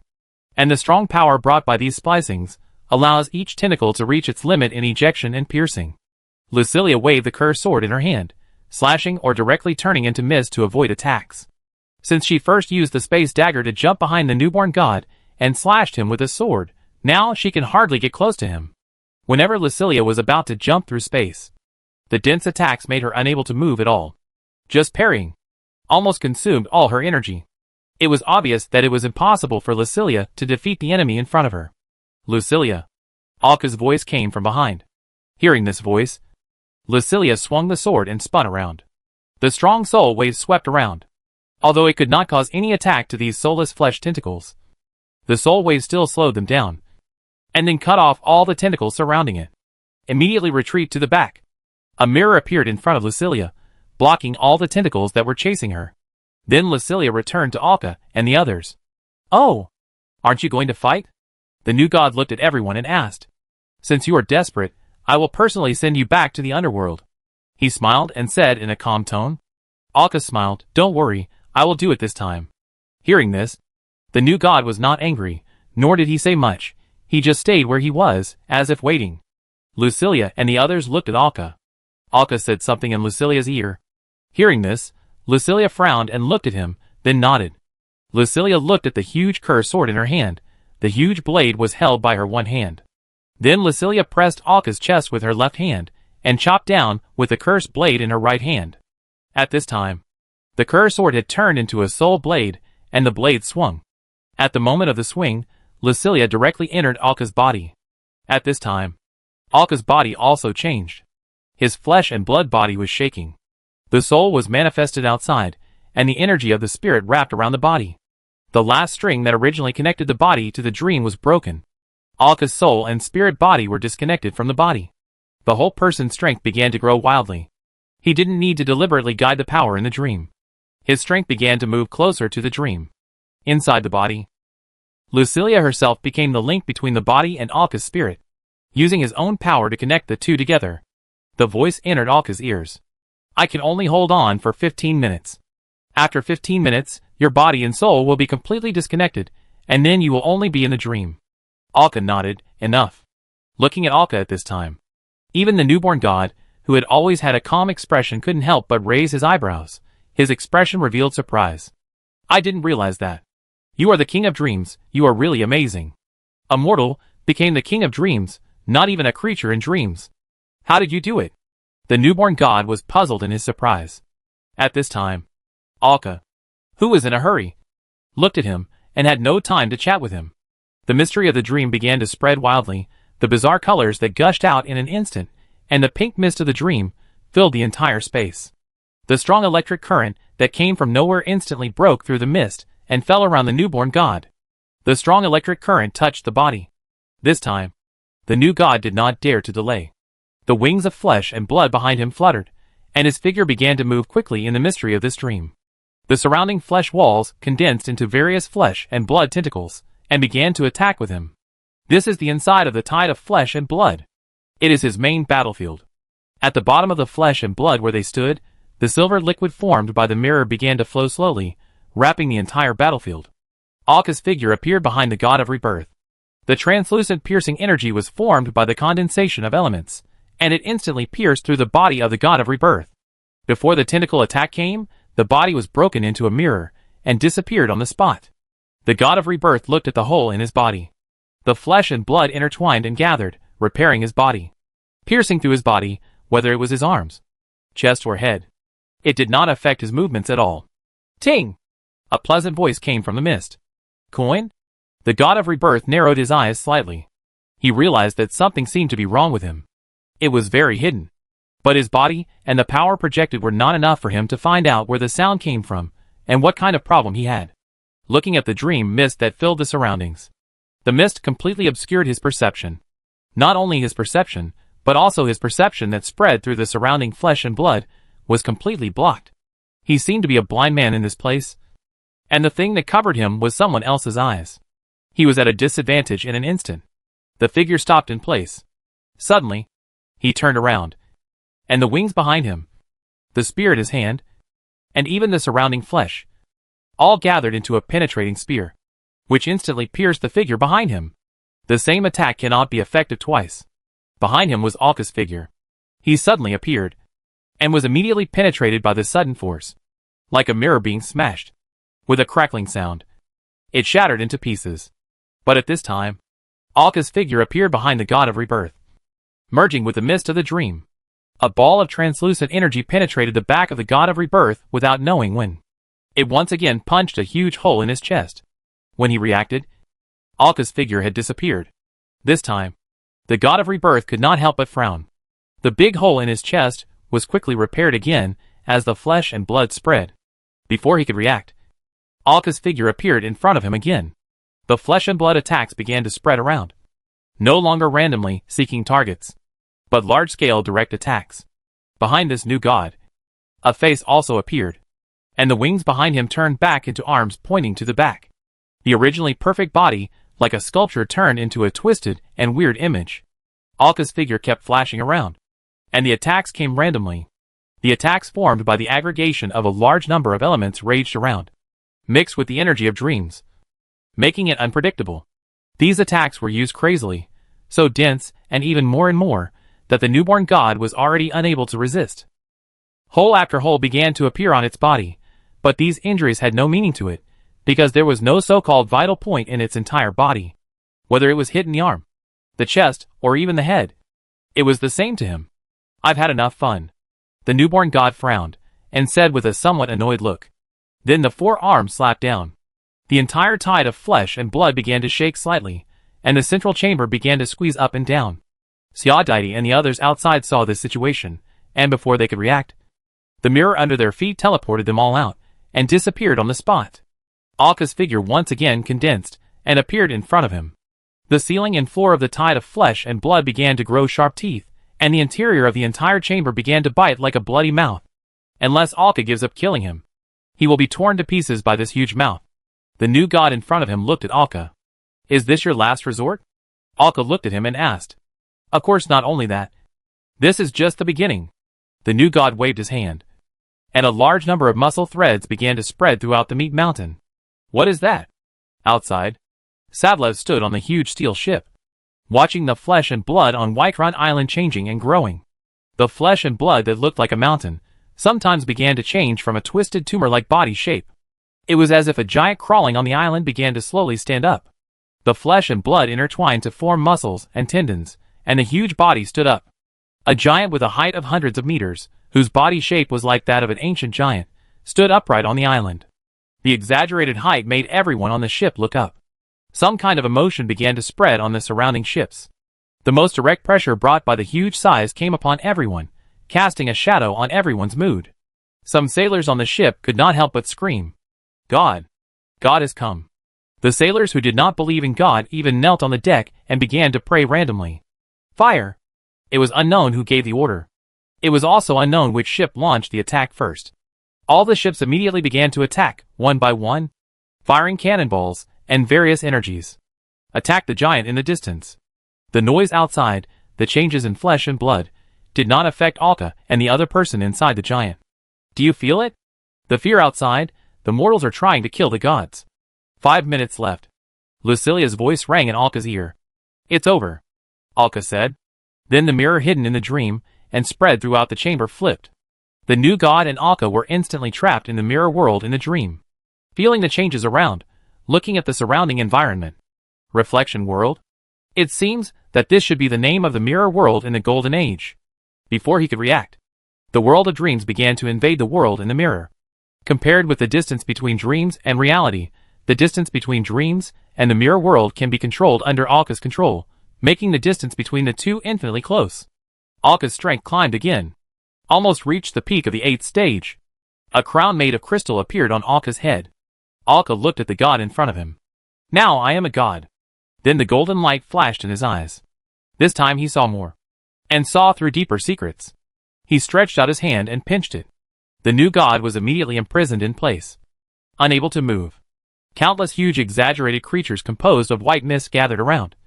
Their huge heads changed into ferocious appearances, staring at the god below. It seemed that if he dared to move at all, these powerful mist creatures would tear him into pieces. Looking at such a scene, the new god was not panicked at all. Perhaps such a world is difficult for mortals to crack. But for us gods, it seems very easy. Dense cracks appeared in the space of the world. His control over flesh and blood even broke through the blockade of space. The tentacles that attacked from outside turned into spears that stabbed into the void, as if there were some fatal nodes in the air. Crack. With the sound of shattering, a crack appeared in the air of the mirror world, and a scarlet muscle tentacle pierced in, although the god of the newborn was imprisoned in place. He smiled. You see? It's very simple. Isn't it? Alka's figure appeared in front of the god of the newborn, staring at him. His eyes flashed with golden light. You are confident. Your body is made of muscles, so you have no weaknesses. You are not afraid of your body dying. This is the most confident point of the new god. His body is strong, powerful, and without any weaknesses. Unless Alka can grind his body into powder in an instant, without leaving even a trace. Or attack his soul like Lucilia, otherwise he can reassemble into a new body in the fastest time, and will not be affected at all. Alka stretched out his hand, and the 6 elemental powers mixed in his palm. He raised a spell in the air, and pressed it on the chest of the god of rebirth. The moment the spell was pressed, the god of rebirth widened his eyes. His eyes were full of disbelief. How did you know? How did you? Before he finished speaking, his flesh and blood began to dissipate, and his eyes of disbelief remained.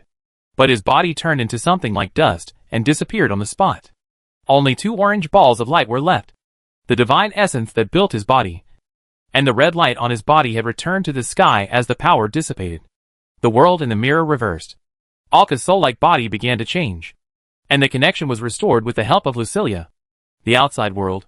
The huge flesh and blood titan suddenly fell on the island, and the huge body made a violent sound, and splashed a lot of smoke and dust. In the eyes of everyone, the flesh and blood of this huge giant began to dissipate, turning into ashes all over the sky. As the breeze blew, the ashes in the sky curled away, toward the sea, toward the sky, and floated away. Is it over? Someone asked in a murmur. The moonlight cut through the sky, and the clouds curled up the figure, quickly heading to the island. Everyone was searching on the island. Soon Xiaodadi noticed it, and following the flickering moonlight, everyone immediately came to Alka in the ashes. At this time, Alka was half lying against a metal pillar. Lucilia was sitting next to him. Are you all right? Everyone rushed over. Mathlisa immediately began to check on the two. Afterwards, apart from finding that the two were mentally exhausted and their magic power was severely depleted, no other problems were found. But at this time, Alka's body felt flickering. Looking at everyone's worried expressions, Alka smiled and waved his hand. Don't worry, it's just that the connection between flesh and soul is a little weak. It will take some time to rebuild a solid connection. It's not that easy to let Lucilia cut off the connection and then repair it again. The sequelae now are something that must be endured. It was good to just bear it like this. No major problems occurred. This operation had been done a long time ago. Alka had talked to Lucilia about it when she got the cursed sword. The two of them had also studied it. Otherwise, it would be difficult to solve this time. Looking at the 2 weak people, the crowd around just waited. Chapter 531 Meaniques.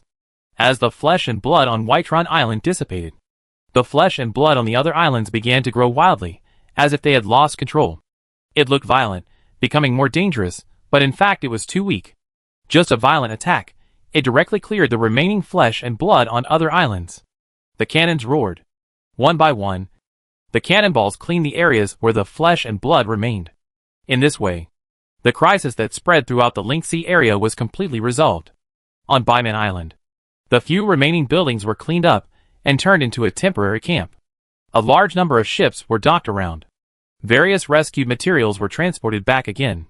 The Stonehoof tribe could be seen walking around the island, using their power to rebuild the entire island. Soon the Stonehoof tribe used the power to control mud and stone to build simple, but sturdy temporary houses for these people, and then returned to the small world one by one. Watching this scene, Savlov couldn't help but sigh, and looked at Alka next to him. Thank you so much. Alka smiled. It's okay. It's just a small favor. After that, he looked at the Dawn Sound next to the steel deck, and the people waiting on the ship. He smiled and said, We are leaving. Savlov nodded, and said solemnly, We will never forget this favor, and may the wisdom of the saints always shine on you. Alka also nodded, and crossed his hands. Then he said goodbye and left, returning to the Dawn's voice. With Alka's return, the Dawn's voice slowly moved, and then accelerated and soon disappeared from everyone's sight. Safavlarov stood on the deck, watching Alka and the others leave, and only turned his attention back after they completely disappeared. Looking at the island that was in ruins, his spirits recovered again. At this time on the Dawn's voice, Mad Lisa routinely checked Alka. Make sure there is nothing wrong with his body. Although Alka's body is not trembling now, but from time to time, Alka can be seen falling in strange places for no apparent reason. This is because his soul and body are not firmly connected. The sequelae of severing the connection between them. And now Lucilia has to live in Alka's body again, as she did at the beginning. While maintaining the connection between his soul and body in Alka's body, she is repairing the connection between the two. Alka, I have to tell you, even if your dream and reality are synchronized, you can't cut off the connection between them like before. Lucilia got out of Alka's body, frowning and saying to him seriously. Why? Hearing Alka's words, Lucilia reached out and knocked his head hard. Why? Of course. If you cut it off again, you can never come back. If you cut it off again, the connection between the two will be completely cut off. Looking at Lucia's serious, even a little angry face, Alka smiled and nodded. Don't worry, I don't want to stay in the dream forever. You'd better know the consequences of this. Then Lucilia's expression eased and said, the link has been repaired almost. There is no difference now and before, but if it is broken again, it will be really hard to repair. Alka nodded repeatedly, indicating that he knew. After finishing the meal, looking at the people who had not left yet, Alka knocked on the table and said, Don't leave in a hurry, we have spoils this time. Hearing this, everyone stopped and looked at Alka. Loot? What loot? Jason was a little confused. Besides the Holy Grail level treasure they had obtained before, what other loot did they get this time? Looking at the puzzled expressions of the crowd, Alka smiled. He hadn't told them before that. The 2 scepter level divine essences that constructed his body after the god's death were left behind. To be honest, the reason why this new god was able to be born in flesh and blood, and also possess the 8th level strength, is that he also drew on the power of his own body. It was because of these 2 scepter level divine essences. This action was obviously planned for a long time. The cult actually got 2 scepter level treasures from nowhere.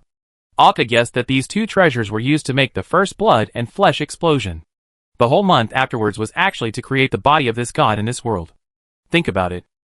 The strength of the 8th stage, and also carries the power and experience of a god. In addition, this god has some knowledge of the forces in the world. Once it becomes a trend, it will definitely cause extremely exaggerated damage to the endless sea. Alka seriously suspects that those gods have long wanted to destroy this world. It's just that this time they took the opportunity of the full invasion of demons to start implementing it, and stood in the front from the dark side. After all, if there is no full invasion of the world scar, a large number of military resources are scattered all over the endless sea. For example, just like this time, if it weren't for the White Man Island and its island chain, which sent a large number of strong people to the world scar, the flesh and blood would not have exploded so quickly in an instant. Other seas around can also quickly send strong people to support, to clear the problem here. It won't be like now, it took more than a month to solve this problem after Alka and others arrived. Alka has reason to believe. Like this, problems like the newborn god may have erupted in various places in the boundless sea. Shaking his head, retracting the thoughts in his mind, Alka took out the 2 divine essences from the small world. It was wrapped in a mirror-like glass ball and placed in front of everyone. These are the 2 scepter-level treasures that make up the body of the god. 2 scepter-level divine essences? Sia Dai was a little surprised. He didn't expect the spoils to be so rich. Alka smiled and said jokingly, that is the incarnation of a god. I think it's a loss for this little spoils. Hearing this, everyone rolled their eyes. Then, according to the process that had been completed before, except for those who had collected all the treasures, everyone else came over to touch them one by one. I just hope that someone can master it. Fortunately, their team has enough people. Otherwise, there might be many treasures that they cannot master. It was okay this time. The 2 treasures were obtained by 2 people who did not have scepter-level treasures. Julia obtained one of the divine essences that seemed to have something constantly jumping in the center. Simon obtained another divine essence with countless cubes overlapping and rotating. When these 2 divine essences are constructed into treasures, then each of them will have at least 1 scepter-level treasure. Among them, Alka, Zayadai, Jason, Pororo. These 4 people even have enough of 2 scepter-level treasures. Sure enough, Alka murmured. He had already distinguished these two divine essences in his dream before. His opinion at that time was the result now. It seems that his eyes are basically about to reach the complete form, of course. It means in the dream. For example, before, when fighting with the body of the god, Alka's eyes in reality could not see the fatal weakness. I don't know how to break his body. Until Alka dragged him into the world in the mirror, and let the power of the dream almost completely integrate into his body. He discovered the weakness of the body of the god through his strength in the dream, and the eyes that could see through the secrets. This is why the new god was so surprised. Maybe he never thought that a mortal could know such a weakness. It seems that when his strength in the dream is fully improved to the 9th stage, the secret of the eyes may be completely discovered by him. After confirming the treasures of the two people, Alka communicated with them separately. The abilities of their treasures, and the carriers they wanted. It is necessary to understand their demands, and the methods they want to use. After confirming, it is natural to start designing. This is a long process. Fortunately, Alka made a simple design, and the materials on the ship should be enough. But before that, the dawn sound arrived at the trial island next. The trial island was empty at this time. Traces of blood and flesh can still be seen on it. After Alka sent the trial tower into the small world, everyone left, heading to the next new destination. How far is the destination this time? How long will it take to get there? Alka stood on the deck and looked at Xia Dai and asked. Xia Dai calculated the time. Conservatively estimated to take more than half a year, less than a year, the longer the time, the more difficult it is to determine.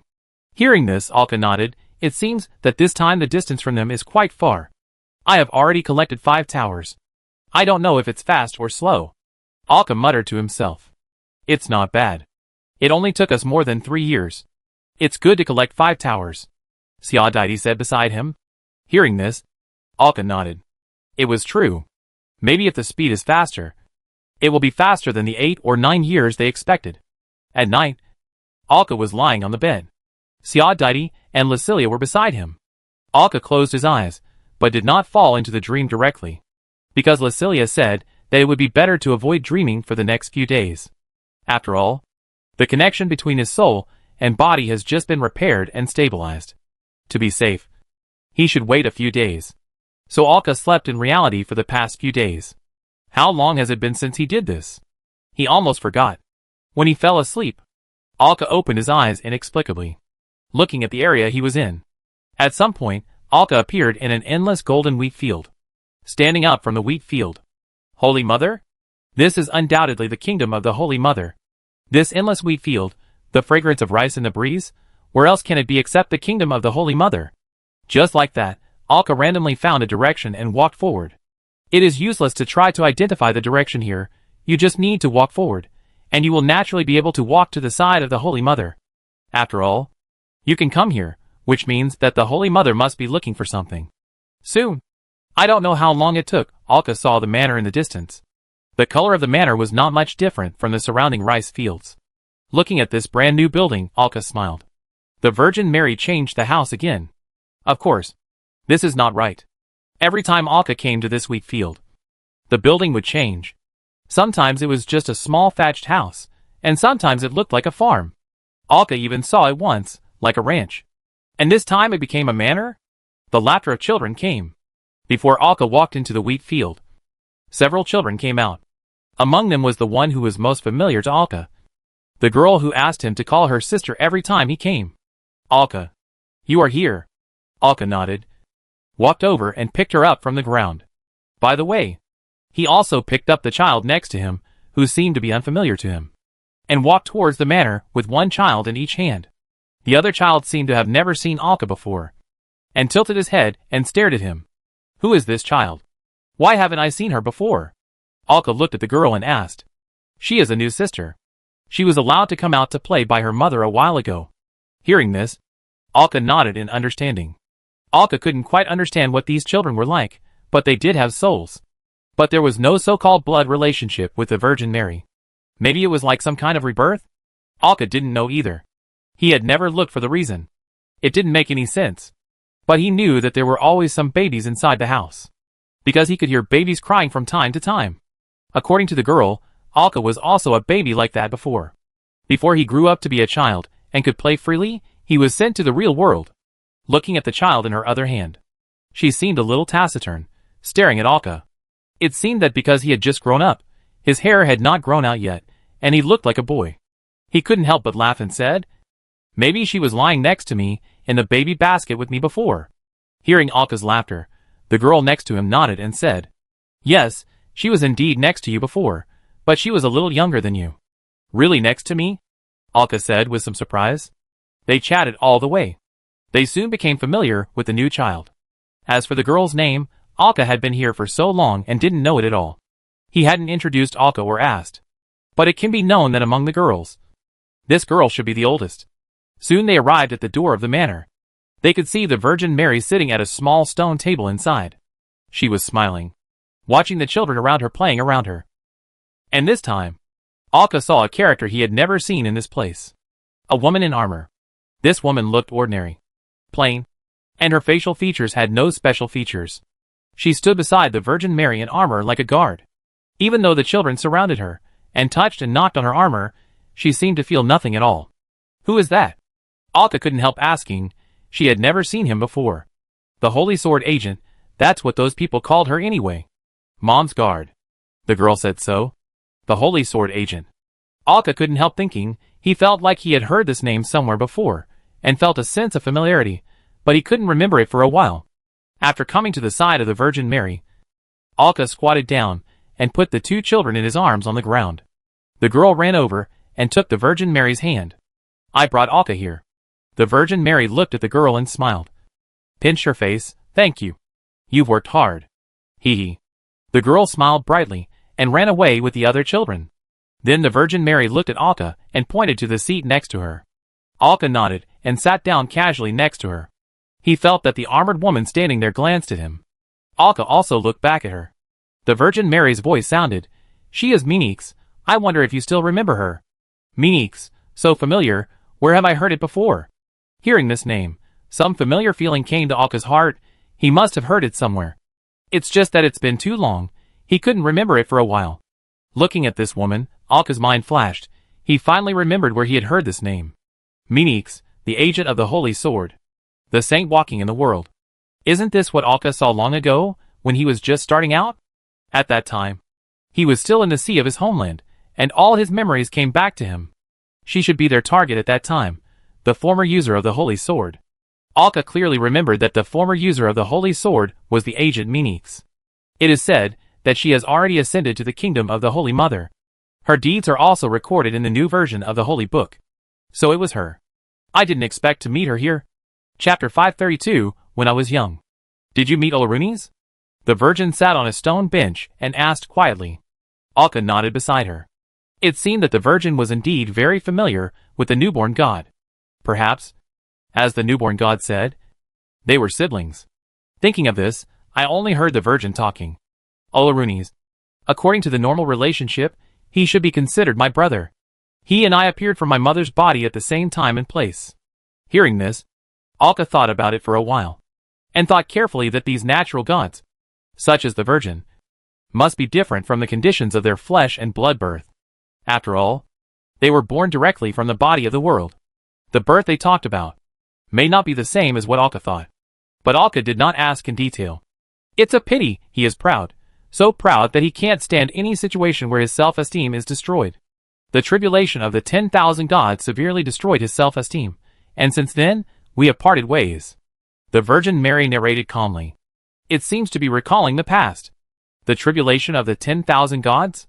If you think about it carefully, it is true. The high and mighty gods were knocked down by the world one by one and became mortals. Without the privilege of being born as gods, how could these people with strong self-esteem bear it? Perhaps the mother's original intention was to let these first batch of children born from her body understand the relationship between them and mortals. Perhaps some really understood and learned, like the Virgin Mary. But I think many of them just looked for the surface to bury such humiliation in their hearts.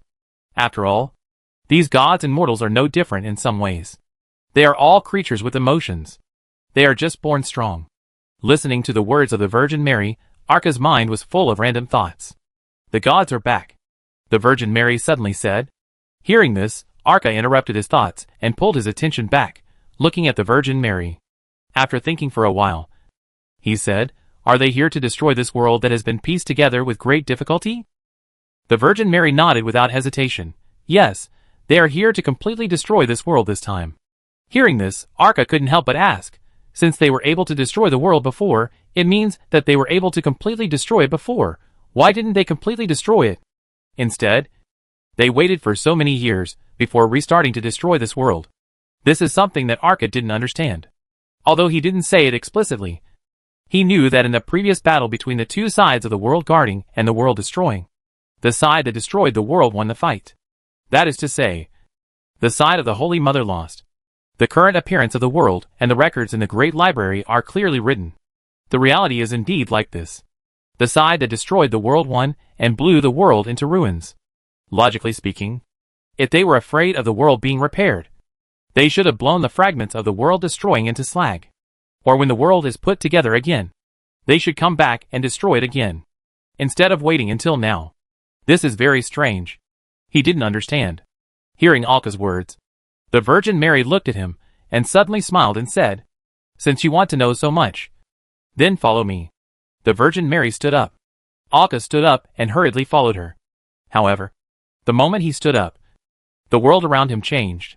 He was no longer standing on the floor of the manor, but appeared in an area that looked like a starry sky. This is the astral world. Alka looked down and saw the place that he could not see the edge of. This is a world of ocean. Looking at the shape, it is the legendary round sky and square earth. Alka did not understand it very well, but this place was very familiar. He could tell at a glance that this was the boundless ocean he saw when he went back in time. At this time, the Virgin Mary and Maniacs were standing beside him, standing with him on this astral world. The Virgin Mary pointed to the boundless ocean below them and said, "This is our world." But it was not like this before. The Virgin Mary waved her hand. A change like an illusion appeared in front of her eyes. And then a beautiful and dazzling world appeared. This world is like a crystal. A round sphere with a hard shell like a crystal film on the surface of the sphere. Through this crystal film, you can see the real core inside. A beautiful world. It is countless times larger than the boundless ocean. This world seems to be boundless without boundaries. Countless lives are active on it. Powerful life forms, brilliant civilizations are developing above. Alka can feel it without the introduction of the Virgin Mary. Yes, this is the world in the past. The world of the Golden Age. At that time, our world was famous in the star world, in the entire star world, and among countless worlds. It was the most powerful one. If it is not the most powerful world, it is impossible for the Virgin Mary and other supreme beings in the star world to be born. It's not just one or two. Just what Alka knows now. There are the Virgin Mary, the sea god, the betrayal god of war. As for whether there are more Alkas, it is unclear. When the world is broken into pieces, we, the children who protect the world, lose, but we are not willing to accept this. Although some brothers and sisters give up, there are still some with us. So we began to collect the fragments of our mother in the astral world. Then we secretly took these fragments to a faraway place and reassembled them together, which became the endless sea now. At this point, the Virgin Mary showed an expression that was not sure whether it was a smile or a sad expression, but the eyes with memories could be seen. At that time, we secretly reassembled Mother and resurrected her. Then we hid her far away, where no one could find her. That's why they couldn't find her. Alka nodded after hearing this. That is to say, when the infinite sea was first pieced together, the rebellious gods didn't know it all. Or they knew, but didn't know where it was. After all, the star realm is vast and has no boundaries. Although Mother fell asleep in the end because of her painful consciousness, she still retained her body. By then we were strong enough, and gradually moved the world back to where it once was. Moreover, those betrayers had already parted ways in the past 10,000 years. They even betrayed their mother. How could we expect them to work together again? In the past 10,000 years, they have killed so many people. At this point, Alka clearly saw a smile on the face of the Virgin Mary. She was right. They betrayed the world that gave birth to them for the sake of washing away the shame, and for the sake of power. How could you expect them to care about the so-called brotherhood? And after all, brothers and sisters who came from the same world fought each other.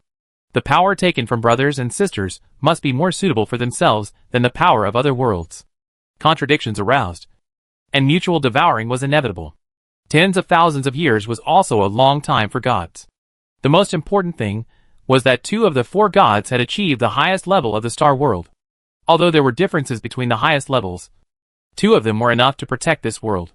In order to become such an existence, what kind of journey did the Virgin Mary and the sea god go through? Alka naturally didn't know. But it was obviously not a happy process. Although they are not going to destroy this world for a while, it is only because they are wary of each other, not because they don't want to. So when the endless sea comes here, the former gods will watch from time to time and cast their power on this world. Although the barrier we set up can prevent these gods from entering the endless sea, it has no way to deal with their power. Although I don't want to admit it, I have to say that this world was once their world. Hearing this, Alka probably understood. He himself was still a little confused. After all, it was only less than half a year since the church where the flesh and blood was, and Alka just knew about the battle between the gods and the sky. How could such a large church develop in this world in half a year, and be able to take out 2 scepter-level treasures to build a body for the gods to descend? As long as you, the gods, cannot personally take action, it is impossible to influence so quickly just by force. Now it seems that it turned out that those gods had already laid out in this world. Through her own power, she has raised many cults. And this time, because of the massive invasion of demons, these traitorous gods have also found a fatal opportunity. Now all the cults belonging to the traitorous gods in the entire infinite sea are wreaking havoc, blocking support from all directions, and destroying our logistics islands. At this point, the Virgin Mary looked at Alka. The 4 gods, even the new gods, know the seriousness of the problem. At this time, we don't have much power to help the infinite sea. We must use our own strength to build a protective barrier to prevent the external threats from entering the interior. We are temporarily powerless to solve the internal problems. As time goes by, the internal problems will become more and more serious. Looking at the Virgin Mary staring into his eyes, Alka nodded solemnly. I understand. That is to say, she is afraid that the world will be destroyed from the inside. The Virgin Mary suddenly smiled and waved her hand again. They appeared in the manor again. But they were not sitting on the stone bench outside the manor, but appeared inside the manor. To be honest, Alka had come to the Holy Mother's kingdom so many times, but it was the first time he entered the interior of the building. The place where he appeared at this time was actually a baby room. There were baby cradles one after another, cradles that seemed to be woven with rattan and wheat ears. Inside, the baby mattresses were covered with white and soft cloth. But among these baby cradles, a large part of them were empty. Some children were watching from time to time. And next to where they were 2 empty baby cradles. See this cradle? The Virgin pointed to one of the baby cradles. It was no different from the other cradles. Alka looked at the cradle. He reached out and touched it, and shook it for no apparent reason. A familiar feeling came over him. Very familiar. Hearing this, the Virgin smiled. This is the cradle you used to have. So that's how it was.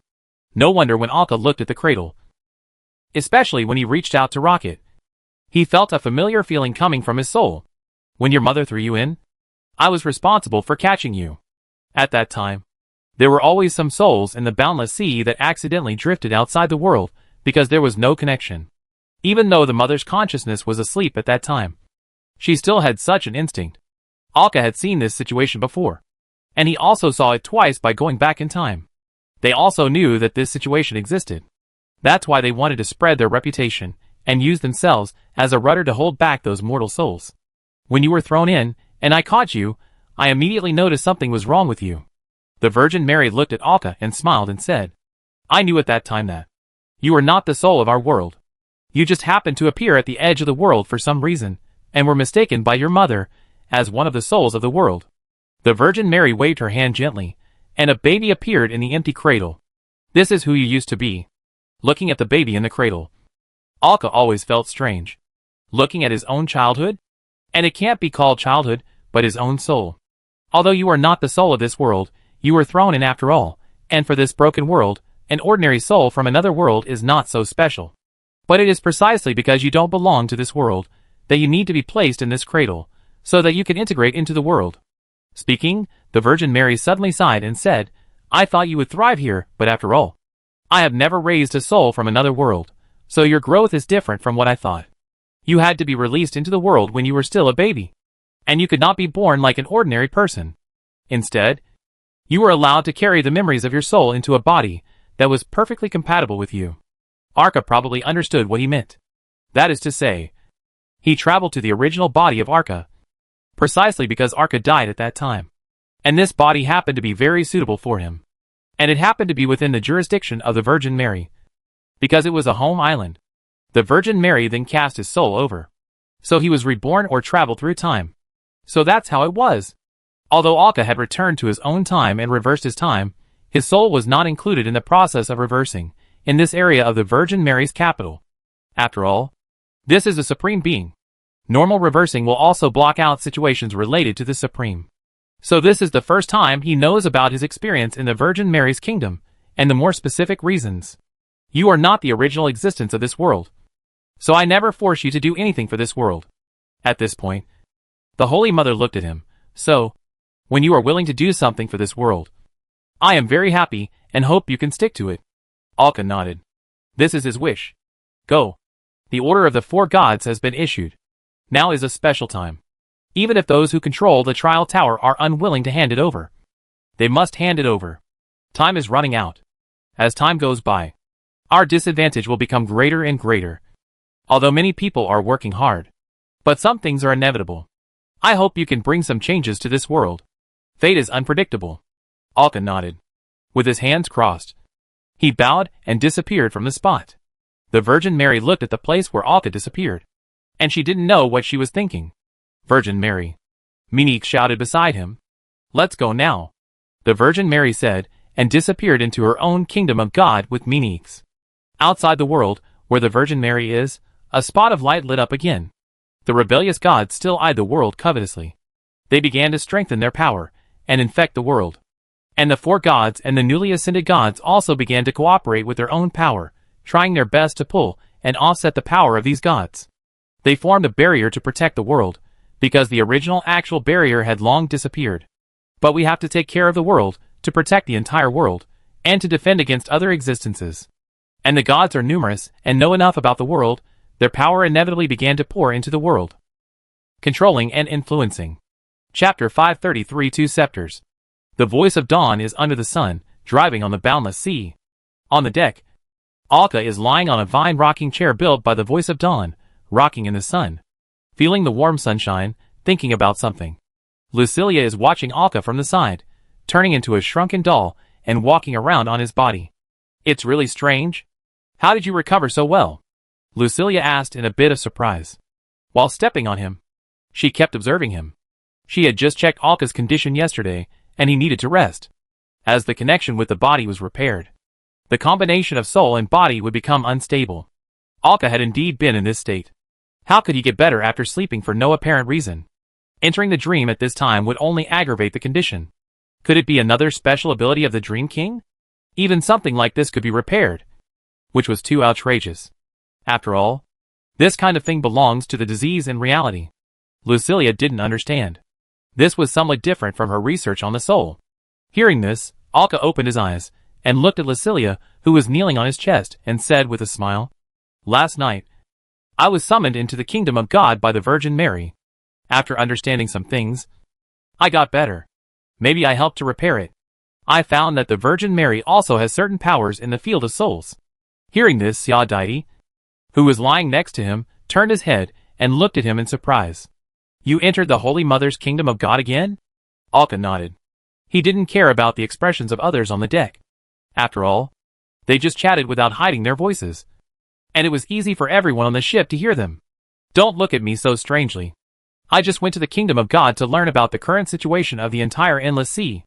I can only say that the situation of the entire endless sea is not good now, and the gods can't provide much help. They are resisting greater threats outside the world. At this point, Alka sighed. This world is in danger. Maybe the days of danger will continue, until hundreds of years later, it will enter a fatal crisis and be destroyed. And they must find the problem within this 100 years. Of course, this is just Alka's guess. It may take longer. The current situation is that all crises have erupted and manifested. The impact of the erupted crisis is getting deeper and deeper. Alas, I don't know what the current situation of the world scar is, and those evil cults that betrayed the world, I don't know what they are doing. Jason said, leaning against the side of the boat. When they helped the Holy Machine Church before, due to the fatal crisis faced by White Man Island and the people around it. The intelligence system was affected, resulting in them not collecting the current situation of the world scar. They also don't know what the current situation is in the entire Infinite Sea. Although they don't know the situation of the world scar, they know that other parts of the world are not doing well now, after all. The power of the gods is affecting them. Just think about it. Even a god like the god of new life gained a body with the help of the cult. I dare not even think about other places. The evil cults that had been there for a long time all broke out one after another, affecting the order of the entire Infinite Sea, making the already chaotic world even more chaotic. It's a pity there is no shortcut to collect the trial towers. We can only collect them one by one, Alka said with a sigh while lying on the recliner. There is basically no way to teleport them quickly, or any other means. Alka has never been to these trial towers, let alone teleporting through dreams. However, in the process of collecting trials, Alka and his team, to some extent, can be said to have gone around the infinite ocean. Although it is not so exaggerated, but it is roughly the same. Now Alka basically marks every island he arrives at. This way, he can use his own power to teleport quickly through dreams. Once he has gone around the world in a small circle to collect the trial tower, Alka roughly calculated. If you want to reach a certain place in the Endless Sea in the future, you only need to use the dream transmission. And then the time between going to the place you want should not exceed 1 month. After all, he did not really go around in a circle, but 12 points were connected to each other in a twisted way, and finally formed a circle. The starting point and the end point are both world scars. Speaking of which, have you ever worried about a problem? Lucilia suddenly said while sitting on Alka's chest. What problem? Juanlu stopped and asked as he passed by the two of them. The world was destroyed before because the gods indulged the devils to destroy the world. To some extent, they were in a cooperative relationship before, right? After hearing Lucy's powerful words, everyone thought about it and nodded, indeed. I don't know if they had discussed it, or if both parties had a tacit understanding. But it can be said that they cooperated to destroy the world. Then do you think they will cooperate again now? After hearing this, Jason thought for a while and said, based on what we know, and the information we saw in the library, it even includes the inherited memory of Eurylius. In fact, it can be inferred that although the main culprit who destroyed the world at that time was the Devouring Mouth and the demons under his command, the culprit who blew up the world in the core was the Devouring Mouth and his demons. But at that time, he was the only powerful demon lord active in the world. Right? Everyone nodded. At least the information they see now is indeed like this. Later, the Devouring Mouth was tricked by the gods, and after destroying the world, he did not get any benefits, and was only released from the seal 1,000 years ago. This is accurate information. After that, the demons that destroyed the Saranan Empire and attacked the world scar were no longer led by the Devourer, but by more demon lords. This is what they knew. The current world scar was previously led by 3 demon lords. The Devourer was at most the second in the group. Now it is even more incredible.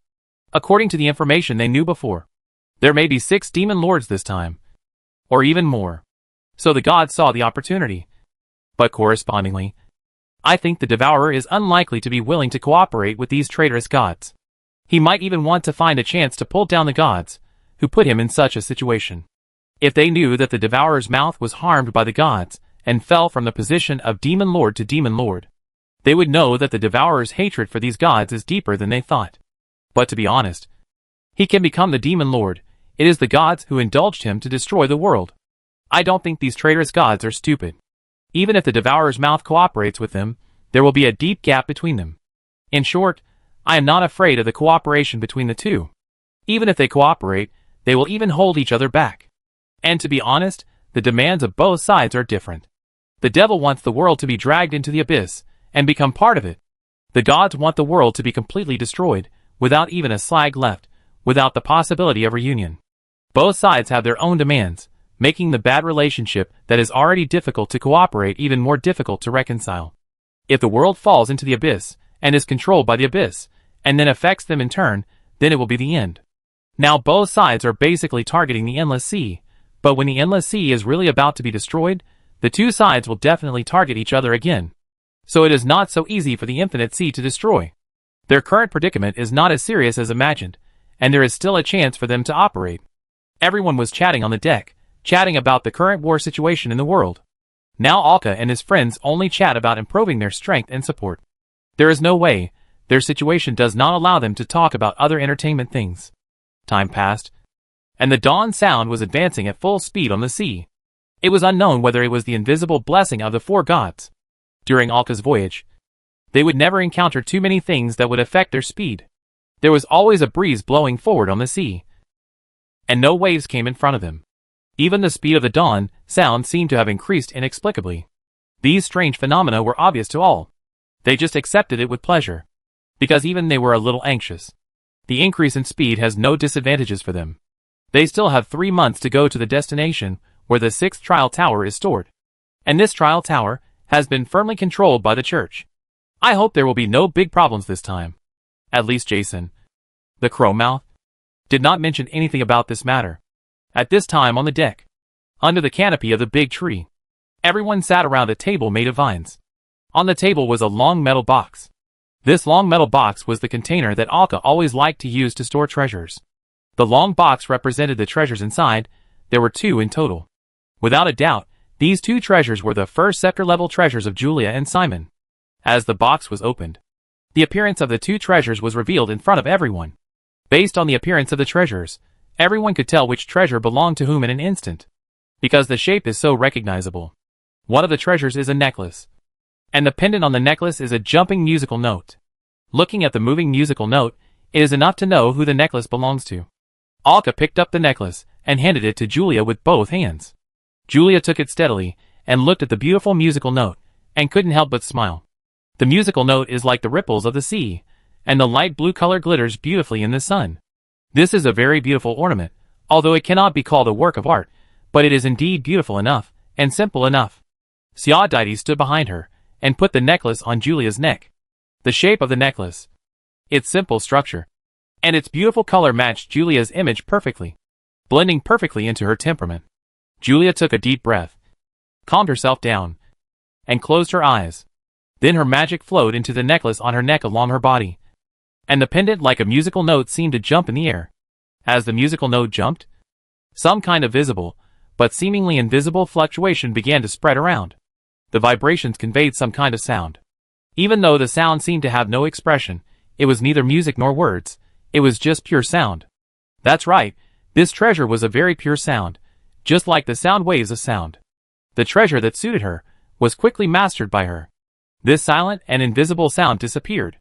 Then Julia opened her eyes. It's a treasure that suits me very well, but it's very difficult to control, because the treasure only represents pure sound. If you want it to exert the ability you want, you have to study it in depth, master it, and think about how to integrate it into the system you want, and exert the function you want. All of this requires time and proficiency. This time, Julia just waved her hand gently. Her hand made the sound of wind, and the sound of the wind turned into musical notes under her control. It was as if she waved her hand casually, like vibrating the invisible strings in the air, and bursts of pleasant music appeared. This is the sound of music created by the faint, inaudible sound of wind produced by the hand moving the air. This is just what she can do now, a simple application. Then she grabbed it with her own hands. Alka and the others immediately entered a kind of silent world. The sound of waves in the outside world, the sound of the breeze blowing, all disappeared. This place has become a silent barrier. These are the most basic deprivations of this sound, and to integrate the sound into it, Julia needs to study it in depth. With Julia's simple demonstration, everyone was familiar with and understood it. Julia dispelled the barrier. Then everyone looked at the remaining treasure inside. This treasure was interesting. It was a combination of 6 cubes in total. What's interesting is that these 6 cubes were all different in size, but they were put together. To be honest, it was more like a strange work of art. Alka picked it up and handed it to Simon. Simon looked at the 6 cubes in his hand, which were randomly attached to each other. He poured his magic power into them. As his magic power poured in, the 6 cubes immediately flew apart, like strange geometry, connected to each other, but repelled from each other and randomly rotating in the air.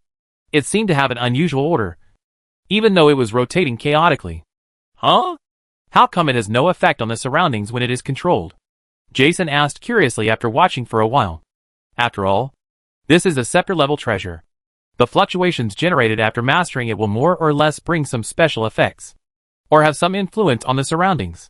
However, when Simon mastered the treasure in his hand, there was no influence on the surroundings, only the treasure itself was randomly and chaotically rotating. Hearing this, Alka smiled. Then a mechanical body appeared in his hand. No, it was not a mechanical body, but a spliced mechanical structure made of wood. But it is made of pure wood. When this thing appeared in Alka's hand, these wood scattered inexplicably. Alka used a coupling structure, so it would be very secure, unless someone knew how to disassemble it. It could be disassembled step by step. And now it has been scattered into pieces of wood parts. And these wood parts began to fly in the air again, like a mess with the treasures. But in this chaos, it was randomly spliced together, with a coupling structure that Alka had never touched before. But it was very strange that it was very suitable. What is it? I don't understand it, Jason said strangely. Even though Alka took out something to demonstrate in front of him, he still didn't think it had any ability or structure. Just as he was asking, the treasure was mastered by Simon. The 6 cubes gathered together in a chaotic and orderly floating. Simon opened his eyes. Sure enough, very suitable. So what exactly is the ability of your treasure? Jason was inexplicably aroused by curiosity and couldn't help asking. After hearing this, Simon thought about it and found a specific way to say it. It can probably be simply understood as decomposition and combination. Of course, it's not about decomposing something that was originally a whole, but about decomposing things that were originally combined. Then you can combine things that can be combined, like a puzzle. As he said, he waved his hand. A mechanical object was thrown out by him. Under his power control, it was immediately disassembled into parts one by one. Even a screw was broken into parts. Then he waved it at will. Under the power of the treasure, these parts were combined. But the appearance of the combined parts was completely different from his previous appearance. Like this. Jason shook his head. I didn't see any use for it. But what I wonder is, why the divine essence dropped by a flesh and blood god has nothing to do with flesh and blood? Jason asked. Because this is not a treasure used to build his power, but to use these 2 treasures as carriers to build a body. Let a god descend into his body. Even the flesh and blood nests we experienced before are just the rituals of the god's descent. Alka explained beside him. Using 2 scepter-level treasures to build a body? It's really amazing. Think about it carefully after all. The god's strength reached the 8th stage as soon as he came out. Even if it was through a ritual, it was too outrageous. It seems that these 2 treasures played a huge role in the center. Everyone chatted like this. Chapter 534 Latest Intelligence. Your Majesty? Shadow Robe stood beside the crystal throne in the dream, looking at Alka sitting on the throne and called softly. Because he was a creature in the dream, his voice did not emit sound waves, but was directly poured into the mind through some kind of consciousness fluctuation. So even if it was just a soft call, it appeared very clearly in Alka's mind, reminding him. At this time, sitting on the throne, Alka opened his eyes and stared at the air. His eyes were shining with golden light. But the golden light was completely weird. The golden light seemed to be distorted. And the golden color of the package made people wonder. Is this gold really gold? Hearing the call in his mind, Alka's eyelids began to tremble. Then he seemed to use all his strength to finally close his eyes. The moment he closed his eyes, he could clearly see Alka sighed in relief. And his whole body relaxed from the tense state. He took a deep breath, and then opened his eyes after he relaxed. At this time, his eyes had returned to their original state. How long have I been sitting here? According to the real time, it has been 15 days and nights. Hearing this, Alka nodded. Then he waved his hand gently. Shadow Robe nodded and disappeared on the spot. Alka sat alone on the throne, looking ahead, and didn't know what he was thinking. To be honest, as his strength got closer and closer to the 9th stage, the strength in the dream has almost reached the peak of the 8th stage. But at this stage, it seems that it is no longer so easy to advance. It seems that there is an extremely large gap between the 8th stage and the level above it. This is still the obstacle encountered by the Dream King in Alka's dream. If you want to climb from the 8th stage to the top in the outside world, it will be even more difficult. Of course, this is just Alka's thinking and guess about the current situation, and there is no very accurate information to indicate it. But as his strength gets closer to the 9th stage, once he uses this eye that can spy on secrets in his dream, he will be more easily affected by it. The influence does not mean that he cannot control himself. It means that he cannot get rid of some of the things he sees. But in the dream, Alka has to stay here for a long time to maintain the operating strength of the entire Dream Kingdom. Bring enough help to the Scar in the real world. This is a dilemma. Shaking his head, to clear his mind of thoughts, Arka's figure disappeared from the original place and appeared in reality. When Arka got up and came to the deck outside, Lucilia, who was reading a book under the tree, stood up immediately. She appeared beside him in an instant. You finally woke up. Arka nodded. I'm so hungry. I haven't eaten for a long time. Hearing this, Juanlu, who had just come up from below, looked at Arka and happened to hear his words and said with a smile, Wait for me for 10 minutes. He walked into the restaurant and went into the kitchen. Xia Daidi also came over and looked at him. If you don't come out, we will reach our destination. So fast? That's not fast. It's been 8 months. Jason stared at him and muttered. Because Alka stayed in the dream for a long time, sometimes he could hardly feel the passage of time. Thinking of this, he leaned on the railing and couldn't help saying, Now I finally know why other dream creatures are so insensitive to time. After staying in the dream for a long time, from the perspective of a dream creature, time is indeed fast and slow, which makes it difficult to detect. For example, these 8 months. Alka spent almost 80% of his time in dreams. To be honest, he didn't feel how long he had been in the dream. He felt that it was probably only about a month. It's not that the time in dreams is not synchronized with the time in reality, but that the perception of the passage of time in dreams is difficult to detect. Or there is not much comparison. Does that mean we are almost there? Xia Daidi nodded and looked at some data on the mirror panel in his hand. This is a small thing Alka built by himself, which can effectively help everyone on the ship complete some small things. It looks like it will take about 3 days to reach the destination. Hearing this, Alka couldn't help but recall the location of the first trial tower in his mind, as well as the information Alka knew at that time. The sphere of influence of the 6th trial tower is an ordinary national power that occupies the signpost island. And this national power believes in life, which means that the church above is the seed of life. And this trial tower has been definitely controlled by the seed of life, waiting for Alka's arrival. I can only hope that there won't be any more troubles this time, which will hinder their actions. After all, the entire infinite ocean is now in a state of chaos and unrest. After finishing his meal, Alka continued to stay in reality. He planned to stay in reality for the next few days except for sleeping at night, to switch things up. Soon, as the ship sailed quickly, they had seen ships meet. The multiple encounters of ships a day indicated that they were about to reach their destination. After all, if you want to meet other ships in the chaos of the Sea of Dark Clouds, except for the constantly changing surroundings of the signpost island, the only way is in the connecting sea area. As the curtain of night was drawn again, the island in the distant sky also appeared at the end of the vision. Finally, we are here. Looking at the island, Jason couldn't help stretching and said. Soon the ship gradually approached. The island also appeared in front of them, like other signpost islands. As this island got closer and closer, it basically covered their entire field of vision, indicating that it was a large enough island.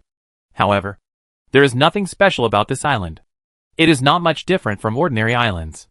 Looking at the warm environment and climate, except for some small hills, the island is almost flat and covered with green vegetation. Well, if there is any difference, it may be that there are too many vegetation on this island. It is a bit like an undeveloped primitive island. However, what they can see now is only one direction of this island. After following the surrounding ships for a long time, they finally arrived at the real port. After they really got around, they found that the forest and various vegetation in front were even more exaggerated than those in the back. It was so dense that they had no idea what was going on inside the island except for the areas covered by the tree canopy. They didn't even see any buildings.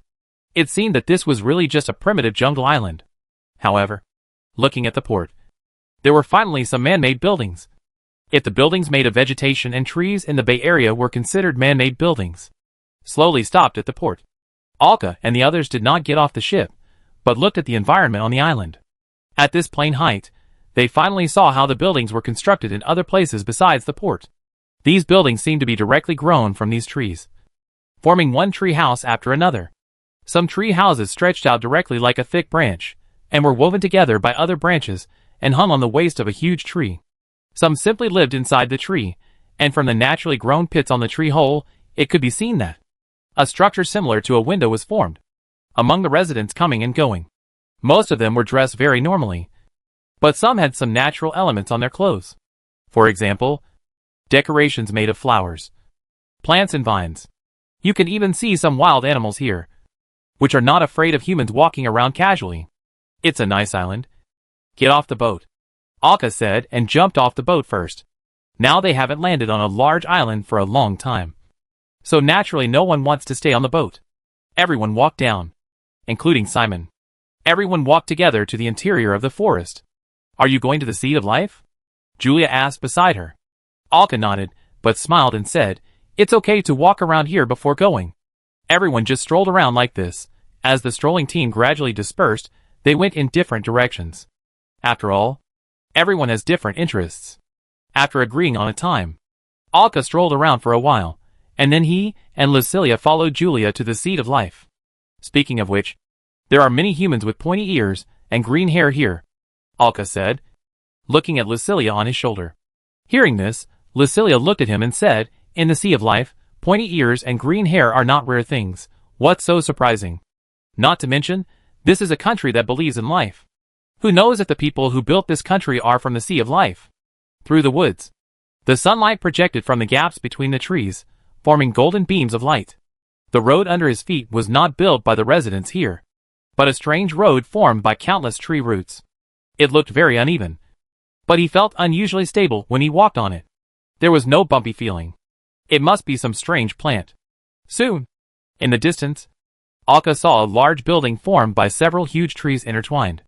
It looked like the Church of the Seat of Life here, because everyone has different ideas. There is no so-called prayer hall in life. Instead, there is a sea of flowers and a forest path around the forest. Trees, flowers and plants stand on both sides, forming a cave-like existence surrounding the church. Alka and the others followed Julia on this forest path, bathed in the golden light cast between the trees, listening to the chirping of birds and insects, smelling the smell of soil and the fragrance of plants lingering on the tip of the nose, bathed in the natural light of life. Walking around the church with some people around, I completed my understanding of life. I came back to the door of the church, and a believer who walked out with them at some point stood beside them and asked with a smile, "How do you feel? Breakfast to help digestion?" Alka said inexplicably. Hearing this, the believer couldn't help but smile, laughing twice. She was wearing ordinary linen clothes, no different from ordinary people, without any decorations on her body, with long emerald green hair. She looked nothing special except for her fair skin. She made a prayer gesture of life teaching. May you be bathed in the light of life. May the Virgin Mary bless you. Alka crossed her hands, which was a way of greeting between churches. It seemed that the ordinary believer in front of her should be the manager of this church. She also looked at Julia, and they nodded to each other. There was no greeting. After all, the concept of life is equality among all lives. For the people of the Seat of Life, the concept of equality will be passed on by them. Come with me, you should have a lot of information you want to know. She smiled and led Alka and the others into the church. It really looks like the inside of a tree, the surrounding walls, the anti-fog top, and even the patterns of vines woven together. There is no complicated arrangement. I casually found a wooden bench and sat down. He took some information and put it on the wooden table. These are the latest information in the past 1 or 2 years, which should be what you need. After all, the Four Gods Church knew the route of Alka and his men, especially for a place like them that clearly controlled the trial tower. For things like this, the Four Gods Church almost shared information. So he knew clearly that Alka and his men had solved the problem faced by the Holy Machine Church last time. The insiders also knew for sure that it was the arrival of a traitorous god. In short, Alka and his team did something that was considered a big deal by the outside world. Their deeds had already been spread. According to the intelligence that Safleb passed on to other directions, it can be known that due to the crisis they faced at that time, they had almost no ability to provide Alka and his team with other information they wanted to know. So after 8 months, this information needed to be provided by them. After calculating the time in between, the seeds of life here had already been prepared, or these things were already ready. Alka and the others could not help but flip through the information in their hands. This is what they want at this stage. For the entire infinite ocean, they have been offline for more than a year. And a lot of things happened in this year. This is the inconvenience of the infinite ocean. The inconvenience of transportation. The inconvenience of information transmission. There is no way The infinite ocean is too big. Except for the signpost islands. It is too disordered. Even the distance between the signpost islands, the sailing time may not be guaranteed to be the same. Even for the Four Saints Church. It has been so long, they have not obtained any means to transmit information in real time. Alka looked at the information in his hand. The source of this information was a month ago. The first thing to look at is the information about the world scar. In general, the world scar is very bad. The anti-magic wall they once guarded is already in danger. Even with an optimistic estimate, it may not last more than 2 years. Many places have even been breached, and then people have been killed to block it and repair it. After reading the information about the world scar, Alka quietly put it aside. He began to look at the situation of the entire infinite sea from a macro perspective. The first thing that Alka was more concerned about was the things that were heard outside the sky. The conflict between the four gods and the betrayer gods has been going on for more than a year. In the past year or so, the entire infinite sea has also begun to experience various chaos on a large scale. The most common of these is naturally the increase in pirates, and the alliance between pirate forces and cult groups. It has become difficult to get resources to the scar of the world. All the landmark islands and areas have been attacked. Even due to the harassment of these forces, many of the originally scheduled resources have been cancelled again. The front line is already difficult, and the reduction of resources has led to a vicious cycle. And these groups in the rear, backed by the betrayal of the gods, began to carry out various chaotic actions on a large scale. The previous flesh and blood disaster on Whiteman Island was one of the larger man-made disasters. The above information is worth paying attention to. The most powerful enemy, the god of war, has exerted his strength. Rebellions and conflicts have occurred within a large number of forces. Even many small and medium-sized forces have been completely overthrown and replaced by other regimes. And these new regimes believe in the gods of these traitors, because their success is inseparable from the help of these churches. The influence of this god of war on the entire world is really huge. Everyone has been affected. Chapter 535 The War of the Ancient Gods. Not all forces are as good to their people as the Four Gods Church.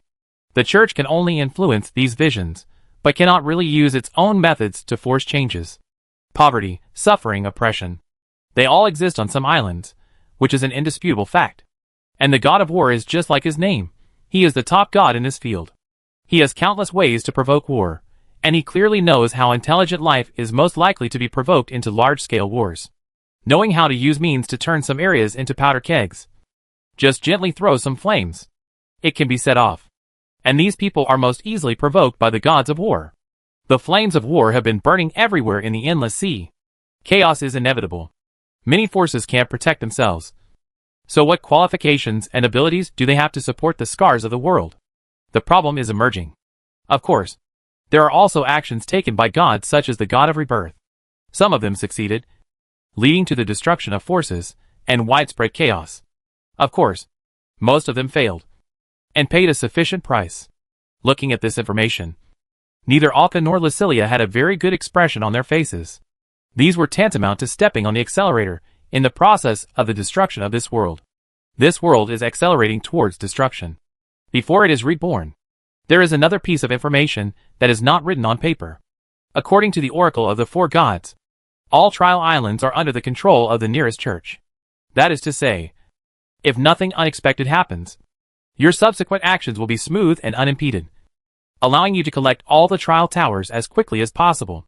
Hearing this, Alka nodded. This matter had been expected. It had been known in the previous communication with the Holy Mother in the Kingdom of God, so Alka was not surprised. Because if the trial tower was indeed completed, it would indeed greatly reduce the pressure on the front line. And the great reduction of the pressure on the front line would relieve the pressure on the entire infinite sea, and there would be enough power to solve other problems. As for whether the trial tower has such a role as they said, it seems that the Holy Mother and others have conducted some verification during this period. After reading the information, Alka stood up and said, "Time is tight. We won't bother you anymore." Then, they said goodbye, and the three of them left. They soon returned to the port. There were many people around their ship at the port, and a large number of children and some adults were watching around their ship. With the appearance of their ship, it was very eye-catching here, which seemed normal. This ship is amazing. Which life master belongs to? It looks familiar. I remember seeing it in a picture book. These people were amazed at the existence of this ship, because Alka's dawn sound is a tree. It is always emitting the breath of life. It is in sharp contrast with many ships around. To be honest, looking at the appearance of Alka's ship, it is very normal to think that it is a ship of the seed of life, because it is too similar. As Alka and his friends came over, the dawn sound made a pleasant sound. Is this ship yours? It's amazing. A little girl asked Alka and his friends. Alka smiled and nodded. Sorry, sir, these children are just looking forward to the vitality of life. The person who brought these children might be a teacher, she said to Alka with a smile. Alka waved his hand. It's okay. At this time, a tall man standing next to him pushed his glasses, looked at the voice of dawn, and then looked at Alka and the others. Excuse me, are you the Compass Eye treasure hunting group?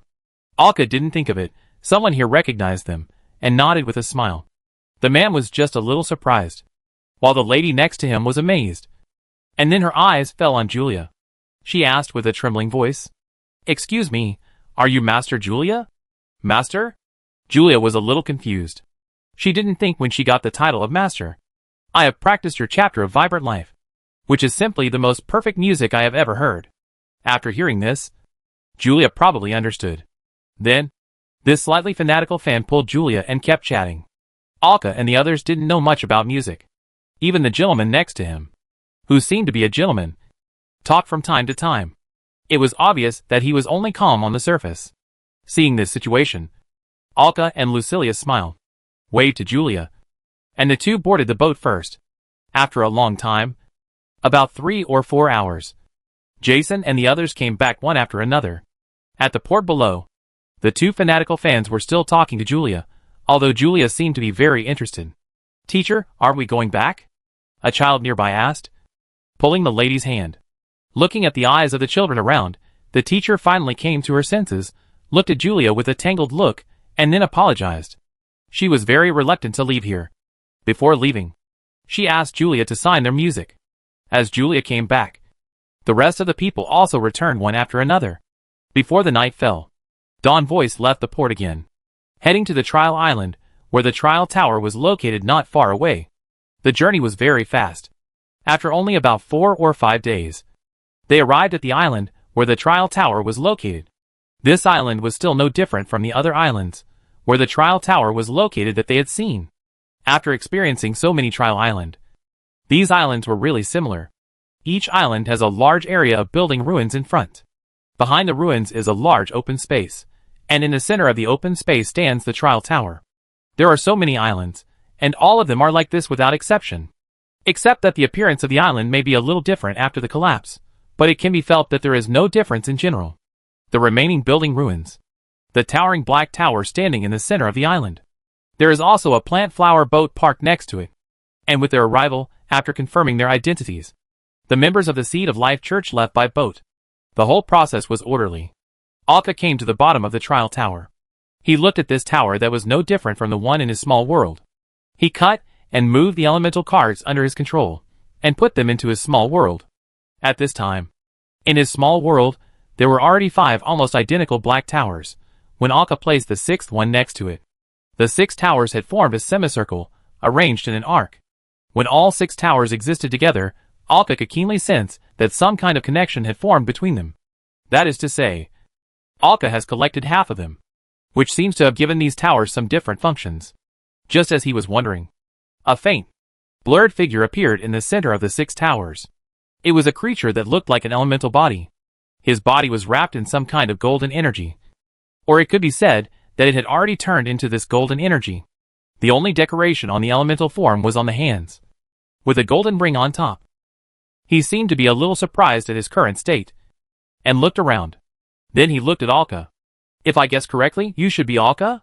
Although the being in front of him might be some manifestation of the trial tower, Alka still nodded with some caution. Who are you? Oh, sorry, I forgot to introduce myself. I was the former chief deputy of the trial city, the Hand of Nephotos.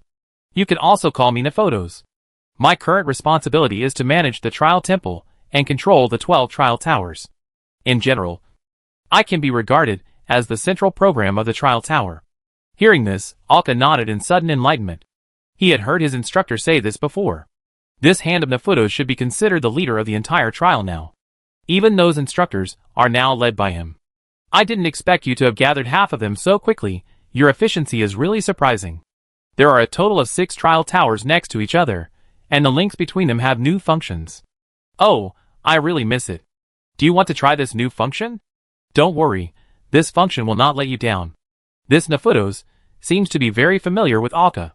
Hearing this, Alka nodded, but said, if you don't mind, you can wait for me. I have something to do outside. Of course, after becoming an instructor, the thing we have the most is time. You can come at any time. He just stayed there blankly. After Alka kept an eye on it, he left the small world. After making sure that the existence was still there after he left, he quickly returned to the ship. Then the sound of dawn started. He looked at his companions. Are you going to the small world? After the 6 trial towers are gathered, the trial towers have some new functions. Hearing this, everyone immediately became interested. Followed Alka to the small world. They saw the 6 trial towers arranged in an arc and Naptos in the center. Sorry to have kept you waiting, Alka said. No, it's only been a while. Then he looked at Alka and Zyadite and others beside Alka, and said with a hint of surprise in his voice, you are all powerful figures. Even in the Golden Age, your existence will be famous, and your names will be engraved in history. It's a pity that these trial towers were not built for you. So although I ask you to help collect them, it will not bring you any progress in strength. After saying that, he turned around suddenly, raised his hands in the form of energy fluid and said, but now it's different. Although this function was not separated before, we only tested it simply. But it is guaranteed to keep you all motivated now. He was talking inexplicably, and making people unable to understand. But everyone probably heard it. The new function may allow them to conduct some effective training even if they are already in the 7th stage. As he said, he stretched out his hand and waved. The power of the 6 trial towers began to gather. Then, a structure like an arena actually rose straight up under their feet. Some of them looked like the venue where they met the instructor in the trial tower before. As the venue gathered and rose, the trial tower still remained there in a semicircle. Nefutos stood there, folding his arms and saying, this is a function that requires the 6 towers to come together to achieve. Through the power formed by the previous structure, the powerful enemies in your memory can be reproduced. Let you fight the powerful enemies in your memory again. Whether it is the powerful enemies in your memory, the hardships you have faced in your memory, or even the battlefields you have faced in your memory, they can all be reproduced. You will experience it again, fight again, and forge ahead again, just like you did back then. After saying this, although the expression on his face made of energy could not be seen, Alka could feel his excitement. Moreover, not only your own memories, but also the scenes in other people's memories, can also be reproduced, so that different people of you can experience and fight. How about, cheer for such a great invention? As he said this, the sound of applause and cheers really rang out around him, sounding very lively. Alka clearly saw that. It was the cheers made by the man named Naptos in front of him. Really? It's hard to evaluate. Then what should we do? Alka asked directly. It's very simple. Just recall it. Hearing this, Alka recalled it directly. The scene at the scene immediately changed, and a closed nest of flesh and blood formed around it. A man appeared in a hole in the nest. He had wings made of flesh and blood. Yes, it was the battle that Alka had just experienced before, facing the body of the new god. The new god? Naptos looked at the figure and said directly, it seems that as a being who has lived from the Golden Age to the present, he obviously knows this god. Then he looked at Alka and the others with his eyeless face. You actually experienced the battle with the newborn god? Alka explained briefly. Oh, I see, these damn traitors are back again at this time. Everyone, please quickly gather these 12 trial towers. With these 12 trial towers, the will of my god will be carried out forever. The unfinished power from tens of thousands of years ago will be exerted now, and hit these damn traitors hard in the face. What a pity, I have become a control center that cannot move around. If I had a body, I would definitely rush to the front and let these guys face me. This Nefucho was roaring there. The voice was full of passion. While speaking, he was waving his energy. His hands seemed to be really punching. It seems that he is indeed a passionate man who is very suitable to be a believer of the god of trials. Then Alka tried the screen again, and it turned into the naval battle he had experienced before. Can it even simulate naval battles? Then it simulated a scene of beating up the son of the sea god. From this point of view, this function is really powerful. Zyadite couldn't help but say, Whether it is the son of the sea god or the new god, even if they deal with it alone now, it is very difficult. If they can keep fighting with such existences, it will indeed allow them to improve their own strength. After all, it is very difficult to find a battle of the same level as now, let alone being able to give full play to it. At this time, Naptos was also there, and said with a smile, "Don't be afraid, everyone. It doesn't matter if you don't have many battle memories against powerful enemies, because I have them. Those instructors also have enough memories. I was a demigod in the Golden Age, fighting many evils, and fighting with many heroic warriors. My memory will definitely bring you the spirit of progress." As he said this, his memory began to manifest. A battlefield appeared directly in front of everyone. On both sides of the battlefield, there were all kinds of strange creatures, such as giant beasts that were 100 meters tall, enemy troops that were 7 or 8 meters tall and numbered tens of thousands, various beasts that could only be seen in myths, confronting each other on this desolate land. The forces of both sides could not even be seen to the end. Various powerful beings were everywhere, and creatures that existed in myths stood among them. This was obviously a battlefield of gods in the Golden Age, because they even saw a figure that seemed like a god in the sky. "How is it? Is this battle enough for you to advance?" Alka and the others stood there, and looked at the scene that appeared from their memories. Looking at the scarlet sky, looking at the glowing figures on the battlefield, they were the gods. Alka clearly saw the Holy Mother standing in the sky behind him. Because this could be said to be the god he was most familiar with, he would not be wrong. There were many gods he had never seen before. A huge dragon as big as a mountain was soaring in the sky. This should be a big melee in the Golden Age. A fierce roar came. The two sides fought directly against each other. Various powerful beings, fighting each other, the air was disturbed. The surrounding chaos began to manifest. Even the earth and the sky were smashed into pieces. It was at this time that became my last swan song. However, after that, I was not cleaned up, but was seriously injured and could not fight anymore, so I became what I am now, and continued my duties. Naptos said there with a smile. He seemed very satisfied with his performance in this battle, and the way he left. Alka and the others looked at the two sides of the battle. "Do you want to join in?" Naptos asked. Without waiting for everyone to speak, Pororo, who was aroused by the battle, said directly, "I want to join. You just need to silently say to enter in your heart." Sure enough, Pororo immediately joined the battle. His figure seemed to have become a member in the memory. To be honest, his figure did not seem abrupt at all in this battle. Then he fought with a tall strange beast in front of everyone. Only 2 minutes into the battle, he was attacked by a humanoid being that came from nowhere. His body instantly turned into mincemeat and disappeared on the spot. Then he appeared beside Alka and the others. Alka looked at him. He should be mentally exhausted. In the previous battle, he might have been exhausted due to death. Pororo was no different after returning. There was no scar on his body, but he was just panting. He had a lingering fear on his face, but also a happy face. Great, this function is really great. Haha, right? That's why I said it's a great invention. It seems that they won't have boring time anymore. Chapter 536 Battlefield of Memory.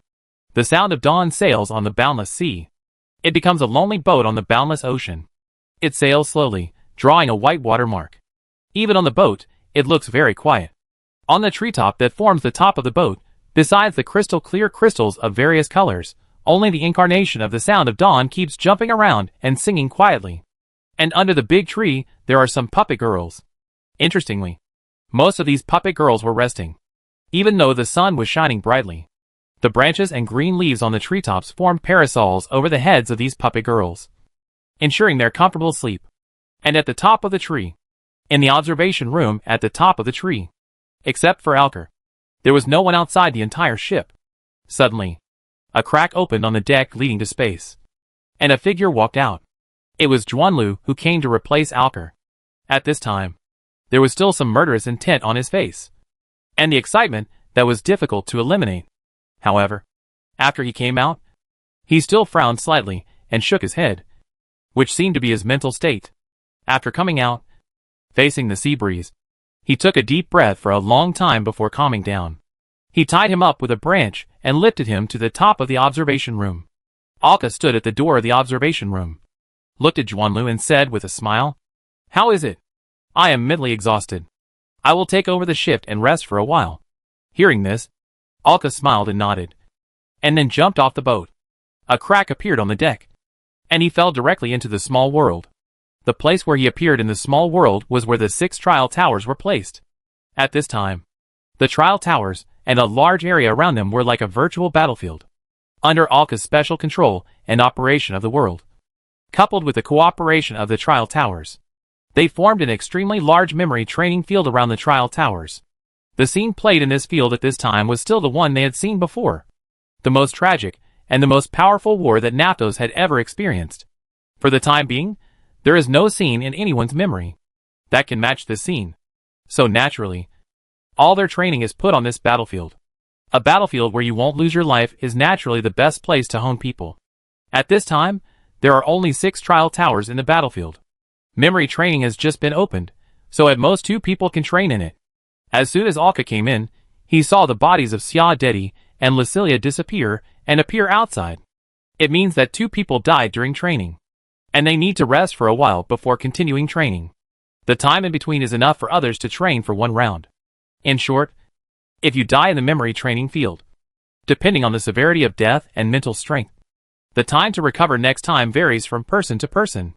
For example, Xia Dedi and Lucilia need about 45 hours. And you have to ensure that your mental state is relatively full. So generally speaking, you can only die twice in the memory training field in 1 day.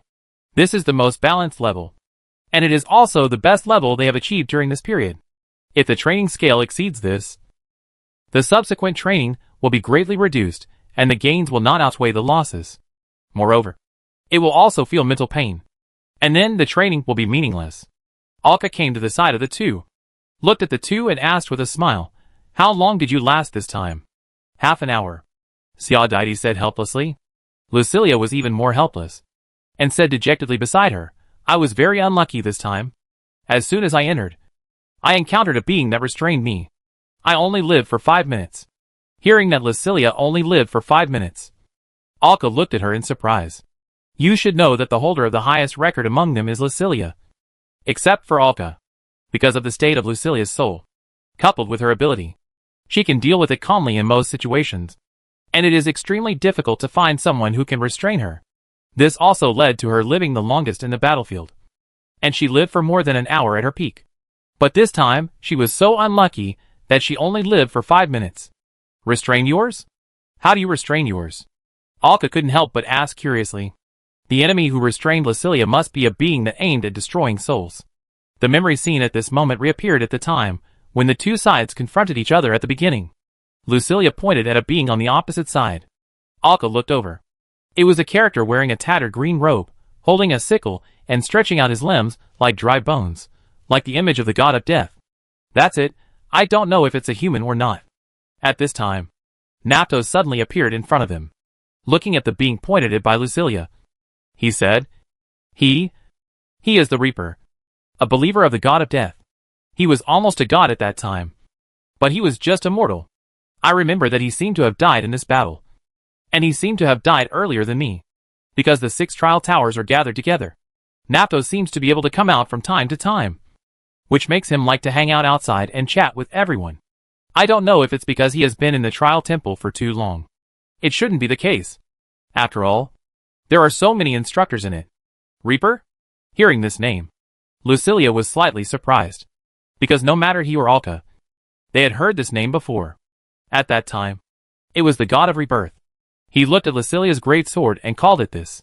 Lucilia couldn't help but look at the cursed sword in her hand. In other words, the divine essence of this weapon is made up of this existence? It is normal to think that Lucilia can be restrained. The main ability of the cursed sword is to cut the soul. Really? Nafutos was a little surprised. He didn't expect such a coincidence. But he still said, this is nothing strange. After all, there are many demigods, divine creatures, and even gods who died in this battle. If you think about it this way, it is possible that many scepter-level treasures can be found here. It is not impossible. Lucilia looked at the sword in her hand, and then looked at the strong man who looked like the god of death. It seems that I have to learn from him. In such a scene, fighting and sparring are the best teachers. You should know that the blade in his hand was once the instinct of the harvester in front of him, so he must be able to learn very suitable skills.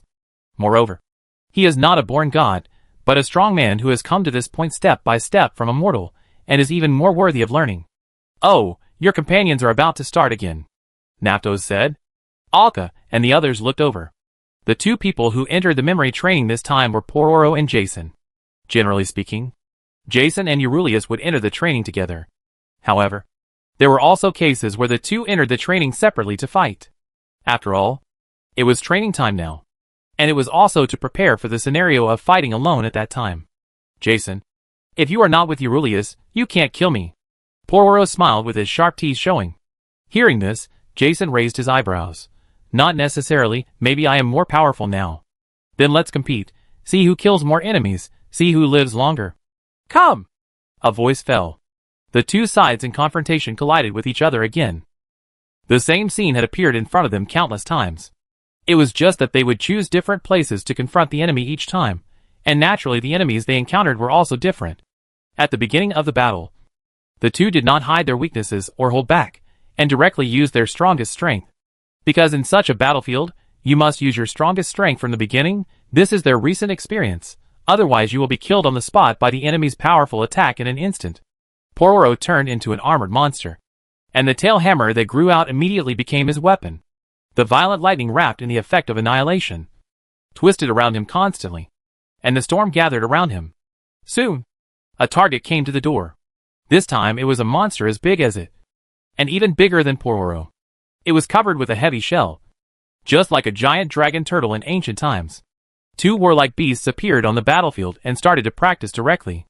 The attacks of both sides, they brushed past each other's ears and sides. While attacking each other, they also had to avoid attacks from enemies or teammates. The chaos of the battlefield was revealed. A figure passed by.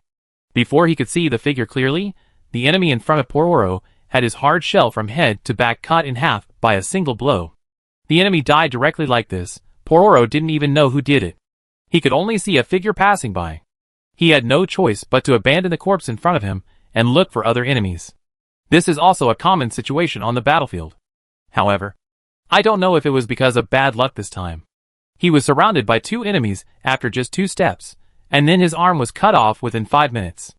These two people are definitely the type who cooperate very closely, and they should be the kind of people who often fight together. He fell into a huge disadvantage on the spot. Although not every combat power of both sides reached the 7th stage or even higher. But in this battle, Alka has trained countless times, and has never seen anyone whose strength is lower than the 5th stage. That is to say, even the 5th stage are just cannon fodder in this battle. The 7th and 8th stage strongmen are even more densely packed, and countless. So it is difficult for them to survive for a long time in this war.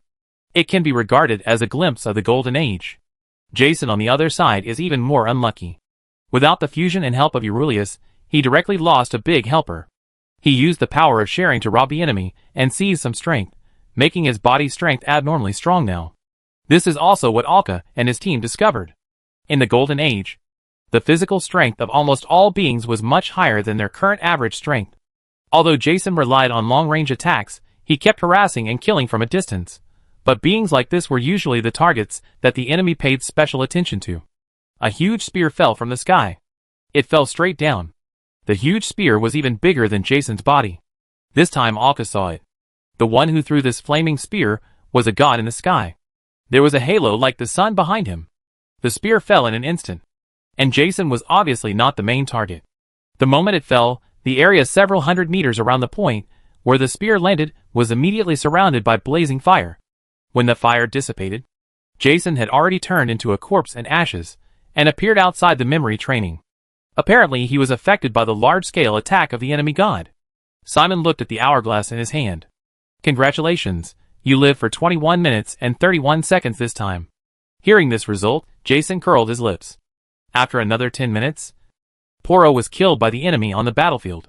His death was extremely tragic. His arms and waist and abdomen were all missing. It's really unethical. These guys are 3 to 1. Why is there no one to help me? Pororo shouted, very unhappy as soon as he came out. Jason, who had been resting beside him and watching him fight, glanced at him and said silently, "You rushed too fast. Even if there were friendly troops around who wanted to help you, you couldn't take care of them. Who told you not to look around?" Hearing this, Pororo stopped shouting and sat quietly in the same place to recover his spirit. Since his death was not as decisive as Jason's this time, his mental consumption was a bit great, and his brain was still a bit dazed. "It's my turn." Alka smiled, and entered the battlefield of memory. Simon followed closely. Alka immediately assigned himself to a position this time. Woo-woo! The sound of the horn blew.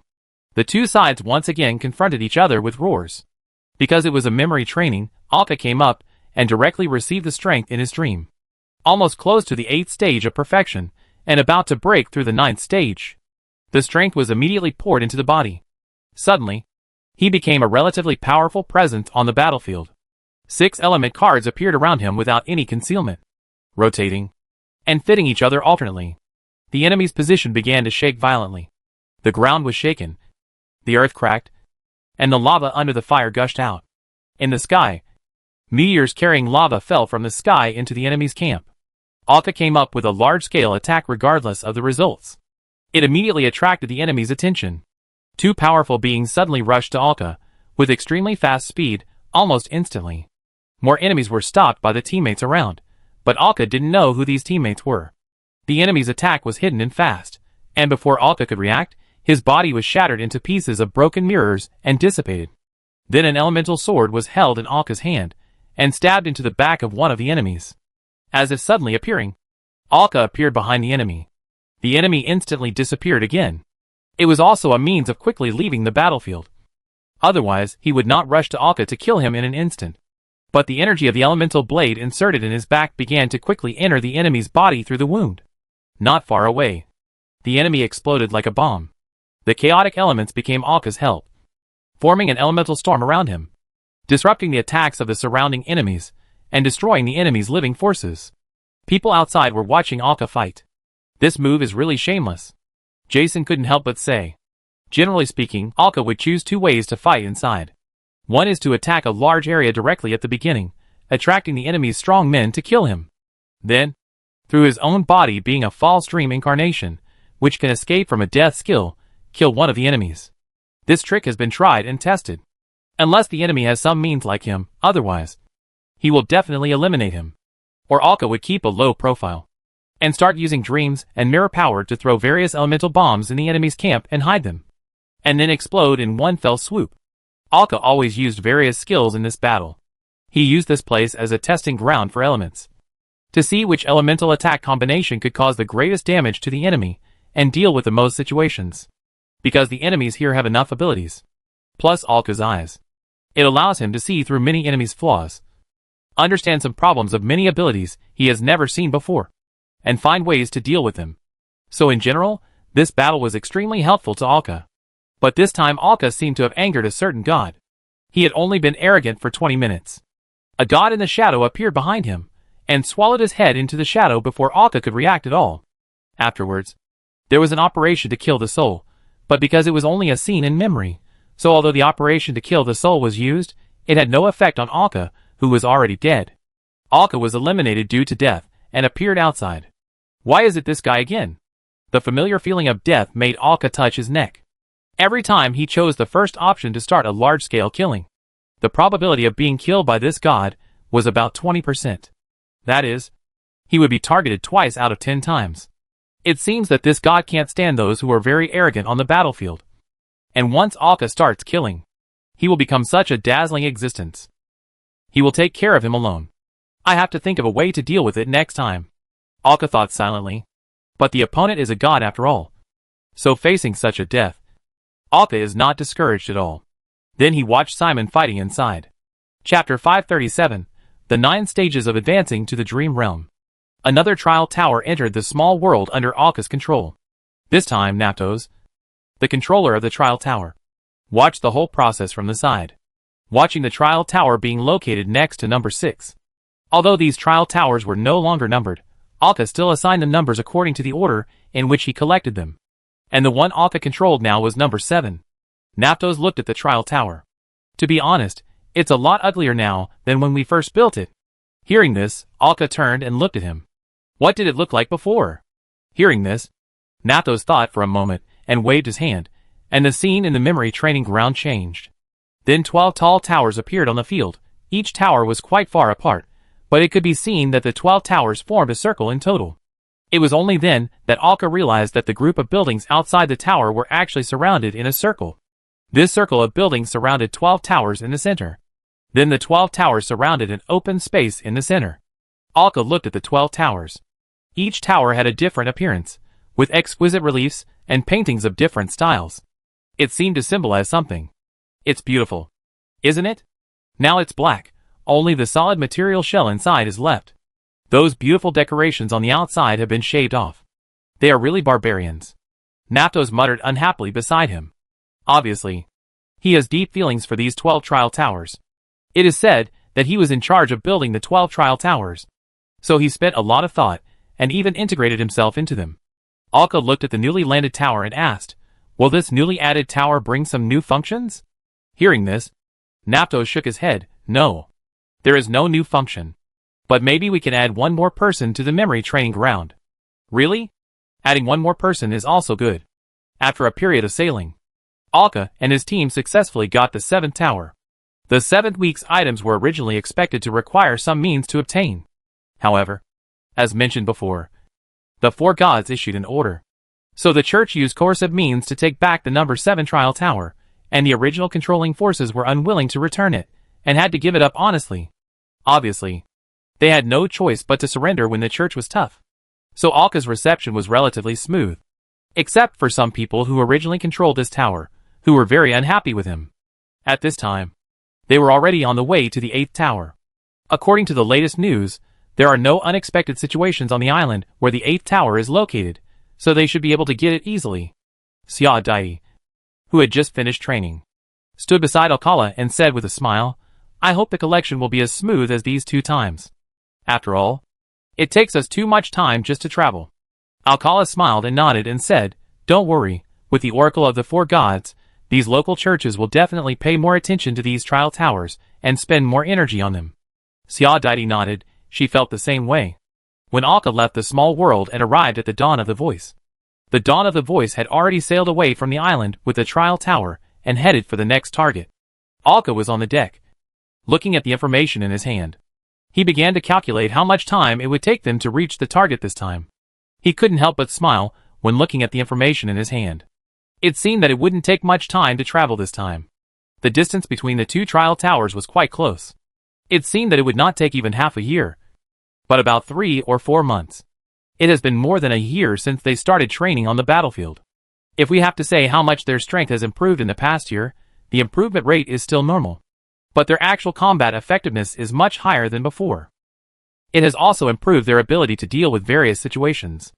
After all, many treasures have strange characteristics and performance effects, and Alcatel and others have not experienced too many battles between treasure masters. On the battlefield, they experienced enough. Various rules and abilities caused them various troubles and ways of death. These made them remember them in their hearts. When they really encountered similar situations in reality in the future, they could react faster, so as to avoid unnecessary casualties. This was the biggest improvement in their strength. After about 3 or 4 months of sailing, they were gradually approaching their goal this time. Due to the location of the trial tower, they should reach the trial tower first this time. It will take half a month to reach the landmark island around the trial tower. This trial tower is also nearly half a month away from the landmark island, which can be regarded as an island outside the island chain. However, due to the nature of this trial island, it has long been controlled by the surrounding Holy Mother Church. You can even see a small church on it, and some residents who immigrated to this island. Obviously, the size of this trial island should not be small, otherwise the church would not be willing to build a church here. There should be enough people here. According to the distance, it will take 2 or 3 days. Xia Dai said. 2 or 3 days. Alka repeated, nodding. However, he did not return to the small world to train, but sank directly into the dream. He landed directly on his throne. 2 or 3 days. Alas, I can't escape. Alka, sitting on the throne, was a little distressed.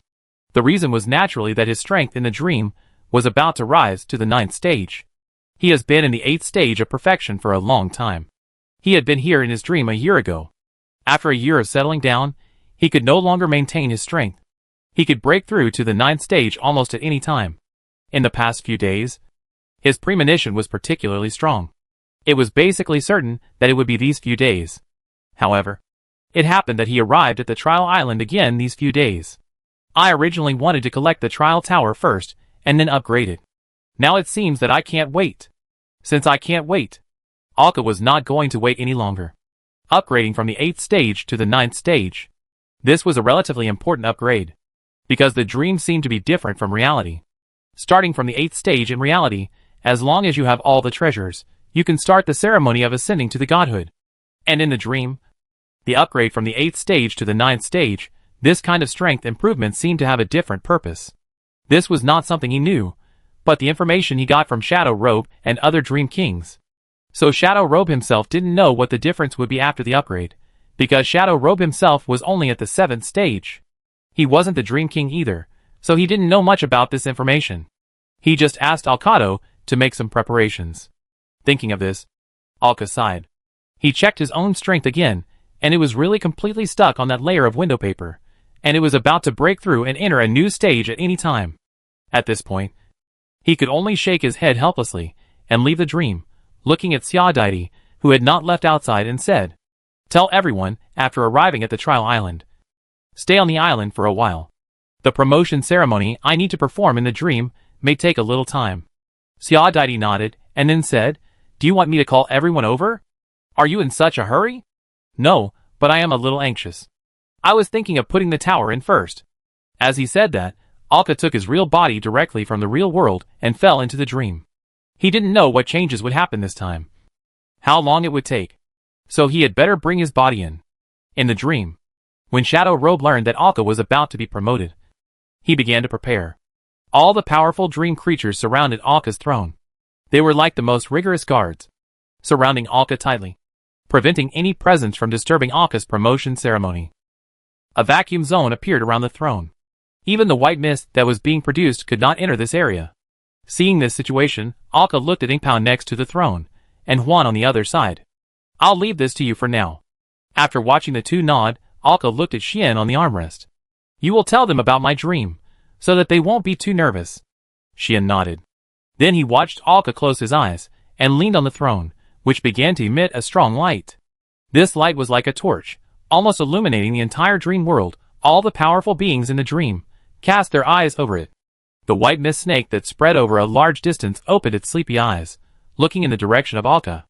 After tens of thousands of years, there is finally a true king in the dream.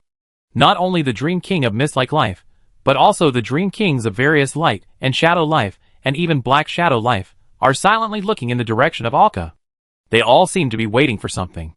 There were also many wills of the ancient gods hidden in the dream, even fragments. For example, nightmares hidden in the nightmare realm. Even though he was so timid, he couldn't help but stick his head out of the outer wall of his nightmare realm, looking in the direction of Alka. What a familiar feeling. Who is being promoted, and actually chose this time period? The first one in tens of thousands of years. His crazy mood seemed to clear up. So familiar, who is it? Is it someone I know? It seems that he is not completely clear-headed. But although he is eye-catching in the dream world, even the powerful beings in the dream world can sense him. But there is no change in the real world, after all. The barriers between them are very thick. A few days later, the Sound of Dawn docked at the trial island. Everyone on the ship stood on the deck, looking at the trial tower in the distance. Has Alka not yet completed his promotion? Xian, who had not been seen for a long time, came out of the dream for the first time. No, it's still early, as Shadow Robe said, and there's still time to wait. After hearing this, Jason couldn't help but ponder. Does it take so long to advance from the 8th stage to the 9th stage in the dream? Is it the same in reality? He couldn't help but make a comparison. Lucilia shook her head. The strength in reality is different from that in dreams. Although Alka often uses the power stages in dreams to explain. You must know that this is just a general summary. In fact, the power gap between each other is quite obvious. The power of operation is a little different. I actually suspect that the promotion from the 8th stage to the 9th stage in the dream may be a concept similar to the ascension ceremony in the real world. Hearing Lucilia's words, everyone turned to look at her, hoping that she would bring some answers, because they haven't thought about this idea yet. Looking at the eyes of the crowd, Lucilia said, "There is a special bookshelf in the library. The books and various recording media on it are all records of dreams. After all, It is the other side of the world. Isn't it? Various intelligent life spirits have been reflected there. So there are a lot of research records. Although there is no clear explanation above. According to my opinion and my insights in the dream, it is very likely to be true. As for you asking Lucilia to really say some reasons, she doesn't think everyone can understand. After all, everyone specializes in different directions. But since they had such an understanding, everyone nodded. And they probably understood why Alka needed to stay in the dream for a long time. Forget it. Let's go to the island in 2 groups to find out. Since Alka needs some time, we can just wait here. Anyway, this is an island. And there seems to be a nice town. It's good to stay on land for a while. In addition to here, in the distant world Scar. Damn it! Devouring mouth. Tell me why our power has been weakened again. Didn't you say that as long as the door is open wide enough, nothing can affect us? A strong and tall giant demon, who was about 10 meters tall, stared at the devouring mouth under his feet and roared angrily. Although the angry Ku was very small compared to his body, he still said calmly, "Since we are invading and destroying this world, the enemy will naturally try every means to stop and restrict us. Isn't this reasonable? What kind of world do you think this is? Huh? Is it one of those weak worlds that will be shattered into pieces and become a part of the abyss when any demon rushes in? Or have you been used to bullying the weak and have begun to fear fighting these strong ones? Bullshit! You damn loser." The quarrel between the two did not affect the conversation of other demons around them. All the demon lords here were summoned to attack the Scar of the world. When they learned about this world from the devouring mouth, they learned about the history of this world. They were ready to fight for a long time in this world, and to eat this world with all their lives. So this little bit of situation was completely within their expectations. Especially a few years ago. They had already felt the brief conflict between the gods outside the world barrier. First, they felt the strength of the enemy, and second, they felt their efforts, and once they succeeded, they would be rewarded enough. It was enough for all the demons to share equally. As for whether they would really share equally or fight each other in the end, that would be a matter for the future. Have you found out what the problem is? For some reason, the world Scar's suppression of the abyss's aura has suddenly become stronger recently. It caused the strength of all the demons to retreat again. At this critical moment, those damn humans just held the line. Almost all their efforts in the past 1 or 2 years were wasted in this moment. Their general attack suddenly lost the expected advantage. This is why the demon was so angry, because he was the first to charge this time, and the losses would be the greatest if he rushed to the front. Of course he was furious. I guess it might be because of the dream. A being who was covered in mist, but wearing a cloak that looked like flesh and blood said, "Really? Did you feel it?" "Yes, a powerful being is being born in the corresponding dream world. Can you find a way to make him? Don't think about it. Before this world is dragged into the abyss, don't think about affecting the corresponding dream. That will only make our efforts go to waste. Although I don't like the devouring mouth. It is necessary to be calm and wait. And only then can we reap enough benefits." "Okay. You are an expert in this area. Of course I will listen to you." The devil next to him couldn't help asking, "So this kind of suppression is inevitable?" "Of course. Isn't this something we expected? If it was so easy, why would we let you join? Let you share our achievements for thousands of years?" This person was the leader of the previous world Scar. Hearing this, some of the demons around smiled, while others sneered. The situation almost got out of control again. However, this is the daily life of demons. If demons could live in peace with each other, it would be ridiculous. If demons could live in peace and unity, the world would have been under their control. This also violates the chaotic nature of demons, which is the most essential existence. Without it, demons would no longer be demons, and they would lose the most feared label with chaotic attributes. If it were not for the existence of the abyss, these demons would have started fighting each other. Chapter 538 Dream God. Dream World. The reflection of the world Scar in Alka's dreamland. In the center of the entire dreamland, the beam of light continued. Countless powerful dream creatures surrounded the beam of light, surrounding this place tightly, forming a closed sphere, surrounding Alka's body in the center. The fluctuations emitted here almost attracted the breath of the entire dream world, affecting the entire dream. And the biggest impact, naturally, was in Alka's own country. Within the realm, it seems that the breath of dreams has become stronger. More mist-like creatures began to gather in the realm, voluntarily joining the realm of dreams, using their own power to influence the corresponding world Scars. Alka's own gradually strengthening power also pulls the power of the realm and affects the real world. This realm is equivalent to laying down some kind of unobtainable foundation here. Looking at the center of those powerful mist-like creatures, Alka was floating in the light column, sitting on the throne. In this dreamland, time had passed for an unknown period of time. Perhaps a few days, or perhaps a few months. Suddenly, the huge light column was gradually shrinking, until it disappeared. Sitting on the crystal throne in the center of the light column, Alka, wearing a crown, opened his eyes. There was no more golden light in his eyes. Instead, there were eyes that seemed to be twisting in a dream, and the movement of his eyes was like the flow in the depths of a dream. Blinking again, the color of his eyes returned, and he looked like a normal person. As Alka woke up, the powerful dream creatures around him began to leave. Their duties were temporarily completed. Floating, only Shadow Robe and Huan were left on the stone supporting the throne, and Xian was on Huan's back. Shadow Robe looked at Alka. Alka seemed different, but there seemed to be no change. With his strength and knowledge, he could not understand. He could only nod. "Congratulations, Your Majesty." Alka nodded. Sitting on the throne, I wonder what he was thinking. So, in the dream, breaking through the 8th stage, advancing to the 9th stage, is it considered as becoming a god? So this is the complete state of a dream king? Alka couldn't help but think in his heart.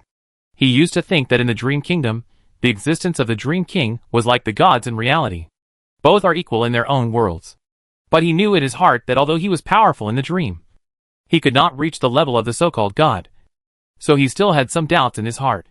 When he advanced from the 8th stage to the 9th stage, he felt the obstacle for the first time in a long time. In the dream, he was the king of the dream, and it was reasonable that there would be no bottleneck in strength. But the reality was that he was indeed under this obstacle, and it would take some time to break through. When he broke through, everything became clear. The so-called Dream King's identity is equivalent to having 6 pyramid-shaped treasures in reality. That is, 3 holy grails, 2 scepters, and a crown. This is the key to the road to godhood. To truly become a god in reality, one must reach the 8th stage and perform the godhood ceremony. The Dream King's identity also includes the so-called godhood ceremony. As long as Alka's strength reaches the Tao, he is equivalent to becoming a god in the dream. That is the so-called breakthrough from the 8th stage to the 9th stage. In contrast, in reality, if you obtain enough treasures in the 8th stage and start the ascension ceremony, perhaps the ceremony will run through the entire 8th stage. When the ceremony succeeds, he will naturally ascend to the 9th stage. Alka reverses the changes in reality based on the changes in dreams and the ascension process. Because dreams are the other side of reality after all. Although the two are relative and distant, they reflect each other, have a deep connection, and have common rules and standards. In other words, Alka has now become a true king in the dream, or a god in the dream. He ascended to godhood in the dream before reality. Alka looked at his hands and waved them. He could clearly feel his power and strength in the dream world. His kingdom in the dream was almost equivalent to his kingdom of God. "Dad, Zayadidi, and the others are very worried about you. You haven't been out for a long time." The words in his ear interrupted Alka's thoughts, and he looked at Xian on the armrest. "I couldn't help but ask, how long have I been in the dream?" "About half a year." "So long?" Alka didn't expect it to be so long. When he was promoted from the 8th stage to the 9th stage, he never thought it would be like this, which was equivalent to ascending to the godhood in the dream. Otherwise he would definitely suppress it forcibly for a while. Too much time was wasted. The figure disappeared. Then Alka appeared on the deck of the Voice of Dawn. Jason, who happened to be walking on the deck, was shocked by the figure that suddenly appeared on the ship, and almost took action. Then he saw that it was Alka. "You finally came out." Looking at Alka's figure, Jason said in surprise. The moment Alka's figure appeared on the deck, his aura appeared. This caused the people who were still on the ship to immediately notice it, and came out one after another. Of course, there were not many people on the deck. Juanlu came out of the kitchen and walked over with a smile. And Simon came out of the forging hall. It seemed that there were only 3 of them on the ship. "You improved your strength in the dream. Did it take so long?" Alka stood there and smiled. But his smile was a little awkward. Jason frowned and looked at him. "What's wrong?" Alka smiled awkwardly, frowned tightly, and said as if he was holding back something, "Quick, Notify the people who are still on the island to return to the ship and prepare to leave here. I will take the tower back. As he said that, without waiting for Jason and others to ask, his figure immediately disappeared from the spot, and then appeared under the trial tower on the distant island. It seems that because Alka and his team have arrived, the church staff under the trial tower have already left. No one is on guard here. After Alka arrived here, he immediately controlled the element card and controlled the entire tower to peel off. The moment Alka took action, Sia Deity on the island noticed the problem here and moved to turn into a meteor and fly over. Wait! That's Alka. Jason, who rushed over, said hurriedly. Then, without waiting for Sia Deity's puzzled look to be answered, he told her to return to the ship quickly. Soon Alka placed the tower into the small world, and returned to the Dawn of Voice. After confirming that everyone had arrived, he immediately started the ship and left the island. The residents on the island looked at this scene in confusion. The ship had been docked on their island for half a year, and they were all used to it. Why did they suddenly leave in such a hurry? On the deck at this time, everyone looked at Alka, who was sitting under the tree. Lucilia had already seen why Alka was so impatient. You're going to break through again? What do you mean by breaking through again? Jason beside him couldn't help asking. Lucilia pointed at Alka.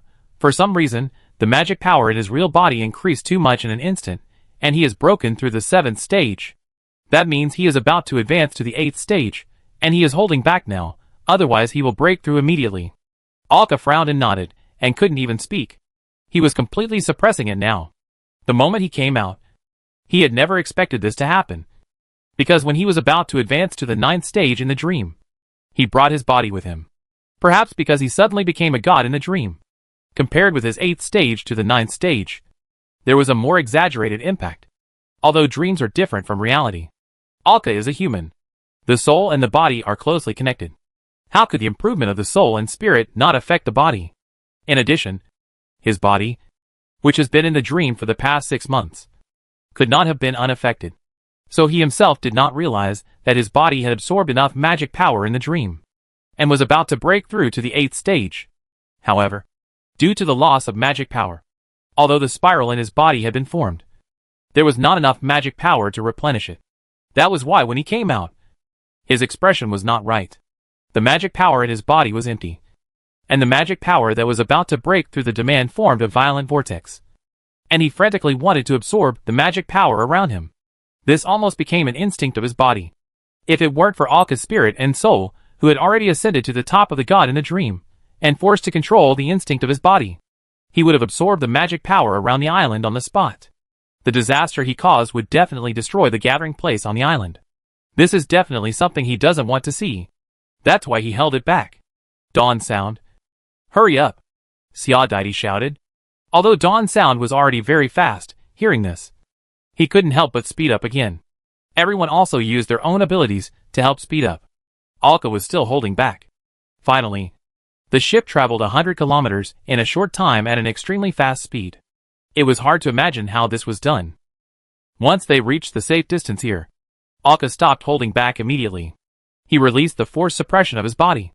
The body's demand for magic power reached its peak, and a violent vortex was formed in an instant, and he didn't even have time to open the meditation stone. Fortunately, Sia Dai opened the meditation stone and threw it over Alka's head.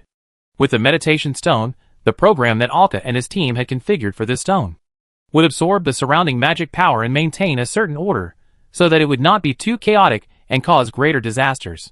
But even so, the meditation stone had limited power at this moment. The whole ship could not help but roll.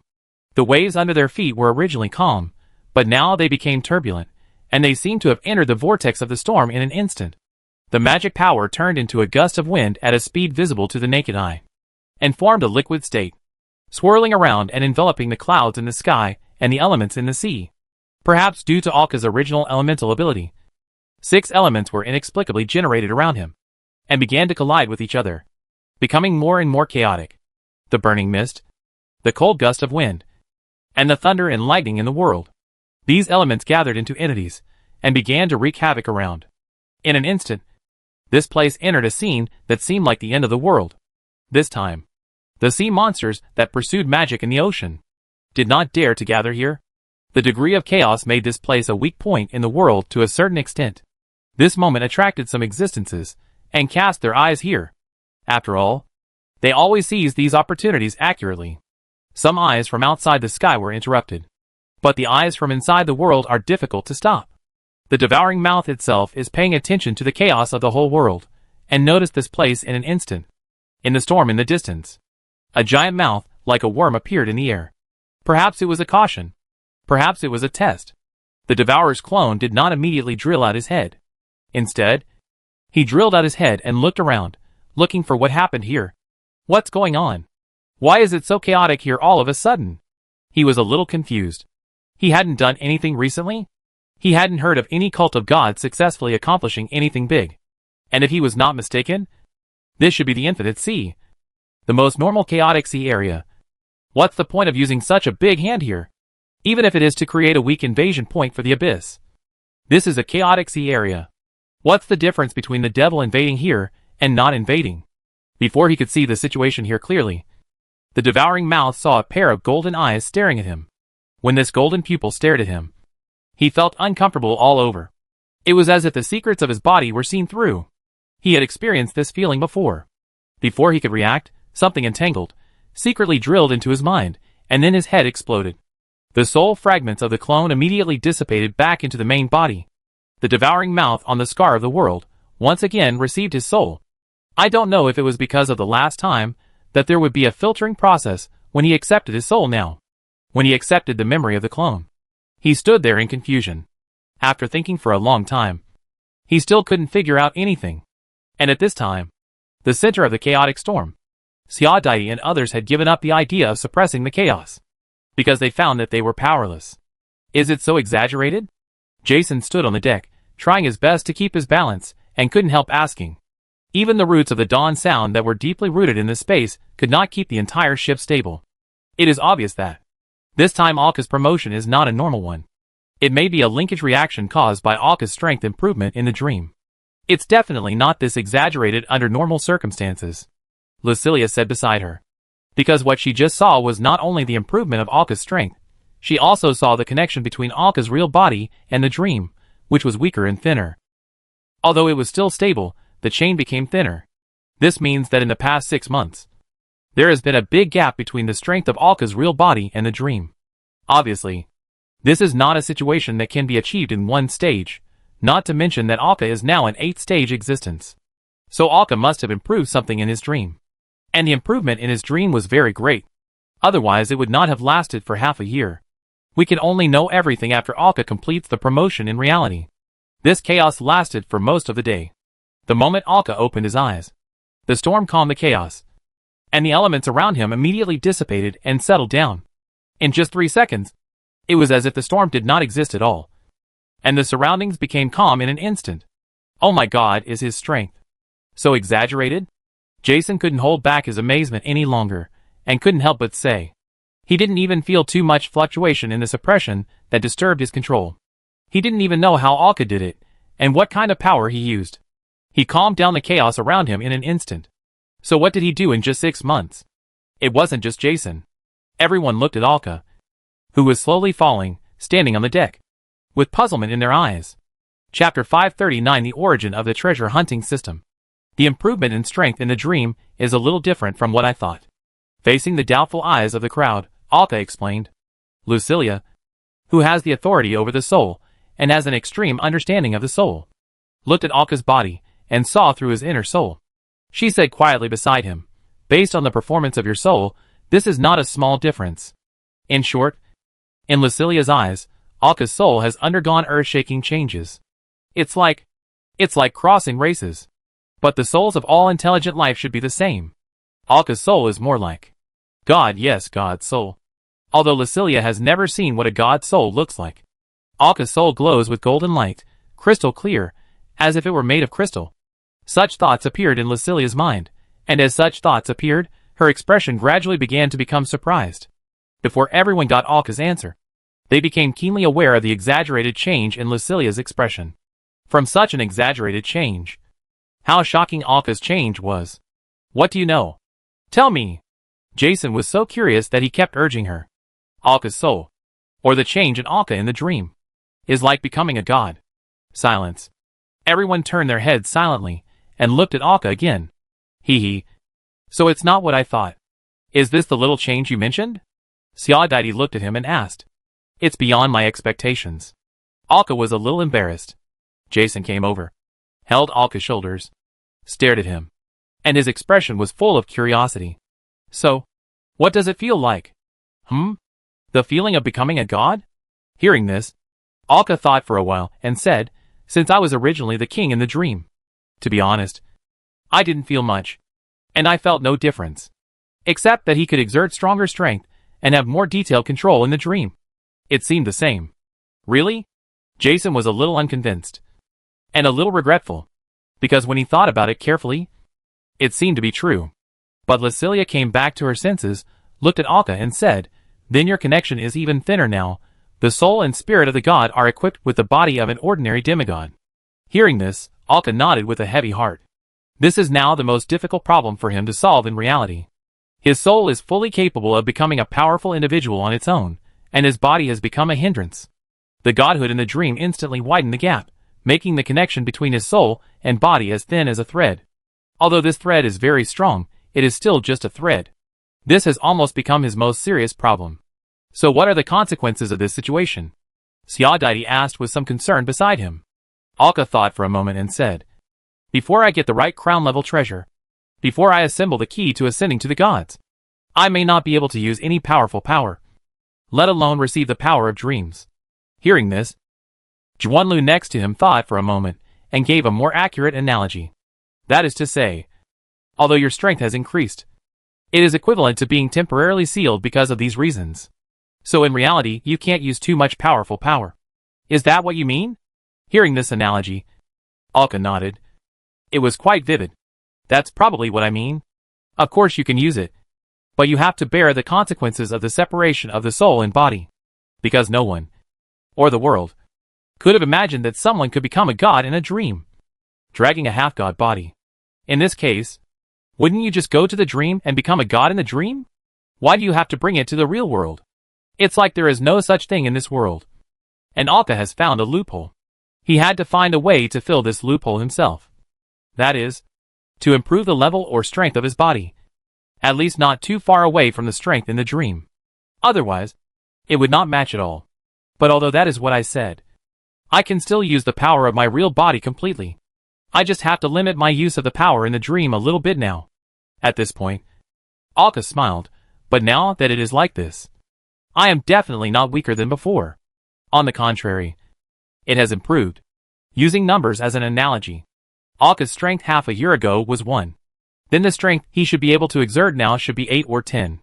Because of the dream of becoming a god, it is very basic that his strength has increased 4 or 5 times compared to before. As time goes by, his control over power will be even higher. But due to the mismatch, he can only exert 23 strength. Although it is still double compared to half a year ago, it is not even half of the strength he can really exert. Compared to the past, it has definitely improved. But the actual situation is that it is suppressed.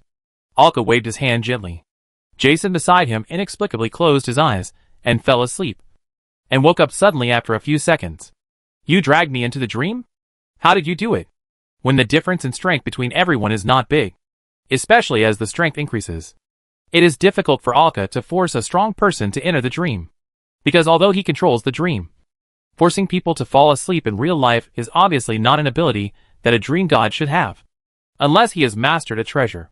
The power of the treasure is sleep. Because the nature of other people's souls is not necessarily much weaker than Alka. It is very difficult. But now Alka can do it again. And the time he can drag into the dream is very fatal. Because Alka's soul strength has already produced a suppressive force on normal life. His soul is already at the god level. Other people's souls are still at the mortal level. The use of a little dream power, compared to the power I can really use now, is just a small improvement. But it is very useful. Isn't it? Alka said with a smile. No. I have to meditate. I can't stand it anymore. Jason took the meditation stone and went to the top of the tree to meditate. Everyone dispersed silently. They started to work harder. Although the meditation time was fixed every day, it did not affect them to hone their skills in the memory training ground in the small world again. In just half a year, Alka's strength gap was too far. Suddenly, Everyone could not see his back, which made everyone a little unacceptable.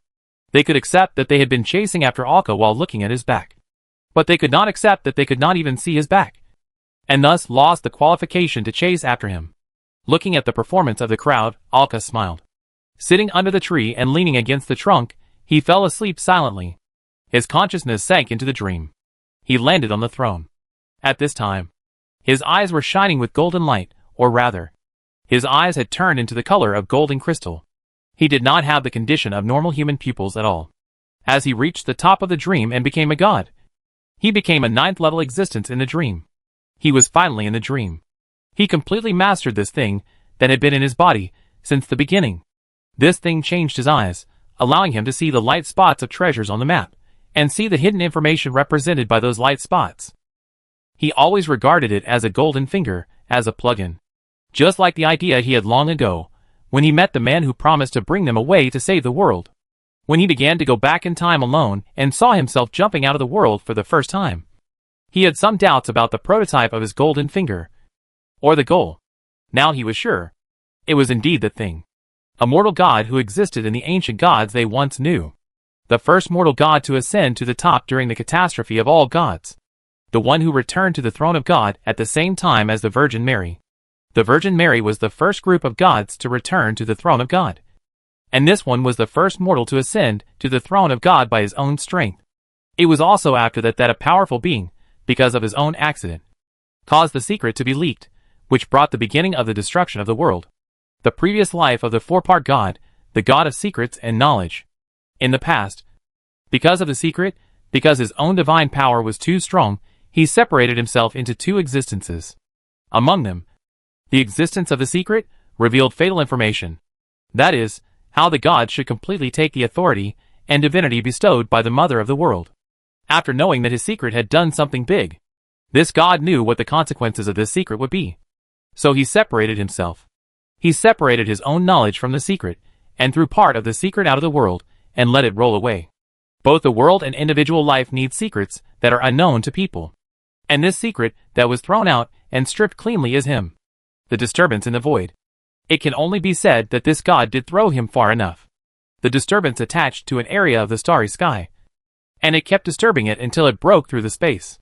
Connected to the other end, a place far away. Arca's soul happened to fall out at this time and merged with this secret.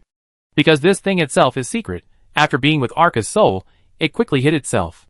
And the world that once was broken and reorganized, just happened to pass by here. And because of its secret existence, it has never been discovered. This is why Arca can see those treasures, and treasure information through his eyes. Because the information of these treasures is hidden. It is even hidden to the extent that no one knows. At that time, relying on Alka's weak strength, the secret can only show the most basic things, and expand the hidden information through clues, so that Alka can know more. And this secret, in his dream, after ascending to the god, it completely appeared in front of him, because this thing is something that only a god can play with and master. It is equivalent to the combination of 6 treasures in reality, the key to the road to ascending to the god.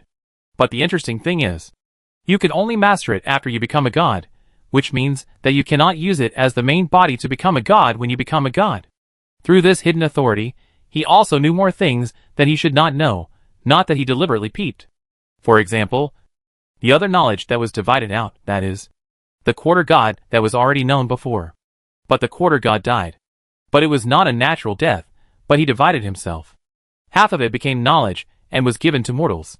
It can only be said that he is worthy of being a mortal who ascended to the top of the gods, and finally returned his part to mortals. The half below him became the wise man now.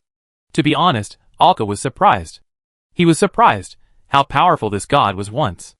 In such a powerful golden age, the age when the gods were booming, they were all the strongest existences, it was true. He divided himself again, and finally he became one of the 4 gods. So if that's the case, I am actually a head taller than the wise man? Alka thought inexplicably. After all, he is the half that was divided. The wise man is half of the other half. He shook his head, and threw away this inexplicable thought. He began to recall the warning in his mind. After all, this thing was thrown out by the gods, so when Alka inherited this secret, it was a warning. It came from the past, a warning from who knows how many years ago, the original powerful god. He was warned not to use his hidden power too much, to peek into some secrets that should not be peeked into. The warning was very brief. Especially Alka knew the deeds of this god, so he could understand his intentions based on his deeds. Alka took a deep breath. He said to himself silently, only peek when you should. Suppress curiosity. And respect others. Fortunately, his desire for knowledge is not very serious, especially when the direction of his knowledge has nothing to do with him. After understanding his deepest secrets, Alka suddenly felt relieved. A smile appeared on his face involuntarily. Now it's time to get down to business. The figure disappeared from the spot and appeared in a place in his dreamland. Looking in front of him, the treasure house hidden at the junction, the deep treasure of the dreamland. The red light in the center. Although this thing has two reflections of reality and dreamland, and they are connected to each other, just like himself. So it is impossible to get this crown-level treasure in the dreamland. But he is now a god in the dreamland. It is a more powerful existence than the Dream King, who hid this thing in the first place. Although he still cannot get this crown-level treasure, he can go directly there. If he can't get it, it's always okay to look at it. He is curious why this thing is left here without anyone in his hands. His figure slowly moves forward. The barrier of the real dream seems to be non-existent to him, and he walks straight to the front of the red dot, looking at the key in front of him. This is just a projection of the dream side, and there is also a projection in reality. The combination of the two is the real crown-level treasure. And now what he got was only this projection of the dream, only half. But it was enough. Because just by looking at the shape of the key, he knew that this treasure was not suitable for him at all. Or this treasure was basically not suitable for everyone, otherwise it would not be placed here. Because it was once the key to the world's treasure house. It was the work of the mother of the world. Picking up the key, Alka just inserted it into the air, as if opening a door with a click. In the dream world in front of him, a door to the treasure house that was inexplicably opened appeared. Of course, since it was only half of the dream, it opened a part in the dream. If there was something inside, it would only be a reflection in the dream. After all, it was something created by the world. Naturally, it has a real body and a reflection in the dream. As the door was opened, Alka looked at the empty world treasure house. The reason why this thing can become a crown-level treasure is that it was made by the mother of the world herself. And its status is high enough. Alka looked at the treasure house. His eyes began to spiral for no apparent reason. His normal black and white eyes began to change, and the eyes that he had taken back before, which could see through secrets, appeared. They once again turned into golden crystal-like pupils. He seemed to have discovered a small problem. This treasure house might be a small shortcut to saving the world, and reduce some of their unnecessary processes. This treasure house has a long history, and existed long before the Golden Age. If I could see the history it had gone through. Thinking like this, Alka looked at the treasure house with eyes that could see through secrets. Suddenly he saw more. He seemed to be standing on a long river of time. He seemed to see the past of the treasure house. He saw the treasure house flying in the world, in the broken world, swimming through it. Keep watching. Alka suddenly had an idea. He thought of how he had gone back in time and saw what he had experienced. If the time of the broken history is reversed, can we see the history of the whole world, or the history since the creation of this treasure house? With his eyes that can see through secrets, he began to reverse the time of the treasure house in front of him. In an instant, he returned to this treasure house, when it was just created. It worked. Looking at an illusory female figure, he threw the key from the sky. The key flew in the air, penetrating time, penetrating space, penetrating dreams. Alka seemed to be the treasure house itself, following the treasure house to travel around the world. In that golden age. Chapter 540, The Golden Age. What kind of world is this? The earth is boundless. Green vegetation and various natural wonders stand on the earth. Archways formed by huge boulders. Giant sculptures up to 1,000 meters high. Giant trees that reach the sky and stretch as far as the eye can see. Giant islands floating in the air. All kinds of wonders. These are things Alka has never seen before. The natural and beautiful sky, the sun that keeps moving and rotating. These are scenes Alka has not seen for a long time. In this boundless land, civilizations are developing everywhere. The land is so big, it seems to have no boundaries. What is called the ocean is just an inland lake of a continent. The real ocean is even more unimaginable. The people living on it develop civilization, improve their strength and forge tools, but they will never set foot on the border of this world in their lifetime. Here, the gods walk on the land.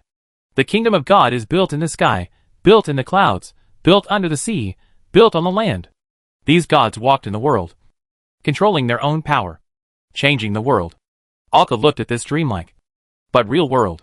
He basically had a general idea in his mind that the scene in front of him should be the past. The broken golden age world. He used his eyes, that could see through the secrets, to look at the treasure house of the world he had held in his hands before. The dream. He saw what it had experienced. He saw the phantom of the past world through the treasure house, floating in the sky, watching the world move. Alka didn't know what era the world was in, because the so-called golden age spanned too long. Too long. And there was almost no completely accurate time record. Then he only felt that the things he saw fell from the sky. That is, the key to the world's treasure house fell. Alka's sight also fell on the earth. It was no longer the kind of general scenery that he had seen while flying in the sky, looking at the surrounding environment. This is the edge of a forest. There is a path underfoot that was trampled by people. At this time, a boy carrying a backpack and wearing something like rattan shoes or straw shoes came over. Judging from his face, he might be only 13 or 14 years old, and he was wearing ordinary rag clothes. He seemed to be speaking some language. Alka listened. He had never heard it before, so naturally he didn't understand. He saw the key and took it in his hand. In other words, the boy in front of him was the first person to get the key. Then, according to the legend of the treasure house, it can be judged that the time of appearance was very long ago, even before the festival of the gods. The long time span makes the number representing time so large that it is difficult to understand. The key opened the treasure house. Time seemed to pass too slowly. Alka waved his hand, and time began to speed up. In the illusion, Alka watched the boy in front of him get the key, open the treasure house, and obtain the divinity suitable for him. A gift from the world. Is this the first divinity sent by the mother of the world? With divinity, the young man began to eliminate the monsters around his home with his own ability. He built a better gathering place with his friends, family and fellow tribesmen. It can be seen that this era is very, very old, and it seems to be still in the barbaric period of the tribal system. However, Alka, who had seen the whole picture in the sky, was not sure. It can only be said that this is the case in this area. This world is too big. Time accelerated again. Alka was almost skipping some useless fragments. When the boy was in his 20s, he built a castle, and around this castle, a new gathering place was built. The safe environment and strong strength attracted more people to join the city-state. The city-state is getting bigger and bigger. As time accelerated, Alka clearly saw that the city was built up as fast as building blocks. Even the boy who obtained divinity had already had countless descendants and had died long ago. In a short moment, Alka may have crossed hundreds of years. The key that carried his vision had already flown into the sky. But he deliberately kept his eyes here and watched for a while longer. Alka jumped back again, and then returned to the sky with the advantage. Where will he fall next? In this way, Alka watched the key fall many times, allowing different beings to gain divinity. Alka probably had a certain understanding of the appearance of this key in this era, falling randomly from the sky to a certain place. It was not dropped randomly, but dropped at the edge of the crowd. That is to say, there will always be someone coming here. The longest time Alka simply jumped was picked up by someone in about 2 years. And when someone comes here to get it, that is the lucky person who can obtain the essence of divinity and match himself to become a divine creature of this era. This time it is still immortal.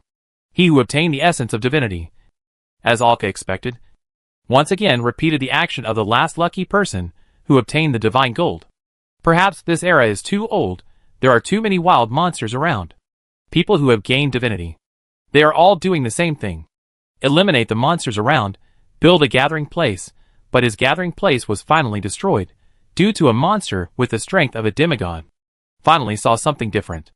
Alka fixed his vision and accelerated time, and began to watch this man's life. After his foundation was destroyed, he began to travel around, eliminating monsters. Then he died. Forget it. Let's find something special. After that, it turned out to be a god. Alka had never seen this god, or he had no idea what kind of existence this god was. Although there were many records about gods in the books of the Great Library, they were not complete. Not to mention this time period. The god in front of him also obtained a divinity, which obviously increased his own strength. And after he obtained the divinity, He simply improved his own strength. And he seemed to know that this was something from the world. And he thanked the world. In this way, the key began to be passed around. Alka's sight also began to follow the people who picked up the key, broadening his understanding of the world, his understanding of the past era. Although he used time acceleration, he was watching in a very general way. Alka even watched the life of some people in just a few minutes. Sure enough, in this golden age, the strength of these ordinary mortals could only reach the second or third stage at most under the irrigation of these magic powers, and because of the changes caused by the surrounding environment. Even if these ordinary people reach the second or third stage, they are only stronger physically and live longer. But they have no way to use these abilities. Looking at most of them, they are shamans, and those who believe in gods, who can use these magic powers roughly. Those who can break through this limit are naturally those mortals who pick up the key, open the treasure house, and gain divinity. Or they work together to kill a powerful monster with various means to obtain the divinity essence in his body. They broke through their limits and became the guardians of a certain gathering place. Although mortals are weak, the monsters and even divine beasts around them are extremely powerful. In other words, the crisis faced by humans at this time can be said to come from all directions. However, the overall environment is very good, because of the existence of the treasure house. The news seems to have spread. Of course, Alka thinks that it should be spread in the so-called circle of gods. Alka saw a lot of life in this illusion, and roughly understood the current time period. It should be a longer time in the tribulation of the gods. Longer than he just thought. Only in very few places there is faith in the gods. Because in this time period, humans are no different from those beasts and ants in the eyes of these gods. Perhaps it was some play of the gods. Or perhaps it was some passing of the gods that caused these mortals to see certain scenes. The stunning beauty and the fact that everyone's appearance has not changed much. So in various gathering places, even in some primitive tribes, the initial belief in gods was formed. When these beliefs gradually spread, these gods began to act in a suicidal way. At least that's what Alka thought. For example, the scene he was watching now. Fearless God of the forest, we offer our best offspring here, praying that you will give us fertile land, give us excellent food, protect our tribe, and protect your believers. The wearer was wearing clothes made of various natural elements, such as clothes and pants made of grass, vines and leaves. Then he held up two children's heads. The two children were obviously confused and didn't know what they were facing. Behind the priest, a man and a woman lowered their heads in silence. One could even see the woman's tears. It was obvious that this was a living sacrifice. Finally, the giant tree in front of him stretched out vines one by one, tying up the two children. What is this? One of the children knocked on the vines that bound him. Mom, Mom, hug me. The other child couldn't even speak clearly. Seeing the vines tying him, he could only cry and shout, and opened his hands to beg for a hug. After shouting, he got his mother's response, and stood up and tried to go over. But he was held down by the people around him. The two children gradually began to cry, and were dragged into the woods.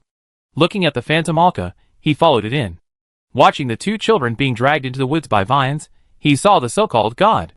A god could be a tree, or a god similar to nature. Alka looked at it, and it was very weak. It couldn't even be called a god.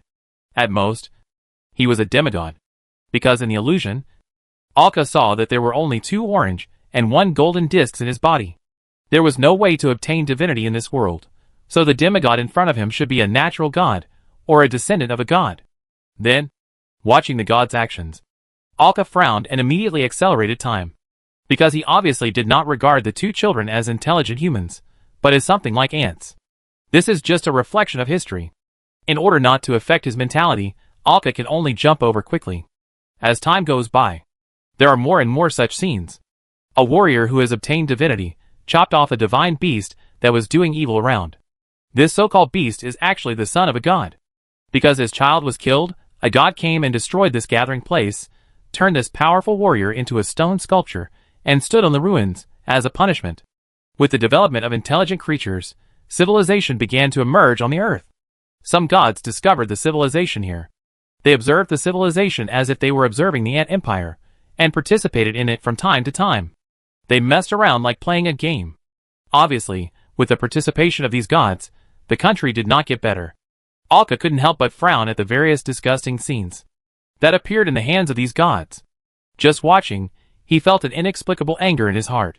Of course, some people tried to resist, but it was meaningless. There was no meditation in this world, and no treasures existed, so there was almost no ability to resist the gods. But fortunately, this world was big enough. Even if all the gods messed around, it would be hard to cause any big problems. Not to mention that more gods actually ignored these ants. The development of civilization must be accompanied by war. It was originally just a conflict between two small city-states, but unfortunately, the god of war was next to them. In reality, during the conflict between gods in outer space, Arka saw a similar aura on the enemy side. And that god of war now, probably in the image of a young man, covered in golden and magnificent armor, holding a beautiful one-handed sword in his hand, and a military flag in his other hand. Next to the conflict, he seemed to feel something. Then the inexplicable war began to spread to all civilizations, and a large number of conflicts began to appear. As time passed, Alka could see that all these exaggerated wars were caused by this god, and some of his friends. However, all the dominance came from the god of war in front of him. He seemed to have discovered that these wars could strengthen his power. And the citizens were also very happy with this interesting game. With the outbreak of war, a large number of intelligent life forms disappeared, and countless wars were about to stop. But they would break out again due to some problems, and even intensify. The reason for all this is self-evident. I don't know when these gods even appeared in every war, watching and drinking around, treating a war as a detail to watch. Haha, if they knew that his so-called son and the princess committed adultery because of my influence, what would they think? A charming woman covered her mouth and laughed. Looking at this woman, Alka probably knew who she was. If it's not surprising, it should be the traitorous moon goddess. I secretly gave his newborn child to the general, and controlled him to kill him. Another male god said with a smile. These gods were talking here. Talking about how they caused this war. And this war. There were so many gods gathered nearby to watch and appreciate it. It was because these two civilizations were among the largest civilizations on Earth, with hundreds of thousands of troops. Even under the influence of the gods, the soldiers on both sides were fearless and brave, and their morale seemed to be locked as they fought each other. Even the officers rushed into the battlefield like crazy. There was no such thing as prisoners or defeat. These people thought it was a gift from God. Little did they know, God just wanted to watch them fight each other for fun. At this time, Alka, who was watching from the side, was numb. He had seen too much following this key. He was no longer surprised by these things of the gods. Enough. A woman's voice shouted, and the voice was full of strange anger. The gods who were just laughing suddenly changed their expressions. And those humans who were fighting also seemed to wake up in this roar, and then they cried and ran away. Mother, you are awake, the god of war said with a smile. All the gods were forcibly pulled into the sky in an instant. It was the first time that Alka saw so many gods present. Counting them carefully, there were actually hundreds of them, and these were all real gods. The lowest points of light on the body were 1 red, 2 orange and 3 gold. Not to mention that more gods will appear later. Alka saw the Virgin Mary, the god of new life, the goddess of the moon, and the fairy of flowers. He also saw a blue-skinned man with a trident, who should be the god of the sea. But he did not see life, nor the wise. Although Alka had not seen these two gods, he recognized the aura these gods exuded. He saw many gods, those gods that were only in pictures and records, and basically all of them were here. Of course, some gods that appeared after the catastrophe of the gods were not here. The illusory female figure stood in front of them. The pressure brought by the anger, even if Alka's phantom stood here, he could feel a strong pressure.